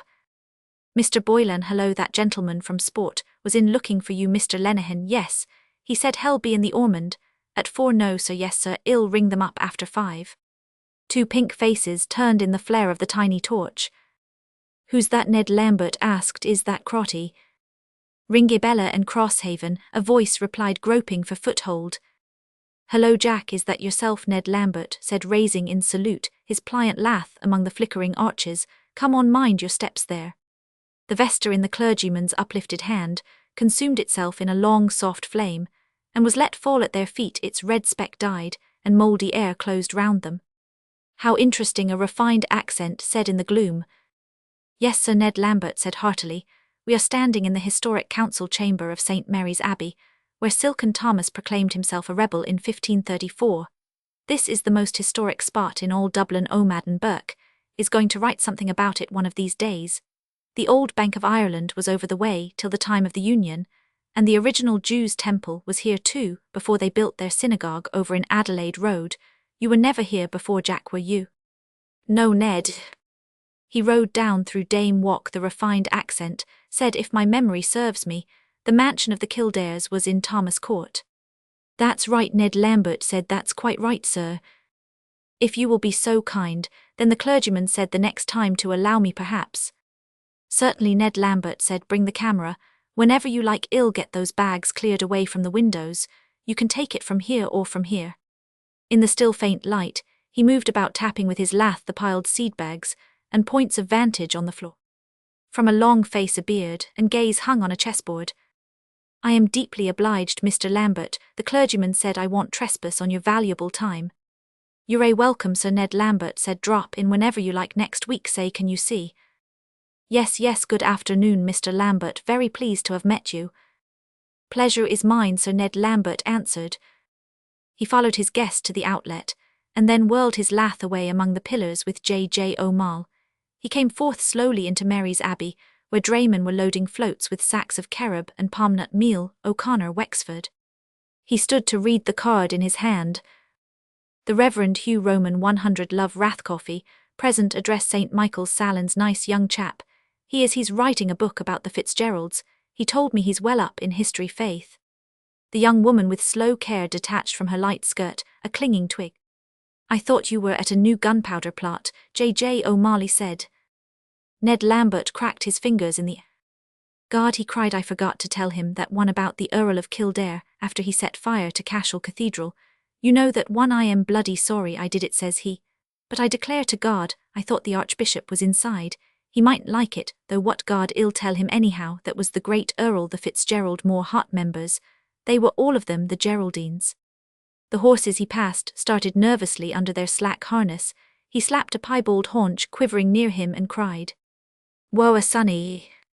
He turned to J. O'Mall and asked, Well, Jack, what is it? What's the trouble? Wait a while, hold hard.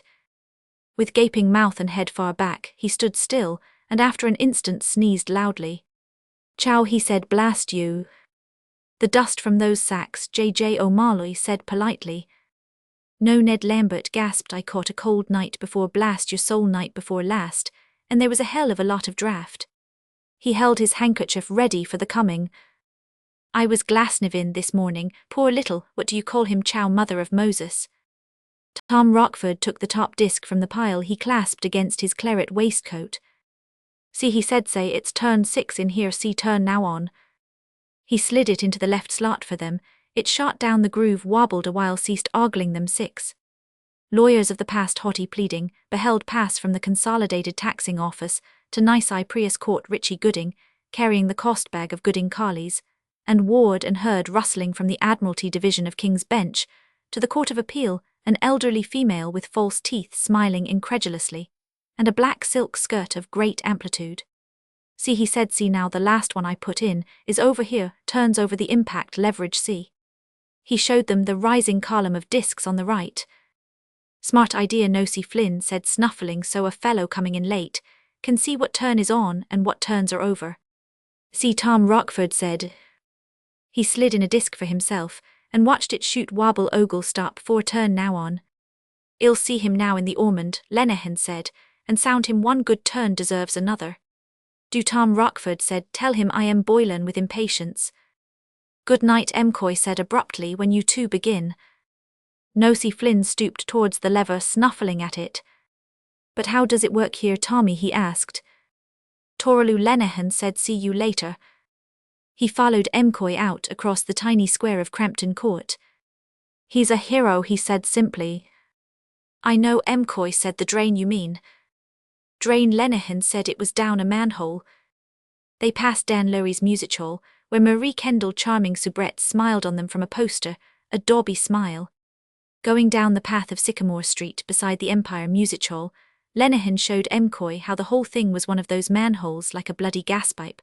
And there was the poor devil stuck down in it, half choked with sewer gas. Down went Tom Rockford anyhow, Bookie's vest, and all with the rope round him, and be damned, but he got the rope round the poor devil, and the two were hauled up. The act of a hero, he said.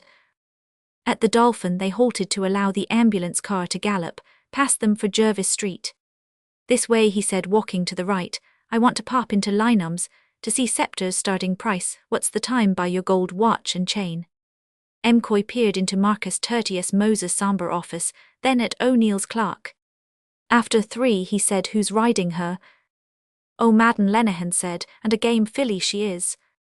While he waited in Temple Bar, M'Coy dodged a banana peel, with gentle pushes of his toe from the path to the gutter fellow. "Might damn easy get a nasty fall, they're coming along tight in the dark."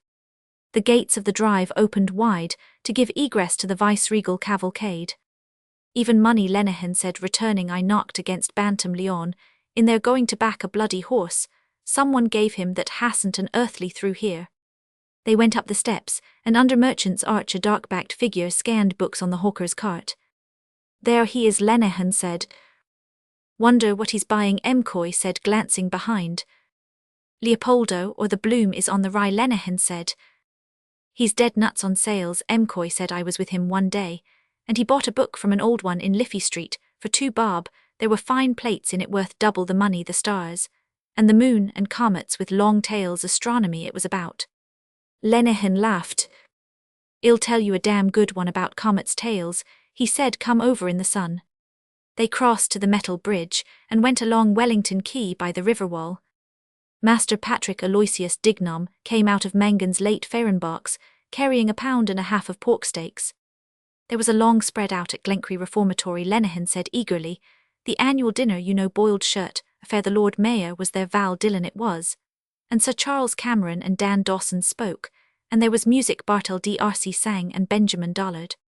"I know M'Coy broke in, my missus sang there once." "Did she?" Lenehan said. A card, "Unfurnished Apartments," reappeared on the window sash of number 7 Eccles Street. He checked his tail a moment, but broke out in a wheezy laugh. "But wait till I tell you," he said. "Delahunt of Camden Street had the catering, and yours truly was chief bottle washer. Bloom and the wife were there, lashings of stuff. We put up port wine and sherry and curacoa, to which we did ample justice, fast and furious. It was after liquids came solids, cold joints galore, and mince pies." "I know," M'Coy said, "the year the missus was there." Lenehan linked his arm warmly. "But wait till I tell you," he said. "We had a midnight lunch too, after all the jollification, and when we sallied forth it was blue o'clock the morning after the night before coming home. It was a gorgeous winter's night on the featherbed mountain. Bloom and Chris Collinan were on one side of the car, and I was with the wife on the other. We started singing glees and duets lo the early beam of morning. She was well primed with a good load of Delahunt's port under her belly band. Every jolt the bloody car gave I had her bumping up against me. Hell's delights, she has a fine pair, God bless her, like that." He held his caved hands a cubit from him, frowning. "I was tucking the rug under her, and settling her boa all the time, know what I mean." His hands moulded ample curves of air. He shut his eyes tight in delight, his body shrinking, and blew a sweet chirp from his lips. "The lad stood to attention anyhow," he said with a sigh. "She's a gamey mare, and no mistake." Bloom was pointing out all the stars, and the comets in the heavens to Chris Collinan, and the Jave, the Great Bear, and Hercules, and the Dragon, and the whole jingbang lot. But by God, I was lost so. To speak in the Milky Way, he knows them all. Faith, at last she spotted a weeny wishy 1 miles away. "And what star is that, Poldy?" says she. By God, she had Bloom cornered. "That one is it," says Chris Collinan. "Sure, that's only what you might call a pinprick. By God, he wasn't far wide of the mark." Lenehan stopped and leaned on the river wall, panting with soft laughter. "I am weak," he gasped. M'Coy's white face smiled about it at instants, and grew grave. Lenehan walked on again. He lifted his yachting cap and scratched his hindhead rapidly. He glanced sideways in the sunlight at M'Coy. "He's a cultured all-roundman, Bloom, is," he said seriously. "He's not one of your common or garden, you know. There's a touch of the artist about old Bloom."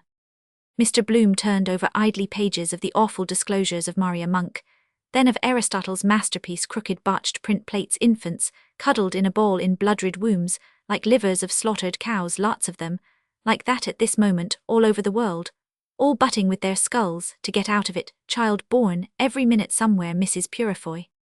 He laid both books aside, and glanced at the third Tales of the Ghetto, by Leopold von Sacher-Masoch. "That I had," he said, pushing it by. The shopman let 2 volumes fall on the counter. "Them are 2 good ones," he said. Onions of his breath came across the counter out of his ruined mouth. He bent to make a bundle of the other books, hugged them against his unbuttoned waistcoat, and bore them off behind the dingy curtain.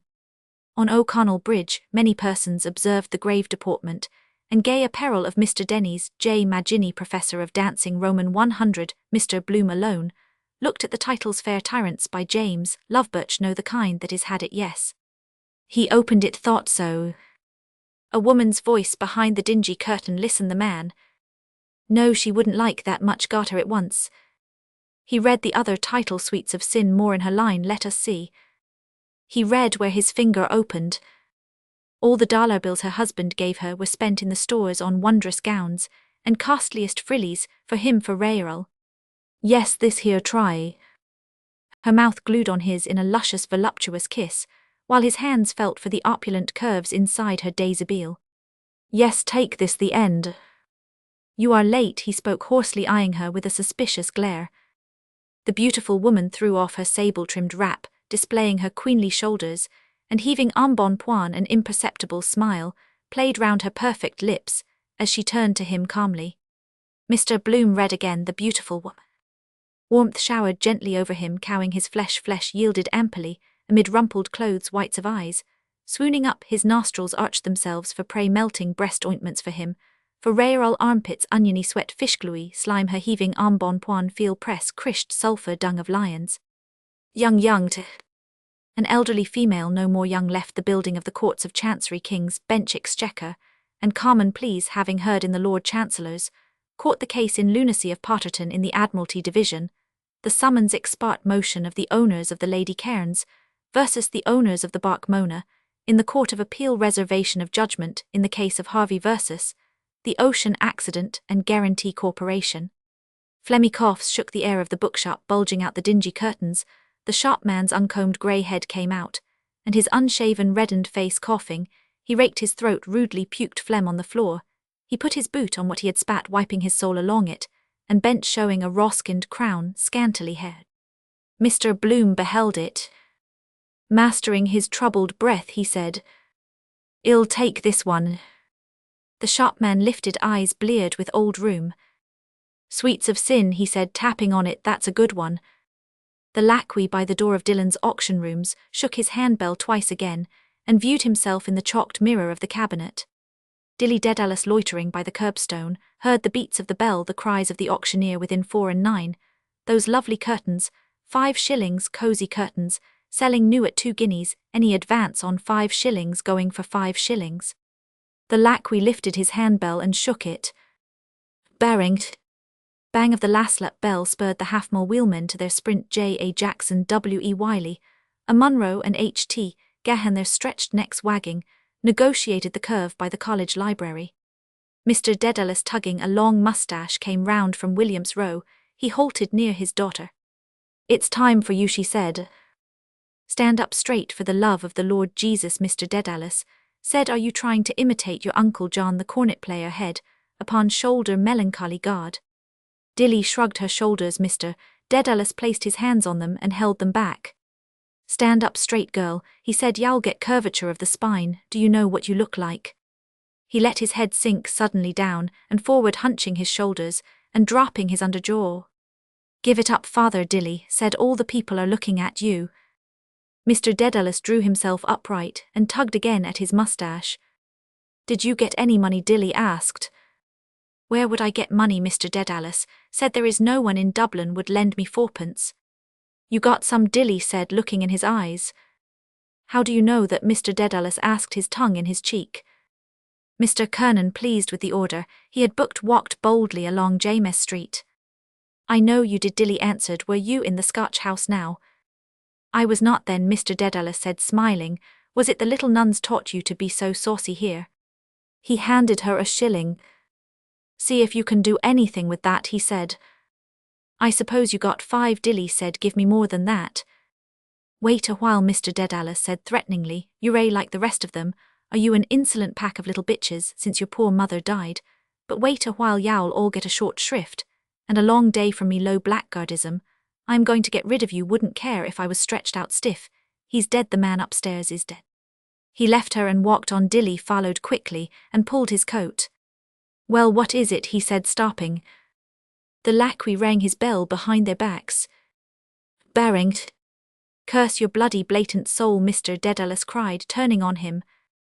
The lacquey, aware of comment, shook the lolling clapper of his bell but feebly. Banged. Mr. Dedalus stared at him. Watch him, he said. It's instructive. I wonder, will he allow us to talk?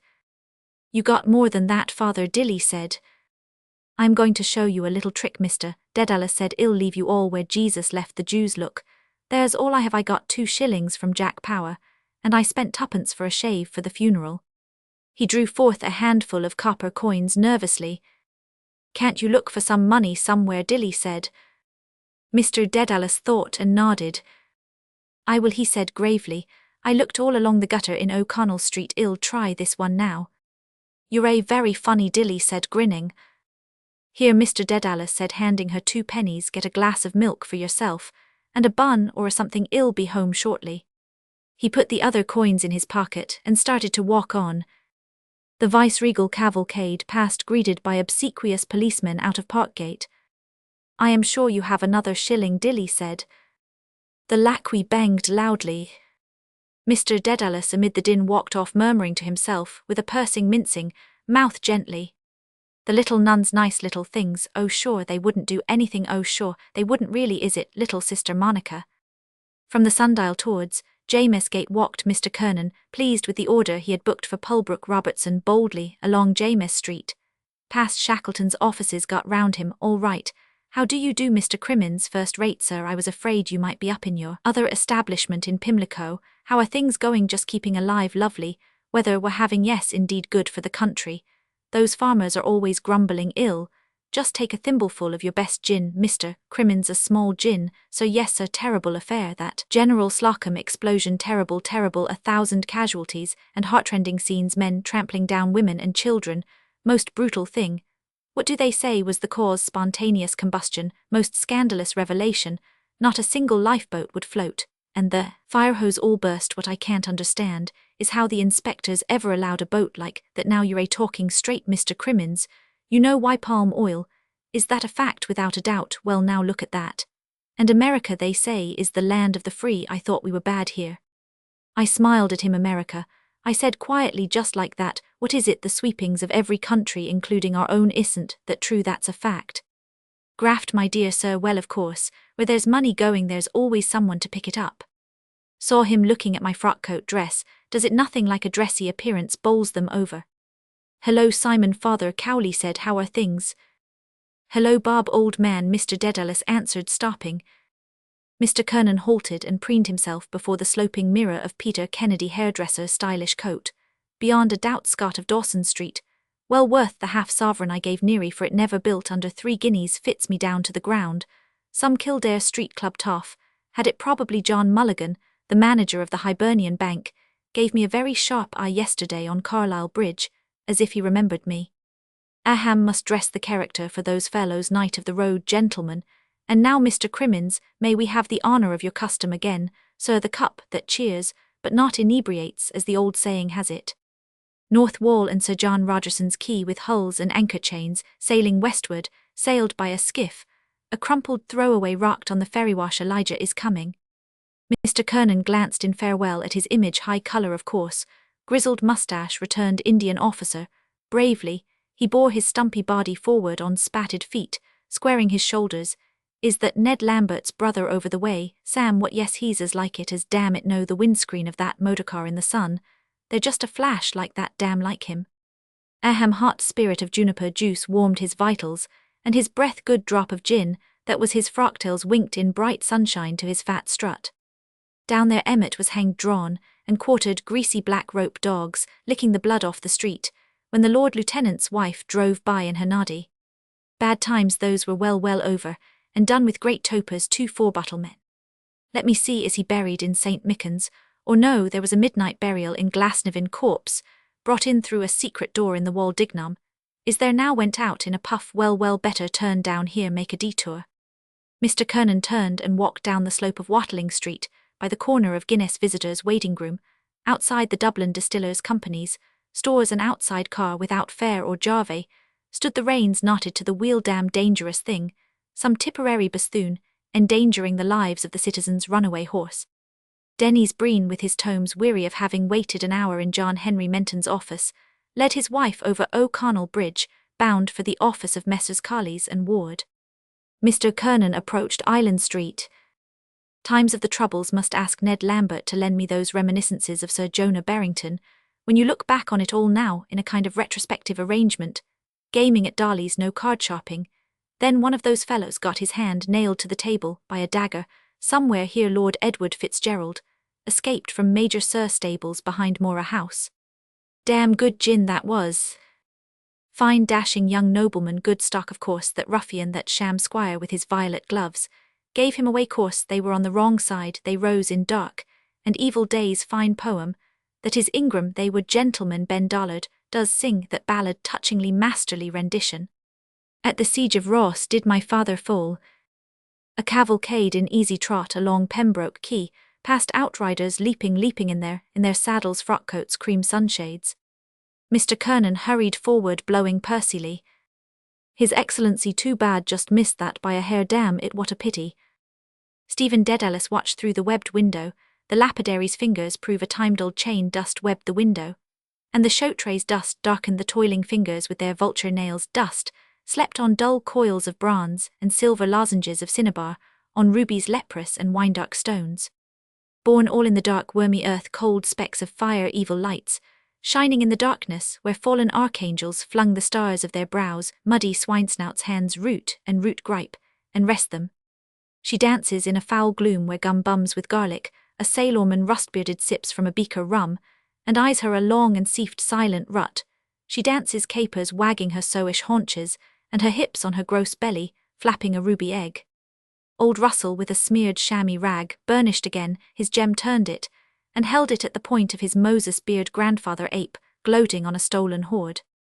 And you who wrest old images from the burial earth, the brain-sick words of sophists, Antisthenes, a lore of drugs, orient and immortal wheat, standing from everlasting to everlasting. Two old women, fresh from their whiff of the briny, trudged through Irish town along London Bridge Road, one with a sanded tired umbrella, one with a midwife's bag, in which 11 cockles rolled. The whir of flapping leathern bands and hum of dynamos from the powerhouse urged Stephen to be on. Beingless beings, stop throb, always without you, and the throb always within your heart. You sing of I between them, where between two roaring worlds, where they swirl Roman, one shatter them, one and both, but stun myself too in the blow. Shatter me, you who can baud and butcher, were the words I say, not yet a while a look around. Yes, quite true, very large and wonderful, and keeps famous time, you say. Right, sir, a Monday morning 'twas so indeed. Stephen went down Bedford Row, the handle of the ash clacking against his shoulder blade in Clohissey's window.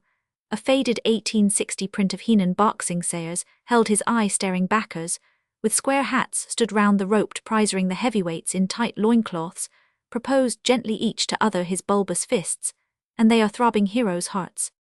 He turned and halted by the slanted book-cart. "Twopence each," the huckster said, "4 for 6 pence. Tattered pages, The Irish Beekeeper, Life, and Miracles of the Cure of Ars, Pocket Guide to Killarney. I might find here one of my pawned school prizes, Stefano Dedalo, alumno optimo pomum ferenti." Father Conmee, having read his little hours, walked through the hamlet of Donacarney murmuring vespers.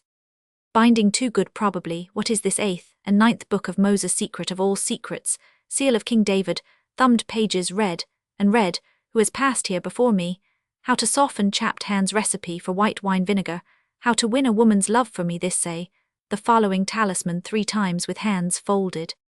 C.L. Yillo Nebricada Femininum, Amor me solo sanctus amen. Who wrote this charms and invocations of the most blessed Abbot Peter Salanka, to all true believers divulged as good as any other abbot's charms, as mumbling Joachim's down Baldinadle, or well wool your wool.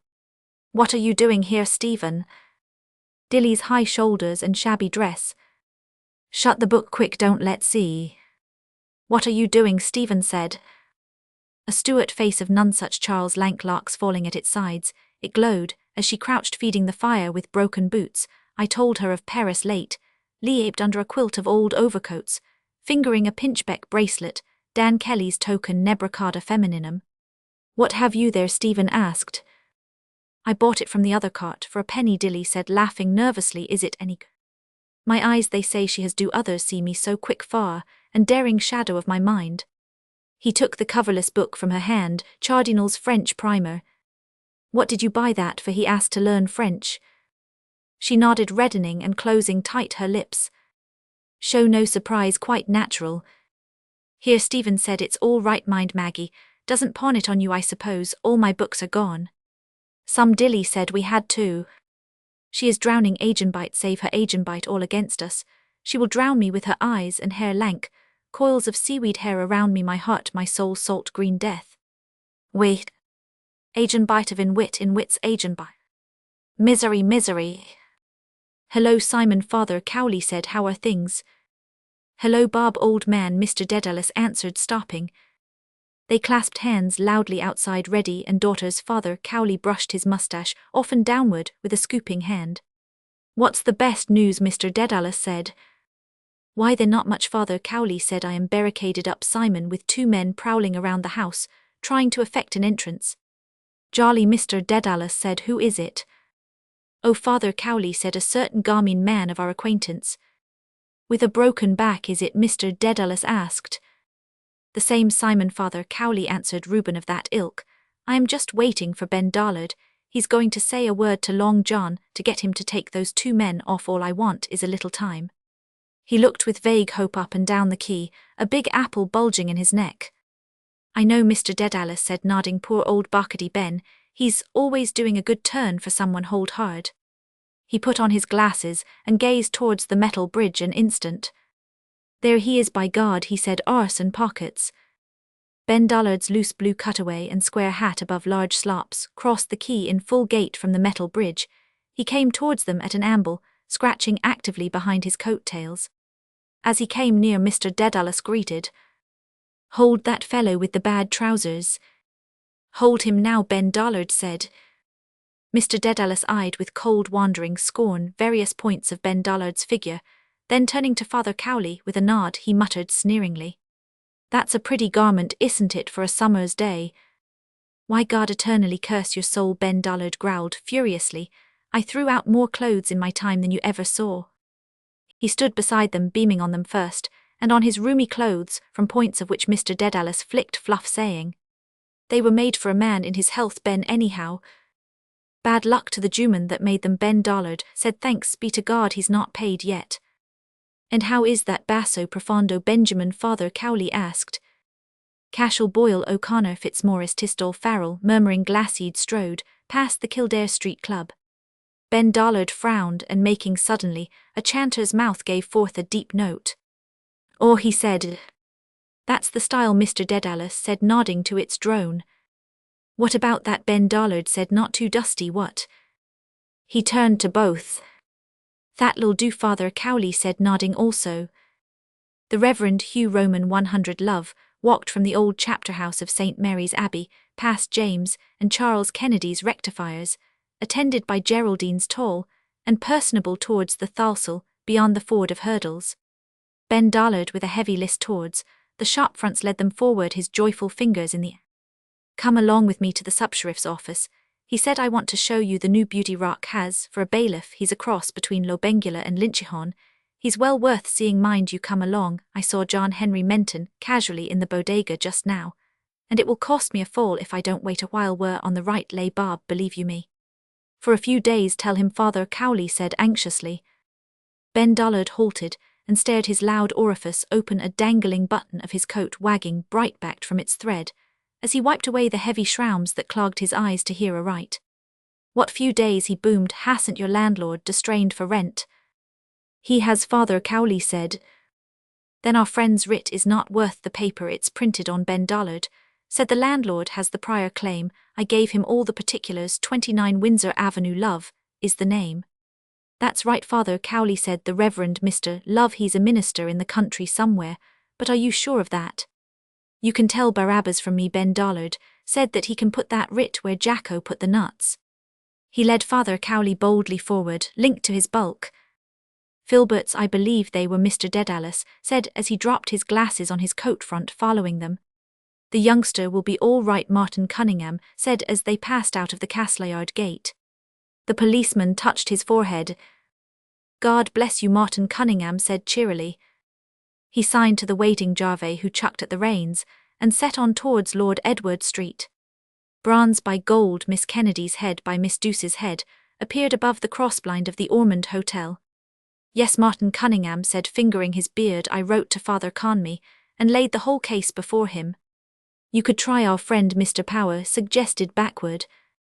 Boyd Martin Cunningham said shortly, touch me not. John Wise Nolan, lagging behind reading the list, came after them quickly down Cork Hill. On the steps of the City Hall, Councillor Nanetti, descending, hailed Alderman Cowley, and Councillor Abraham Lyon ascending. The castle car wheeled empty into Upper Exchange Street. Look here, Martin, John Wise Nolan said, overtaking them at the mail office. I see Bloom put his name down for 5 shillings. Quite right, Martin Cunningham said, taking the list, and put down the 5 shillings too. Without a second word, either Mr. Power said. Strange but true, Martin Cunningham added. John Wise Nolan opened wide eyes. I'll say there is much kindness in the Jew, he quoted elegantly. They went down Parliament Street. There's Jimmy Henry, Mr. Power said, just heading for Kavanagh's. Right-o, Martin Cunningham said, here goes. Outside La Mason, Clare Blazes Boylan waylaid Jack Mooney's brother-in-law Humpy Tight, making for the Liberties. John Wise Nolan fell back with Mr. Power, while Martin Cunningham took the elbow of a dapper little man in a shower of hail suit, who walked uncertainly with hasty steps past Mickey Anderson's watches. The assistant town clerk's corns are giving him some trouble, John Wise Nolan told Mr. Power. They followed round the corner towards James Kavanagh's wine rooms. The empty castle car fronted them at rest in Essex Gate. Martin Cunningham, speaking always, showed often the list, at which Jimmy Henry did not glance. And Long John Fanning is here too, John Wise Nolan said, as large as life. The tall form of Long John Fanning filled the doorway where he stood. Good day, Mr. Subsheriff, Martin Cunningham said, as all halted and greeted. Long John Fanning made no way for them. He removed his large Henry Clay decisively, and his large fierce eyes scowled intelligently over all their faces. Are the conscript fathers pursuing their peaceful deliberations? He said with rich acrid utterance to the assistant town clerk. Hell open to Christians they were having, Jimmy Henry said pettishly, about their damned Irish language. Where was the marshal, he wanted to know, to keep order in the council chamber? And old Barlow, the mace-bearer, laid up with asthma, no mace on the table, nothing in order, no quorum even. And Hutchinson, the Lord Mayor in Llandudno, and little Lorcan Sherlock doing locum tenens for him, damned Irish language of our forefathers. Long John Fanning blew a plume of smoke from his lips. Martin Cunningham spoke by turns, twirling the peak of his beard to the assistant town clerk, and the sub-sheriff, while John Wise Nolan held his peace. What dignum was that? Long John Fanning asked. Jimmy Henry made a grimace and lifted his left foot. Oh my corns, he said plaintively, come upstairs for goodness sake, till I sit down somewhere mind. Testily he made room for himself beside Long John Fanning's flank, and passed in and up the stairs. Come on up, Martin Cunningham said to the sub-sheriff. I don't think you knew him, or perhaps you did though. With John Wise Nolan, Mr. Power followed them in. Decent little soul he was, Mr. Power said to the stalwart back of Long John Fanning, ascending towards Long John Fanning in the mirror. Rather low-sized dignam of Menton's office, that was, Martin Cunningham said. Long John Fanning could not remember him. Clatter of horse-hoofs sounded from the air. What's that? Martin Cunningham said. All turned where they stood. John Wise Nolan came down again from the cool shadow of the doorway. He saw the horses pass Parliament Street harness, and glossy pasterns, in sunlight shimmering gaily. They went past before his cool, unfriendly eyes, not quickly in saddles of the leaders leaping leaders rode outriders. What was it? Martin Cunningham asked as they went on up the staircase. The Lord Lieutenant General and General Governor of Ireland, John Wise Nolan answered from the stairfoot. As they trod across the thick carpet, Buck Mulligan whispered behind his Panama to Haynes. Parnell's brother there in the corner. They chose a small table near the window, opposite a long-faced man, whose beard and gaze hung intently down on a chessboard. Is that he? Haynes asked, twisting round in his seat. Yes, Mulligan said, that's John Howard, his brother, our city marshal. John Howard. Parnell translated a white bishop quietly, and his grey claw went up again to his forehead, whereat it rested an instant after under its screen. His eyes looked quickly ghost-bright at his foe, and fell once more upon a working corner. "I'll take a mélange," Haynes said to the waitress. "2 mélanges," Buck Mulligan said, "and bring us some scones and butter, and some cakes as well." When she had gone, he said, laughing, "We call it Roman 500 be Roman 100, because they have damn bad cakes. Oh, but you missed Dedalus on Hamlet." Haynes opened his new-bought book. "I am sorry," he said, "Shakespeare is the happy hunting ground of all minds that have lost their balance." The one-legged sailor growled at the area of 14 Nelson Street. "England expects." Buck Mulligan's primrose waistcoat shook gaily to his laughter. "You should see him," he said, "when his body loses its balance wandering, and goose I call him." "I am sure he has an iddy fix," Haynes said, pinching his chin thoughtfully with thumb and forefinger. "Now I am speculating what it would be likely to be such persons always have." Buck Mulligan bent across the table gravely. "They drove his wits astray," he said, "by visions of hell. He will never capture the Attic note, the note of Swinburne, of all poets, the White Death. And the ruddy birth that is his tragedy, he can never be a poet, the joy of creation." "Eternal punishment," Haynes said, nodding curtly. "I see I tackled him this morning on belief. There was something on his mind, I saw. It's rather interesting, because Professor Parcorny of Vienna makes an interesting point out of that." Buck Mulligan's watchful eyes saw the waitress come. He helped her to unload her tray. "He can find no trace of hell in ancient Irish myth," Haynes said amid the cheerful cups. "The moral idea seems lacking the sense of destiny, of retribution. Rather strange. He should have just that fixed idea. Does he write anything for your movement?" He sank 2 lumps of sugar deftly longwise through the whipped cream. Buck Mulligan slit a steaming scone in 2, and plastered butter over its smoking pith. He bit off a soft piece hungrily. 10 years, he said, chewing, and laughing. "He is going to write something in 10 years. "Seems a long way off," Haynes said thoughtfully, lifting his spoon. "Still, I shouldn't wonder if he did after all." He tasted a spoonful from the creamy cone of his cup. "This is real Irish cream, I take it," he said with forbearance. "I don't want to be imposed on." Elijah Skifflight crumpled throwaway sailed eastward, by flanks of ships and trawlers, amid an archipelago of corks, beyond New Wapping Street, past Benson's Ferry, and by the 3-masted schooner Rosevian from Bridgwater with bricks. Olmedano Artifoni walked past Hull Street, past Sewell's Yard, behind him Cashel Boyle, O'Connor, Fitzmaurice, Tistall, Farrell, with stick umbrella dustcoat dangling, shunned the lamp before Mr. Lawsmith's house, and crossing walked along Merrion Square. Distantly behind him, a blind stripling tapped his way by the wall of College Park. Cashel Boyle, O'Connor, Fitzmaurice, Tistall, Farrell walked as far as Mr. Lewis Werner's cheerful windows, then turned and strode back along Merrion Square, his stick umbrella dustcoat dangling. At the corner of Wilde's house, he halted, frowned at Elijah's name announced on the Metropolitan Hall, frowned at the distant pleasance of Duke's Lawn. His eyeglass flashed, frowning in the sun with rat's teeth bared. He muttered, "Coctus valui." He strode on for Clare Street, grinding his fierce word. As he strode past Mr. Bloom's dental windows, the sway of his dustcoat brushed rudely from its angle a slender tapping cane, and swept onwards, having buffeted a thewless body. The blind stripling turned his sickly face after the striding form.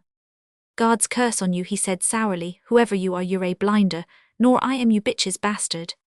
Opposite Ruggie O'Donohoe's Master Patrick Aloysius Dignam, pouring the £1.5 pound of Mangan's late Fehrenbach's pork steaks. He had been sent for, went along warm Wicklow Street dawdling.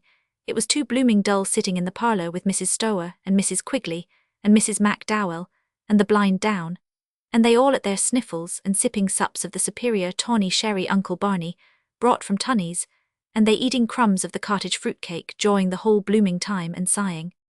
After Wicklow Lane, the window of Madame Dole court-dress milliner stopped him.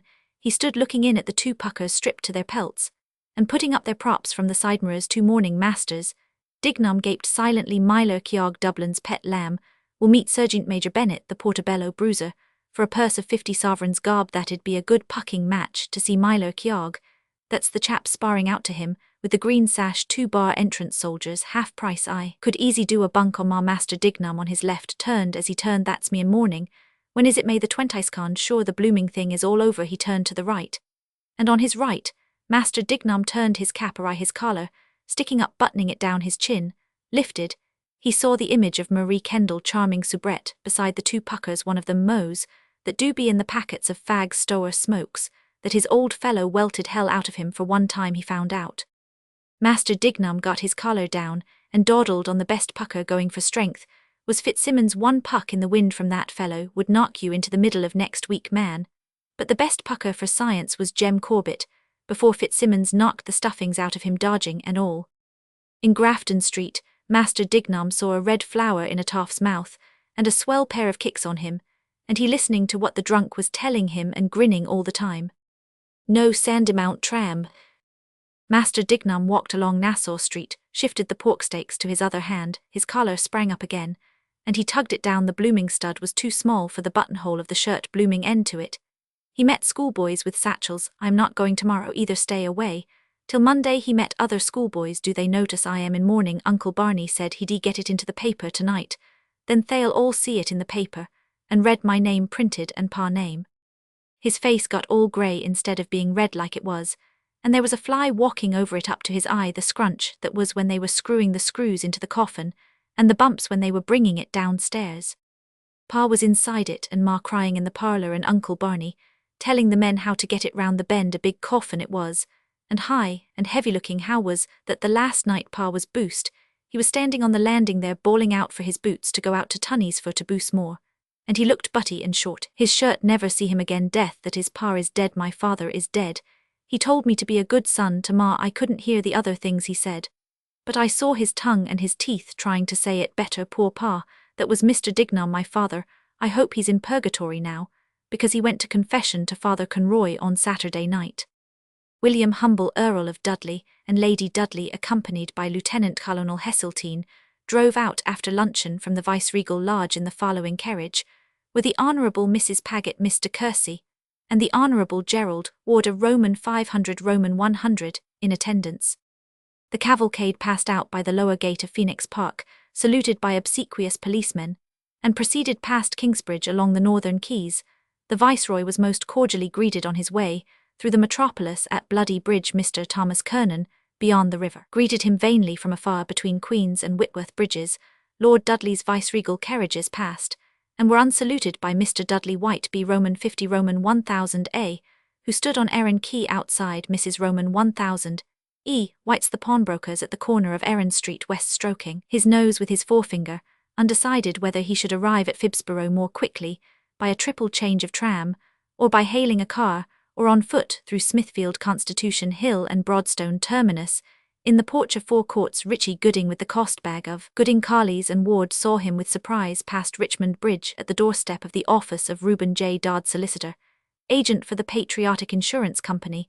An elderly female about to enter changed her plan, and retracing her steps by King's windows smiled credulously on the representative of His Majesty from its sluice in Wood Quay Wall under Tom Devan's office. Paddle River hung out in fealty, a tongue of liquid sewage above the crossblind of the Ormond Hotel. Gold by bronze Miss Kennedy's head by Miss Douce's head watched and admired on Ormond Quay. Mr. Simon Dedalus, steering his way from the greenhouse, for the sub-sheriff's office stood still in mid-street, and brought his hat low. His Excellency graciously returned Mr. Dedalus greeting from Cahill's corner.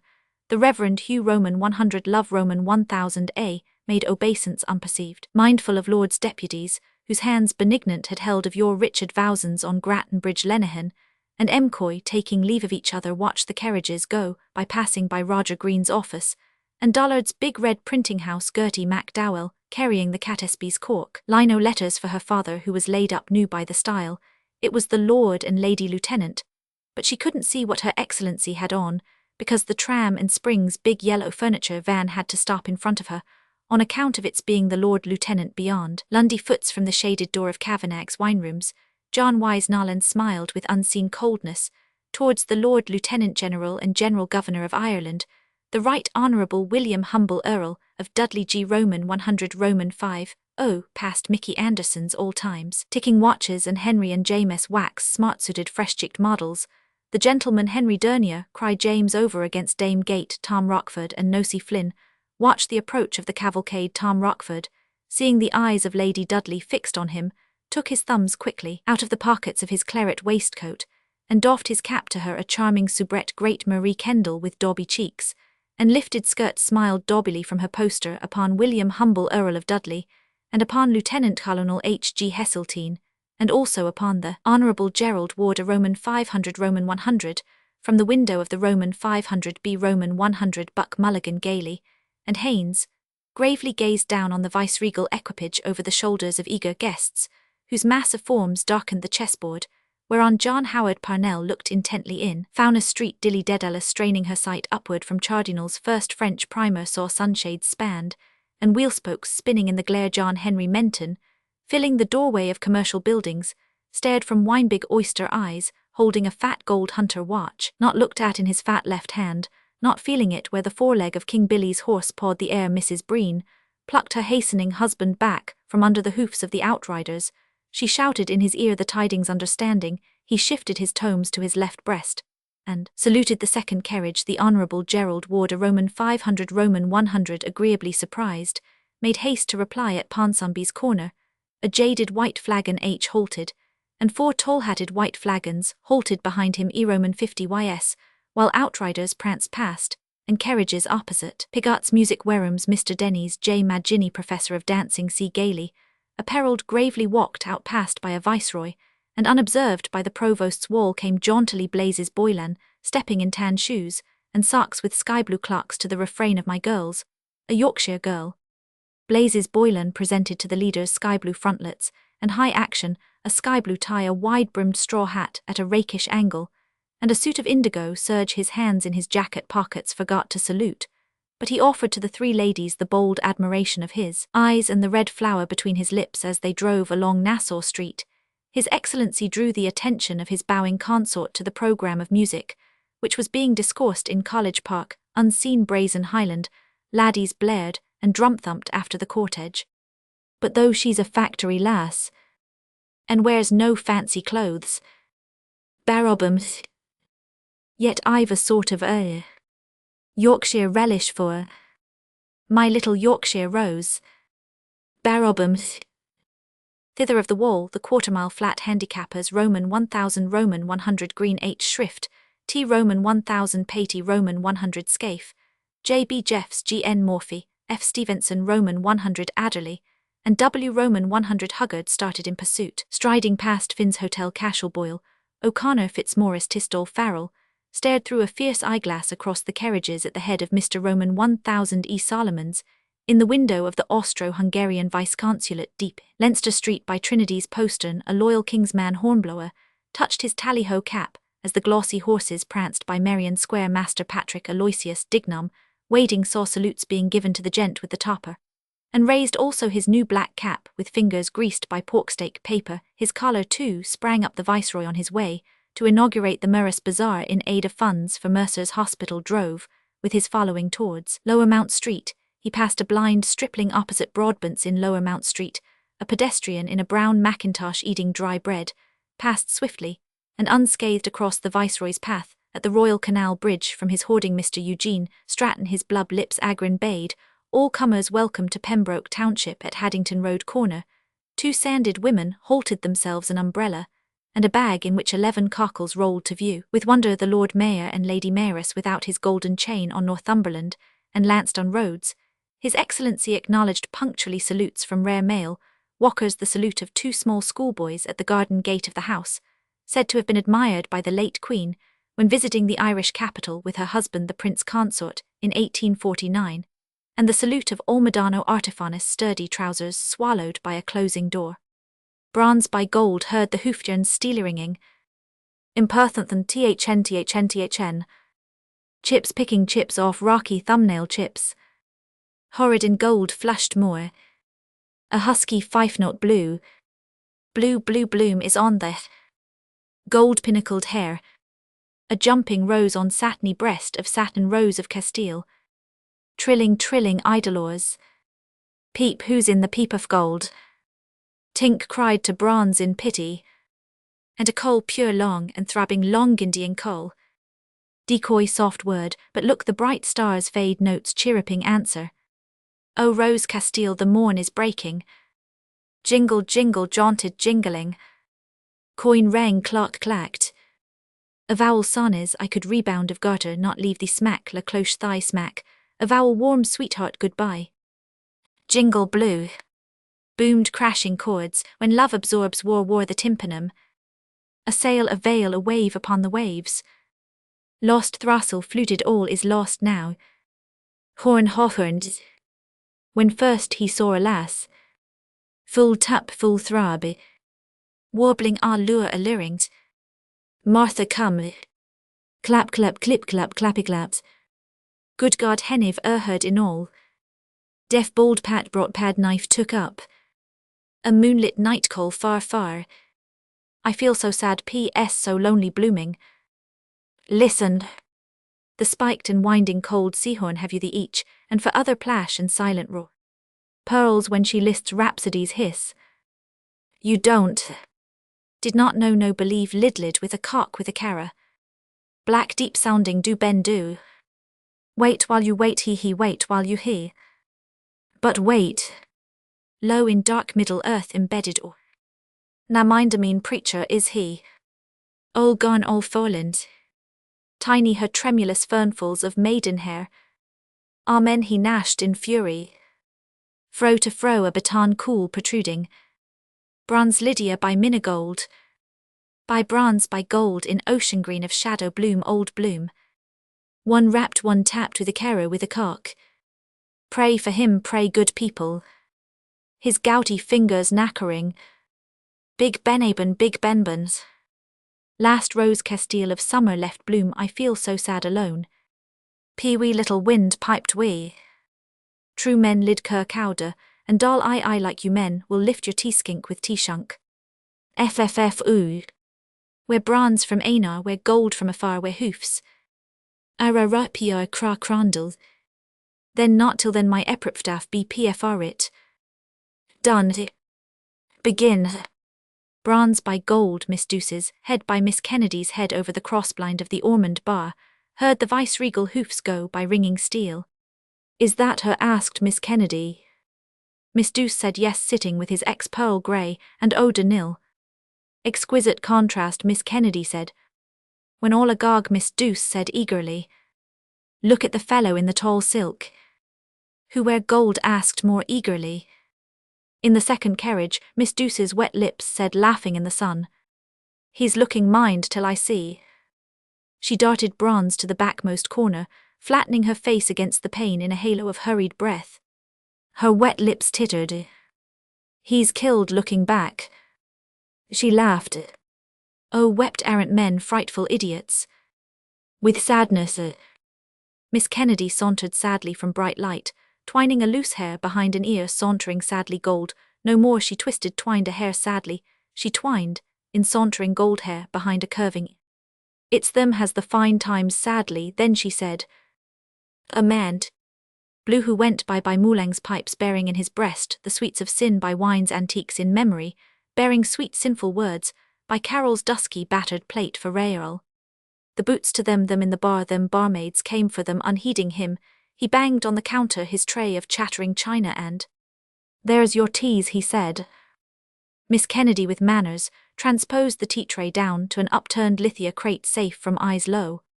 What is it loud boots unmannerly asked. Find out Miss Douce retorted leaving her spying point. Your beau is it? A haughty bronze replied. I'll complain to Mrs. de Massey on you, if I hear any more of your impertinent insolence. Impertinent thn, Bootsnout sniffed rudely, as he retreated as she threatened as he had come. Bloom. On her flower frowning Miss Douce said.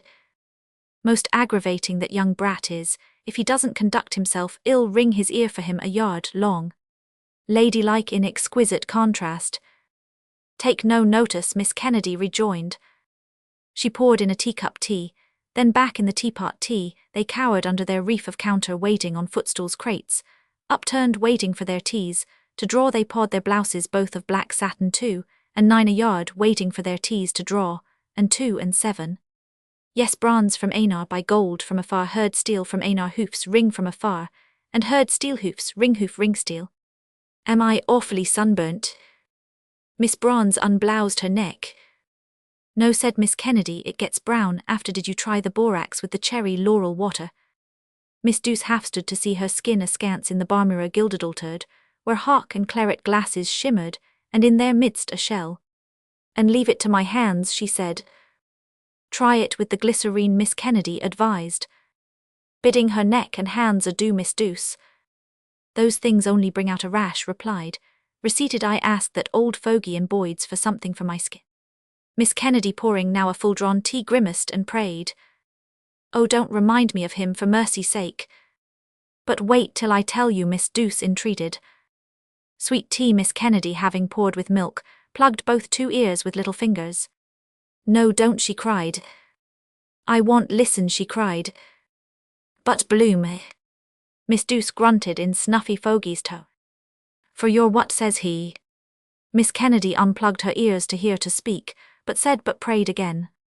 Don't let me think of him, or ill expire the hideous old wretch that night in the Antient concert rooms.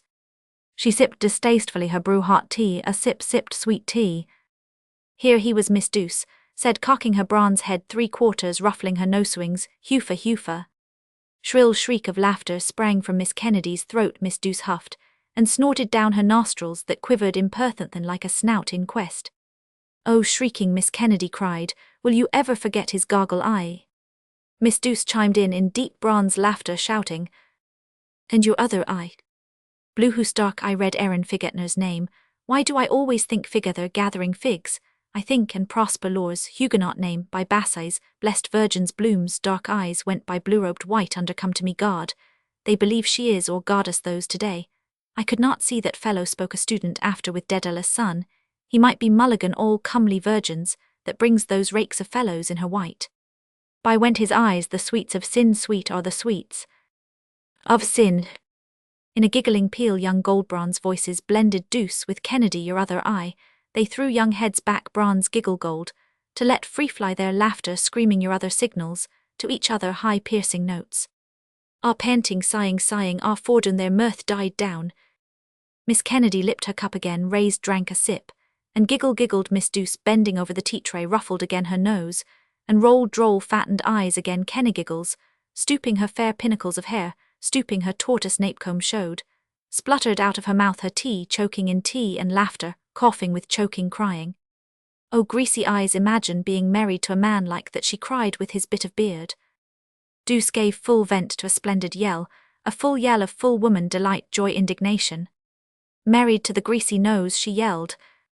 Shrill with deep laughter, after gold after bronze, they urged each to peal after peal, ringing in changes, bronze gold bronze, shrill deep to laughter after laughter.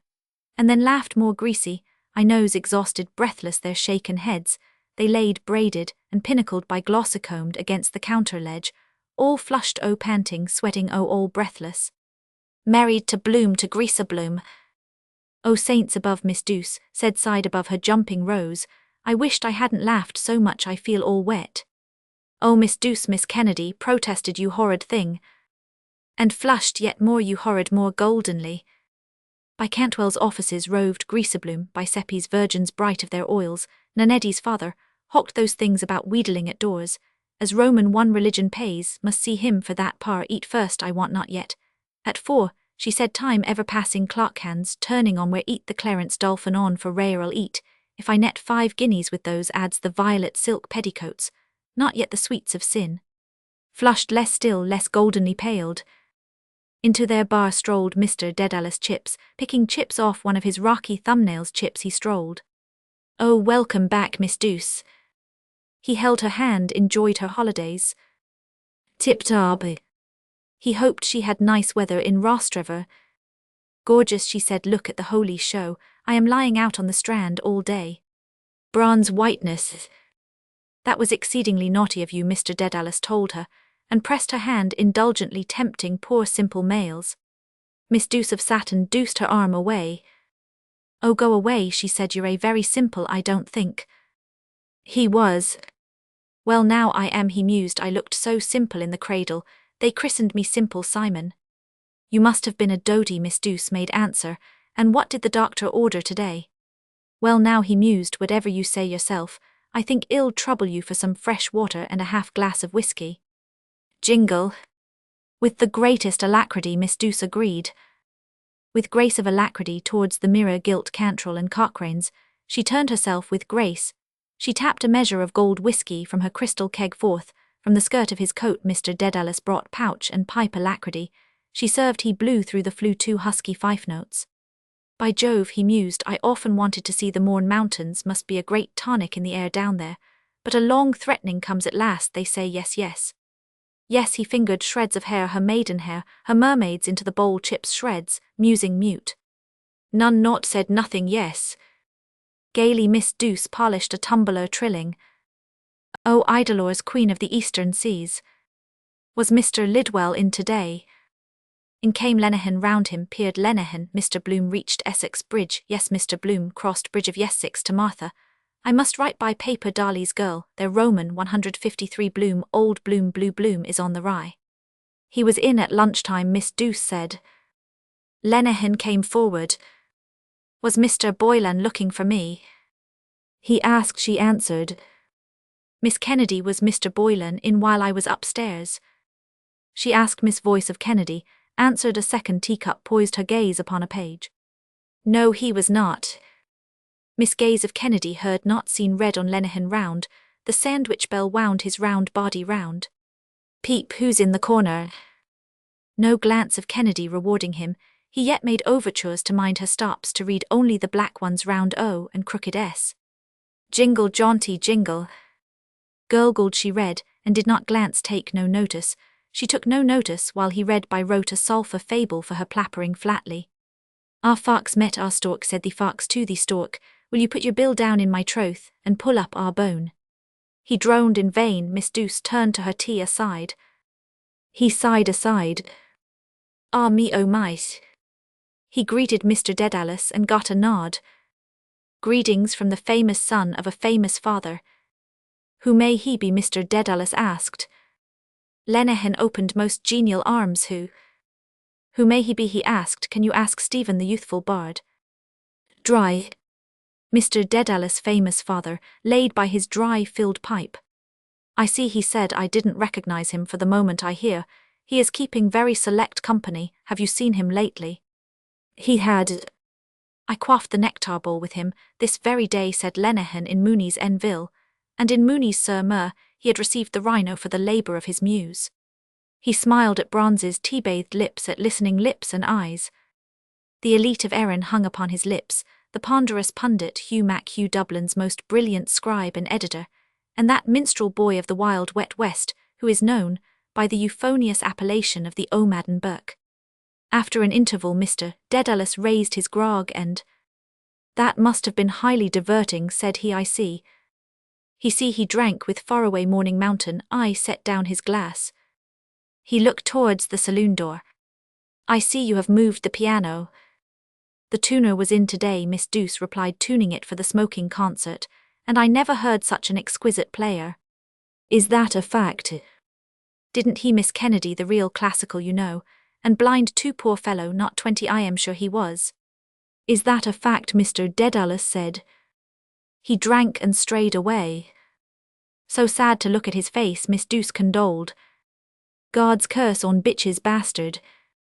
Tink to her pity, cried a diner's bell to the door of the bar, and dinning groom. Came bald Pat, came bothered Pat, came Pat, waiter of almond lager for diner lager without alacrity, she served. With patience Lenehan waited for Boylan, with impatience for Jingle Jaunty Blazes' boy. Upholding the lid, he who gazed in the coffin at the oblique triple piano wires, he pressed the same who pressed indulgently her hand soft, peddling a triple of keys, to see the thicknesses of felt advancing, to hear the muffled hammer fall in action. 2 sheets cream vellum paper, 1 reserved, 2 envelopes, when I was in Wisdom Healy's, Wise Bloom in Darley's Henry Flower, bought Are you not happy in your home flower to console me? And a pin cuts low, means something language of flow, was it a daisy innocence that is respectable girl meet after? Mass thanks awfully muchly. Wise Bloom eyed on the door a poster, a swaying mermaid smoking midnight waves, smoke mermaid's coolest whiff of all hair streaming lovelorn, for some man for rail he eyed, and saw afar on Essex Bridge a gay hat riding on a jaunting car. It is again 3rd time coincidence. Jingling on supple rubbers, it jaunted from the bridge to Ormond Quay. Follow risk, it go quick at 4 near now out. 2pence, so the shop girl dared to say. Aha, I was forgetting excuse. And 4. At 4 she winsomely, she on blew him whom smiled blue smy qui go turnoon, think you're the only pebble on the beach does that to all. For men. In drowsy silence gold bent on her page. From the saloon, a call came long in dying that was a tuning fork the tuner had that he forgot, that he now struck a call again, that he now poised, that it now throbbed you hear it throbbed purer softly, and softlier its buzzing prongs longer in dying call. Pat paid for diner's pop-corked bottle and over tumbler tray, and pop-corked bottle, ere he went he whispered bold and bothered with Miss Douce. The bright stars fade. A voiceless song sang from within singing. The morn is breaking. A duodene of bird notes chirruped bright treble answer under sensitive hands, brightly, the keys all twinkling linked all harpsichording, called to a voice to sing the strain of dewy morn of youth of love's lever-taking life's love's morn. The dewdrops pearl. Lenehan's lips over the counter lisped a low whistle of decoy. But look this way, he said, Rose of Castile. Jingle jaunted by the curb and stopped. She rose and closed her reading. Rose of Castile fretted forlorn, dreamily rose. Did she fall or was she pushed, he asked her. She answered slighting. Ask no questions and you'll hear no lies. Like ladylike. Blazes Boylan's smart tan shoes creaked on the bar floor where he strode. Yes, gold from Einar, by bronze from afar Lenehan heard and knew, and hailed him. See, the conquering hero comes. Between the car and window, warily walking went Bloom. Unconquered hero, see me. He might the seat he sat on warm black wherry. Hecate walked towards Richie Gooding's legal bag lifted aloft saluting. And I from thee. I heard you around, said Blazes Boylan. He touched to fair Miss Kennedy, a rim of his slanted straw. She smiled on him, but Sister Bronze outsmiled her, preening for him her richer hair, a bosom, and a rose. Smart Boylan bespoke potions. What's your cry? Glass of bitter please, and a slogan for me. Wire in yet? Not yet at 4, she who said 4. Cowley's red lugs and bulging apple in the door of the sheriff's office. Avoid Gooding a chance, what is he doing in the Ormond car? Wait. Hello, we're off to something to eat. I too was just in here. What Ormond best value in Dublin? Is that so? Dinningroom sit tight there, see not be seen. I think I'll join you. Come on Richie, led on Bloom, followed bag dinner fit for a prince. Miss Douce reached high to take a flagon, stretching her satin arm, her bust, that all but burst so high. Oh, jerked Lenehan, gasping at each stretch, oh.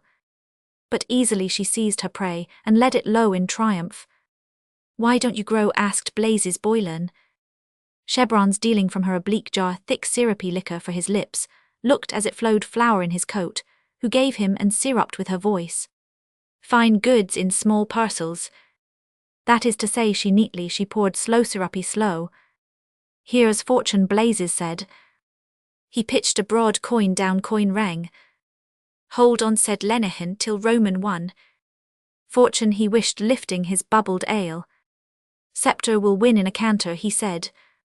I plunged a bit, said Boylan, winking, and drinking not on my own, you know, fancy of a friend of mine. Lenehan still drank and grinned at his tilted ale, and at Miss Douce's lips that all but hummed not shut the ocean song her lips had trilled idlors the eastern seas. Clark word Miss Kennedy, passed their way flower wonder, who gave bearing away tea-tray. Clark clacked.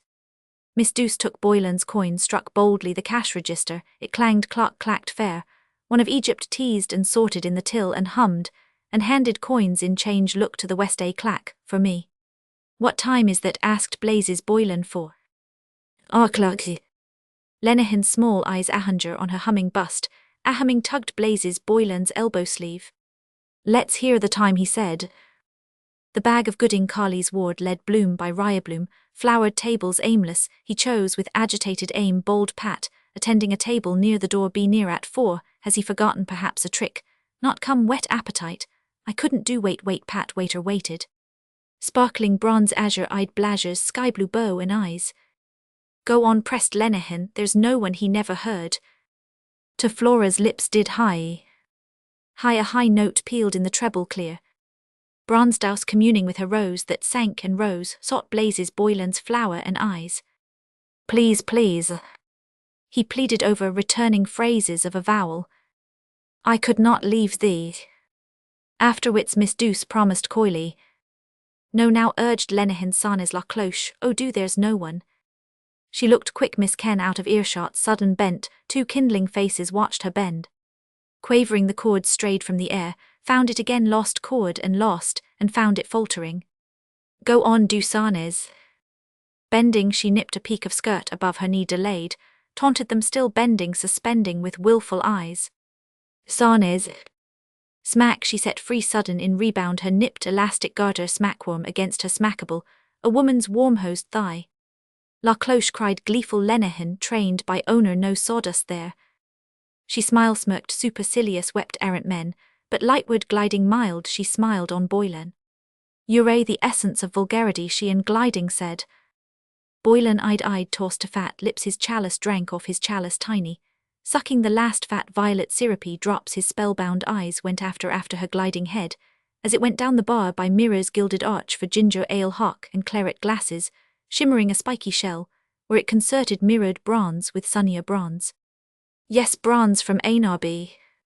Sweetheart, goodbye. I am off, said Boylan with impatience. He slid his chalice brisk away, grasped his chain. Wait a shake, begged Lenehan, drinking quickly. I wanted to tell you, Tom Rockford. Come on to Blazes, said Blazes, Boylan going. Lenehan gulped to go. Got the horn, or what he said, wait, I am coming. He followed the hasty creaking shoes, but stood by nimbly by the threshold, saluting forms a bulky with a slender. How do you do, Mr. Dollard? How do, Ben Dollard's vague bass answered, turning an instant from Father Cowley's. Woe, he won't give you any trouble, Bob Alf Bergen. Will speak to the long fellow, well, put a barley straw in that Judas Iscariot's ear this time. Sighing, Mr. Dedalus came through the saloon, a finger soothing an eye.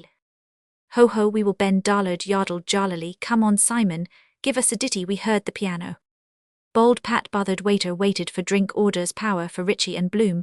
Let me see, not make him walk twice his corns, for now, how warm this black is, coarse nerves a bit refracts. Is it heat? Let me see, cider, yes, bottle of cider. What's that, Mr. Dedalus, said I was only vamping, man. Come on, Ben Dollard, called begone, dull care, come Bob. He ambled Dollard bulky slops before them, hold that fellow with the hold him now into the saloon. He plumped him Dollard on the stool, his gouty paws plumped chords, plumped, stopped abrupt. Bold Pat in the doorway met Telis Gold returning, bothered he wanted power and cider. Bronze by the window watched Bronze from afar. Jingle a tinkle jaunted. Bloom heard a jing, a little sound, he's off, light sob of breath. Bloom sighed on the silent blue-hued flowers, jingling, he's gone, jingle here. Love and war, Ben, Mr. Dedalus said, God be with old times.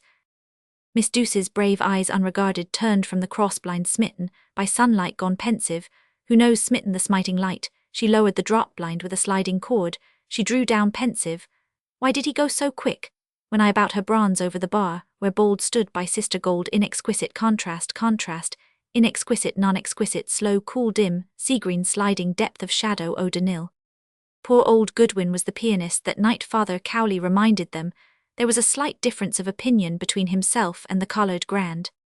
There was a symposium all his own. Mr. Dedalus said the devil wouldn't stop him, he was a crotchety old fellow in the primary stage of drink. God, do you remember, Ben? Bulky Dollard said, turning from the punished keyboard, and by japers, I had no wedding garment. They laughed all three, he had no all trio laughed, no wedding garment. Our friend Bloom turned in handy that night, Mr. Dedalus said, where's my pipe, by the way? He wandered back to the bar, to the lost chord pipe. Bold Pat carried 2 diners' drinks. Ritchie and Poldy and Father Cowley laughed again. I saved the situation, Ben, I think. You did, averred Ben Dollard. I remember those tight trousers too. That was a brilliant idea, Bob. Father Cowley blushed to his brilliant purply lobes. He saved the situa tight trow, brilliant-eyed. I knew he was on the rocks. He said the wife was playing the piano in the Coffee Palace on Saturdays for a very trifling consideration. And who was it gave me the wheeze? She was doing the other business. Do you remember? We had to search all Hull Street to find them, till the chap in Keogh's gave us the number, remember? Ben remembered, his broad visage wondering. By God, she had some luxurious opera cloaks and things there. Mr. Dedalus wandered back, pipe in hand. Marian Square-style ball dresses, by God, and court dresses. He wouldn't take any money either. What any God's quantity of cocked hats and boleros, and truncos what? Aye, Mr. Dedalus nodded. Mrs. Marian Bloom has left off clothes of all descriptions. Jingle jaunted down the quays. Blazes sprawled on bounding tires. Liver and bacon steak, and kidney pie right sir right pat. Mrs. Marion met him pike hoses smell of burn, of Paul de Kock nice name he. What's this her name was a buxom lassie Marion. Tweedy. Yes is she alive? And kicking. She was a daughter of the regiment. Yes begad I remember the old drummager. Mr. Dedalus struck whizzed lit, puffed savoury puff after. Irish I don't know faith is she Simon. Puff after stiff a puff strong savoury crackling. Buxonator muscle is what bit rusty oh she is my Irish Marley oh. He puffed a pungent plumy blast. From the rock of Gibraltar all the way. They pined in depth of ocean, shadow gold by the Beerpool bronze, by maraschino thoughtful, all too Mina Kennedy for Lismore terrace drumcondra, with idolors a queen dolors silent. Pat served uncovered dishes Leopold cut liverslices, as said before he ate with relish the inner organs nutty gizzards fried cards rose, while Richie Gooding Carley's ward ate steak, and kidney steak, then kidney bite by bite of pie he ate Bloom ate they ate. Bloom with Gooding married in silence ate dinners fit for princes. By bachelor's walk jogjaunty jingled blazes Boylan bachelor in sun and heat, mare's glossy rump atrot, with flick of whip, on bounding tires, sprawled warm-seated Boylan impatience ardent bold horn, have you the haw-haw horn. Over their voices Dollard bassooned attack booming over bombarding chords. When love absorbs my ardent soul. Roll of Bensal Benjamin rolled to the quivery love shivery roof panes. War cried Father Cowley Uray the warrior. So I am Ben Warrior laughed, I was thinking of your landlord love or money. He stopped he wagged huge beard huge face over his blunder huge. Sure you'd burst the tympanum of her ear man, Mr. Dedalus, said through smoke aroma with an organ like yours. In bearded abundant laughter, Dollard shook upon the keyboard he would. Not to mention another membrane Father Cowley added, half-time Ben Amoroso, ma non troppo let me there. Miss Kennedy served 2 gentlemen with tankards of cool stout. She passed a remark it was indeed first gentleman said beautiful, whether they drank cool stout, did she know where the Lord Lieutenant was going, and heard steelhoofs ring no she couldn't say but it would be in the paper oh she need not trouble no trouble she waved about her outspread independent, searching the Lord Lieutenant her pinnacles of hair, slow-moving Lord Lieutenant, too much trouble first gentleman. Said oh not in the least way he looked that Lord Lieutenant gold by bronze heard iron steel. My ardent soul. I care not for the morrow. In liver gravy Bloom mashed potatoes love, and war someone is Ben Dollard's famous knight. He ran round to us to borrow a dress suit, for that concert trousers tight as a drum on him musical porkers Marley, did laugh, when he went out threw herself back across the bed screaming kicking with all his belongings on show oh saints above I am, drenched oh the women in the front row, oh I never laughed so many well of course, that's what gives him the bass barrel tone for instance Eunuch's Wonder, who's playing nice touch, must be Cowley musical nose, whatever note you play bad breath he has poor chap stopped. Miss Douce engaging Lydia Douce bowed, to suave solicitor George Lidwell gentleman entering good afternoon, she gave her moist a lady's hand to his firm clasp, afternoon. Yes she was back to the old ding-dong again. Your friends are inside Mr. Lidwell. George Lidwell suave solicited held a Lydia hand. Bloom ate live as said before clean here at least that chap in the Burton gummy, with gristle no one here Gooding and Roman, 1 clean tables, flowers miters of napkins pat 2. And fro bold pat nothing to do best value in dup. Piano again Cowley at his way he sits into it like one together, mutual understanding tiresome shapers, scraping fiddle's eye on the bow and sawing the cello remind you of toothache her high long snore night, we were in the box trombone, under blowing like a grampus between the acts other brass chap unscrewing emptying spittle conductors, legs 2 bagstrassers jiggity do right to hide them. Jiggity jingle jaunty. Only the harp lovely gold glowering light girl touched it poop of a lovely gravies, rather good fit for a golden ship Erin the harp, that once or twice cool hands Ben Houth the rhododendrons, we are their harps Roman one he old young. I couldn't man Mr. Dedalus said shy listless. Strongly. Go on blast you Ben Dollard growled get it out in bits. Mappery Simon Father Cowley said. Downstage he strode some paces grave tall, in affliction his long arms outheld hoarsely the apple of his throat hoarsed, softly. He sang to a dusty seascape there a last farewell a headland, a ship, a sail upon the billows farewell, a lovely girl her veil a wave upon the wind upon the headland wind around her. Cowley sang, Mapari tutamer, il mio escardo l'inconter. She waved unhearing Cowley her veil to one departing dear, one to wind love-speeding sail return. Go on, Simon. Ah, sure my dancing days are done ben well. Mr. Dedalus laid his pipe to rest beside the tuning fork, and sitting touched the obedient keys. No, Simon, Father Cowley turned play it in the original one flat. The keys obedient rose higher, told, faltered, confessed, confused. Upstage strode Father Cowley. Here Simon ill accompany you, he said, get up. By Graham Lemon's pineapple rock, by Elvery's elephant jingly jogged. Steak kidney liver mashed at meat fit for princes sat Princes Bloom, and Gooding princes at meat, they raised, and drank power and cider. Most beautiful tenor, ere ever written, Ritchie said Sonambula, he heard Joe Moss sing, that one night, what M. Guckin yes in his way choirboy style Moss, was the boy massboy, a lyrical tenor, if you like never forget it never. Tenderly Bloom over liverless bacon, saw the tightened features strain backache, he brights bright eye next item on the programme, paying the piper pills pounded bread worth a guinea, a box stave it off a while sings two down among the dead men appropriate kidney pie sweets to the not making, much hand of it best value in characteristic of him, power particular about his drink flaw in the glass fresh Vartry water fecking matches from counters, to save then squander a sovereign in dribs and drabs, and when he's wanted not a farthing screwed refusing to pay his fare curious types. Never would Ritchie forget that night as long as he lived, never in the guards of the old Royal with little Peak, and when the first note speech paused on Ritchie's lips, coming out with a whopper now rhapsodies about damn all believes his own lies does really wonderful liar, but want a good memory. Which air is that? Asked Leopold Bloom.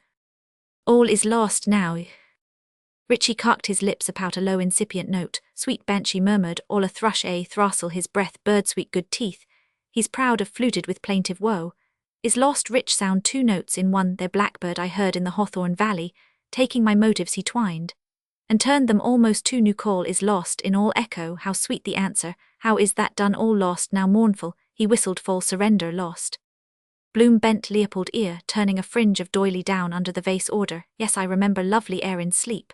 She went to him innocence in the moon brave, don't know, their danger, still hold her back call name touch water jingle jaunty too late. She longed to go that's why woman as easy stop the sea yes all is lost.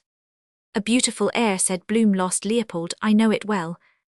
Never in all his life had Ritchie Gooding. He knows it well too, or he feels still harping on his daughter wise child, that knows her father Dedalus said me. Bloom askance over liverless saw face of the all is lost rollicking Ritchie once jokes old stale, now wagging his ear napkin ring in his eye now begging letters. He sends his son with cross-eyed Walter, sir. I did so wouldn't trouble only I was expecting some money apologize. Piano again sounds better than last time I heard tuned probably stopped again. Dollard and Cowley still urged the lingering singer out with it. With it Simon. It's Simon. Ladies and gentlemen, I am most deeply obliged by your kind solicitations. It's Simon. I have no money, but if you will lend me your attention, I shall endeavour to sing to you of a heart bowed down. By the sandwich bell in screening shadow Lydia her bronze, and Rose a lady's grace gave and withheld, as in cool Glaucus ode a nil mina, to tankards to her pinnacles of gold. The harping chords of prelude, closed a chord long drawn expectant drew a voice away. When first I saw that form endearing, Ritchie turned. See Dedalus voice, he said. Braintip cheek touched with flame, they listened, feeling that flow, endearing flow over skin, limbs, human heart, soul, spine. Bloom signed to Pat, bold Pat, is a waiter hard of hearing, to set ajar the door of the bar, so that will do. Pat waiter waited, waiting to hear, for he was hard of hear by the door. Sorrow from me seemed to depart. Through the hush of air, a voice sang to them low, not rain, not leaves, in murmur, like no voice of strings or reeds, or what d'you call them? Dulcimers, touching their still ears with words, still hearts of their each, his remembered lives good to hear sorrow from them, each seemed to from both depart, when first they heard, when first they saw lost Ritchie Poldy mercy of beauty, heard from a person wouldn't expect it, in the least her first merciful love-soft oft-loved word. Love that is singing love's old sweet song. Bloom unwound slowly, the elastic band of his packet loves, old sweet sarnes la gold bloom, wound a skein round 4 forkfingers, stretched it relaxed, and wound it round his troubled double fourfold in octave, jived them fast. Full of hope and all delighted. Tenors get women by the score, increase their flow, throw flower at his feet. When will we meet my head, it simply jingle, all delighted. He can't sing for tall hats, your head it simply swirls, perfumed for him. What perfume does your wife, I want to know, jing stop knock, last look at mirror always, before she answers the door the hall there. How do you, I do well there, what or file of cashews kissing comforts in her satchel, yes hands, felt for the opulent. Alas, the voice rose sighing, changed loud, full shining proud. But alas, 'twas idle dreaming. Glorious tone, he is still cork air softer, also their brogue silly man could have made oceans of money singing wrong words, wore out his wife now sings.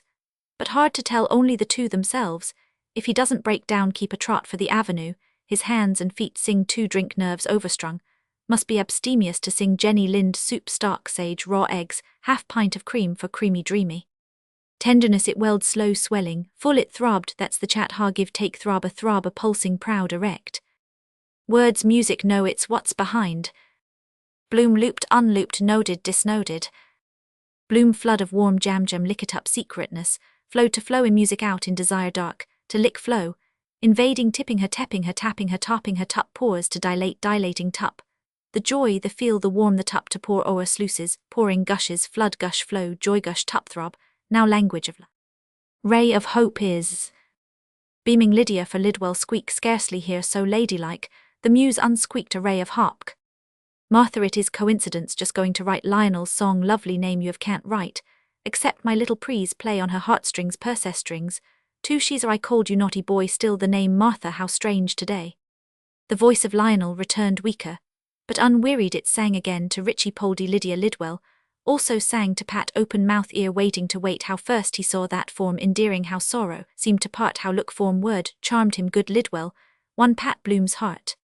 Wish I could see his face, though explain better why the barber in Drago's always looked my face, when I spoke his face in the glass, still here, it better here than in the bar, though farther. Each graceful look. First night when first I saw her at Matt Dillon's in Terranure yellow black lace, she wore musical chairs, we two the last fate after her fate round, and round slow quick round, we two all looked halt down, she sat all ousted, looked lips laughing yellow knees. Charmed my eye. Singing waiting, she sang, I turned her music full voice of perfume. Of what perfume does your lilac tree's bosom? I saw both full throat warbling first, I saw, she thanked me, why did she me fate Spanishy eyes, under a pear tree alone patio, this hour in old Madrid. One side in shadow dolors shedalors at me luring are alluring. Martha, ah Martha. Quitting all languor, Lionel cried in grief, in cry of passion, dominant to love to return with deepening, yet with rising chords of harmony, in cry of Lionel loneliness, that she should know must Martha feel, for only her he waited, where here there try there here all try where somewhere. Cum thou lost one. Cum thou dear ones. Alone one love, one hope, one comfort me, Martha chestnut return. Come thee. It soared a bird, it held its flight, a swift pure cry soar silver orb. It leaped serene speeding, sustained to come, don't spin it out too long breath. He breath long life, soaring high resplendent aflame, crowned high, in the effulgent symbolistic high of the ethereal bosom, high of the high vast irradiation, everywhere all soaring all around about the all the endlessness. To me. Leopold. Consumed. Come well sung, all clapped, she ought to come to me, to him, to her, you to me, us. Bravo clap clap, good man Simon, clappy clap clap, encore, clap clip clap clap. Sound as a bell, bravo Simon, clap clip clap, encore and clap. Said cried clapped all Ben Dollard, Lydia Deuce, George Lidwell, Pat Mina Kennedy, 2 gentlemen with 2 tankards, Cowley first gent with tank and bronze, Miss Deuce and gold, Miss Mina. Blazes Boylan smart tan shoes creaked on the bar floor, said before jingle by monuments of Sir John Gray Horatio, one-handled Nelson Reverend Father Theobald Matthew, jaunted as said before just now atrot in heat-seated cloche sarnes, la cloche sarnes la slower, the mare went up the hill by the rotunda Rutland Square too slow, for Boylan blazes, Boylan impatience, Boylan joggled. An afterclang of Cowley's chords, closed died on the air made richer, and Richie Gooding drank his power, and Leopold Bloom his cider, drank Lidwell his Guinness, second gentleman, said they would partake of 2 more tankards, if she did not mind. Miss Kennedy smirked, deserving coral lips at first, at second, She did not mind. 7 days in jail, Ben Dollard said, on bread and water, then you'd sing Simon like a garden thrush. Lionel Simon Singer laughed. Father Bob Cowley played Mina Kennedy, served second gentleman, paid Tom Kernan, strutted in Lydia, admired, but Bloom sang dumb. Admiring. Richie admiring descanted on that man's glorious voice. He remembered one night long ago, never forget that night he sang "'Twas rank and fame" in Ned Lambert's "'Twas good God." He never heard in all his life a note like that. He never did then, false one, we had better part, so clear, so God. He never heard, since love lives not a clinking voice lives, not ask Lambert, he can tell you too. Gooding, a flush struggling in his pale, told Mr. Bloom face of the night sea, in Ned Lambert's Dedalus house, sang "'Twas rank and fame." He, Mr. Bloom, listened, while he, Richie Gooding, told him Mr. Bloom of the night. He, Richie, heard him see Dedalus sing "'Twas rank and fame" in his Ned Lambert's house. Brothers-in-law relations we never speak as we pass by, rift in the lute, I think treats him with scorn. See, he admires him all the more. The night sea sang the human voice, 2 tiny silky chords, wonderful more than all others. That voice was a lamentation, calmer now it's in the silence, after you feel you hear vibrations, now silent.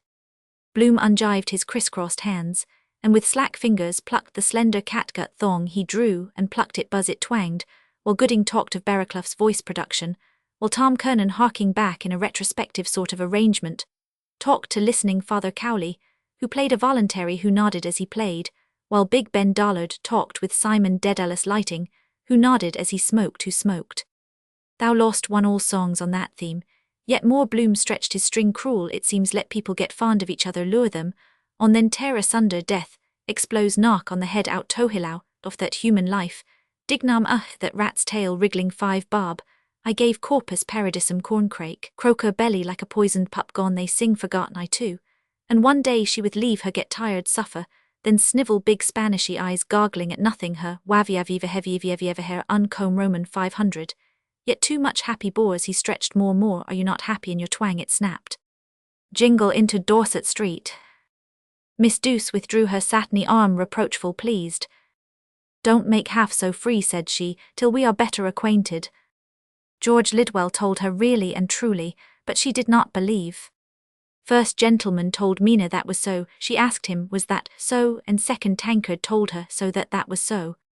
Miss Douce, Miss Lydia did not believe Miss Kennedy. Mina did not believe George Lidwell. No, Miss Dou did not. The first gent with the tank believe. No, did not Miss Ken Lidledial the Better write it here. Quills in the post office chewed and twisted. Bald patted a sign, drew nigh, a pen and ink. He went a pad to blot. He heard deaf Pat. Yes, Mr. Bloom said, teasing the curling catgut line, it certainly is. Few lines will do my present. All that Italian florid music is. Who is this wrote? Know the name, you know better. Take out sheet notepaper envelope. Unconcerned, it's so characteristic. Grandest number in the whole opera, Gooding said. It is, Bloom said. Numbers, it is all music. When you come to think, 2 multiplied by 2 divided by half is twice 1. Vibrations, chords, those are 1 plus 2 plus 6 is 7. Do anything you like with figures, juggling, always find out this equal to that. Symmetry under a cemetery wall. He doesn't see my morning callus, all for his own gut mathematics, and you think you're listening to the ethereal, but suppose you said it like Martha. 7 times 9 minus x is 35,000-fold, quite flat. It's on account of the sounds it is. Instance he's playing now, improvising might be what you like, till you hear the words, want to listen sharp hard, begin all right, then hear chords, a bit off, feel lost, a bit in and out of sacks, over barrels, through wire fences, obstacle race time, makes the tune question of mood. And still always nice to hear, except scales up and down, girls learning 2 together. Next door neighbors ought to invent dummy pianos for that Blumenlied. I bought for her the name, playing it slow, a girl night. I came home, the girl door of the stables near Cecilia Street. Millie, no taste, queer, because we both, I mean. Bald deaf Pat brought quite flat pad ink. Pat set with ink pen, quite flat pad. Pat took plate, dish, knife, fork. Pat went. It was the only language, Mr. Dedalus said to Ben. He heard them as a boy in Ringabella, Crosshaven, Ringabella, singing their barcarolles. Queenstown Harbour, full of Italian ships walking, you know, Ben, in the moonlight, with those earthquake hats blending their voices. God, such music Ben heard as a boy. Cross Ringabella, Haven Moonk. Sour pipe removed, he held a shield of hand beside his lips, that could a moonlight night call, clear from Einar, a call from afar replying.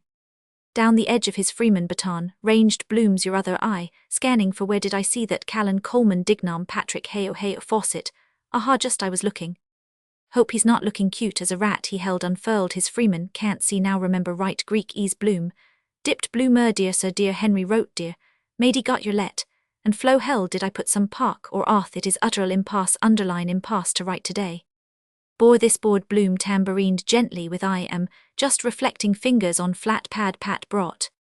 On know what I mean no change that e except my poor lit prise enclose ask her no answer hold on 5 dig 2, about here, penny, the gulls Elijah is calm 7 Davy Byans is 8 about say half a crown my poor little prise PO2, and 6 write me along do you despise jingle, have you the so excited, why do you call me not you naughty too oh Mary lost the string of her by, for today yes, will tell you wanted to keep it up call me, that other world she wrote my patience are exhaust to keep it up, you must believe the tank it is true. Farley am I writing husbands don't, that's marriage does their wives, because I am away from suppose, but how she must keep young if she found out card in my high grade, no not tell all useless pain, if they don't see woman sauce for the gander.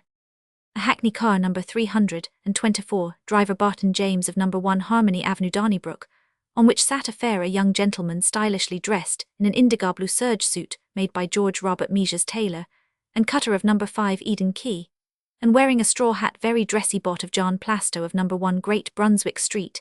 Hatter a this is the jingle that joggled and jingled by D. Lugeck's porkshop bright tubes of agendath, trotted a gallant buttocked mare. Answering an ad keen Richie's eyes asked Bloom. Yes, Mr. Bloom said town traveller, nothing doing I expect.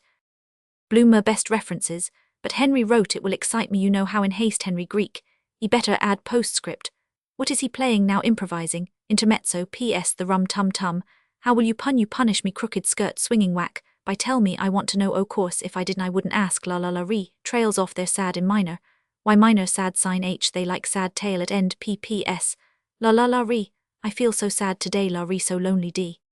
He blotted quick on pad of Pat in vel address, just copy out of paper murmured Messrs. Callan Coleman, and Co. Limited Henry wrote. Miss Martha Clifford. Co. P.O. Dolphin's Barn Lane. Dublin. Blot over the other so he can't read their right idea prize titbit, something detective read off blotting pad payment at the rate of guinea per Carl Matcham, often thinks the laughing witch poor Mrs. Purifor. U.P. up. Too poetical that about the sad music, did that music hath charms Shakespeare said quotations, every day in the year to be or not to be wisdom while you wait. In Gerard's Rosary of Fetter Lane, he walks grey adorburn one life, is all one body do but do. Done anyhow postal order stamp post office lower down walk now enough Barney Kiernan's, I promised to meet them dislike, that job house of morning walk Pat, doesn't hear deaf beetle he is. Car near there now talk Pat doesn't settling those napkins lot of ground, he must cover in the day paint face behind on him, then he be too wish they'd sing more keep my mind off. Bald Pat who is bothered mitered the napkins Pat, is a waiter hard of his hearing Pat, is a waiter who waits while you wait he waits, while you wait he a waiter is he waits, while you wait if you wait he will wait, while you wait he ho wait while you wait. Deuce now deuce Lydia Bronze and Rose. She had a gorgeous simply gorgeous time, and look at the lovely shell she brought. To the end of the bar to him, she bore lightly the spiked and winding seahorn that he George Lidwell solicitor might hear. Listen she bade him. Under Tom Kernan's gin-hot words the accompanist wove music slow authentic fact, how Walter Bapty lost his voice well sir the husband took him by the throat scoundrel, said he y'all sing no more love songs, he did faith Sir Tom Bob Cowley wove tenors get warm Cowley lay back. Ah now he heard she holding it to his ear here he heard wonderful, she held it to her own, and through the sifted light pale gold in contrast glided to hear. Tap.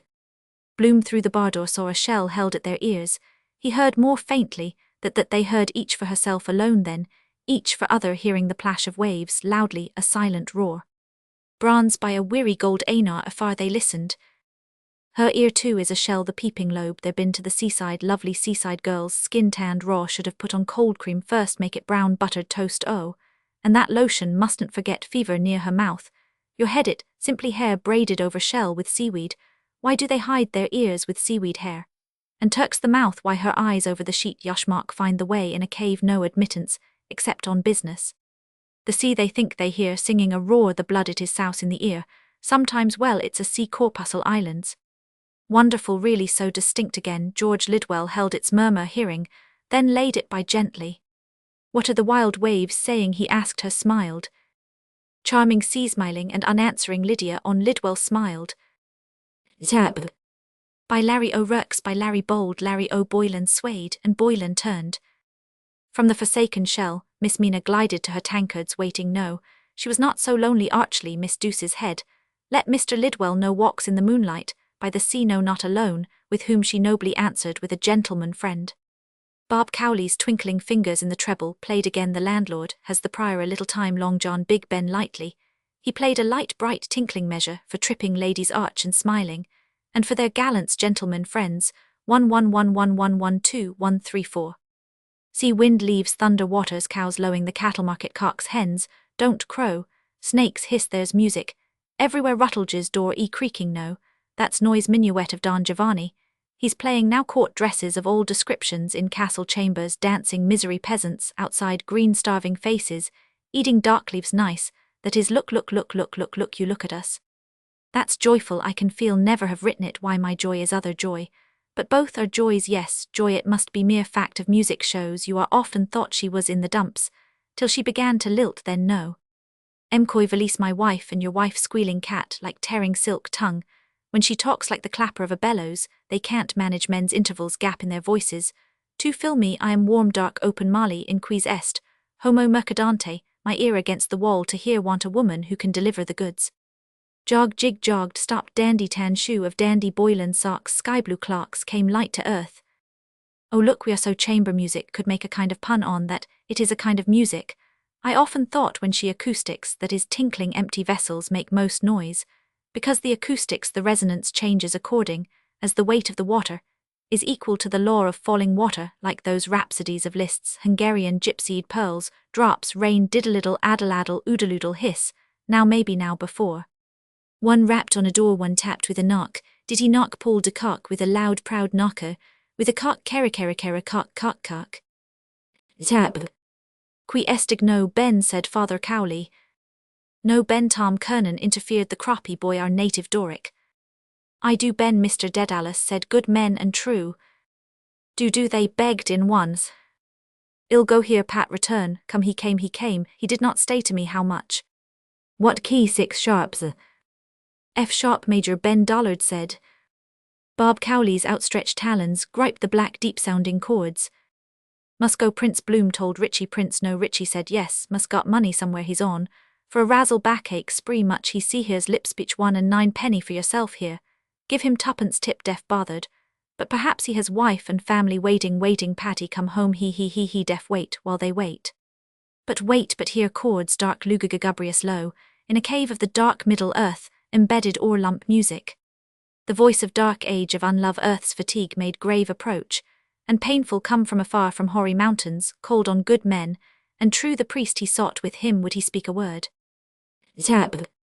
Ben Dollard's voice bass barrel tone, doing his level best, to say it croak of vast manless moonless wamoonless marsh, other come down, big ships Chandler's business.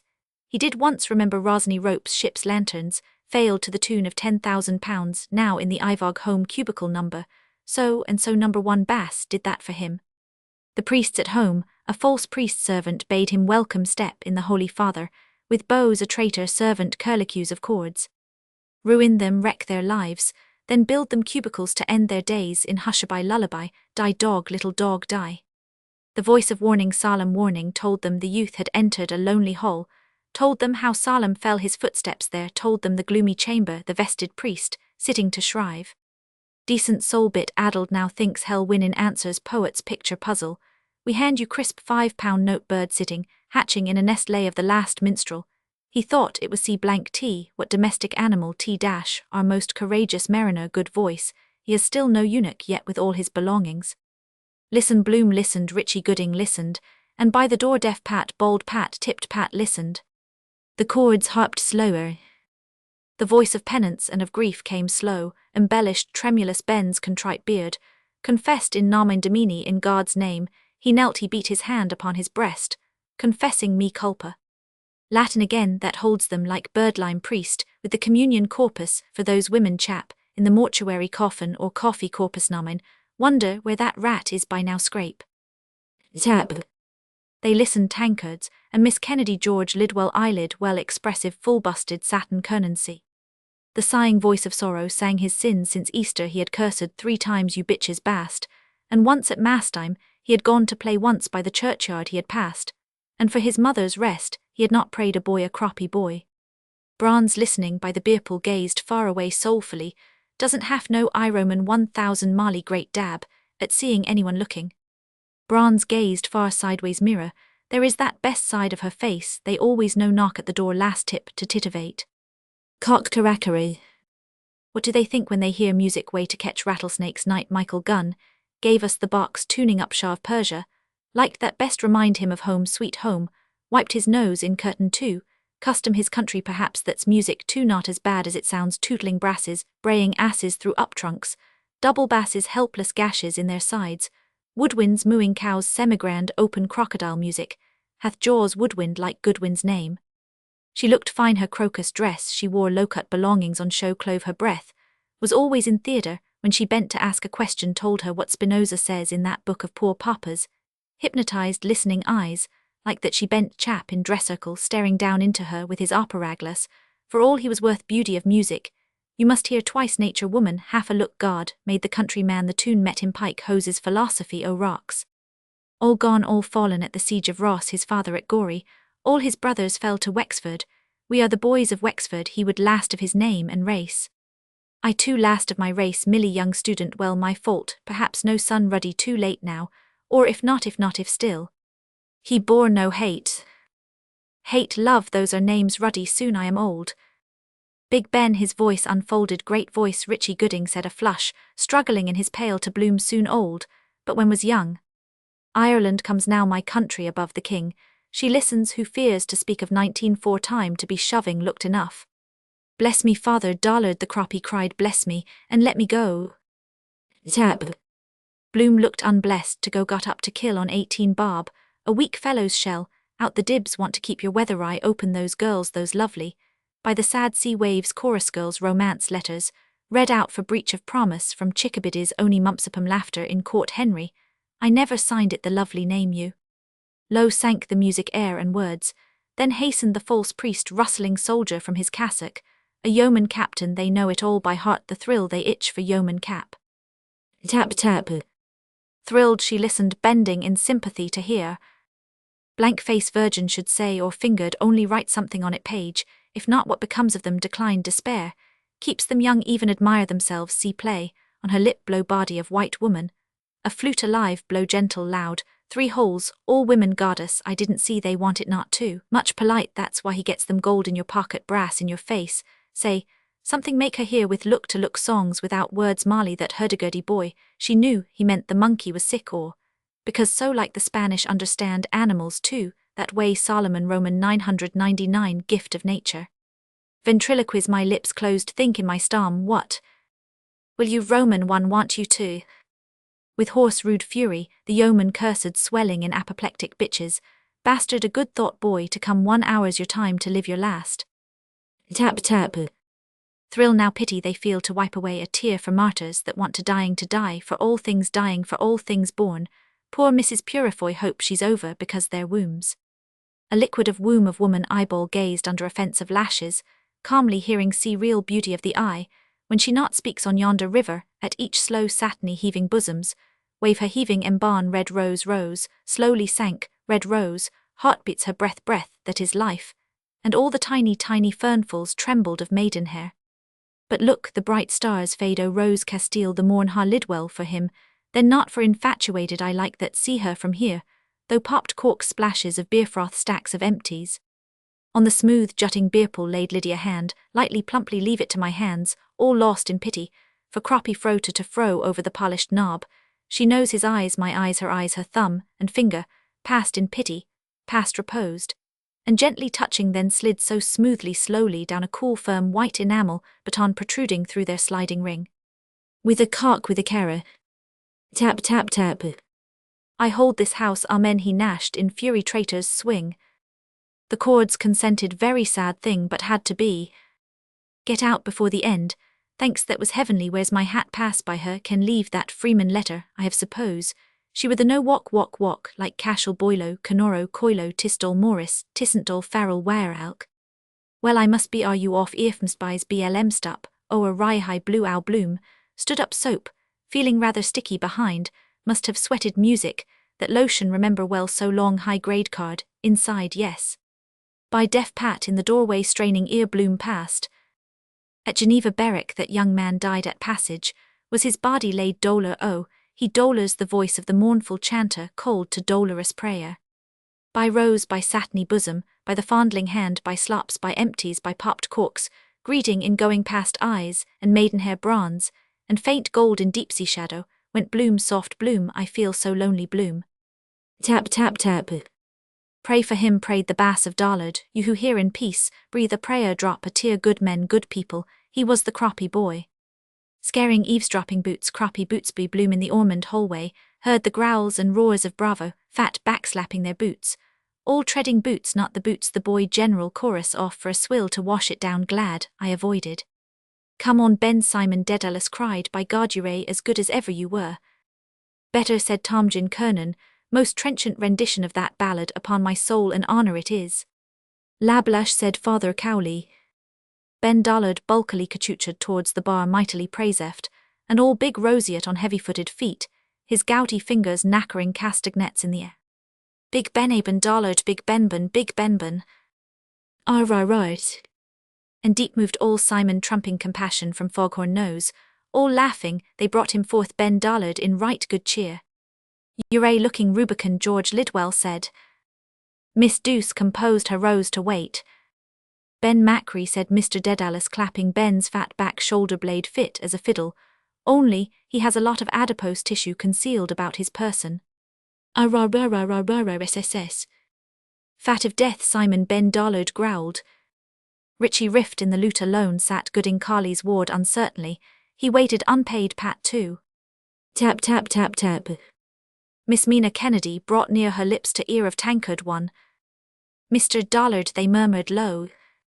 Dollard murmured tankard. Tank one, believed Miss Ken, when she that doll he was, she doll the tank. He murmured that he knew the name was familiar to him, that is to say, that was to say, he had heard the name of Dollard. Was it Dollard? Yes. Yes, her lips said more loudly, Mr. Dollard. He sang that song lovely, murmured Mina, Mr. Dollard. And the last rose of summer was a lovely song, Mina loved that song, tankard loved the song that Mina. 'Tis the last rose of summer, Dollard left Bloom, felt wind wound round inside. Gassy thing that cider binding 2-weight post office near Reuben JS1, and 8pence too, get shut of it, dodge round by Greek Street, wish I hadn't promised to meet freer in air music, gets on your nerves, beer pull her hand that rocks the cradle, rules the Ben Houth that rules the world. Far, far, far, far. Tap, tap, tap, tap. Up the key went Leopold naughty Henry with letter for Mady, with sweets of sin, with frillies for Raerl, with met him pike hoses went Poldy on. Tap blind walk tapping by the tap, the curbstone tapping tap by tap. Cowley he stuns himself with it kind of drunkenness, better give way only halfway the way of a man with a maid instance. Enthusiasts, all ears not lose a demi-semi-quaver eyes, shut head nodding in time darty you daren't budge thinking strictly prohibited, always talking sharp fiddle-faddle about notes. All a kind of attempt to talk unpleasant when it stops, because you never know exact organ in Gardner Street, Old Glyn 50 quid, a year queer up there in the cockloft alone, with stops and larks and keys, seated all day at the organ maunder on for hours talking to himself, or the other fellow blowing the bellows growl angry, then shriek cursing want to have wadding or something in his no don't. She cried, then all of a soft sudden wee little pipey win.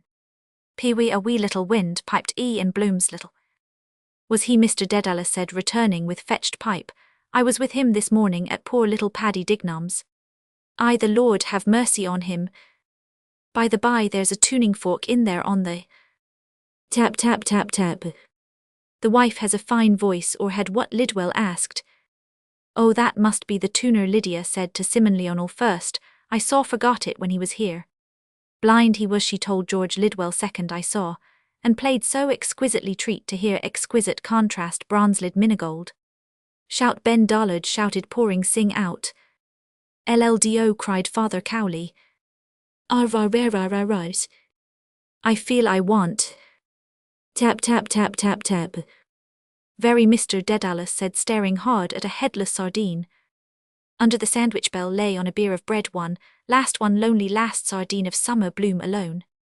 Very he stared the lower register for choice. Tap tap tap tap tap tap tap tap.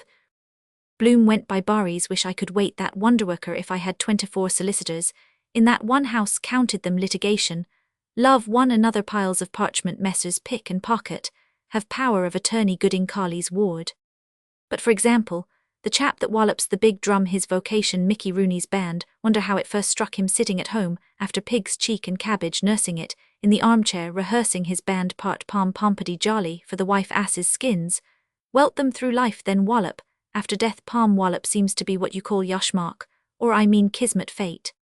Tap tap a stripling blind with a tapping cane came tap-tap-tapping by Dolly's window, where a mermaid hair all streaming, but he couldn't see blue whiffs of a mermaid blind, couldn't mermaid coolest whiff of all.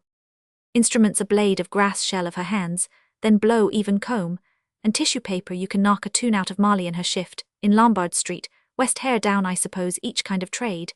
Made its own don't you see hunter with a horn haw have you the cloche sarnes, la shepherd his pipe pee-wee little wee policeman, whistle larks and keys, sweep four arclacs all's well sleep all is lost now drum pompedy wait, I know tauncria bumbilif, long John waken the dead palm dignum, poor little namindamin palm, it is music, I mean of course, it's all palm palm palm very much what they call da capo still you can hear as we march march along palm.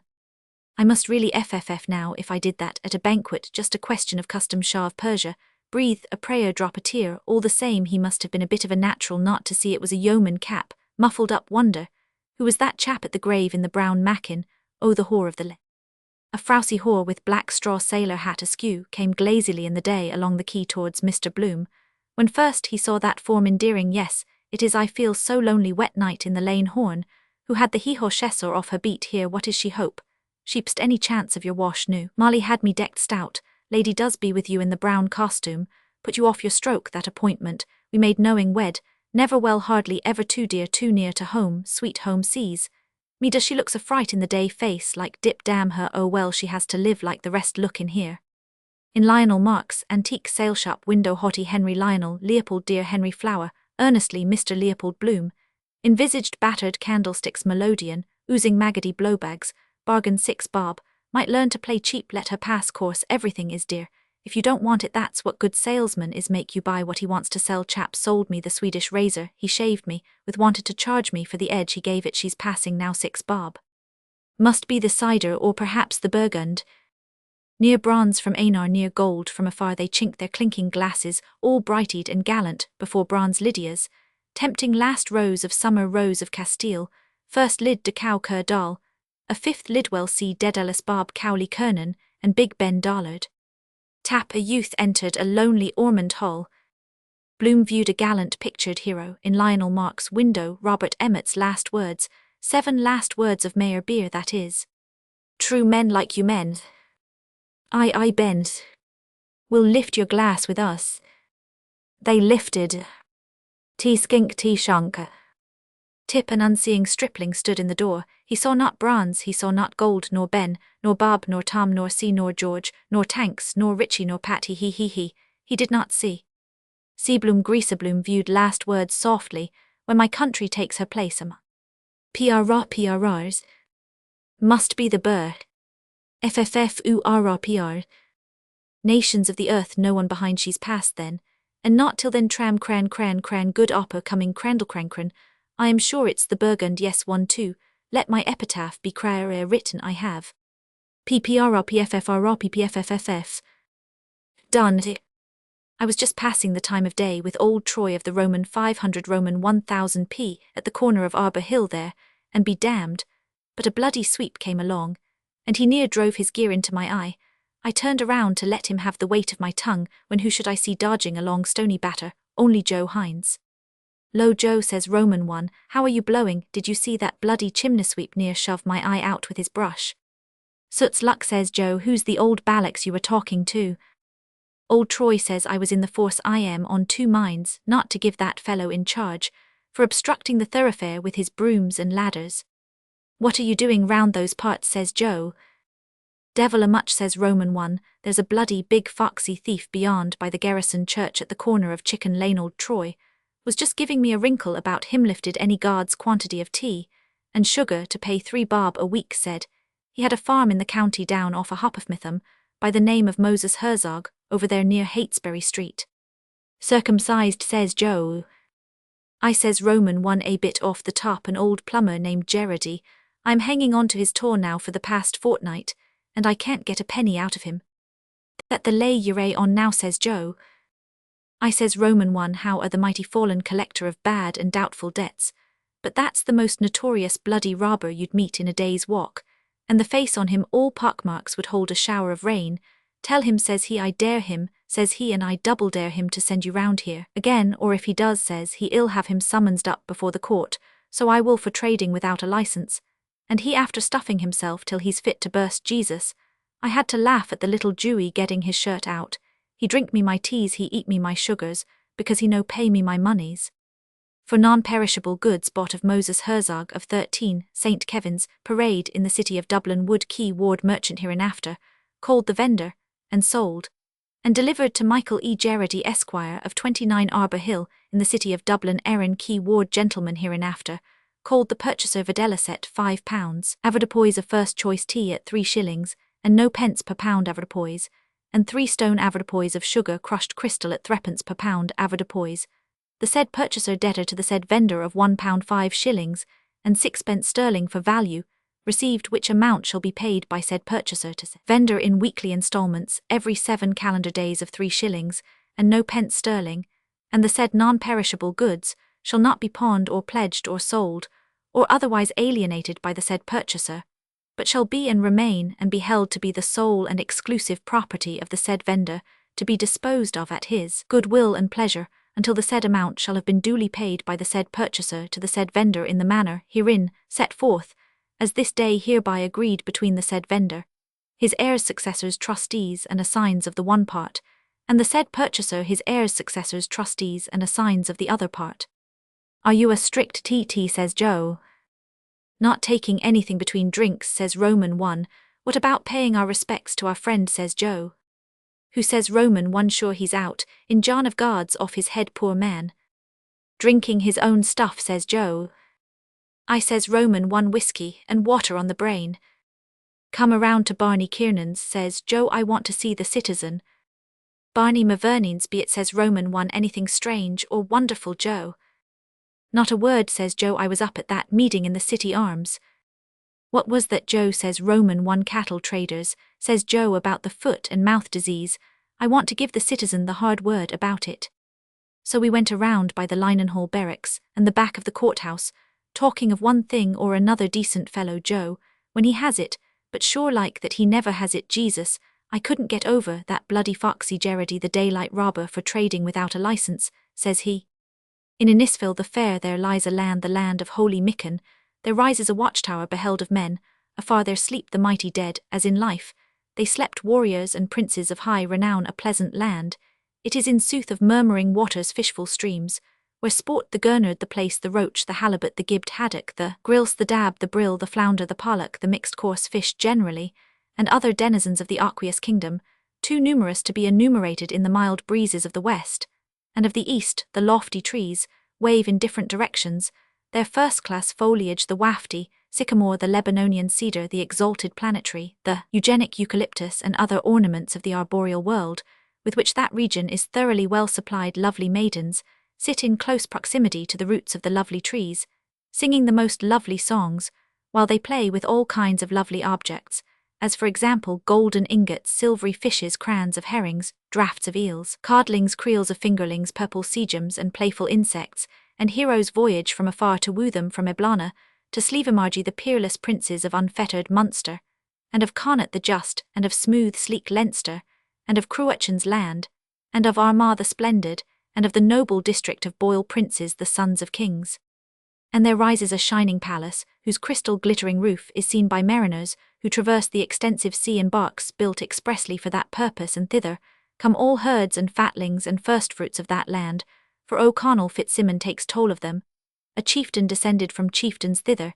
The extremely large wains bring foison of the fields, flaskets of cauliflowers, floats of spinach, pineapple, chunks, Rangoon beans, strikes of tomatoes, drums of figs, drills of Swedes, spherical potatoes, and tallies of iridescent kale, York and Savoy, and trays of onions, pearls of the earth, and punnets of mushrooms and custard marrows, and fat vetches and beara, and rape, and red, green, yellow, brown russet, sweet, big, bitter, ripe, palmulated apples, and chips of strawberries, and sieves of gooseberries pulpy, and pelurious, and strawberries fit for princes, and raspberries from their canes. I dare him, says he, and I double dare him, come out here, Geraghty, you notorious bloody hill, and dale robber. And by that way went the herds innumerable of bellwethers, and flushed ewes, and shearling rams and lambs, and stubble geese and medium steers, and roaring mares, and polled calves and longwools and storesheep, and cuffs, prime springers and culls and sopigs and bacon hogs, and the various different varieties of highly distinguished swine and Angus heifers, and parly bullocks of immaculate pedigree together, with prime premiated milch cows and beeves. And there is ever heard a trampling, cackling, roaring, lowing, bleating, bellowing, rumbling, grunting, champing, chewing of sheep and pigs, and heavy-hooved, kind from pasture lands of Lusk and Rush and Carrick mines, and from the streamy vales of Thomond, from the Gillicuddies, reeks the inaccessible, and lordly Shannon the unfathomable, and from the gentle declivities of the place of the race of Kyre, their udders distended with superabundance of milk, and butts of butter, and rennets of cheese, and farmers' firkins, and targets of lamb, and crannocks of corn, and oblong eggs, in great hundreds, various, in size the agate with this done.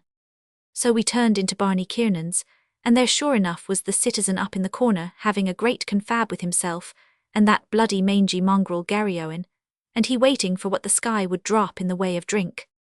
There he is, says I, in his glory hole, with his cruiskeen lawn, and his load of papers, working for the cause. The bloody mongrel, let a grouse out of him, would give you the creeps, be a corporal work of mercy. If someone would take the life of that bloody dog, I am told for a fact he ate a good part of the breeches off a constabulary man in Santry, that came round one time with a blue paper about a licence. Stand and deliver, says he. That's all right, citizen, says Joe, friends here. Pass, friends, says he. Then he rubs his hand in his eye, and says he, what's your opinion of the times? Doing the rapparee and rory of the hill, but begob Joe was equal to the occasion. I think the markets are on a rise, says he, sliding his hand down his fork. So begob the citizen claps his paw on his knee, and he says, foreign wars is the cause of it. And says Joe, sticking his thumb in his pocket, it's the Russians' wish to tyrannize. Arrah, give over your bloody carding, Joe, says Roman one, I've a thirst on me, I wouldn't sell for half a crown. Give it a name, citizen, says Joe. Wine of the country, says he. What's yours, says Joe. Ditto Mac Anasby, says Roman one, 3 pints Terry, says Joe. And how's the old heart, citizen, says he. Never better a chara, says he. What Gary are we going to win, eh? And with that he took the bloody old tozer by the scruff of the neck, and by Jesus he near throttled him. The figure seated on a large boulder at the foot of a round tower was that of a broad-shouldered, deep-chested, strong-limbed, frankied, red-haired, freely-freckled, shaggy-bearded, wide-mouthed, larger-nosed, long-headed, deep-voiced, beck-kneed, brawny-handed, hairy-legged, rudder-faced, sinew-armed hero from shoulder to shoulder. He measured several ells, and his rock-like mountainous knees were covered, as was likewise the rest of his body wherever visible, with a strong growth of tawny, prickly hair, in hue and toughness, similar to the mountain gorse Ulex Europaeus. The wide-winged nostrils from which bristles of the same tawny hue projected were of such capaciousness that within their cavernous obscurity the field-lark might easily have lodged her nest. The eyes, in which a tear and a smile strove ever for the mastery, were of the dimensions of a good-sized cauliflower. A powerful current of warm breath issued at regular intervals from the profound cavity of his mouth, while in rhythmic resonance the loud, strong hail reverberations of his formidable heart thundered rumblingly, causing the ground, the summit of the lofty tower, and the still loftier walls of the cave to vibrate and tremble. So anyhow Terry brought the 3 pints Joe was standing, and begob the sight nearly left my eyes, when I saw him land out a quid-o, as true as I am telling you, a good-looking sovereign. And there's more where that came from, says he.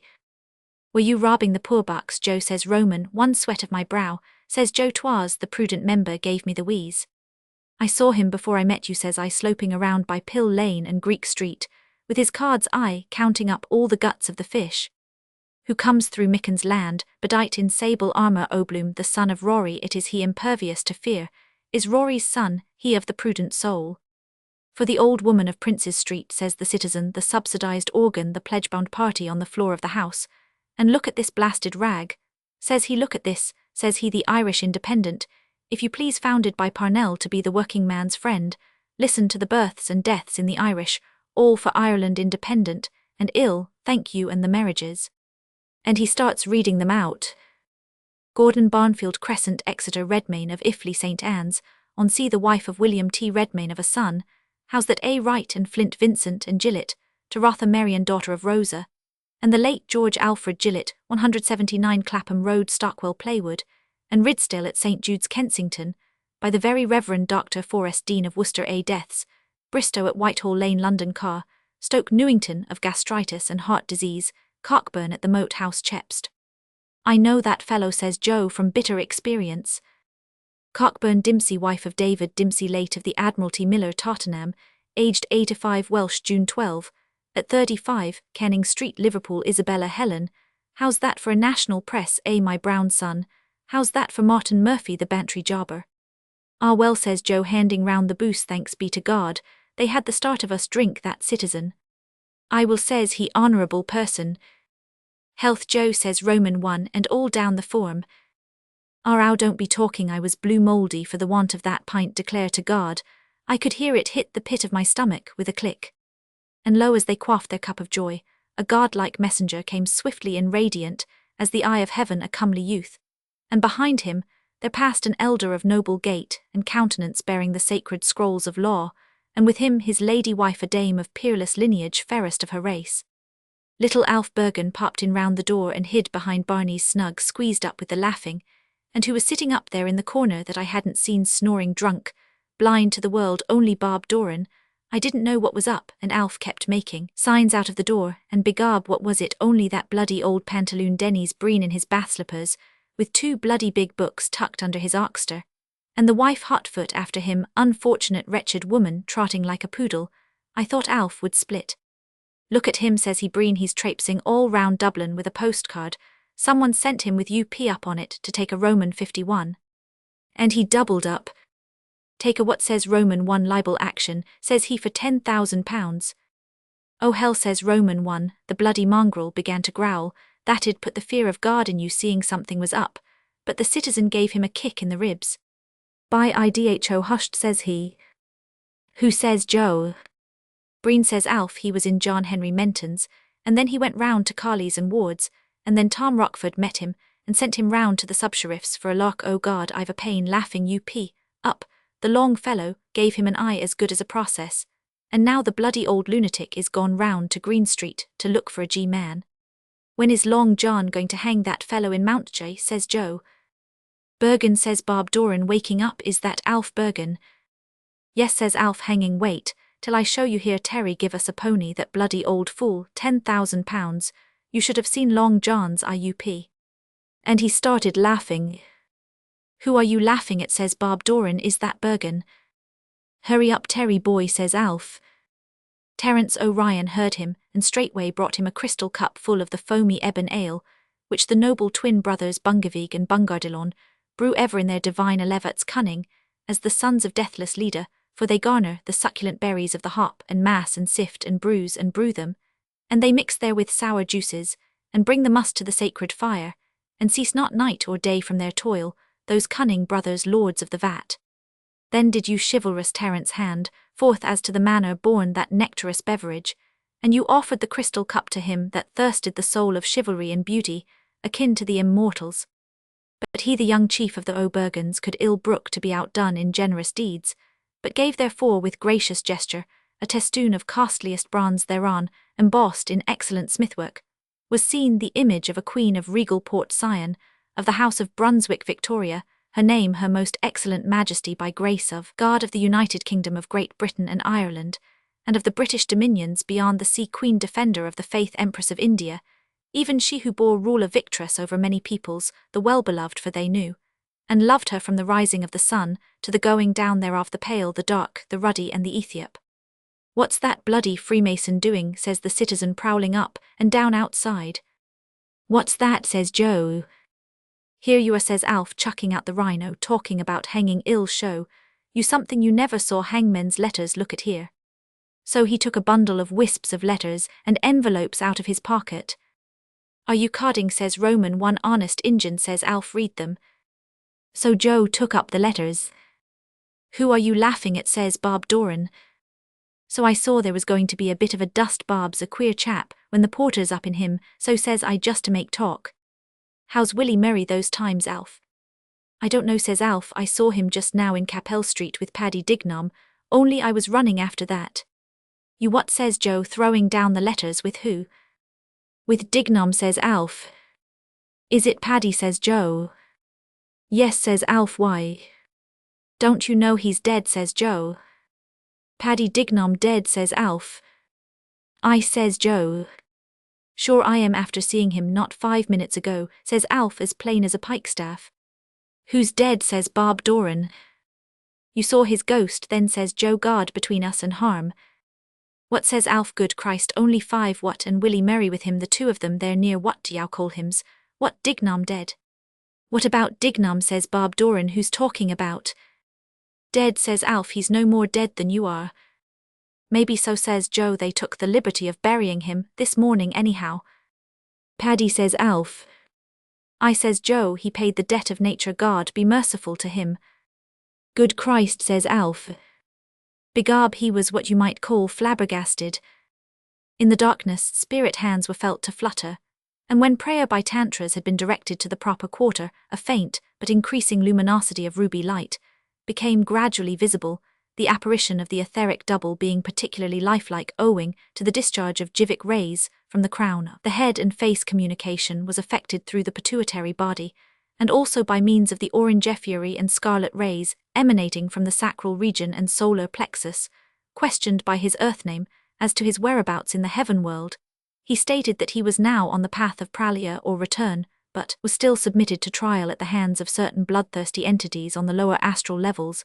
In reply to a question as to his first sensations in the great divide beyond, he stated that previously he had seen as in a glass darkly, but that those who had passed over had summit possibilities of atmic development opened up to them. Interrogated as to whether life there resembled our experience in the flesh, he stated that he had heard from more favored beings, now in the spirit, that their abodes were equipped with every modern home comfort, such as talafana alavata hatakalda wataklasset, and that the highest adepts were steeped in waves of volupcy of the very purest nature. Having requested a quart of buttermilk, this was brought, and evidently afforded relief. Asked if he had any message for the living, he exhorted all who were still at the wrong side of Maya to acknowledge the true path, for it was reported in Devanic circles that Mars and Jupiter were out for mischief on the eastern angle, where the ram has power. It was then queried whether there were any special desires on the part of the defunct, and the reply was, we greet you friends of Earth who are still in the body-mind. Roman 100k. Doesn't pilot on. It was ascertained that the reference was to Mr. Cornelius Kelleher, manager of Messrs. H.J. O'Neill's popular funeral establishment, a personal friend of the defunct who had been responsible for the carrying out of the interment arrangements before departing. He requested that it should be told to his dear son Patsy that the other boot, which he had been looking for, was at present under the commode in the return room, and that the pair should be sent to Cullen's to be sold, only as the heels were still good. He stated that this had greatly perturbed his peace of mind in the other region, and earnestly requested that his desire should be made known. Assurances were given that the matter would be attended to, and it was intimated that this had given satisfaction. He is gone from mortal haunts, O Dignam, son of our morning fleet, was his foot on the bracken Patrick of the beamy brow. Whale Banba with your wind, and whale, O ocean, with your whirlwind. There he is again, says the citizen, staring out. Who, says Roman 1 Bloom, says he's on point duty up and down there for the last 10 minutes. And begob I saw his Feisag do a peep in, and then slidder off again. Little Alf was knocked Boway's faith he was. Good Christ, says he, I could have sworn it was him. And says Bob Doran with the hat on the back of his pole, lowest blackguard in Dublin when he's under the influence. Who said Christ is good? I beg your parsnips, says Alf. Is that a good Christ, says Bob Doran, to take away poor little Willie Dignam? Ah well, says Alf, trying to pass it off he's over all his troubles. But Bob Doran shouts out of him, he's a bloody ruffian, I say, to take away poor little Willie Dignam.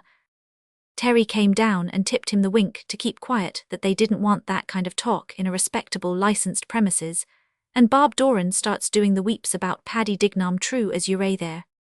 The finest man, says he, snivelling the finest purest character. The tear is bloody near your eye, talking through his bloody hat fitter for him, go home to the little sleepwalking bitch. He married Mooney, the Bumbiliff's daughter, mother kept a kip in Hardwick Street, that used to be stravaging about the landings. Bantam Leon told me that was stopping there at 2 a.m, without a stitch on her, exposing her person open, to all comers fair field, and no favour. The noblest, the truest, says he, and he's gone, poor little Willie, poor little Paddy Dignam. And mournful and with a heavy heart, he bewept the extinction of that beam of heaven. Old Gary Owen started growling again at Bloom, that was skeezing round the door. Come in, come on, he won't eat you, says the citizen. So Bloom slopes in with his card's eye on the dog, and he asks Terry, was Martin Cunningham there? Oh Christ, M. Keown, says Joe, reading one of the letters, listen to this, will you? And he starts reading out 7 Hunter Street, Liverpool, to the High Sheriff of Dublin. Dublin. Honoured Sir, I beg to offer my services in the above-mentioned painful case. I hanged Joe Gann in Bootle Jail on the 12th of February 1900, and I hanged. Show us Joe, says Roman 1 Private Arthur Chase, for foul murder of Jesse Tilsit in Pentonville Prison, and I was assistant when Jesus, says Roman 1 Billington, executed the awful murderer Toad Smith. The citizen made a grab at the letter. Hold hard, says Joe, I have a special knack of putting the noose once in. He can't get out hoping to be favoured. I remain honoured, sir, my terms is 5 guineas. H. Rumbold, Master Barber, and a barbarous bloody barbarian he is too, says the citizen. And the dirty scrawl of the wretch, says Joe, here says he, take them to hell out of my sight. Alf, hello Bloom, says he, what will you have?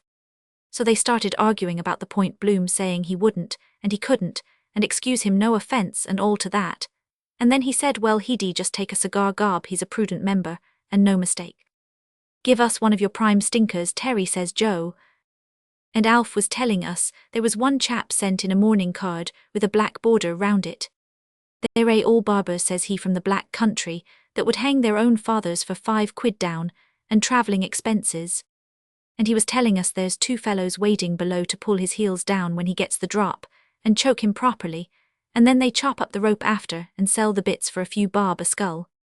In the dark land they bide the vengeful knights of the razor, their deadly coil they grasp, yea, and therein they lead to Erebus whatsoever wight hath done a deed of blood, for I will on no wise suffer it, even so saith the Lord. So they started talking about capital punishment, and of course Bloom comes out with the why and the wherefore, and all the codology of the business, and the old dog smelling him. All the time I am told those Jewies does have a sort of a queer odour coming off them for dogs about I don't know what all deterrent effect, and so forth, and so on. There's one thing it hasn't a deterrent effect on, says Alf. What's that, says Joe. The poor bugger's tool that's being hanged, says Alf. That's so, says Joe. God's truth, says Alf. I heard that from the head warder that was in Kilmainham when they hanged Joe Brady, the invincible. He told me, when they cut him down, after the drop, it was standing up in their faces like a poker. Ruling passion strong in death, says Joe, as someone said. That can be explained by science, says Bloom. It's only a natural phenomenon, don't you see, because on account of the... And then he starts with his jawbreakers about phenomenon and science, and this phenomenon and the other phenomenon. The distinguished scientist Herr Professor Leopold Bloom tendered medical evidence to the effect that the instantaneous fracture of the cervical vertebrae and consequent scission of the spinal cord would, according to the best approved tradition of medical science, be calculated to inevitably produce in the human subject a violent ganglionic stimulus of the nerve centers of the genital apparatus, thereby causing the elastic pores of the corpora cavernosa to rapidly dilate in such a way as to instantaneously facilitate the flow of blood to that part of the human anatomy known as the penis or male organ, resulting in the phenomenon which has been denominated by the faculty a morbid upwards and outwards philoprogenitive erection in articulo mortis, per diminutionem capitis. So of course the citizen was only waiting for the wink of the word, and he starts gassing out of him about the Invincibles and the Old Guard, and the men of 6 to 7, and who fears to speak of 98, and Joe with him about all the fellows that were hanged, drawn and transported for the cause by drumhead court-martial, and a New Ireland, and knew this, that and the other, talking about New Ireland he ought to go and get a new dog, so he ought, mangy ravenous brute, sniffing and sneezing all round the place, and scratching his scabs, and round he goes to Bob Doran, that was standing Alf a half one sucking up for what he could get, so of course Bob Doran starts doing the bloody fool with him. Give us the paw, give the paw, doggy, good old doggy, give the paw here, give us the paw. A raw bloody end to the paw he de-paw, and Alf, trying to keep him from tumbling off the bloody stool atop of the bloody old dog, and he talking all kinds of drivel about training by kindness and thoroughbred dog, and intelligent dog, give you the bloody pip. Then he starts scraping a few bits of old biscuit out of the bottom of a Jacob's tin. He told Terry to bring gob, he golloped it down like old boots, and his tongue hanging out of him a yard long for more near ate the tin, and all hungry bloody mongrel.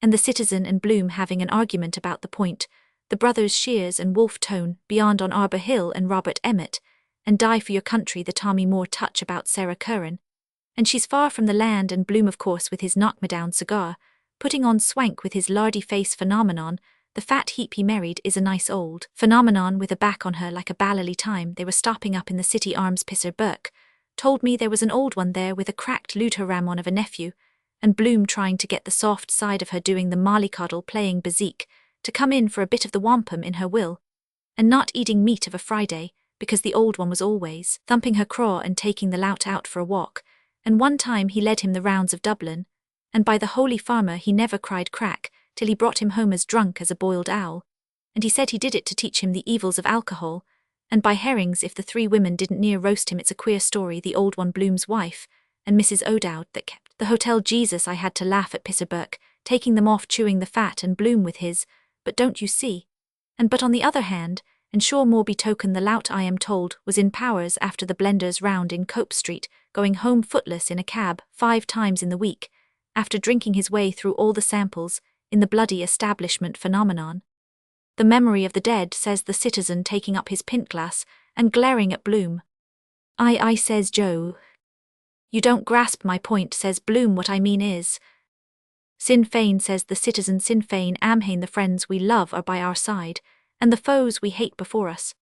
The last farewell was affecting in the extreme from the belfries far and near, the funereal death bell tolled unceasingly, while all around the gloomy precincts rolled the ominous warning of 100 muffled drums, punctuated by the hollow booming of pieces of ordnance, the deafening claps of thunder, and the dazzling flashes of lightning, which lit up the ghastly scene, testified that the artillery of heaven had lent its supernatural pomp to the already gruesome spectacle.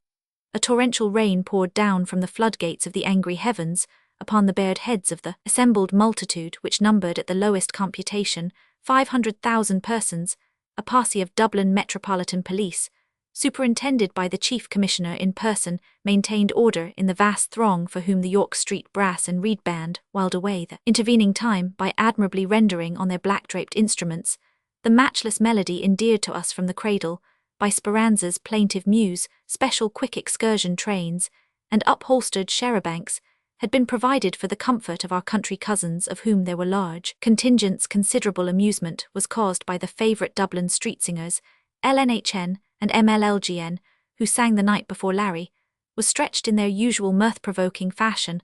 Our 2 inimitable drolls did a roaring trade with their broadsheets among lovers of the comedy element, and nobody who has a corner in his heart for real Irish fun without vulgarity will grudge them their hard-earned pennies. The children of the male and female Foundling Hospital, who thronged the windows overlooking the scene, were delighted with this unexpected addition to the day's entertainment, and a word of praise is due to the Little Sisters of the Poor for their excellent idea of affording the poor fatherless and motherless children a genuinely instructive treat. The vice-regal house party, which included many well-known ladies, was chaperoned by their excellencies to the most favourable positions on the grandstand, while the picturesque foreign delegation known as the Friends of the Emerald Isle was accommodated on a tribune directly opposite the delegation present in full force, consisted of Commendator Bassabas, Beninobenon, the semi-paralyzed doyen of the party, who had to be assisted to his seat by the aid of a powerful steam crane, Monsieur Pierre-Paul Pedite-Patent, the Grand Joker Vladimir Pokhthenkerchev, the Archjoker Leopold Rudolf von Schwanzenbad, Hodenthaler Countess Marha Varaga Kissasini Putrapsthi, Hiram Y. Bombust Count Athanatos, Kermlapulos Ali Baba Bakshish Rahat Locum, Effendi Sena Hidalgo Caballero Don Pecadillo, Y Palabras Y Paternoster de la Malera de la Malaria Hocapoco Herkiri, Hai Hung Chang Olaf Kaberkedelson, Minhir Trick, Van Trumps, Pan Polax Padiriski Goosebond PRHK LSTR Krachinebrachisic, Boris Hupinkov Herr Harhes Director President, Hans Tuchli Stuerli National Gymnasium Museum Sanatorium and Suspensorium Sordenara Privat Docent General Historia Special Professor Dr.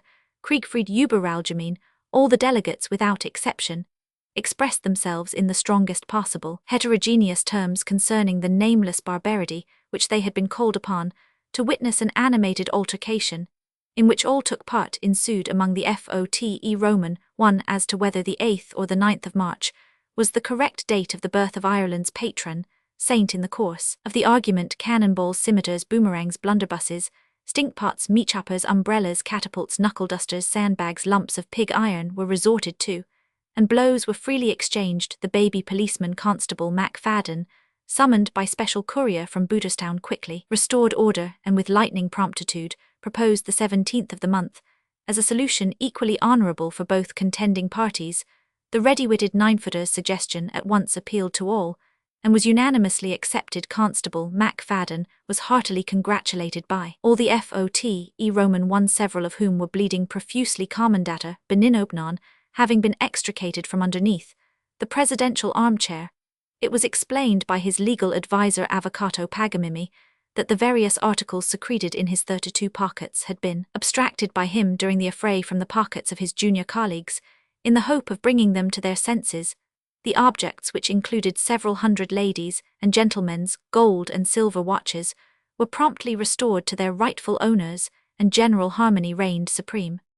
Quietly, unassumingly, Rumbold stepped onto the scaffold in faultless morning dress, and wearing his favourite flower, the Gladiolus cruntus, he announced his presence by that gentle Rumboldian cough, which so many have tried unsuccessfully to imitate. Short, painstaking, yet withal so characteristic of the man, the arrival of the world-renowned headsman was greeted by a roar of acclamation from the huge concourse, the viceregal ladies waving their handkerchiefs in their excitement, while the even more excitable foreign delegates cheered vociferously, in a medley of cries: hoc banzai elgin zivio chinchin pala cronia hifip 5 alla, amid which the ringing evviver of the delegate of the land of song, a high double F recalling those piercingly lovely notes with which the eunuch Catalani beglamored our great-great-grandmothers, was easily distinguishable.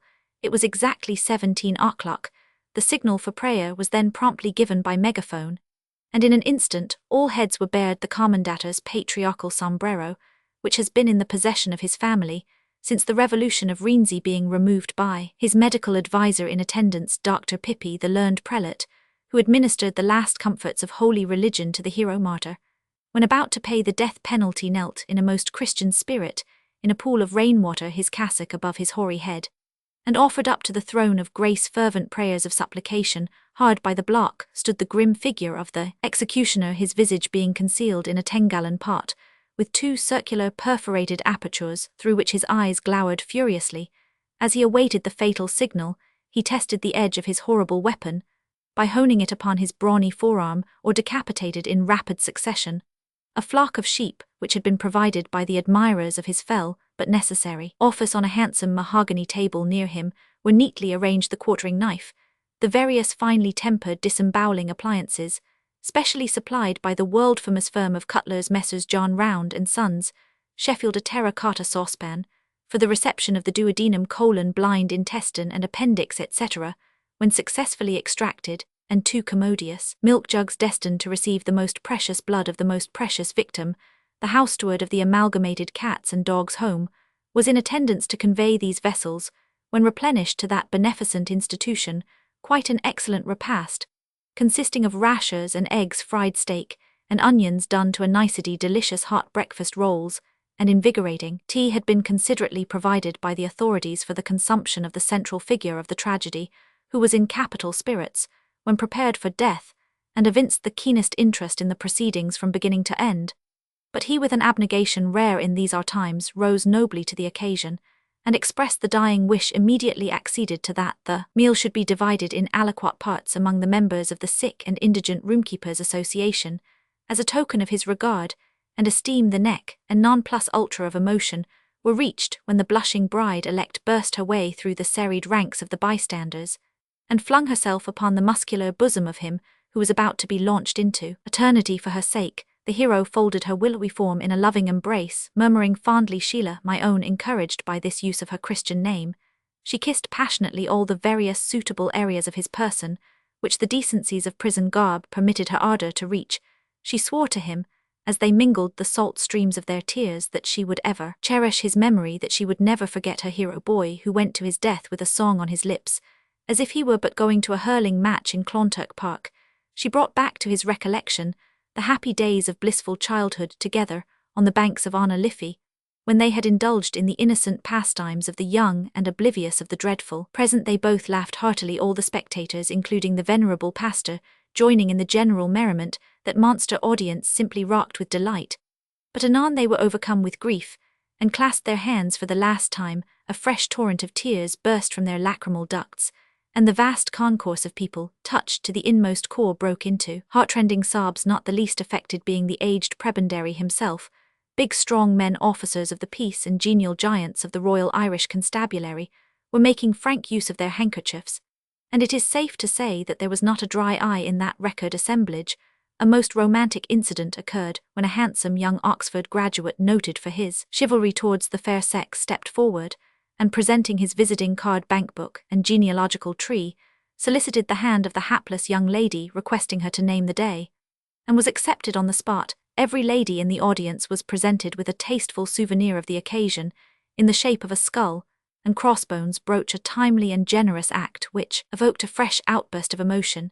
And when the gallant young Oxonian, the bearer, by the way of one of the most time-honoured names in Albion's history, placed on the finger of his blushing fiancée an expensive engagement ring with emeralds, set in the form of a four-leaved shamrock, the excitement knew no bounds. Nay, even the stern Provost-Marshal Lieutenant Colonel Tomkin Maxwell F. Frenchmullen Tomlinson, who presided on the sad occasion, he who had blown a considerable number of sepoys from the Canonmouth without flinching, could not now restrain his natural emotion. With his mailed gauntlet he brushed away a furtive tear, and was overheard by those privileged burghers who happened to be in his immediate entourage to murmur to himself, in a faltering undertone, "God blimey, if she ain't a clinker, that there bleeding tart blimey. It makes me kind of bleeding cry straight, it does, when I sees her, cause I thinks of my old mashtub, what's waiting for me down Limehouse way." So then the citizen begins talking about the Irish language, and the corporation meeting and all to that, and the shonans that can't speak their own language, and Joe chipping in, because he stuck someone for a quid, and Bloom putting in his old goo with his tuppenny stump that he cadged off of Joe, and talking about the Gaelic League and the Antitreating League, and Drink the Curse of Ireland. Antitreating is about the size of it, gob he'd let you pour all manner of drink down his throat, till the Lord would call him before you'd ever see the froth of his pint. And one night I went in with a fellow into one of their musical evenings, song and dance about she could get up on a truss of hay, she could, my Maureen lay, and there was a fellow with a ballyhooly blue ribbon badge spiffing out of him in Irish, and a lot of Carleen bonds going about with temperance beverages, and selling medals and oranges and lemonade, and a few old dry buns, gob flahulag entertainment, don't be talking Ireland sober is Ireland free. And then an old fellow starts blowing into his bagpipes, and all the gougers shuffling their feet to the tune, "The Old Cow Died of," and one or two sky pilots having an eye around that there was no goings on, with the females hitting below the belt. So howandever, as I was saying, the old dog, seeing the tin was empty, starts mousing around by Joe, and me id train him by kindness, so I would, if he was my dog, give him a rousing fine kick, now and again, where it wouldn't blind him. "Afraid hell bite you," says the citizen, jeering. "No," says Roman one, "but he might take my leg for a lamppost." So he calls the old dog over. "What's on you, Gary?" says he. Then he starts hauling and mauling, and talking to him in Irish, and the old tozer growling, letting on to answer like a duet in the opera. Such growling you never heard, as they let off between them someone that has nothing better to do ought to write a letter pro bono publico to the papers about the muzzling order for a dog, the like of that growling and grousing, and his eye all bloodshot from the druth is in it, and the hydrophobia dropping out of his jaws. all those who are interested in the spread of human culture among the lower animals, and their name is Legion, should make a point of not missing the really marvellous exhibition of synanthropy given by the famous old Irish red setter wolfdog, formerly known by the sobriquet of Garryowen, and recently rechristened by his large circle of friends and acquaintances, Owen Gary. The exhibition, which is the result of years of training by kindness and a carefully thought-out dietary system, comprises, among other achievements, the recitation of verse. Our greatest living phonetic expert, Wild Horses, shall not drag it from us, has left no stone unturned in his efforts to delucidate and compare the verse recited, and has found it bears a striking resemblance. The italics are ours to the rands of ancient Celtic bards. We are not speaking so much of those delightful love songs with which the writer, who conceals his identity under the graceful pseudonym of the Little Sweet Branch, has familiarized the book-loving world, but rather as a contributor. Roman 500 Roman 100 points out, in an interesting communication, published by an evening contemporary of the harsher and more personal note, which is found in the satirical effusions of the famous Raftery and of Donal Mack, conceding, to say nothing of a more modern lyrist at present very much in the public eye, we subjoin a specimen which has been rendered into English by an eminent scholar, whose name for the moment we are not at liberty to disclose, though we believe that our readers will find the topical allusion, rather more than an indication, the metrical system of the canine original, which recalls the intricate alliterative and isosyllabic rules of the Welsh Englyn, is infinitely more complicated, but we believe our readers will agree that the spirit has been well caught. Perhaps it should be added that the effect is greatly increased if Owen's verse be spoken somewhat slowly and indistinctly, in a tone suggestive of suppressed rancour. The curse of my curses, 7 days every day, and 7 dry Thursdays, on you Barney Kiernans, has no sup of water to cool my courage, and my guts red roaring after Lowry's lights. So he told Terry to bring some water for the dog, and Gob, you could hear him lapping it up a mile off, and Joe asked him would he have another. I will, says he, a chara to show there's no ill feeling. Gob, he's not as green as he's cabbage looking, arsing around from one pub to another, leaving it to your own honour with old Giltrap's dog, and getting fed up by the ratepayers and corporators' entertainment for man and beast, and says Joe, could you make a hole in another pint? Could a swim duck, says Roman one same again. Terry says, Joe, are you sure you won't have anything in the way of liquid refreshment, says he. Thank you, no, says Bloom, as a matter of fact, I just wanted to meet Martin Cunningham. Don't you see about this insurance of poor Dignam's? Martin asked me to go to the house, you see. He Dignam, I mean, didn't serve any notice of the assignment on the company at the time, and nominally under the Act the mortgagee can't recover on the policy.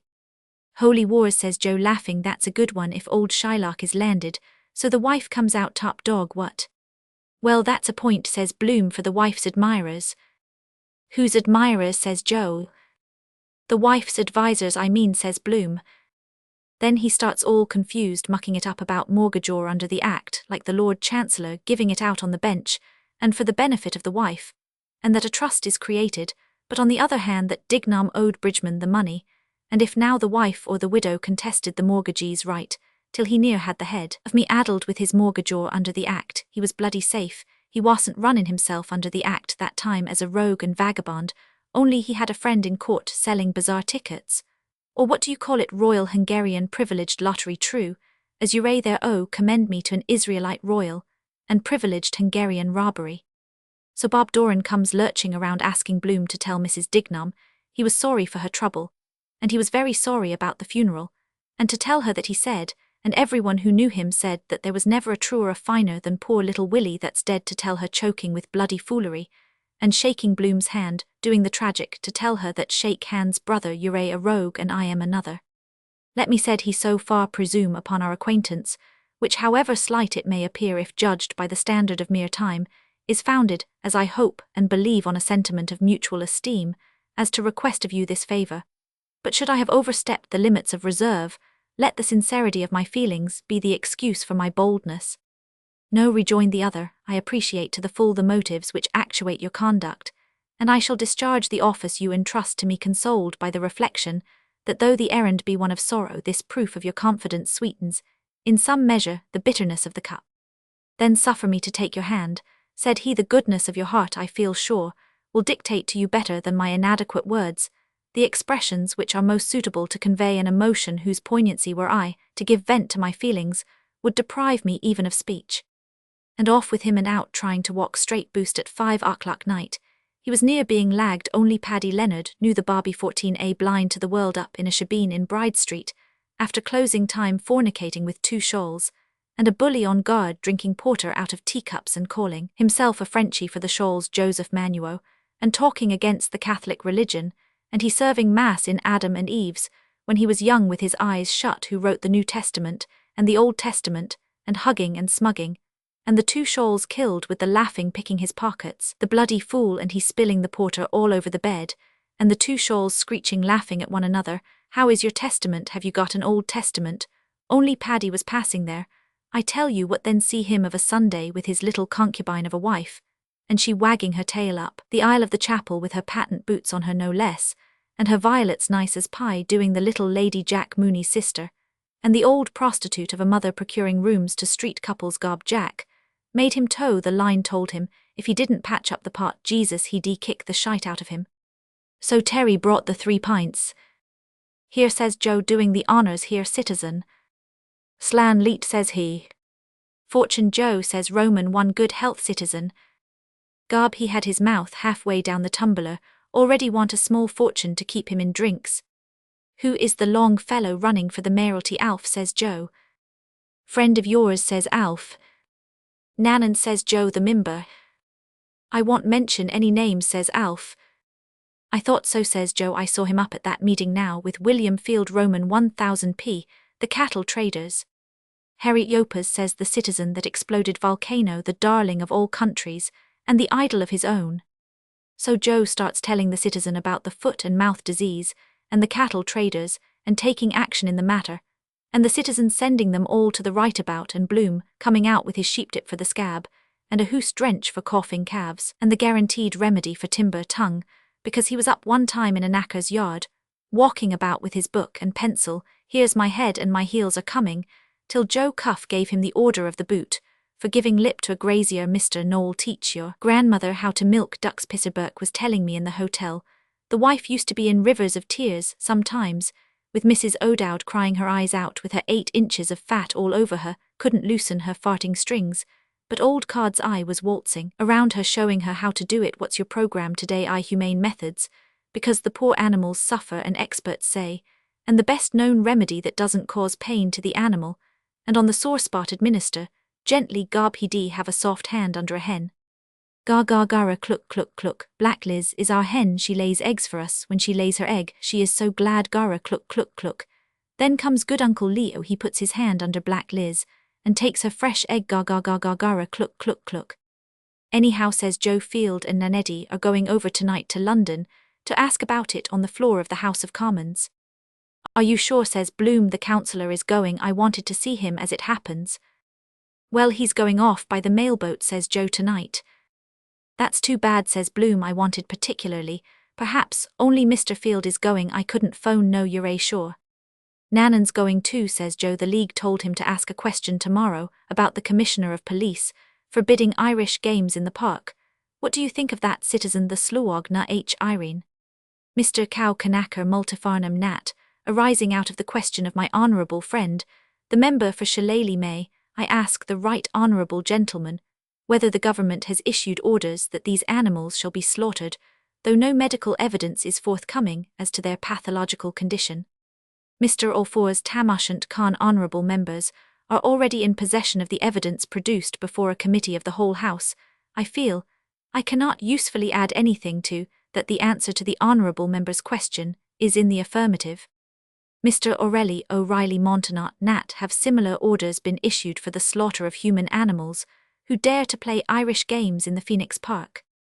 Mr. Olfor's the answer is in the negative. Mr. Cowkanaka has the right honourable gentleman's famous Mitchelstown telegram inspired the policy of gentlemen on the Treasury bench. Mr. Olfor's, I must have notice of that question. Mr. Stalewit Bunkum in, don't hesitate to shoot. Ironical opposition cheers. The Speaker, order. The House rises, cheers. "There's the man," says Joe, "that made the Gaelic sports revival there. He is sitting there, the man that got away, James Stephens, the champion of all Ireland, at putting the 16-pound shot. What was your best throw, citizen? Na Backley, says the citizen, letting on to be modest. There was a time I was as good as the next fellow anyhow. Put it there, citizen, says Joe, you were, and a bloody sight better. Is that really a fact, says Alf. Yes, says Bloom, that's well known, did you not know that? So off they started about Irish sports and shonen games, the like of lawn tennis, and about hurley, and putting the stone and racy of the soil, and building up a nation once again, and all to that, and of course Bloom had to have his say too about if a fellow had a rower's heart. Violent exercise was bad, I declare to my antimacassar, if you took up a straw from the bloody floor, and if you said to Bloom, look at Bloom, do you see that straw? That's a straw, declare to my aunt, he'd talk about it for an hour, so he wouldn't talk steady. A most interesting discussion took place in the ancient hall of Brian O'Cyrnanes, in Esraid na Bretain Big, under the auspices of Sluag na H. Irene, on the revival of ancient Gaelic sports, and the importance of physical culture as understood in ancient Greece and ancient Rome and ancient Ireland for the development of the race.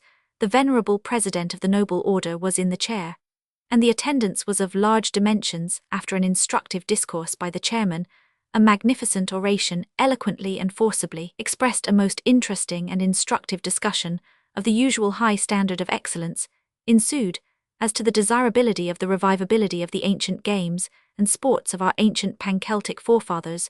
The well-known and highly respected worker in the cause of our old tongue, Mr. Joseph M. Carthy Hines, made an eloquent appeal for the resuscitation of the ancient Gaelic sports and pastimes practiced morning and evening by Finn Mac Cool, as calculated to revive the best traditions of manly strength and prowess handed down to us from ancient ages. Roman 50 Bloom, who met with a mixed reception of applause and hisses, having espoused the negative, the vocalist chairman brought the discussion to a close, in response to repeated requests and hearty plaudits from all parts of a bumper house by a remarkably noteworthy rendering of the immortal Thomas Osborne Davis evergreen, verses happily too familiar to need recalling here, a nation once again, in the execution of which the veteran patriot champion may be said without fear of contradiction to have fairly excelled himself. The Irish Caruso Garibaldi was in superlative form, and his stentorian notes were heard to the greatest advantage in the time-honoured anthem, sung as only our citizen can sing it. His superb high-class vocalism,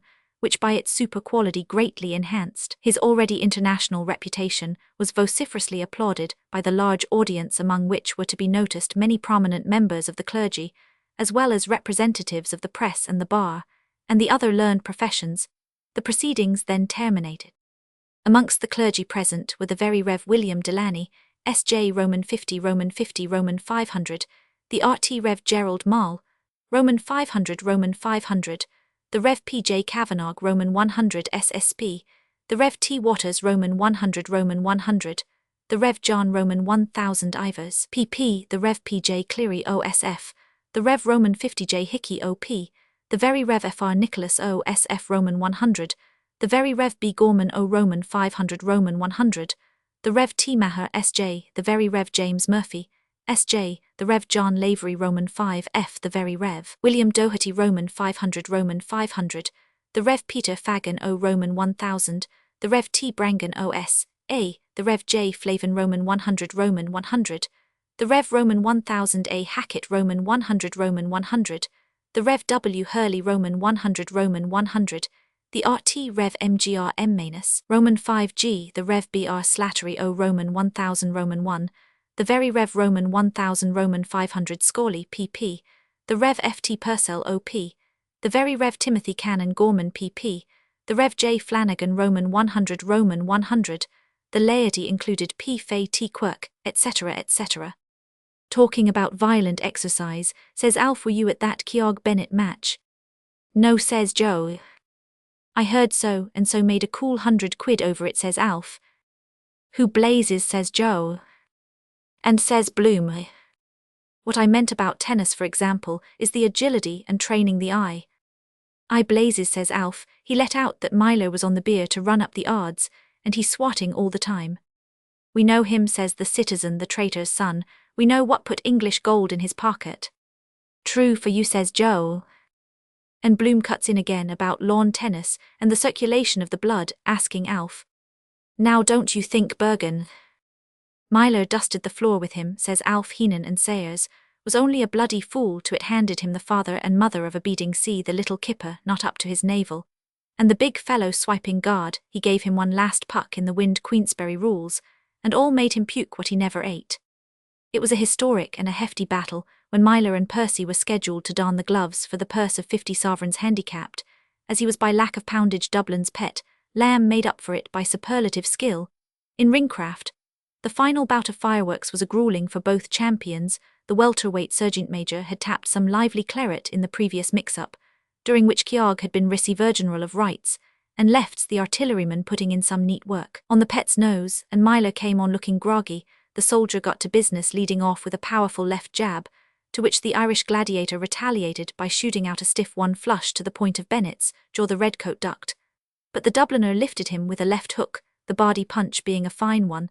The men came to handegrips. Myler quickly became busy, and got his man under the bout, ending with the bulkier man on the ropes. Myler, punishing him, the Englishman whose right eye was nearly closed, took his corner where he was liberally drenched with water, and when the bell went came on gamey and brimful of pluck, confident of knocking out the fistic Eblanite in jig time.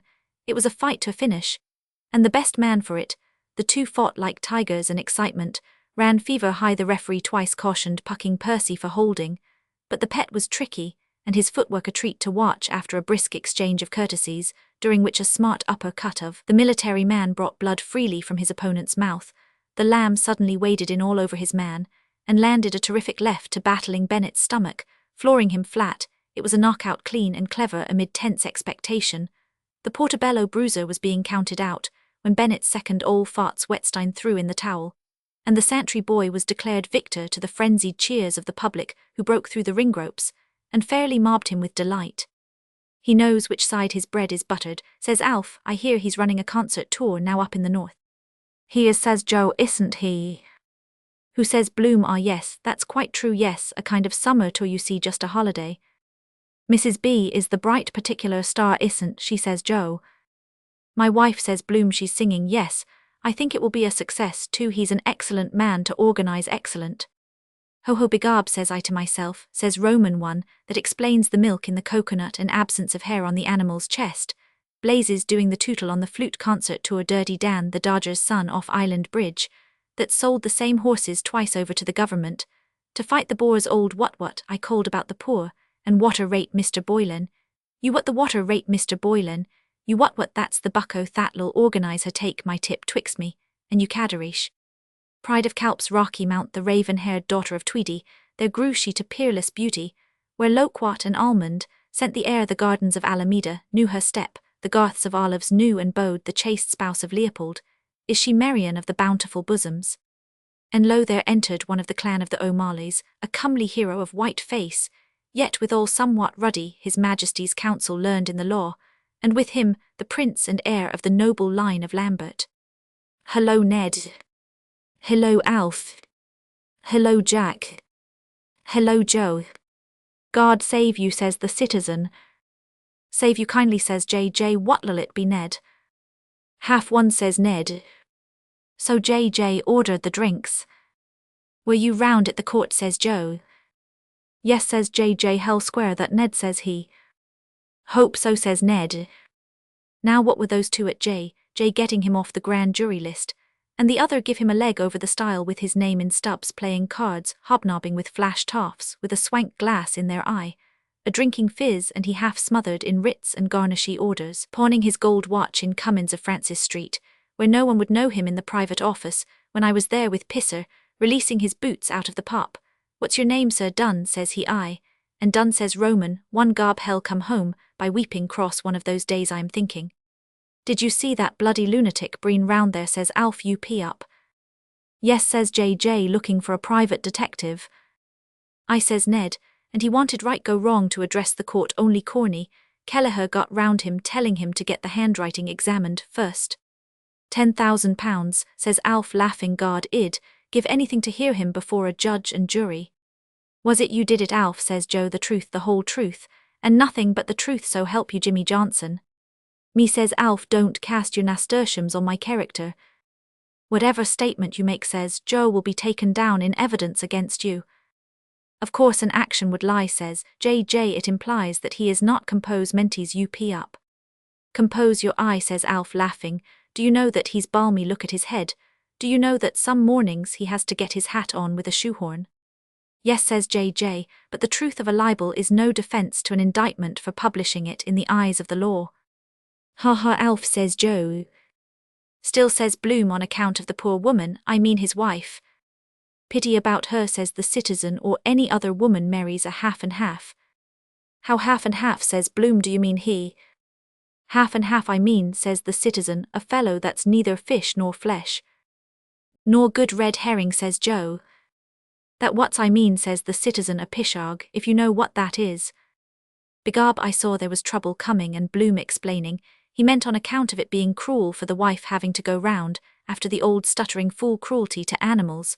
So it is to let that bloody poverty-stricken breen out on grass with his beard, out tripping him bringing down the rain, and she with her nose cock-a-hoop, after she married him, because a cousin of his old fellow's was pupiner to the Pope picture of him on the wall with his smash-all Sweeney's, moustaches the Signor Brinny from Summerhill, the Italiano papal zouave to the Holy Father has left the key and gone to Moss Street, and who was he tell us a nobody 2 pair back, and passages at 7 shillings a week, and he covered with all kinds of breastplates bidding defiance to the world. And moreover, says J.J., a postcard is publication, it was held to be sufficient evidence of malice in the test case Sadgrove Roman 5 hole, in my opinion, an action might lie. 6 and 8pence, please, who wants your opinion? Let us drink our pints in peace, Gob, we won't be let even do that much itself. Well, good health, Jack, says Ned. Good health, Ned, says J.J. There he is again, says Joe. Where, says Alf.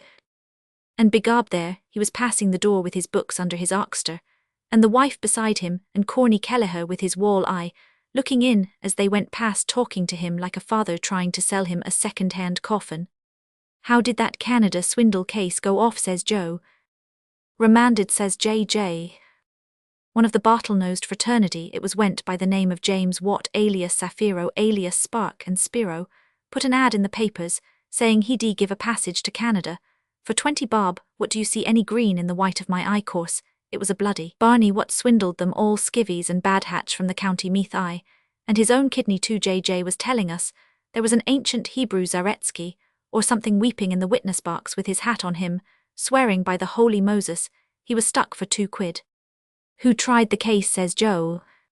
Recorder, says Ned. Poor old Sir Frederick, says Alf, you can card him up to the 2 eyes. Heart as big as a lion, says Ned, tell him a tale of woe about arrears of rent, and a sick wife, and a squad of kids, and faith hell dissolve in tears on the bench. I, says Alf, Reuben J. was bloody lucky he didn't clap him in the dark the other day, for suing poor little Gumley, that's minding stones for the corporation there near Butt Bridge. And he starts taking off the old recorder, letting on to cry. A most scandalous thing, this poor hard-working man. How many children? 10, did you say? Yes, your worship, and my wife has the typhoid. And the wife with typhoid fever, scandalous. Leave the court immediately, sir. No, sir, ill make no order for payment. How dare you, sir, come up before me, and ask me to make an order? A poor hard-working industrious man. I dismiss the case. And whereas on the 16th day of the month of the Oxide Goddess, and in the 3rd week after the feast day of the Holy and Undivided Trinity, the daughter of the skies, the virgin moon being then in her 1st quarter, it came to pass that those learned judges repaired them to the halls of law, their Master Courtenay sitting in his own chamber, gave his reed, and Master Justice Andrews sitting without a jury in the probate court weighed well, and pondered the claim of the first chargent upon the property, in the matter of the will propounded, and final testamentary disposition, in re the real and personal estate of the late lamented Jacob Halliday Vintner, deceased versus Livingstone, an infant of unsound mind and another. And to the solemn court of Green Street, there came Sir Frederick the Falconer, and he sat him there about the hour of 5 o'clock, to administer the law of the Brehons, at the commission for all that, and those parts to be holden in, and for the county of the city of Dublin. And there sat with him the high Synhedrim of the 12 tribes of Ire, for every tribe one man of the tribe of Patrick, and of the tribe of Hugh, and of the tribe of Owen, and of the tribe of Con, and of the tribe of Oscar, and of the tribe of Fergus, and of the tribe of Finn, and of the tribe of Dermot, and of the tribe of Cormac, and of the tribe of Kevin, and of the tribe of Caalt, and of the tribe of Ossian, there being in all 12 good men and true, And he conjured them by him, who died en route, that they should well and truly try and true deliverance, make in the issue joined between their sovereign lord the king and the prisoner at the bar, and true verdict give according to the evidence, so help them God and kiss the book. And they rose in their seats, those 12 of ire.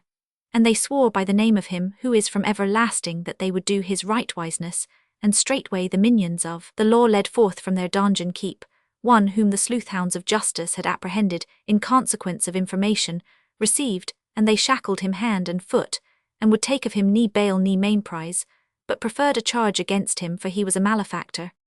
Those are nice things, says the citizen, coming over here to Ireland, filling the country with bugs. So Bloom lets on he heard nothing, and he starts talking with Joe, telling him he needn't trouble about that little matter till the first, but if he would just say a word to Mr. Crawford. And so Joe swore high and holy by this, and by that he do the devil and all. Because you see, says Bloom, for an advertisement, you must have repetition, that's the whole secret. Rely on me, says Joe. Swindling the peasants, says the citizen, and the poor of Ireland, we want no more strangers in our house. Oh, I am sure that will be all right, Hines, says Bloom, it's just that keys, you see. Consider that done, says Joe. Very kind of you, says Bloom. The strangers, says the citizen, our own fault, we let them come in, we brought them in the adulteress, and her paramour brought the Saxon robbers here. Decree nisi, says JJ. And Bloom letting on to be awfully deeply interested in nothing, a spider's web in the corner behind the barrel, and the citizen scowling after him and the old dog at his feet, looking up to know who to bite and when. A dishonoured wife, says the citizen, that's what's the cause of all our misfortunes. And here she is, says Alf, that was giggling over the Police Gazette with Terry on the counter, in all her war paint. Give us a squint at her, says Roman 1. And what was it, only one of the smutty Yankee pictures Terry borrows off of Corny Kelleher Secrets, for enlarging your private parts, misconduct of society. Belle Norman, W. Tupper, wealthy Chicago contractor, finds pretty but faithless wife in lap of Officer Taylor. Belle in her bloomers, misconducting herself, and her fancyman, feeling for her tickles, and Norman W. Tupper, bouncing in with his pea-shooter, just in time to be late after she doing the trick of the loop, with Officer Taylor. Oh, Jakers, Jenny, says Joe, how short your shirt is. There's hair, Joe, says Roman 1, get a queer old tail end of corned beef off of that one, what? So anyhow in came John, wise Narlan and Lenihan with him, with a face on him, as long as a late breakfast. Well, says the citizen, what's the latest from the scene of action? What did those tinkers in the city hall at their caucus meeting decide about the Irish language?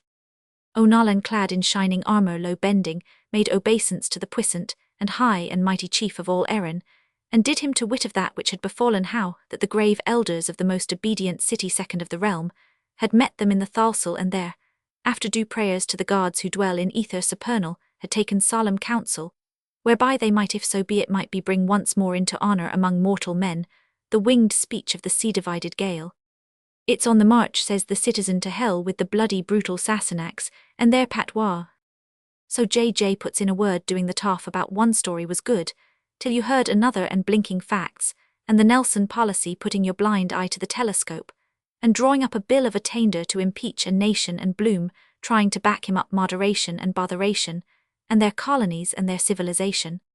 Their civilization, you mean, says the citizen, to hell with them, the curse of a good-for-nothing god light, sideways on the bloody thick-lugged sons of whores, gets no music, and no art, and no literature worthy of the name. Any civilization they stole from us tongue-tied sons of bastards, ghosts.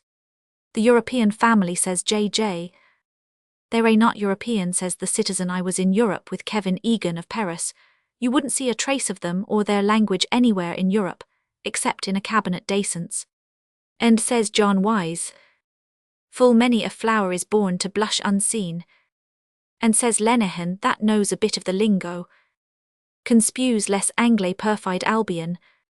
He said, and then lifted he in his rude, great, brawny, strengthy hands the medher of dark, strong, foamy ale, and uttering his tribal slogan Lam Dirg Abu, he drank to the undoing of his foes, a race of mighty valorous heroes, rulers of the waves, who sit on thrones of alabaster, silent as the deathless gods.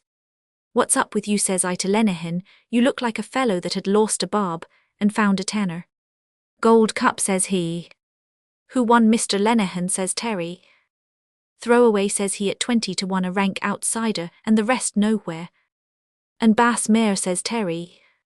Still running, says he, were all in a cart. Boylan plunged £2 on my tip sceptre for himself and a lady friend. I had half a crown myself, says Terry, on Zinfandel, that Mr. Flynn gave me Lord Howard de Walden's. 20-1, says Lenehan, such is life in an outhouse throwaway, says he takes the biscuit, and talking about Bunyan's frailty, thy name is Sceptre.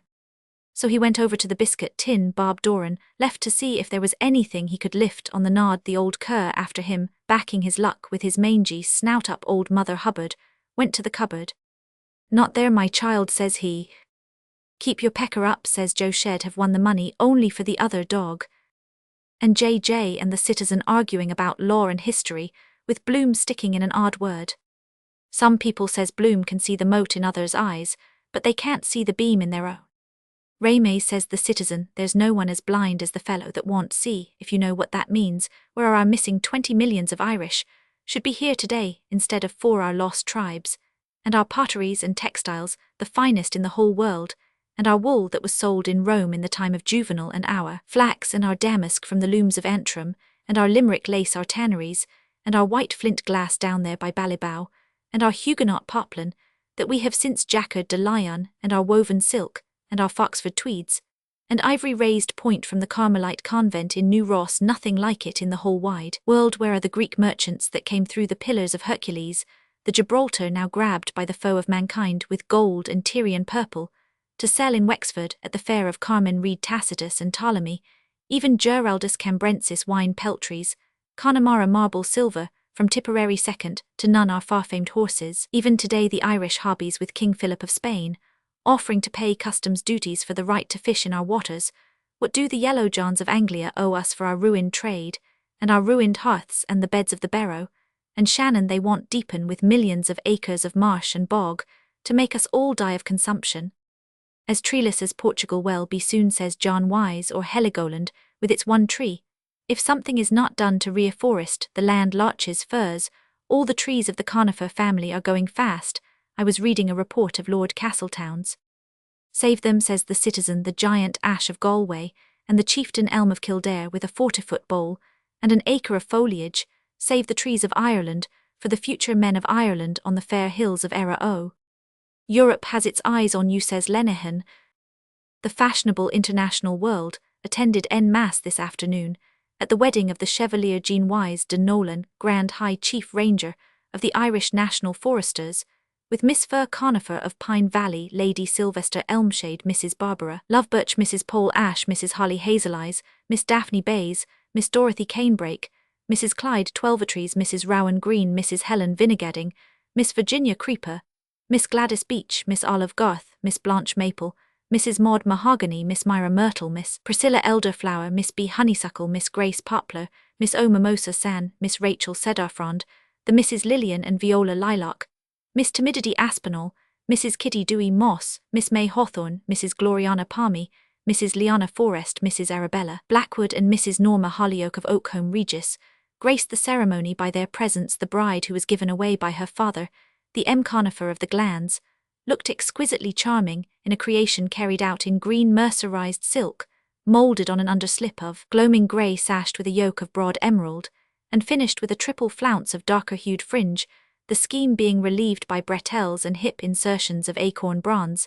The maids of honour, Miss Larch Conifer and Miss Spruce Conifer, sisters of the bride, wore very becoming costumes in the same tone, a dainty motif of plume rose being worked into the pleats in a pinstripe, and repeated capriciously in the jade-green toques in the form of heron feathers of pallor-tinted coral. Seigneur Enrique Flor presided at the organ with his well-known ability, and in addition to the prescribed numbers of the nuptial mass, played a new and striking arrangement of Woodman's Spare, that tree at the conclusion of the service. On leaving the church of St. Fiacre in Horto after the papal blessing, the happy pair were subjected to a playful crossfire of hazelnuts, beechmast, bay leaves, catkins of willow, ivitard, hollyberries, mistletoe sprigs and quicken shoots. Mr. and Mrs. Wise Conifer Nolan will spend a quiet honeymoon in the Black Forest. And our eyes are on Europe, says the citizen. We had our trade with Spain and the French, and with the Flemings before those mongrels were pupped Spanish ale in Galway, the Winebuck, on the Wyandotte waterway. And will again, says Joe. And with the help of the Holy Mother of God, we will again, says the citizen, clapping his thigh. Our harbours that are empty will be full again Queenstown Kinsale, Galway Blacksod Bay Ventry in the kingdom of Kerry Killybegs, the third largest harbour in the wide world, with a fleet of masts of the Galway Lynches and the Cavan O'Reillys, and the O'Kennedys of Dublin, when the Earl of Desmond could make a treaty with the Emperor Charles V himself, and will again, says he, when the first Irish battleship is seen breasting the waves with our own flag, to the fore none of your Henry Tudor's harps know the oldest flag, afloat the flag of the province of Desmond, and Thomond 3 crowns on a blue field, the 3 sons of Malseus. And he took the last swig out of the pint moya all wind and piss like a tan-yard cat, cows incarnate, have long horns as much as his bloody life is worth to go down, and address his tall talk to the assembled multitude in Shannagolden, where he daren't show his nose with the Marley Maguires looking for him, to let daylight through him for grabbing the holding of an evicted tenant. Hear, hear to that, says John Wise, what will you have? An imperial yeomanry, says Lenehan, to celebrate the occasion. Half one Terry, says John Wise, and a hands up Terry, are you asleep? Yes sir, says Terry, small whisky, and bottle of Allsop right sir.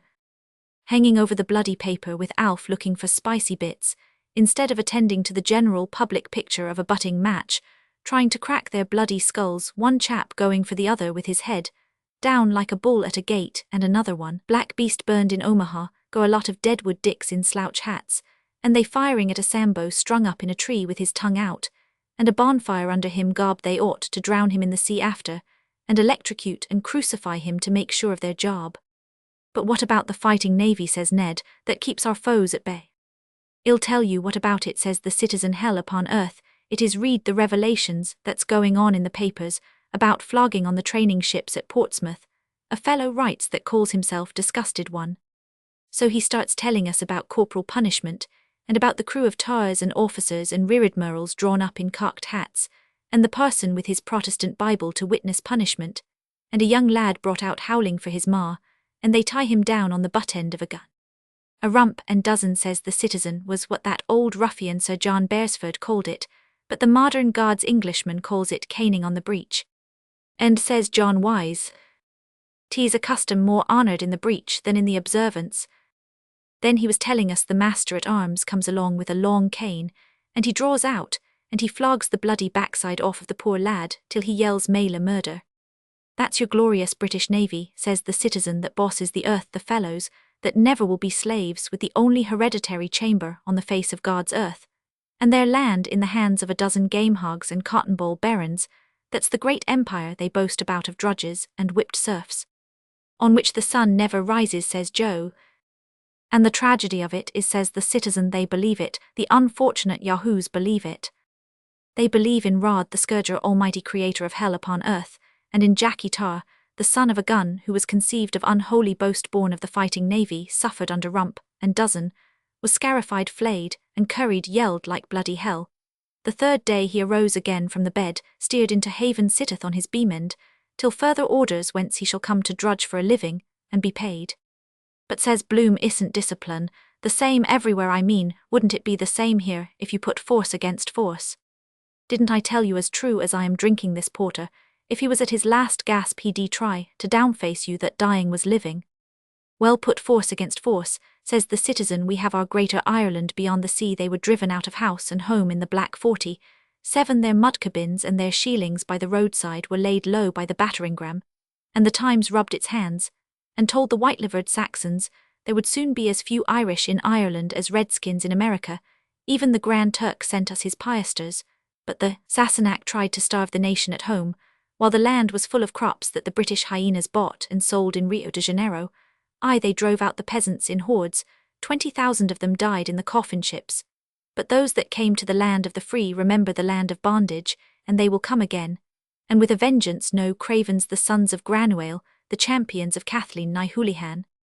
Perfectly true, says Bloom, but my point was, we are a long time waiting for that day, citizen, says Ned, since the poor old woman told us that the French were on the sea, and landed at Killala. I, says John Wise, we fought for the Royal Stuarts that reneged us against the Williamites, and they betrayed us. Remember Limerick, and the broken Treatise Stone. We gave our best blood to France and Spain, the wild geese Fontenoy and Sarsfield, and O'Donnell Duke of Tetuan in Spain, and Ulysses Brown of Camus, that was field marshal to Maria Theresa. But what did we ever get for it? The French, says the citizen set of dancing masters, do you know what it is? They were never worth a roasted fart to Ireland errant, they trying to make an entente cordiale now at Tay Pay's dinner party, with perfidious Albion firebrands of Europe, and they always were. Conspues les Franchise, says Lenehan nobbling his beer. And as for the Prussians and the Hanoverians, says Joe, haven't we had enough of those sausage-eating bastards on the throne from George, the Elector down to the German lad, and the flatulent old bitch that's dead? Jesus, I had to laugh at the way he came out with that about the old one, with the winkers on her blind drunk in her royal palace, every night of guard old Vic with her jorum of Mountain Dew, and her coachman carting her up body and bones to roll into bed, and she pulling him by the whiskers, and singing him old bits of songs about Aaron on the Rhine, and come where the booze is cheaper. Well, says J.J., we have Edward the peacemaker now. Tell that to a fool, says the citizen, there's a bloody sight more parks than packs about that boy o' Edward Gelf Wetton. And what do you think, says Joe, of the holy boys, the priests and bishops of Ireland, doing up his room in Maynooth in his satanic majesty's racing colours, and sticking up pictures of all the horses his jockeys rode, the Earl of Dublin, no less? They ought to have stuck up all the women he rode himself, says little Alf. And says J.J., considerations of space influenced their lordships' decision. Will you try another, citizen, says Joe. Yes, sir, says he, I will. You, says Joe. Beholden to you, Joe, says Roman one, may your shadow never grow less. Repeat that dose, says Joe. Bloom was talking and talking with John Wise, and he quite excited with his dunderkette mud-coloured mug on him, and his old plum eyes rolling about. Persecution, says he, all the history of the world is full of it, perpetuating national hatred among nations. But do you know what a nation means, says John Wise. Yes, says Bloom. What is it, says John Wise. A nation, says Bloom, a nation is the same people living in the same place. By God, then, says Ned, laughing, if that's so, I am a nation, for I am living in the same place for the past 5 years. So of course everyone had the laugh at Bloom, and says he trying to muck out of it. Or also living in different places. That covers my case, says Joe. What is your nation, if I may ask, says the citizen. Ireland, says Bloom, I was born here, Ireland. The citizen said nothing, only cleared the spit out of his gullet, and gob, he spat a red bank oyster out of him right in the corner. After you with the push, Joe, says he, taking out his handkerchief to swab himself dry. Here you are, citizen, says Joe, take that in your right hand, and repeat after me the following words. The much treasured and intricately embroidered ancient Irish facecloth, attributed to Solomon of Droma, and Manus Tomultach Og Mac Donogh, authors of the Book of Ballymote, was then carefully produced, and called forth prolonged admiration. No need to dwell on the legendary beauty of the cornerpieces, the acme of art, wherein one can distinctly discern each of the 4 evangelists in turn, presenting to each of the 4 masters his evangelical symbol, a bog sceptre, a North American puma, a far nobler king of beasts than the British article, be it said, in passing a Kerry calf, and a golden eagle from Carrinchew Hill. The scenes depicted on the emunctory field showing our ancient duns and raths, and cromlechs and grynons and seats of learning, and maledictive stones, are as wonderfully beautiful, and the pigments as delicate, as when the Sligo illuminators gave free rein to their artistic fantasy, long, long ago in the time of the Barmecide's Glendalough, the lovely lakes of Killarney, the ruins of Clonmacnois, Cong Abbey Glen Inog, and the 12 Pins Irelands, the green hills of Talat Croag, Patrick the brewery of Messrs Arthur Guinness Son, and Company Limited, Loch Neags, Banks the Vale of Avoca Isoldes, Tower the Mopper's Obelisk, Sir Patrick Dunn's Hospital Cape, Clear the Glen of Aherlow Lynch's Castle, the Scotch House Rathdon Union Workhouse, at Loughlinstown Tullamore Jail, Castle Connell Rapids Kilbollamactionackle, the Cross at Monasterboice Juries, Hotel S. Patrick's Purgatory, the Salmon Leap Maynooth College Refectory, Curley's Hole, the 3 birthplaces of the first Duke of Wellington, the Rock of Cashel, the Bog of Allen, the Henry Street, Warehouse Fingal's Cave. All these moving scenes are still there for us today, rendered more beautiful still by the waters of sorrow which have passed over them, and by the rich incrustations of time. Show us over the drink, says Roman one, which is which? That's mine, says Joe, as the devil said to the dead policeman. And I belong to a race too, says Bloom, that is hated and persecuted, also now this very moment, this very instant. Gob, he near burnt his fingers with the butt of his old cigar. Robbed, says he, plundered, insulted, persecuted, taking, what belongs to us by right at this very moment, says he, putting up his fist, sold by auction in Morocco like slaves or cattle. Are you talking about the New Jerusalem, says the citizen. I am talking about injustice, says Bloom. Right, says John Wise, stand up to it, then with force like men. That's an almanac picture for you, Mark, for a soft-nosed bullet old larderface, standing up to the business end of a gun garb he'd adorn a sweeping brush, so he would if he only had a nurse's apron on him, and then he collapses all of a sudden, twisting around all the opposite as limp as a wet rag. But it's no use, says he, force hatred history, all that's not life for men and women, insult and hatred, and everybody knows that it's the very opposite of that is really life. What, says Alf? Love, says Bloom, I mean the opposite of hatred. I must go now, says he to John Wise, just round to the court. A moment to see if Martin is there. If he comes, just say I'll be back in a second, just a moment. Who's hindering you? And off he pops like greased lightning. A new apostle to the Gentiles, says the citizen universal. Well, says John Wise, isn't that what we're told? Love your neighbour. That chap, says the citizen beggar, my neighbour, is his motto. Love Moya, he's a nice pattern of a Romeo and Juliet. Love loves to love, love nurse loves the new chemist constable 14A, loves Mary Kelly Gertie MacDowell, loves the boy that has the bicycle Roman 1000B, loves a fair gentleman Lee Kai, and lovey up kissy chapu chow jumbo. The elephant loves Alice the elephant, old Mr. Verskell with the ear trumpet loves Mrs. Verskell with the Turnedin eye, the man in the brown mackintosh loves a lady who is dead, His Majesty the King loves Her Majesty, the Queen Mrs. Norman W. Tupper loves Officer Taylor. You love a certain person, and this person loves that other person, because everybody loves somebody, but God loves everybody. Well, Joe, says I, your very good health and song, more power, citizen. Hurrah there, says Joe. The blessing of God and Mary and Patrick on you, says the citizen. And he ups with his pint to wet his whistle. We know those canters, says he, preaching and picking your pocket. What about sanctimonious Cromwell and his Ironsides that put the women and children of Drogheda to the sword with the Bible text? God is love pasted round the mouth of his cannon. The Bible. Did you read that skit in the United Irishman today about that Zulu chief that's visiting England? What's that, says Joe. So the citizen takes up one of his paraphernalia papers, and he starts reading out. A delegation of the chief cotton magnates of Manchester was presented yesterday to His Majesty, the Alacky of a Beecuter by Gold Stick in waiting Lord Wauchope of Wauchope on eggs, to tender to His Majesty the heartfelt thanks of British traders for the facilities afforded them in his dominions. The delegation partook of luncheon, at the conclusion of which the dusky potentate, in the course of a happy speech freely translated by the British chaplain, the Reverend Ananias Praisegod Barebones, tendered his best thanks to Massa Wauchope, and emphasized the cordial relations existing between a Beecuter and the British Empire, stating that he treasured as one of his dearest possessions an illuminated Bible, the volume of the Word of God, and the secret of England's greatness, graciously presented to him by the white chief woman, the great squaw Victoria, with a personal dedication, from the august hand of the royal donor the Alacky, then drank a loving cup of first shot usquebaugh to the toast black and white from the skull of his immediate predecessor in the dynasty Kakachakachak, surnamed 40 Warts, after which he visited the chief factory of Cottonopolis, and signed his mark in the visitor's book, subsequently executing a charming old Abicutic Wardens, in the course of which he swallowed several knives and forks amid hilarious applause from the girl hands. Widow woman, says Ned, I wouldn't doubt her wonder, did he put that Bible to the same use as I would? Same, only more so, says Lenehan, and thereafter in that fruitful land, the broad-leaved mango flourished exceedingly. Is that by Griffith, says John Wise. No, says the citizen, it's not signed Shanganog, it's only initialed P. And a very good initial too, says Joe.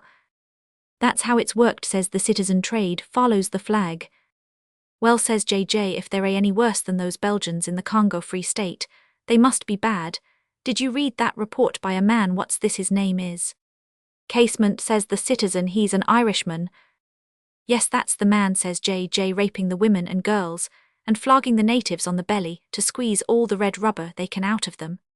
I know where he's gone, says Lenehan, cracking his fingers. Who says Roman 1 Bloom, says he, the courthouse is a blind, he had a few barb on throwaway, and he's gone to gather in the shekels. Is it that wittied Kaffir, says the citizen, that never backed a horse in anger in his life? That's where he's gone, says Lenehan. I met Bantam Leon going to back that horse, only I put him off it, and he told me Bloom gave him the tip. Bet you what you like he has 100 shillings to 5 on. He's the only man in Dublin has it a dark horse. He's a bloody dark horse himself, says Joe. Mind Joe, says Roman 1, show us the entrance out. There you are, says Terry. Goodbye Ireland, I'm going to Gort, so I just went round the back of the yard to Pumpship, and begob 100 shillings to 5. While I was letting off my throwaway 20, to letting off my load gob, says I to myself. I knew he was uneasy in his 2 pints off of Joe, and 1 in Slattery's off in his mind. To get off the mark to 100 shillings is 5 quid, and when they were in the dark horse, Pisser Burke was telling me card party, and letting on the child was sick. Gob must have done about a gallon flabius of a wife speaking down the tube. She's better or she's out all a plan, so he could vamoose with the pool, if he won or Jesus full up. I was trading without a licence out Ireland, my nation, says he hoik thuk, never be up to those bloody, there's the last of it Jerusalem are cuckoos. So anyhow when I got back they were at it, Ding Dong John Wise saying it was Bloom gave the ideas for Sinn Fein to Griffith to put in his paper, all kinds of gerrymandering packed juries, and swindling the taxes off of the government and appointing consuls all over the world, to walk about selling Irish industries, robbing Peter to pay Paul Gob, that puts the bloody kibosh on it. If old sloppy eyes is mucking up the show, give us a bloody chance, God save Ireland, from the likes of that bloody mouseabout Mr. Bloom with his argle-bargle, and his old fellow before him, perpetrating frauds, old Methusalem, Bloom the robbing bagman that poisoned himself with the prussic acid, after he swamping the country with his baubles, and his penny diamonds loans, by post on easy terms, any amount of money advanced on note of hand distance, no object, no security. Gob he's like Lanty MacHale's goat, that'd go a piece of the road with everyone.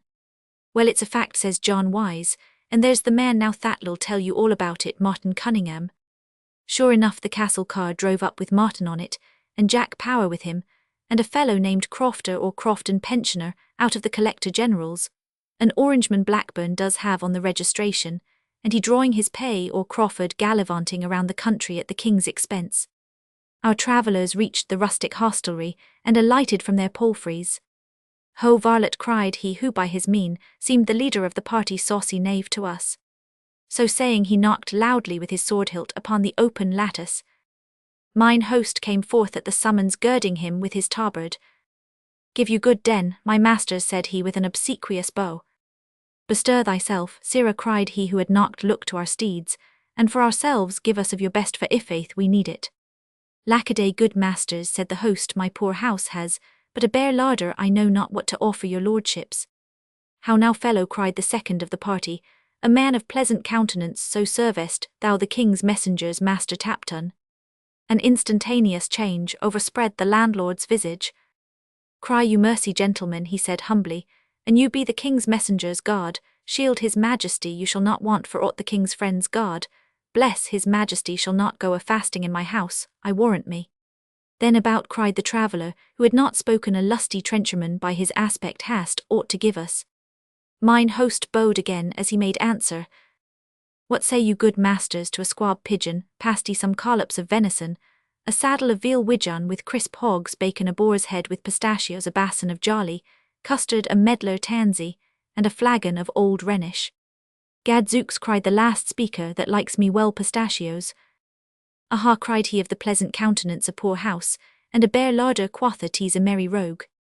So in comes Martin asking where was Bloom. Where is he, says Lenehan, defrauding widows and orphans. Isn't that a fact, says John Wise, what I was telling the citizen about Bloom and the Sinn Fein? That's so, says Martin, or so they allege. Who made those allegations, says Alf. I, says Joe, I am the alligator. And after all, says John Wise, why can't a Jew love his country like the next fellow? Why not, says J.J., when he's quite sure which country it is?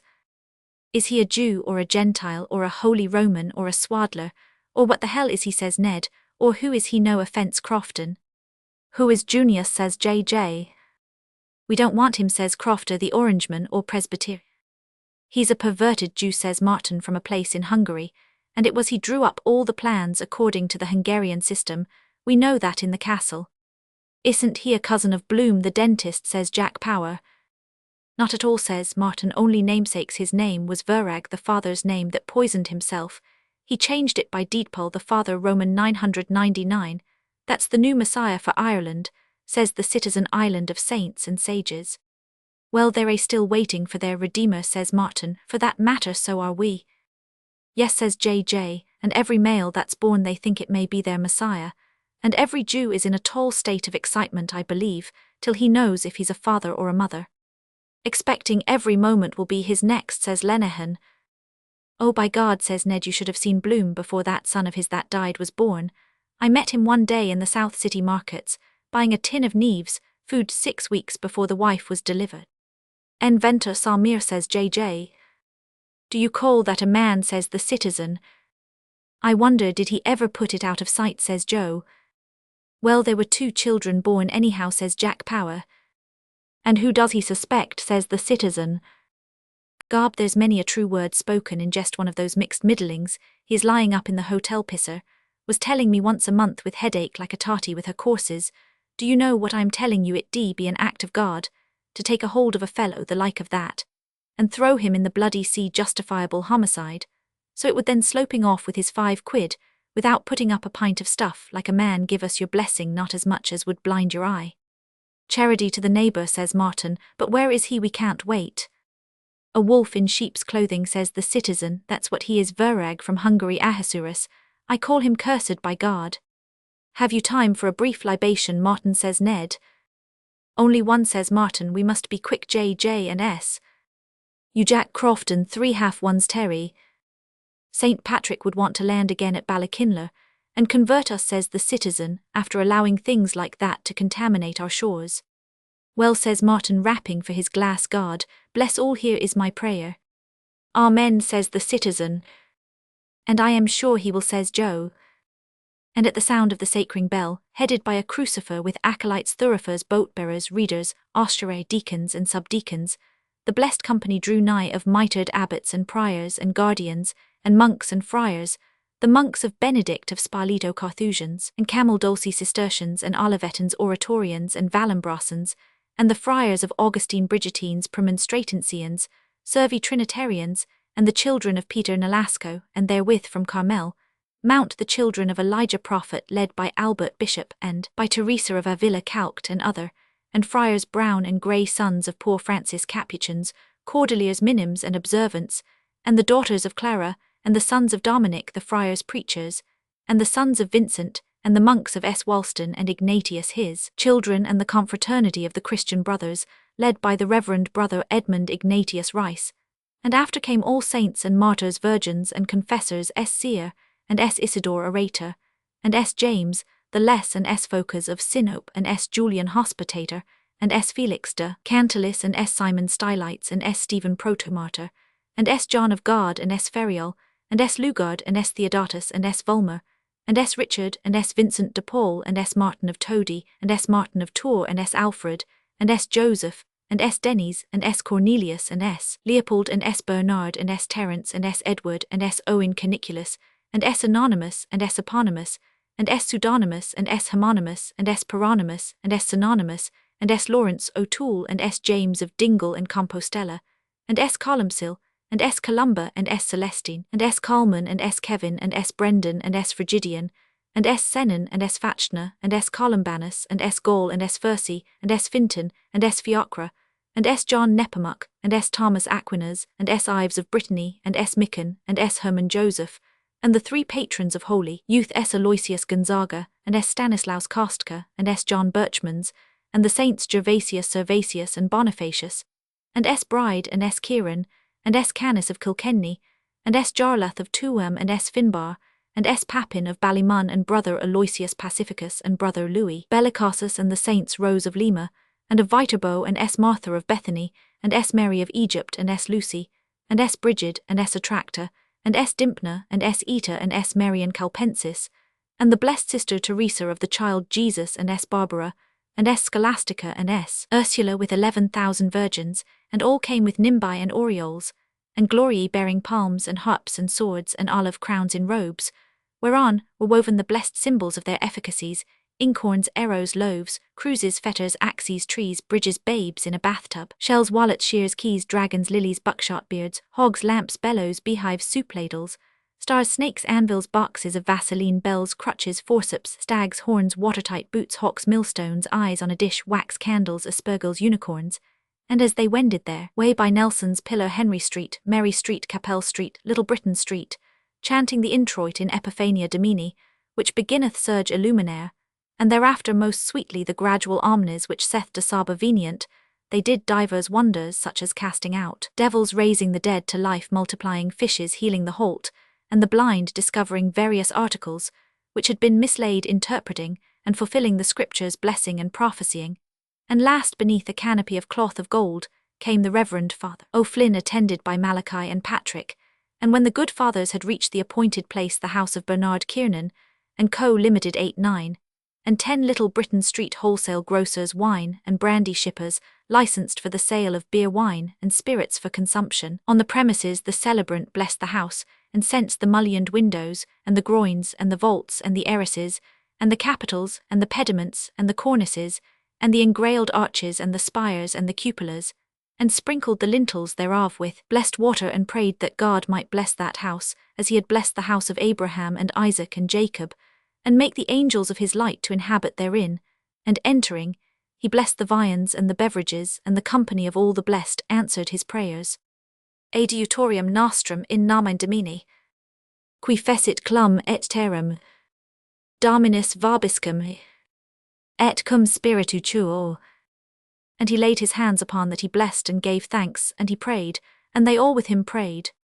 Deus cuius verbo sanctificantur omnia benedictionem tuam, effund super creaturas istas, et priesterat quisquis, secundum legem et voluntatem tuam, cum gratiarum action, usus furit per invocationem sanctissimi nominis tui corporis sanitatem, et anim tutelam te octa percipiat, per Christum Dominum nostrum.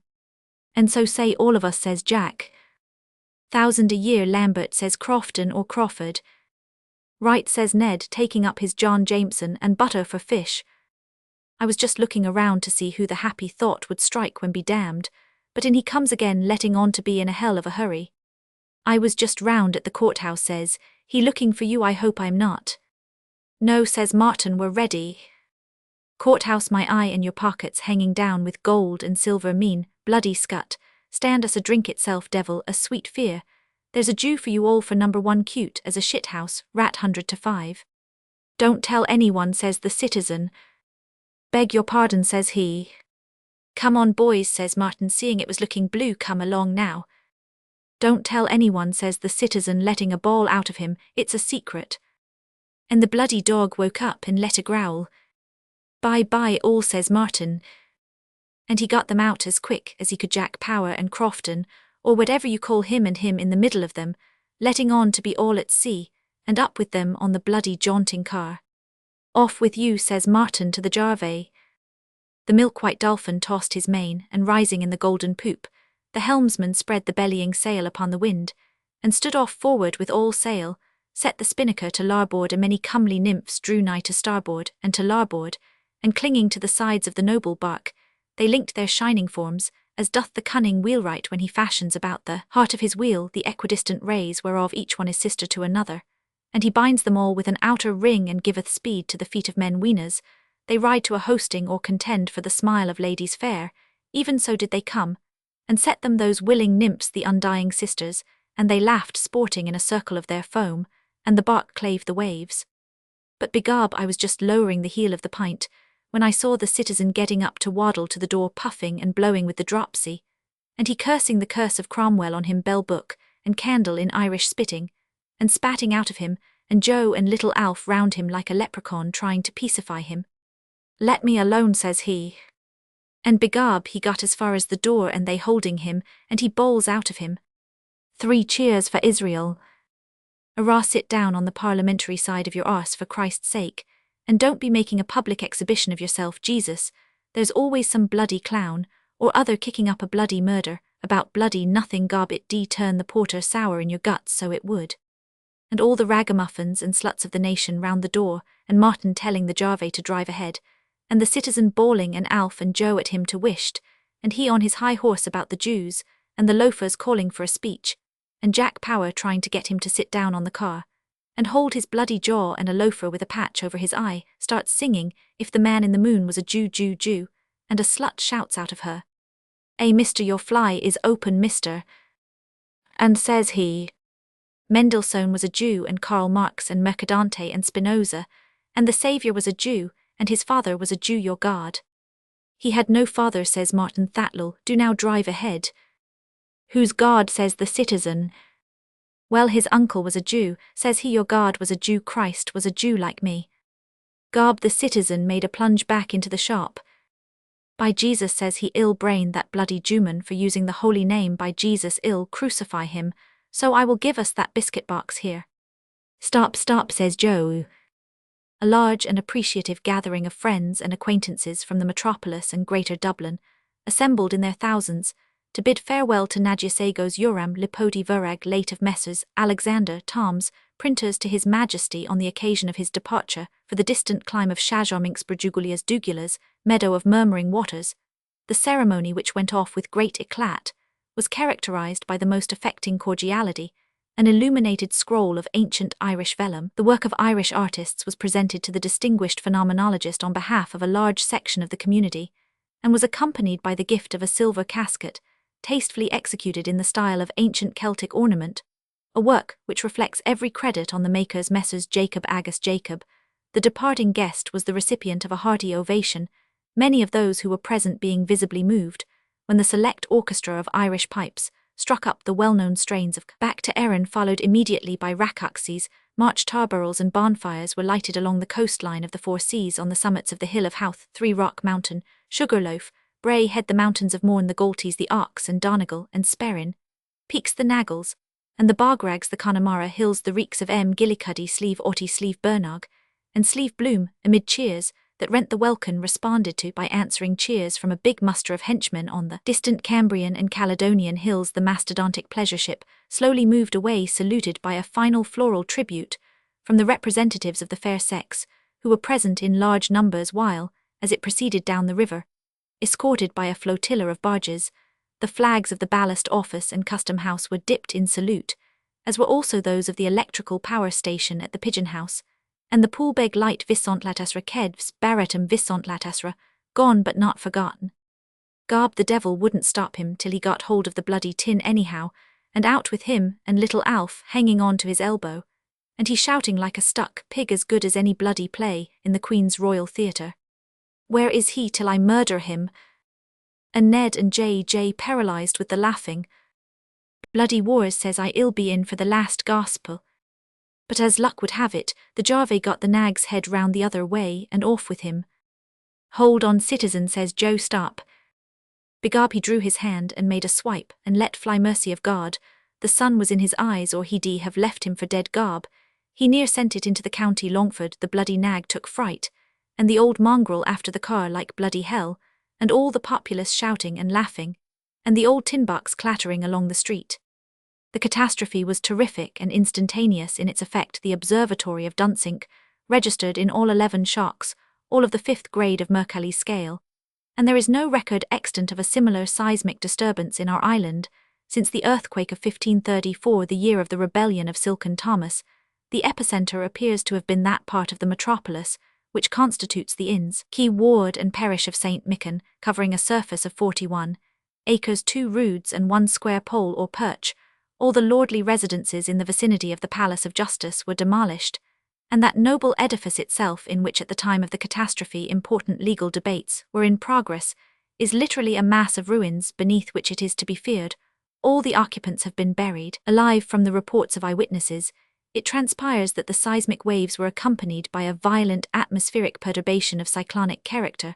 An article of headgear, since ascertained to belong to the much-respected clerk of the Crown and Peace, Mr. George Fottrell, and a silk umbrella with gold handle, with the engraved initials, crest, coat of arms and house, number of the erudite and worshipful chairman of quarter sessions, Sir Frederick Falconer, Recorder of Dublin, have been discovered by search parties in remote parts of the island, respectively, the former on the 3rd basaltic ridge of the Giants Causeway, the latter embedded to the extent of 1 foot 3 inches in the sandy beach of Holopen Bay, near the old head of Kinsale. Other eyewitnesses, deposed that they observed an incandescent object of enormous proportions hurtling through the atmosphere at a terrifying velocity, in a trajectory directed southwest, by West messages of condolence and sympathy, are being hourly received from all parts of the different continents, and the Sovereign Pontiff has been graciously pleased to decree that a special Missa pro defunctis shall be celebrated simultaneously by the ordinaries of each and every cathedral church of all the episcopal dioceses, subject to the spiritual authority of the Holy See, in suffrage of the souls of those faithful departed, who have been so unexpectedly called away from our midst. The work of salvage, removal of debris, human remains, etc., has been entrusted to Messrs. Michael Mead and Son 159 Great Brunswick Street, and Messrs. T and Roman 100 Martin 77 78 79, and 80 North Wall, assisted by the men and officers of the Duke of Cornwall's Light Infantry, under the general supervision of H.R.H. Rear Admiral, the Right Honourable Sir Hercules Hannibal Habeas Corpus Anderson, KGK PK TP Roman 100K Roman 100B Roman 1000 PJ P Roman 1000 B Roman 500 SO Roman 500 Roman 1000 FH Roman 1000 R Roman 1 AB Roman 50 Muse Doc P Roman 50 GFT Roman 100 Roman 500 FRU Roman 1 FR Roman 100 P Roman 1 and FR Roman 100 S Roman 1. You never saw the like of it in all your born puff garb. If he got that lottery ticket on the side of his pole, he'd remember the gold cup, he would so. But begob the citizen would have been lagged for assault and battery, and Joe for aiding and abetting the Jarve saved his life, by furious driving, as sure as God made Moses, what O Jesus he Roman 999, and he let a volley of oaths after him. Did I kill him, says he, or what? And he shouting to the bloody dog, after him Gary, after him boy.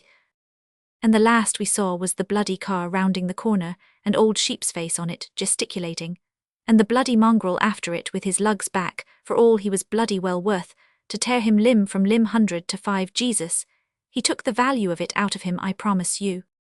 When lo, there came about them all a great brightness, and they beheld the chariot wherein he stood ascend to heaven, and they beheld him in the chariot, clothed upon in the glory of the brightness, having raiment as of the sun, fair as the moon, and terrible that, for all they durst not look upon him. And there came a voice out of heaven calling, Elijah, Elijah, and he answered with a main cry, Abba Adonai. And they beheld him, even him, Ben Bloom Elijah, amid clouds of angels ascend to the glory of the brightness, at an angle of 4 to 5 degrees over Donohoe's, in Little Green Street, like a shot off a shovel. The summer evening had begun to fold the world in its mysterious embrace far away in the west. The sun was setting, and the last glow of all too fleeting day lingered lovingly on sea and strand on the proud promontory of dear old Houthgarding, as ever the waters of the bay on the weed-grown rocks along Sandymount shore, and last but not least on the quiet church, whence there streamed forth at times upon the stillness the voice of prayer to her, who is in her pure radiance a beacon, ever to the storm-tossed heart of man, Mary Star of the Sea.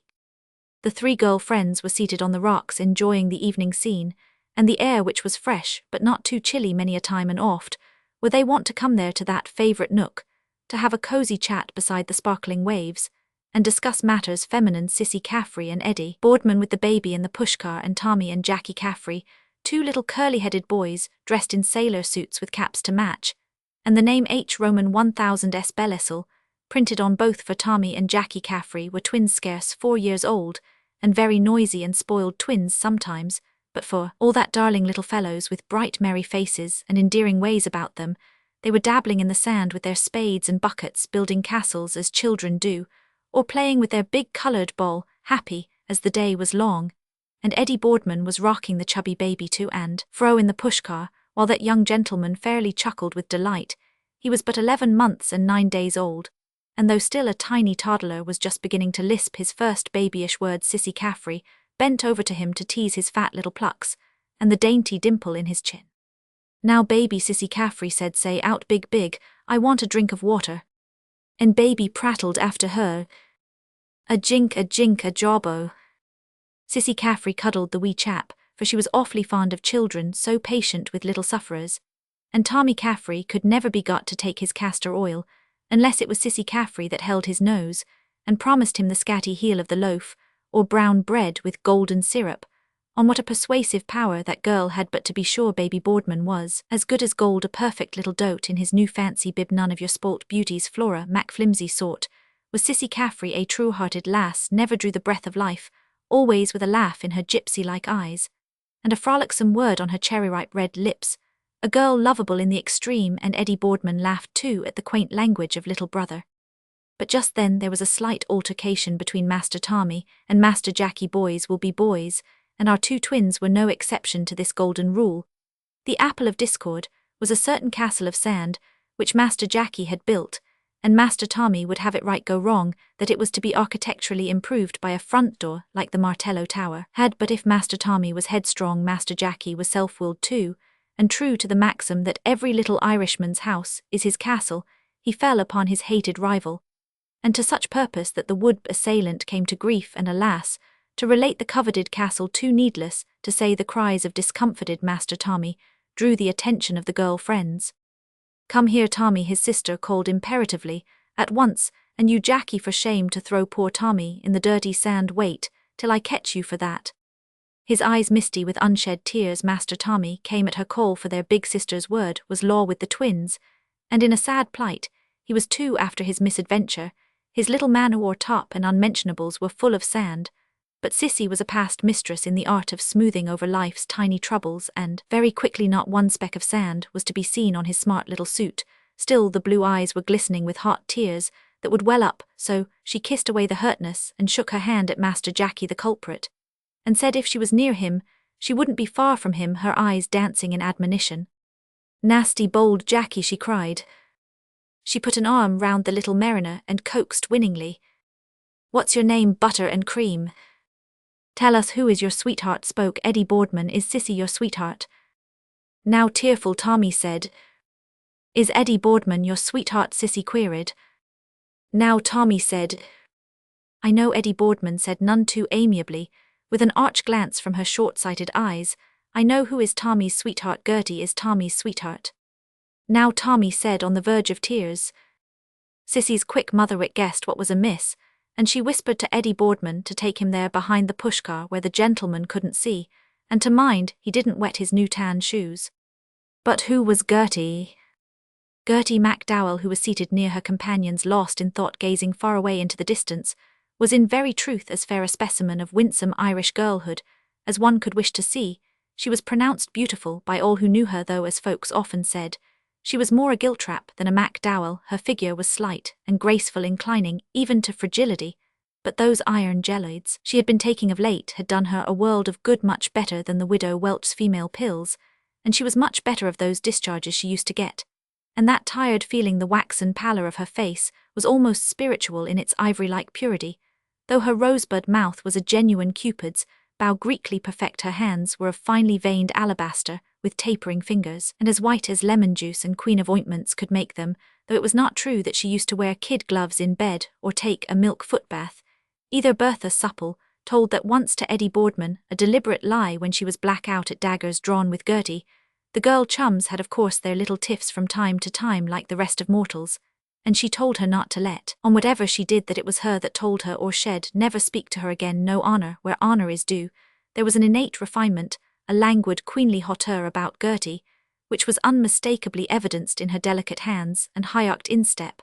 Had kind fate but willed her to be born a gentlewoman of high degree in her own right, and had she only received the benefit of a good education, Gertie MacDowell might easily have held her own beside any lady in the land, and have seen herself exquisitely gowned with jewels on her brow and patrician suitors at her feet, vying with one another to pay their devoirs to her. Mayhap it was this the love that might have been that lent to her soft life-featured face at whiles a look tense, with suppressed meaning, that imparted a yearning tendency to the beautiful eyes, a charm few could resist. Why have women such eyes of witchery? Gertie's were of the bluest Irish blue, set off by lustrous lashes and dark expressive brows. Time was when those brows were not so silkily seductive.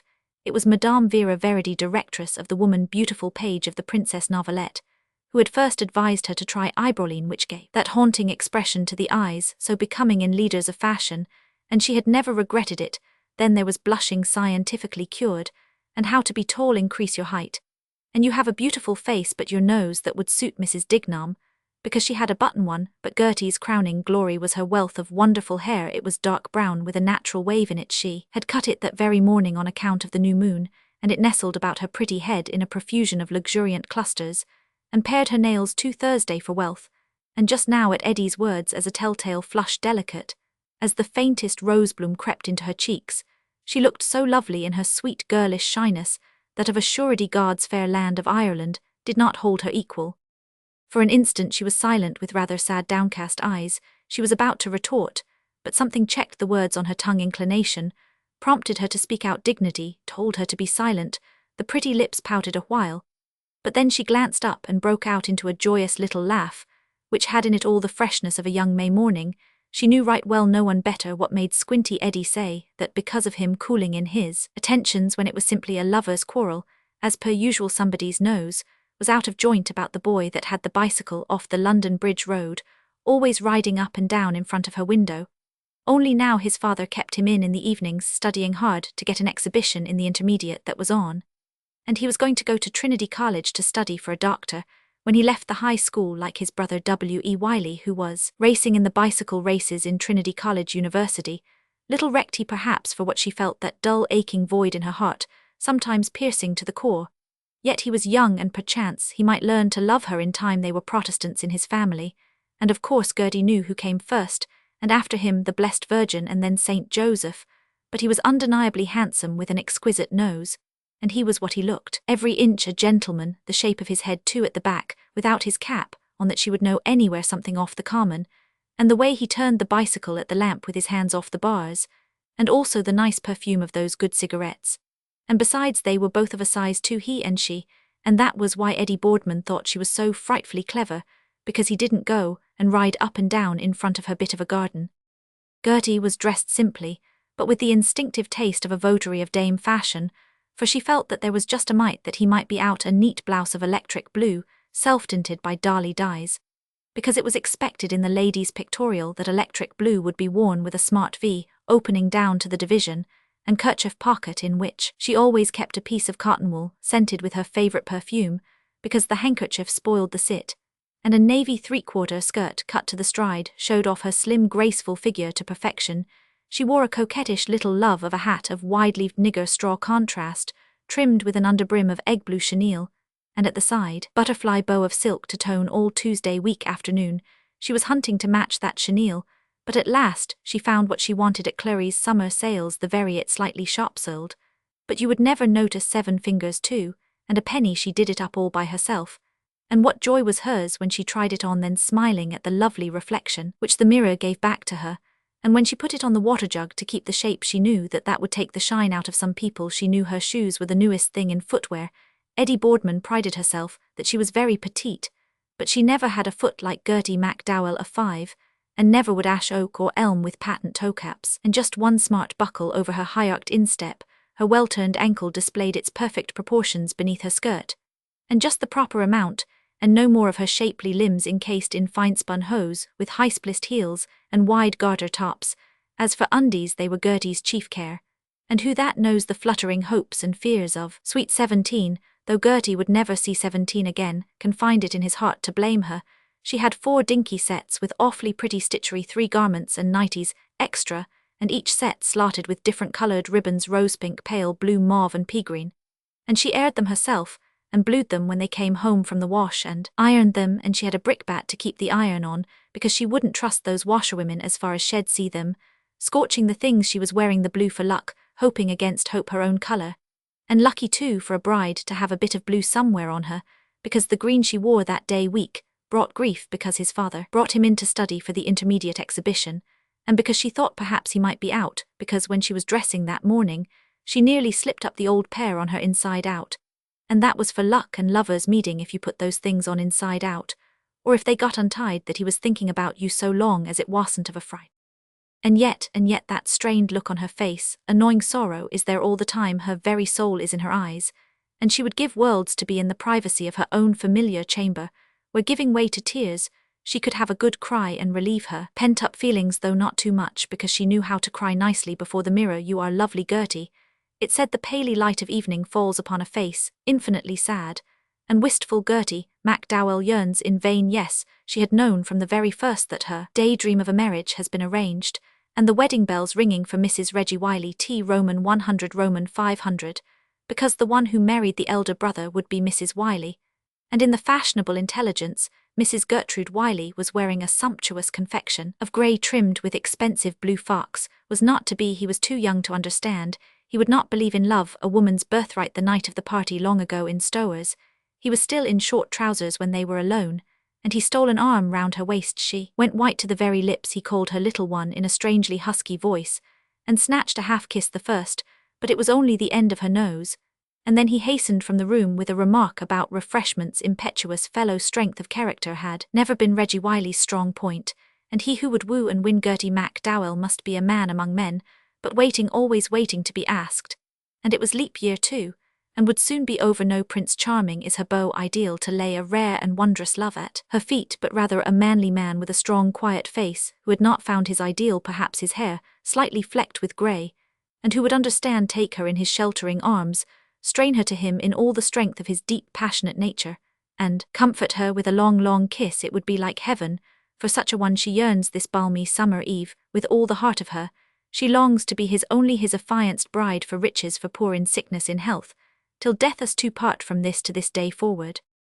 And while Eddie Boardman was with little Tommy behind the pushcar, she was just thinking, would the day ever come when she could call herself his little wife, to be then they could talk about her, till they went blue in the face. Bertha supple too, and Eddie little spitfire, because she would be 22 in November.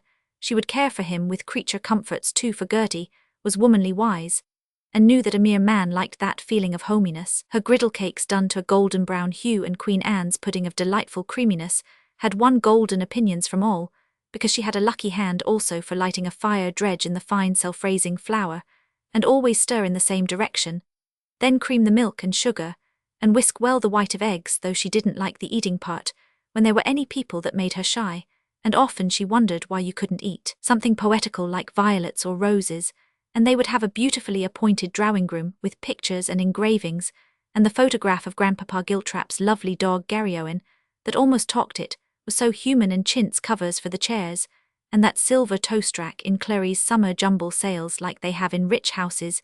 He would be tall with broad shoulders. She had always admired tall men for a husband, with glistening white teeth under his carefully trimmed sweeping moustache, and they would go on the continent for their honeymoon 3 wonderful weeks, and then when they settled down in a nice snug and cozy little homely house every morning, they would both have brekkie simple, but perfectly served for their own 2 selves, and before he went out to business, he would give his dear little wifey a good hearty hug, and gaze for a moment deep down into her eyes. Eddie Boardman asked Tommy Caffrey was he done, and he said yes, so then she buttoned up his little knickerbockers for him, and told him to run off and play with Jackie, and to be good now and not to fight. But Tommy said he wanted the ball, and Eddie told him no, that baby was playing with the ball, and if he took it, there'd be wigs on the green. But Tommy said it was his ball, and he wanted his ball, and he pranced on the ground, if you please. The temper of him! Oh, he was a man already, was little Tommy Caffrey. Since he was out of pinnies, Eddie told him no, and to be off now with him, and she told Sissy Caffrey not to give in to him. "You're not my sister, naughty Tommy," said, "it's my bowl." But Sissy Caffrey told baby Boardman to look up high at her finger, and she snatched the ball quickly and threw it along the sand, and Tommy after it in full career, having won the day. "Anything for a quiet life," laughed Sis, and she tickled Tiny Tot's 2 cheeks to make him forget, and played, "Here's the Lord Mayor, here's his 2 horses, here's his gingerbread carriage, and here he walks in chinchopper, chinchopper, chinchopper, chin." But Eddie got as cross as 2 sticks about him, getting his own way like that from everyone, always petting him. "I'd like to give him something," she said, "so I would, where I won't say." "On the beotetum," laughed Sissy merrily. Gertie MacDowell bent down her head, and crimsoned at the idea of Sissy saying an unladylike thing like that out loud. She'd be ashamed of her life to say, flushing a deep rosy red, and Eddie Boardman said she was sure the gentleman opposite heard what she said, but not a pin cared Sis. "Let him," she said with a pert toss of her head, and a piquant tilt of her nose, "give it to him too, on the same place, as quick as I'd look at him."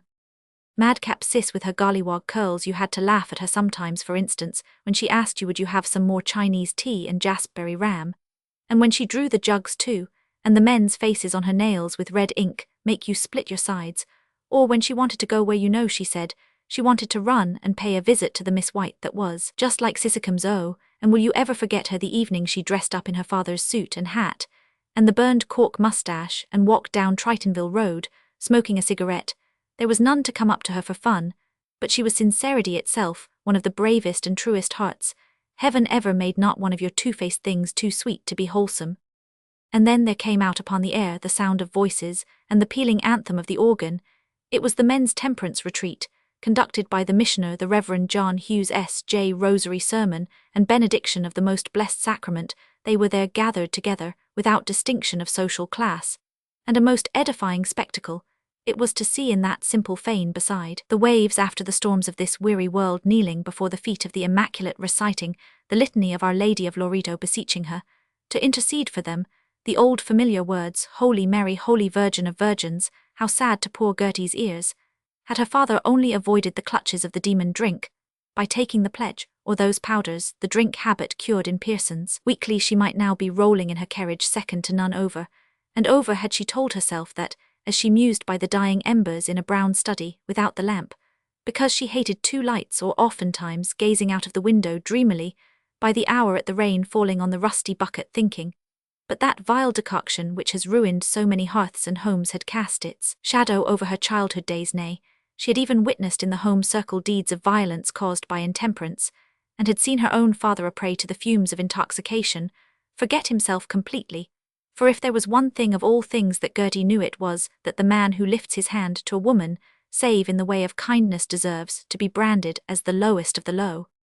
And still the voices sang in supplication to the Virgin, most powerful Virgin, most merciful, and Gertie, wrapped in thought, scarce saw or heard her companions, or the twins at their boyish gambols, or the gentleman off Sandymount Green, that Sissy Caffrey called the man that was so like himself, passing along the Strand, taking a short walk. You never saw him any way screwed, but still, and for all that she would not like him for a father, because he was too old or something, or on account of his face, it was a palpable case of Dr. Fell, or his carbuncly nose with the pimples on it, and his sandy moustache a bit white under his nose.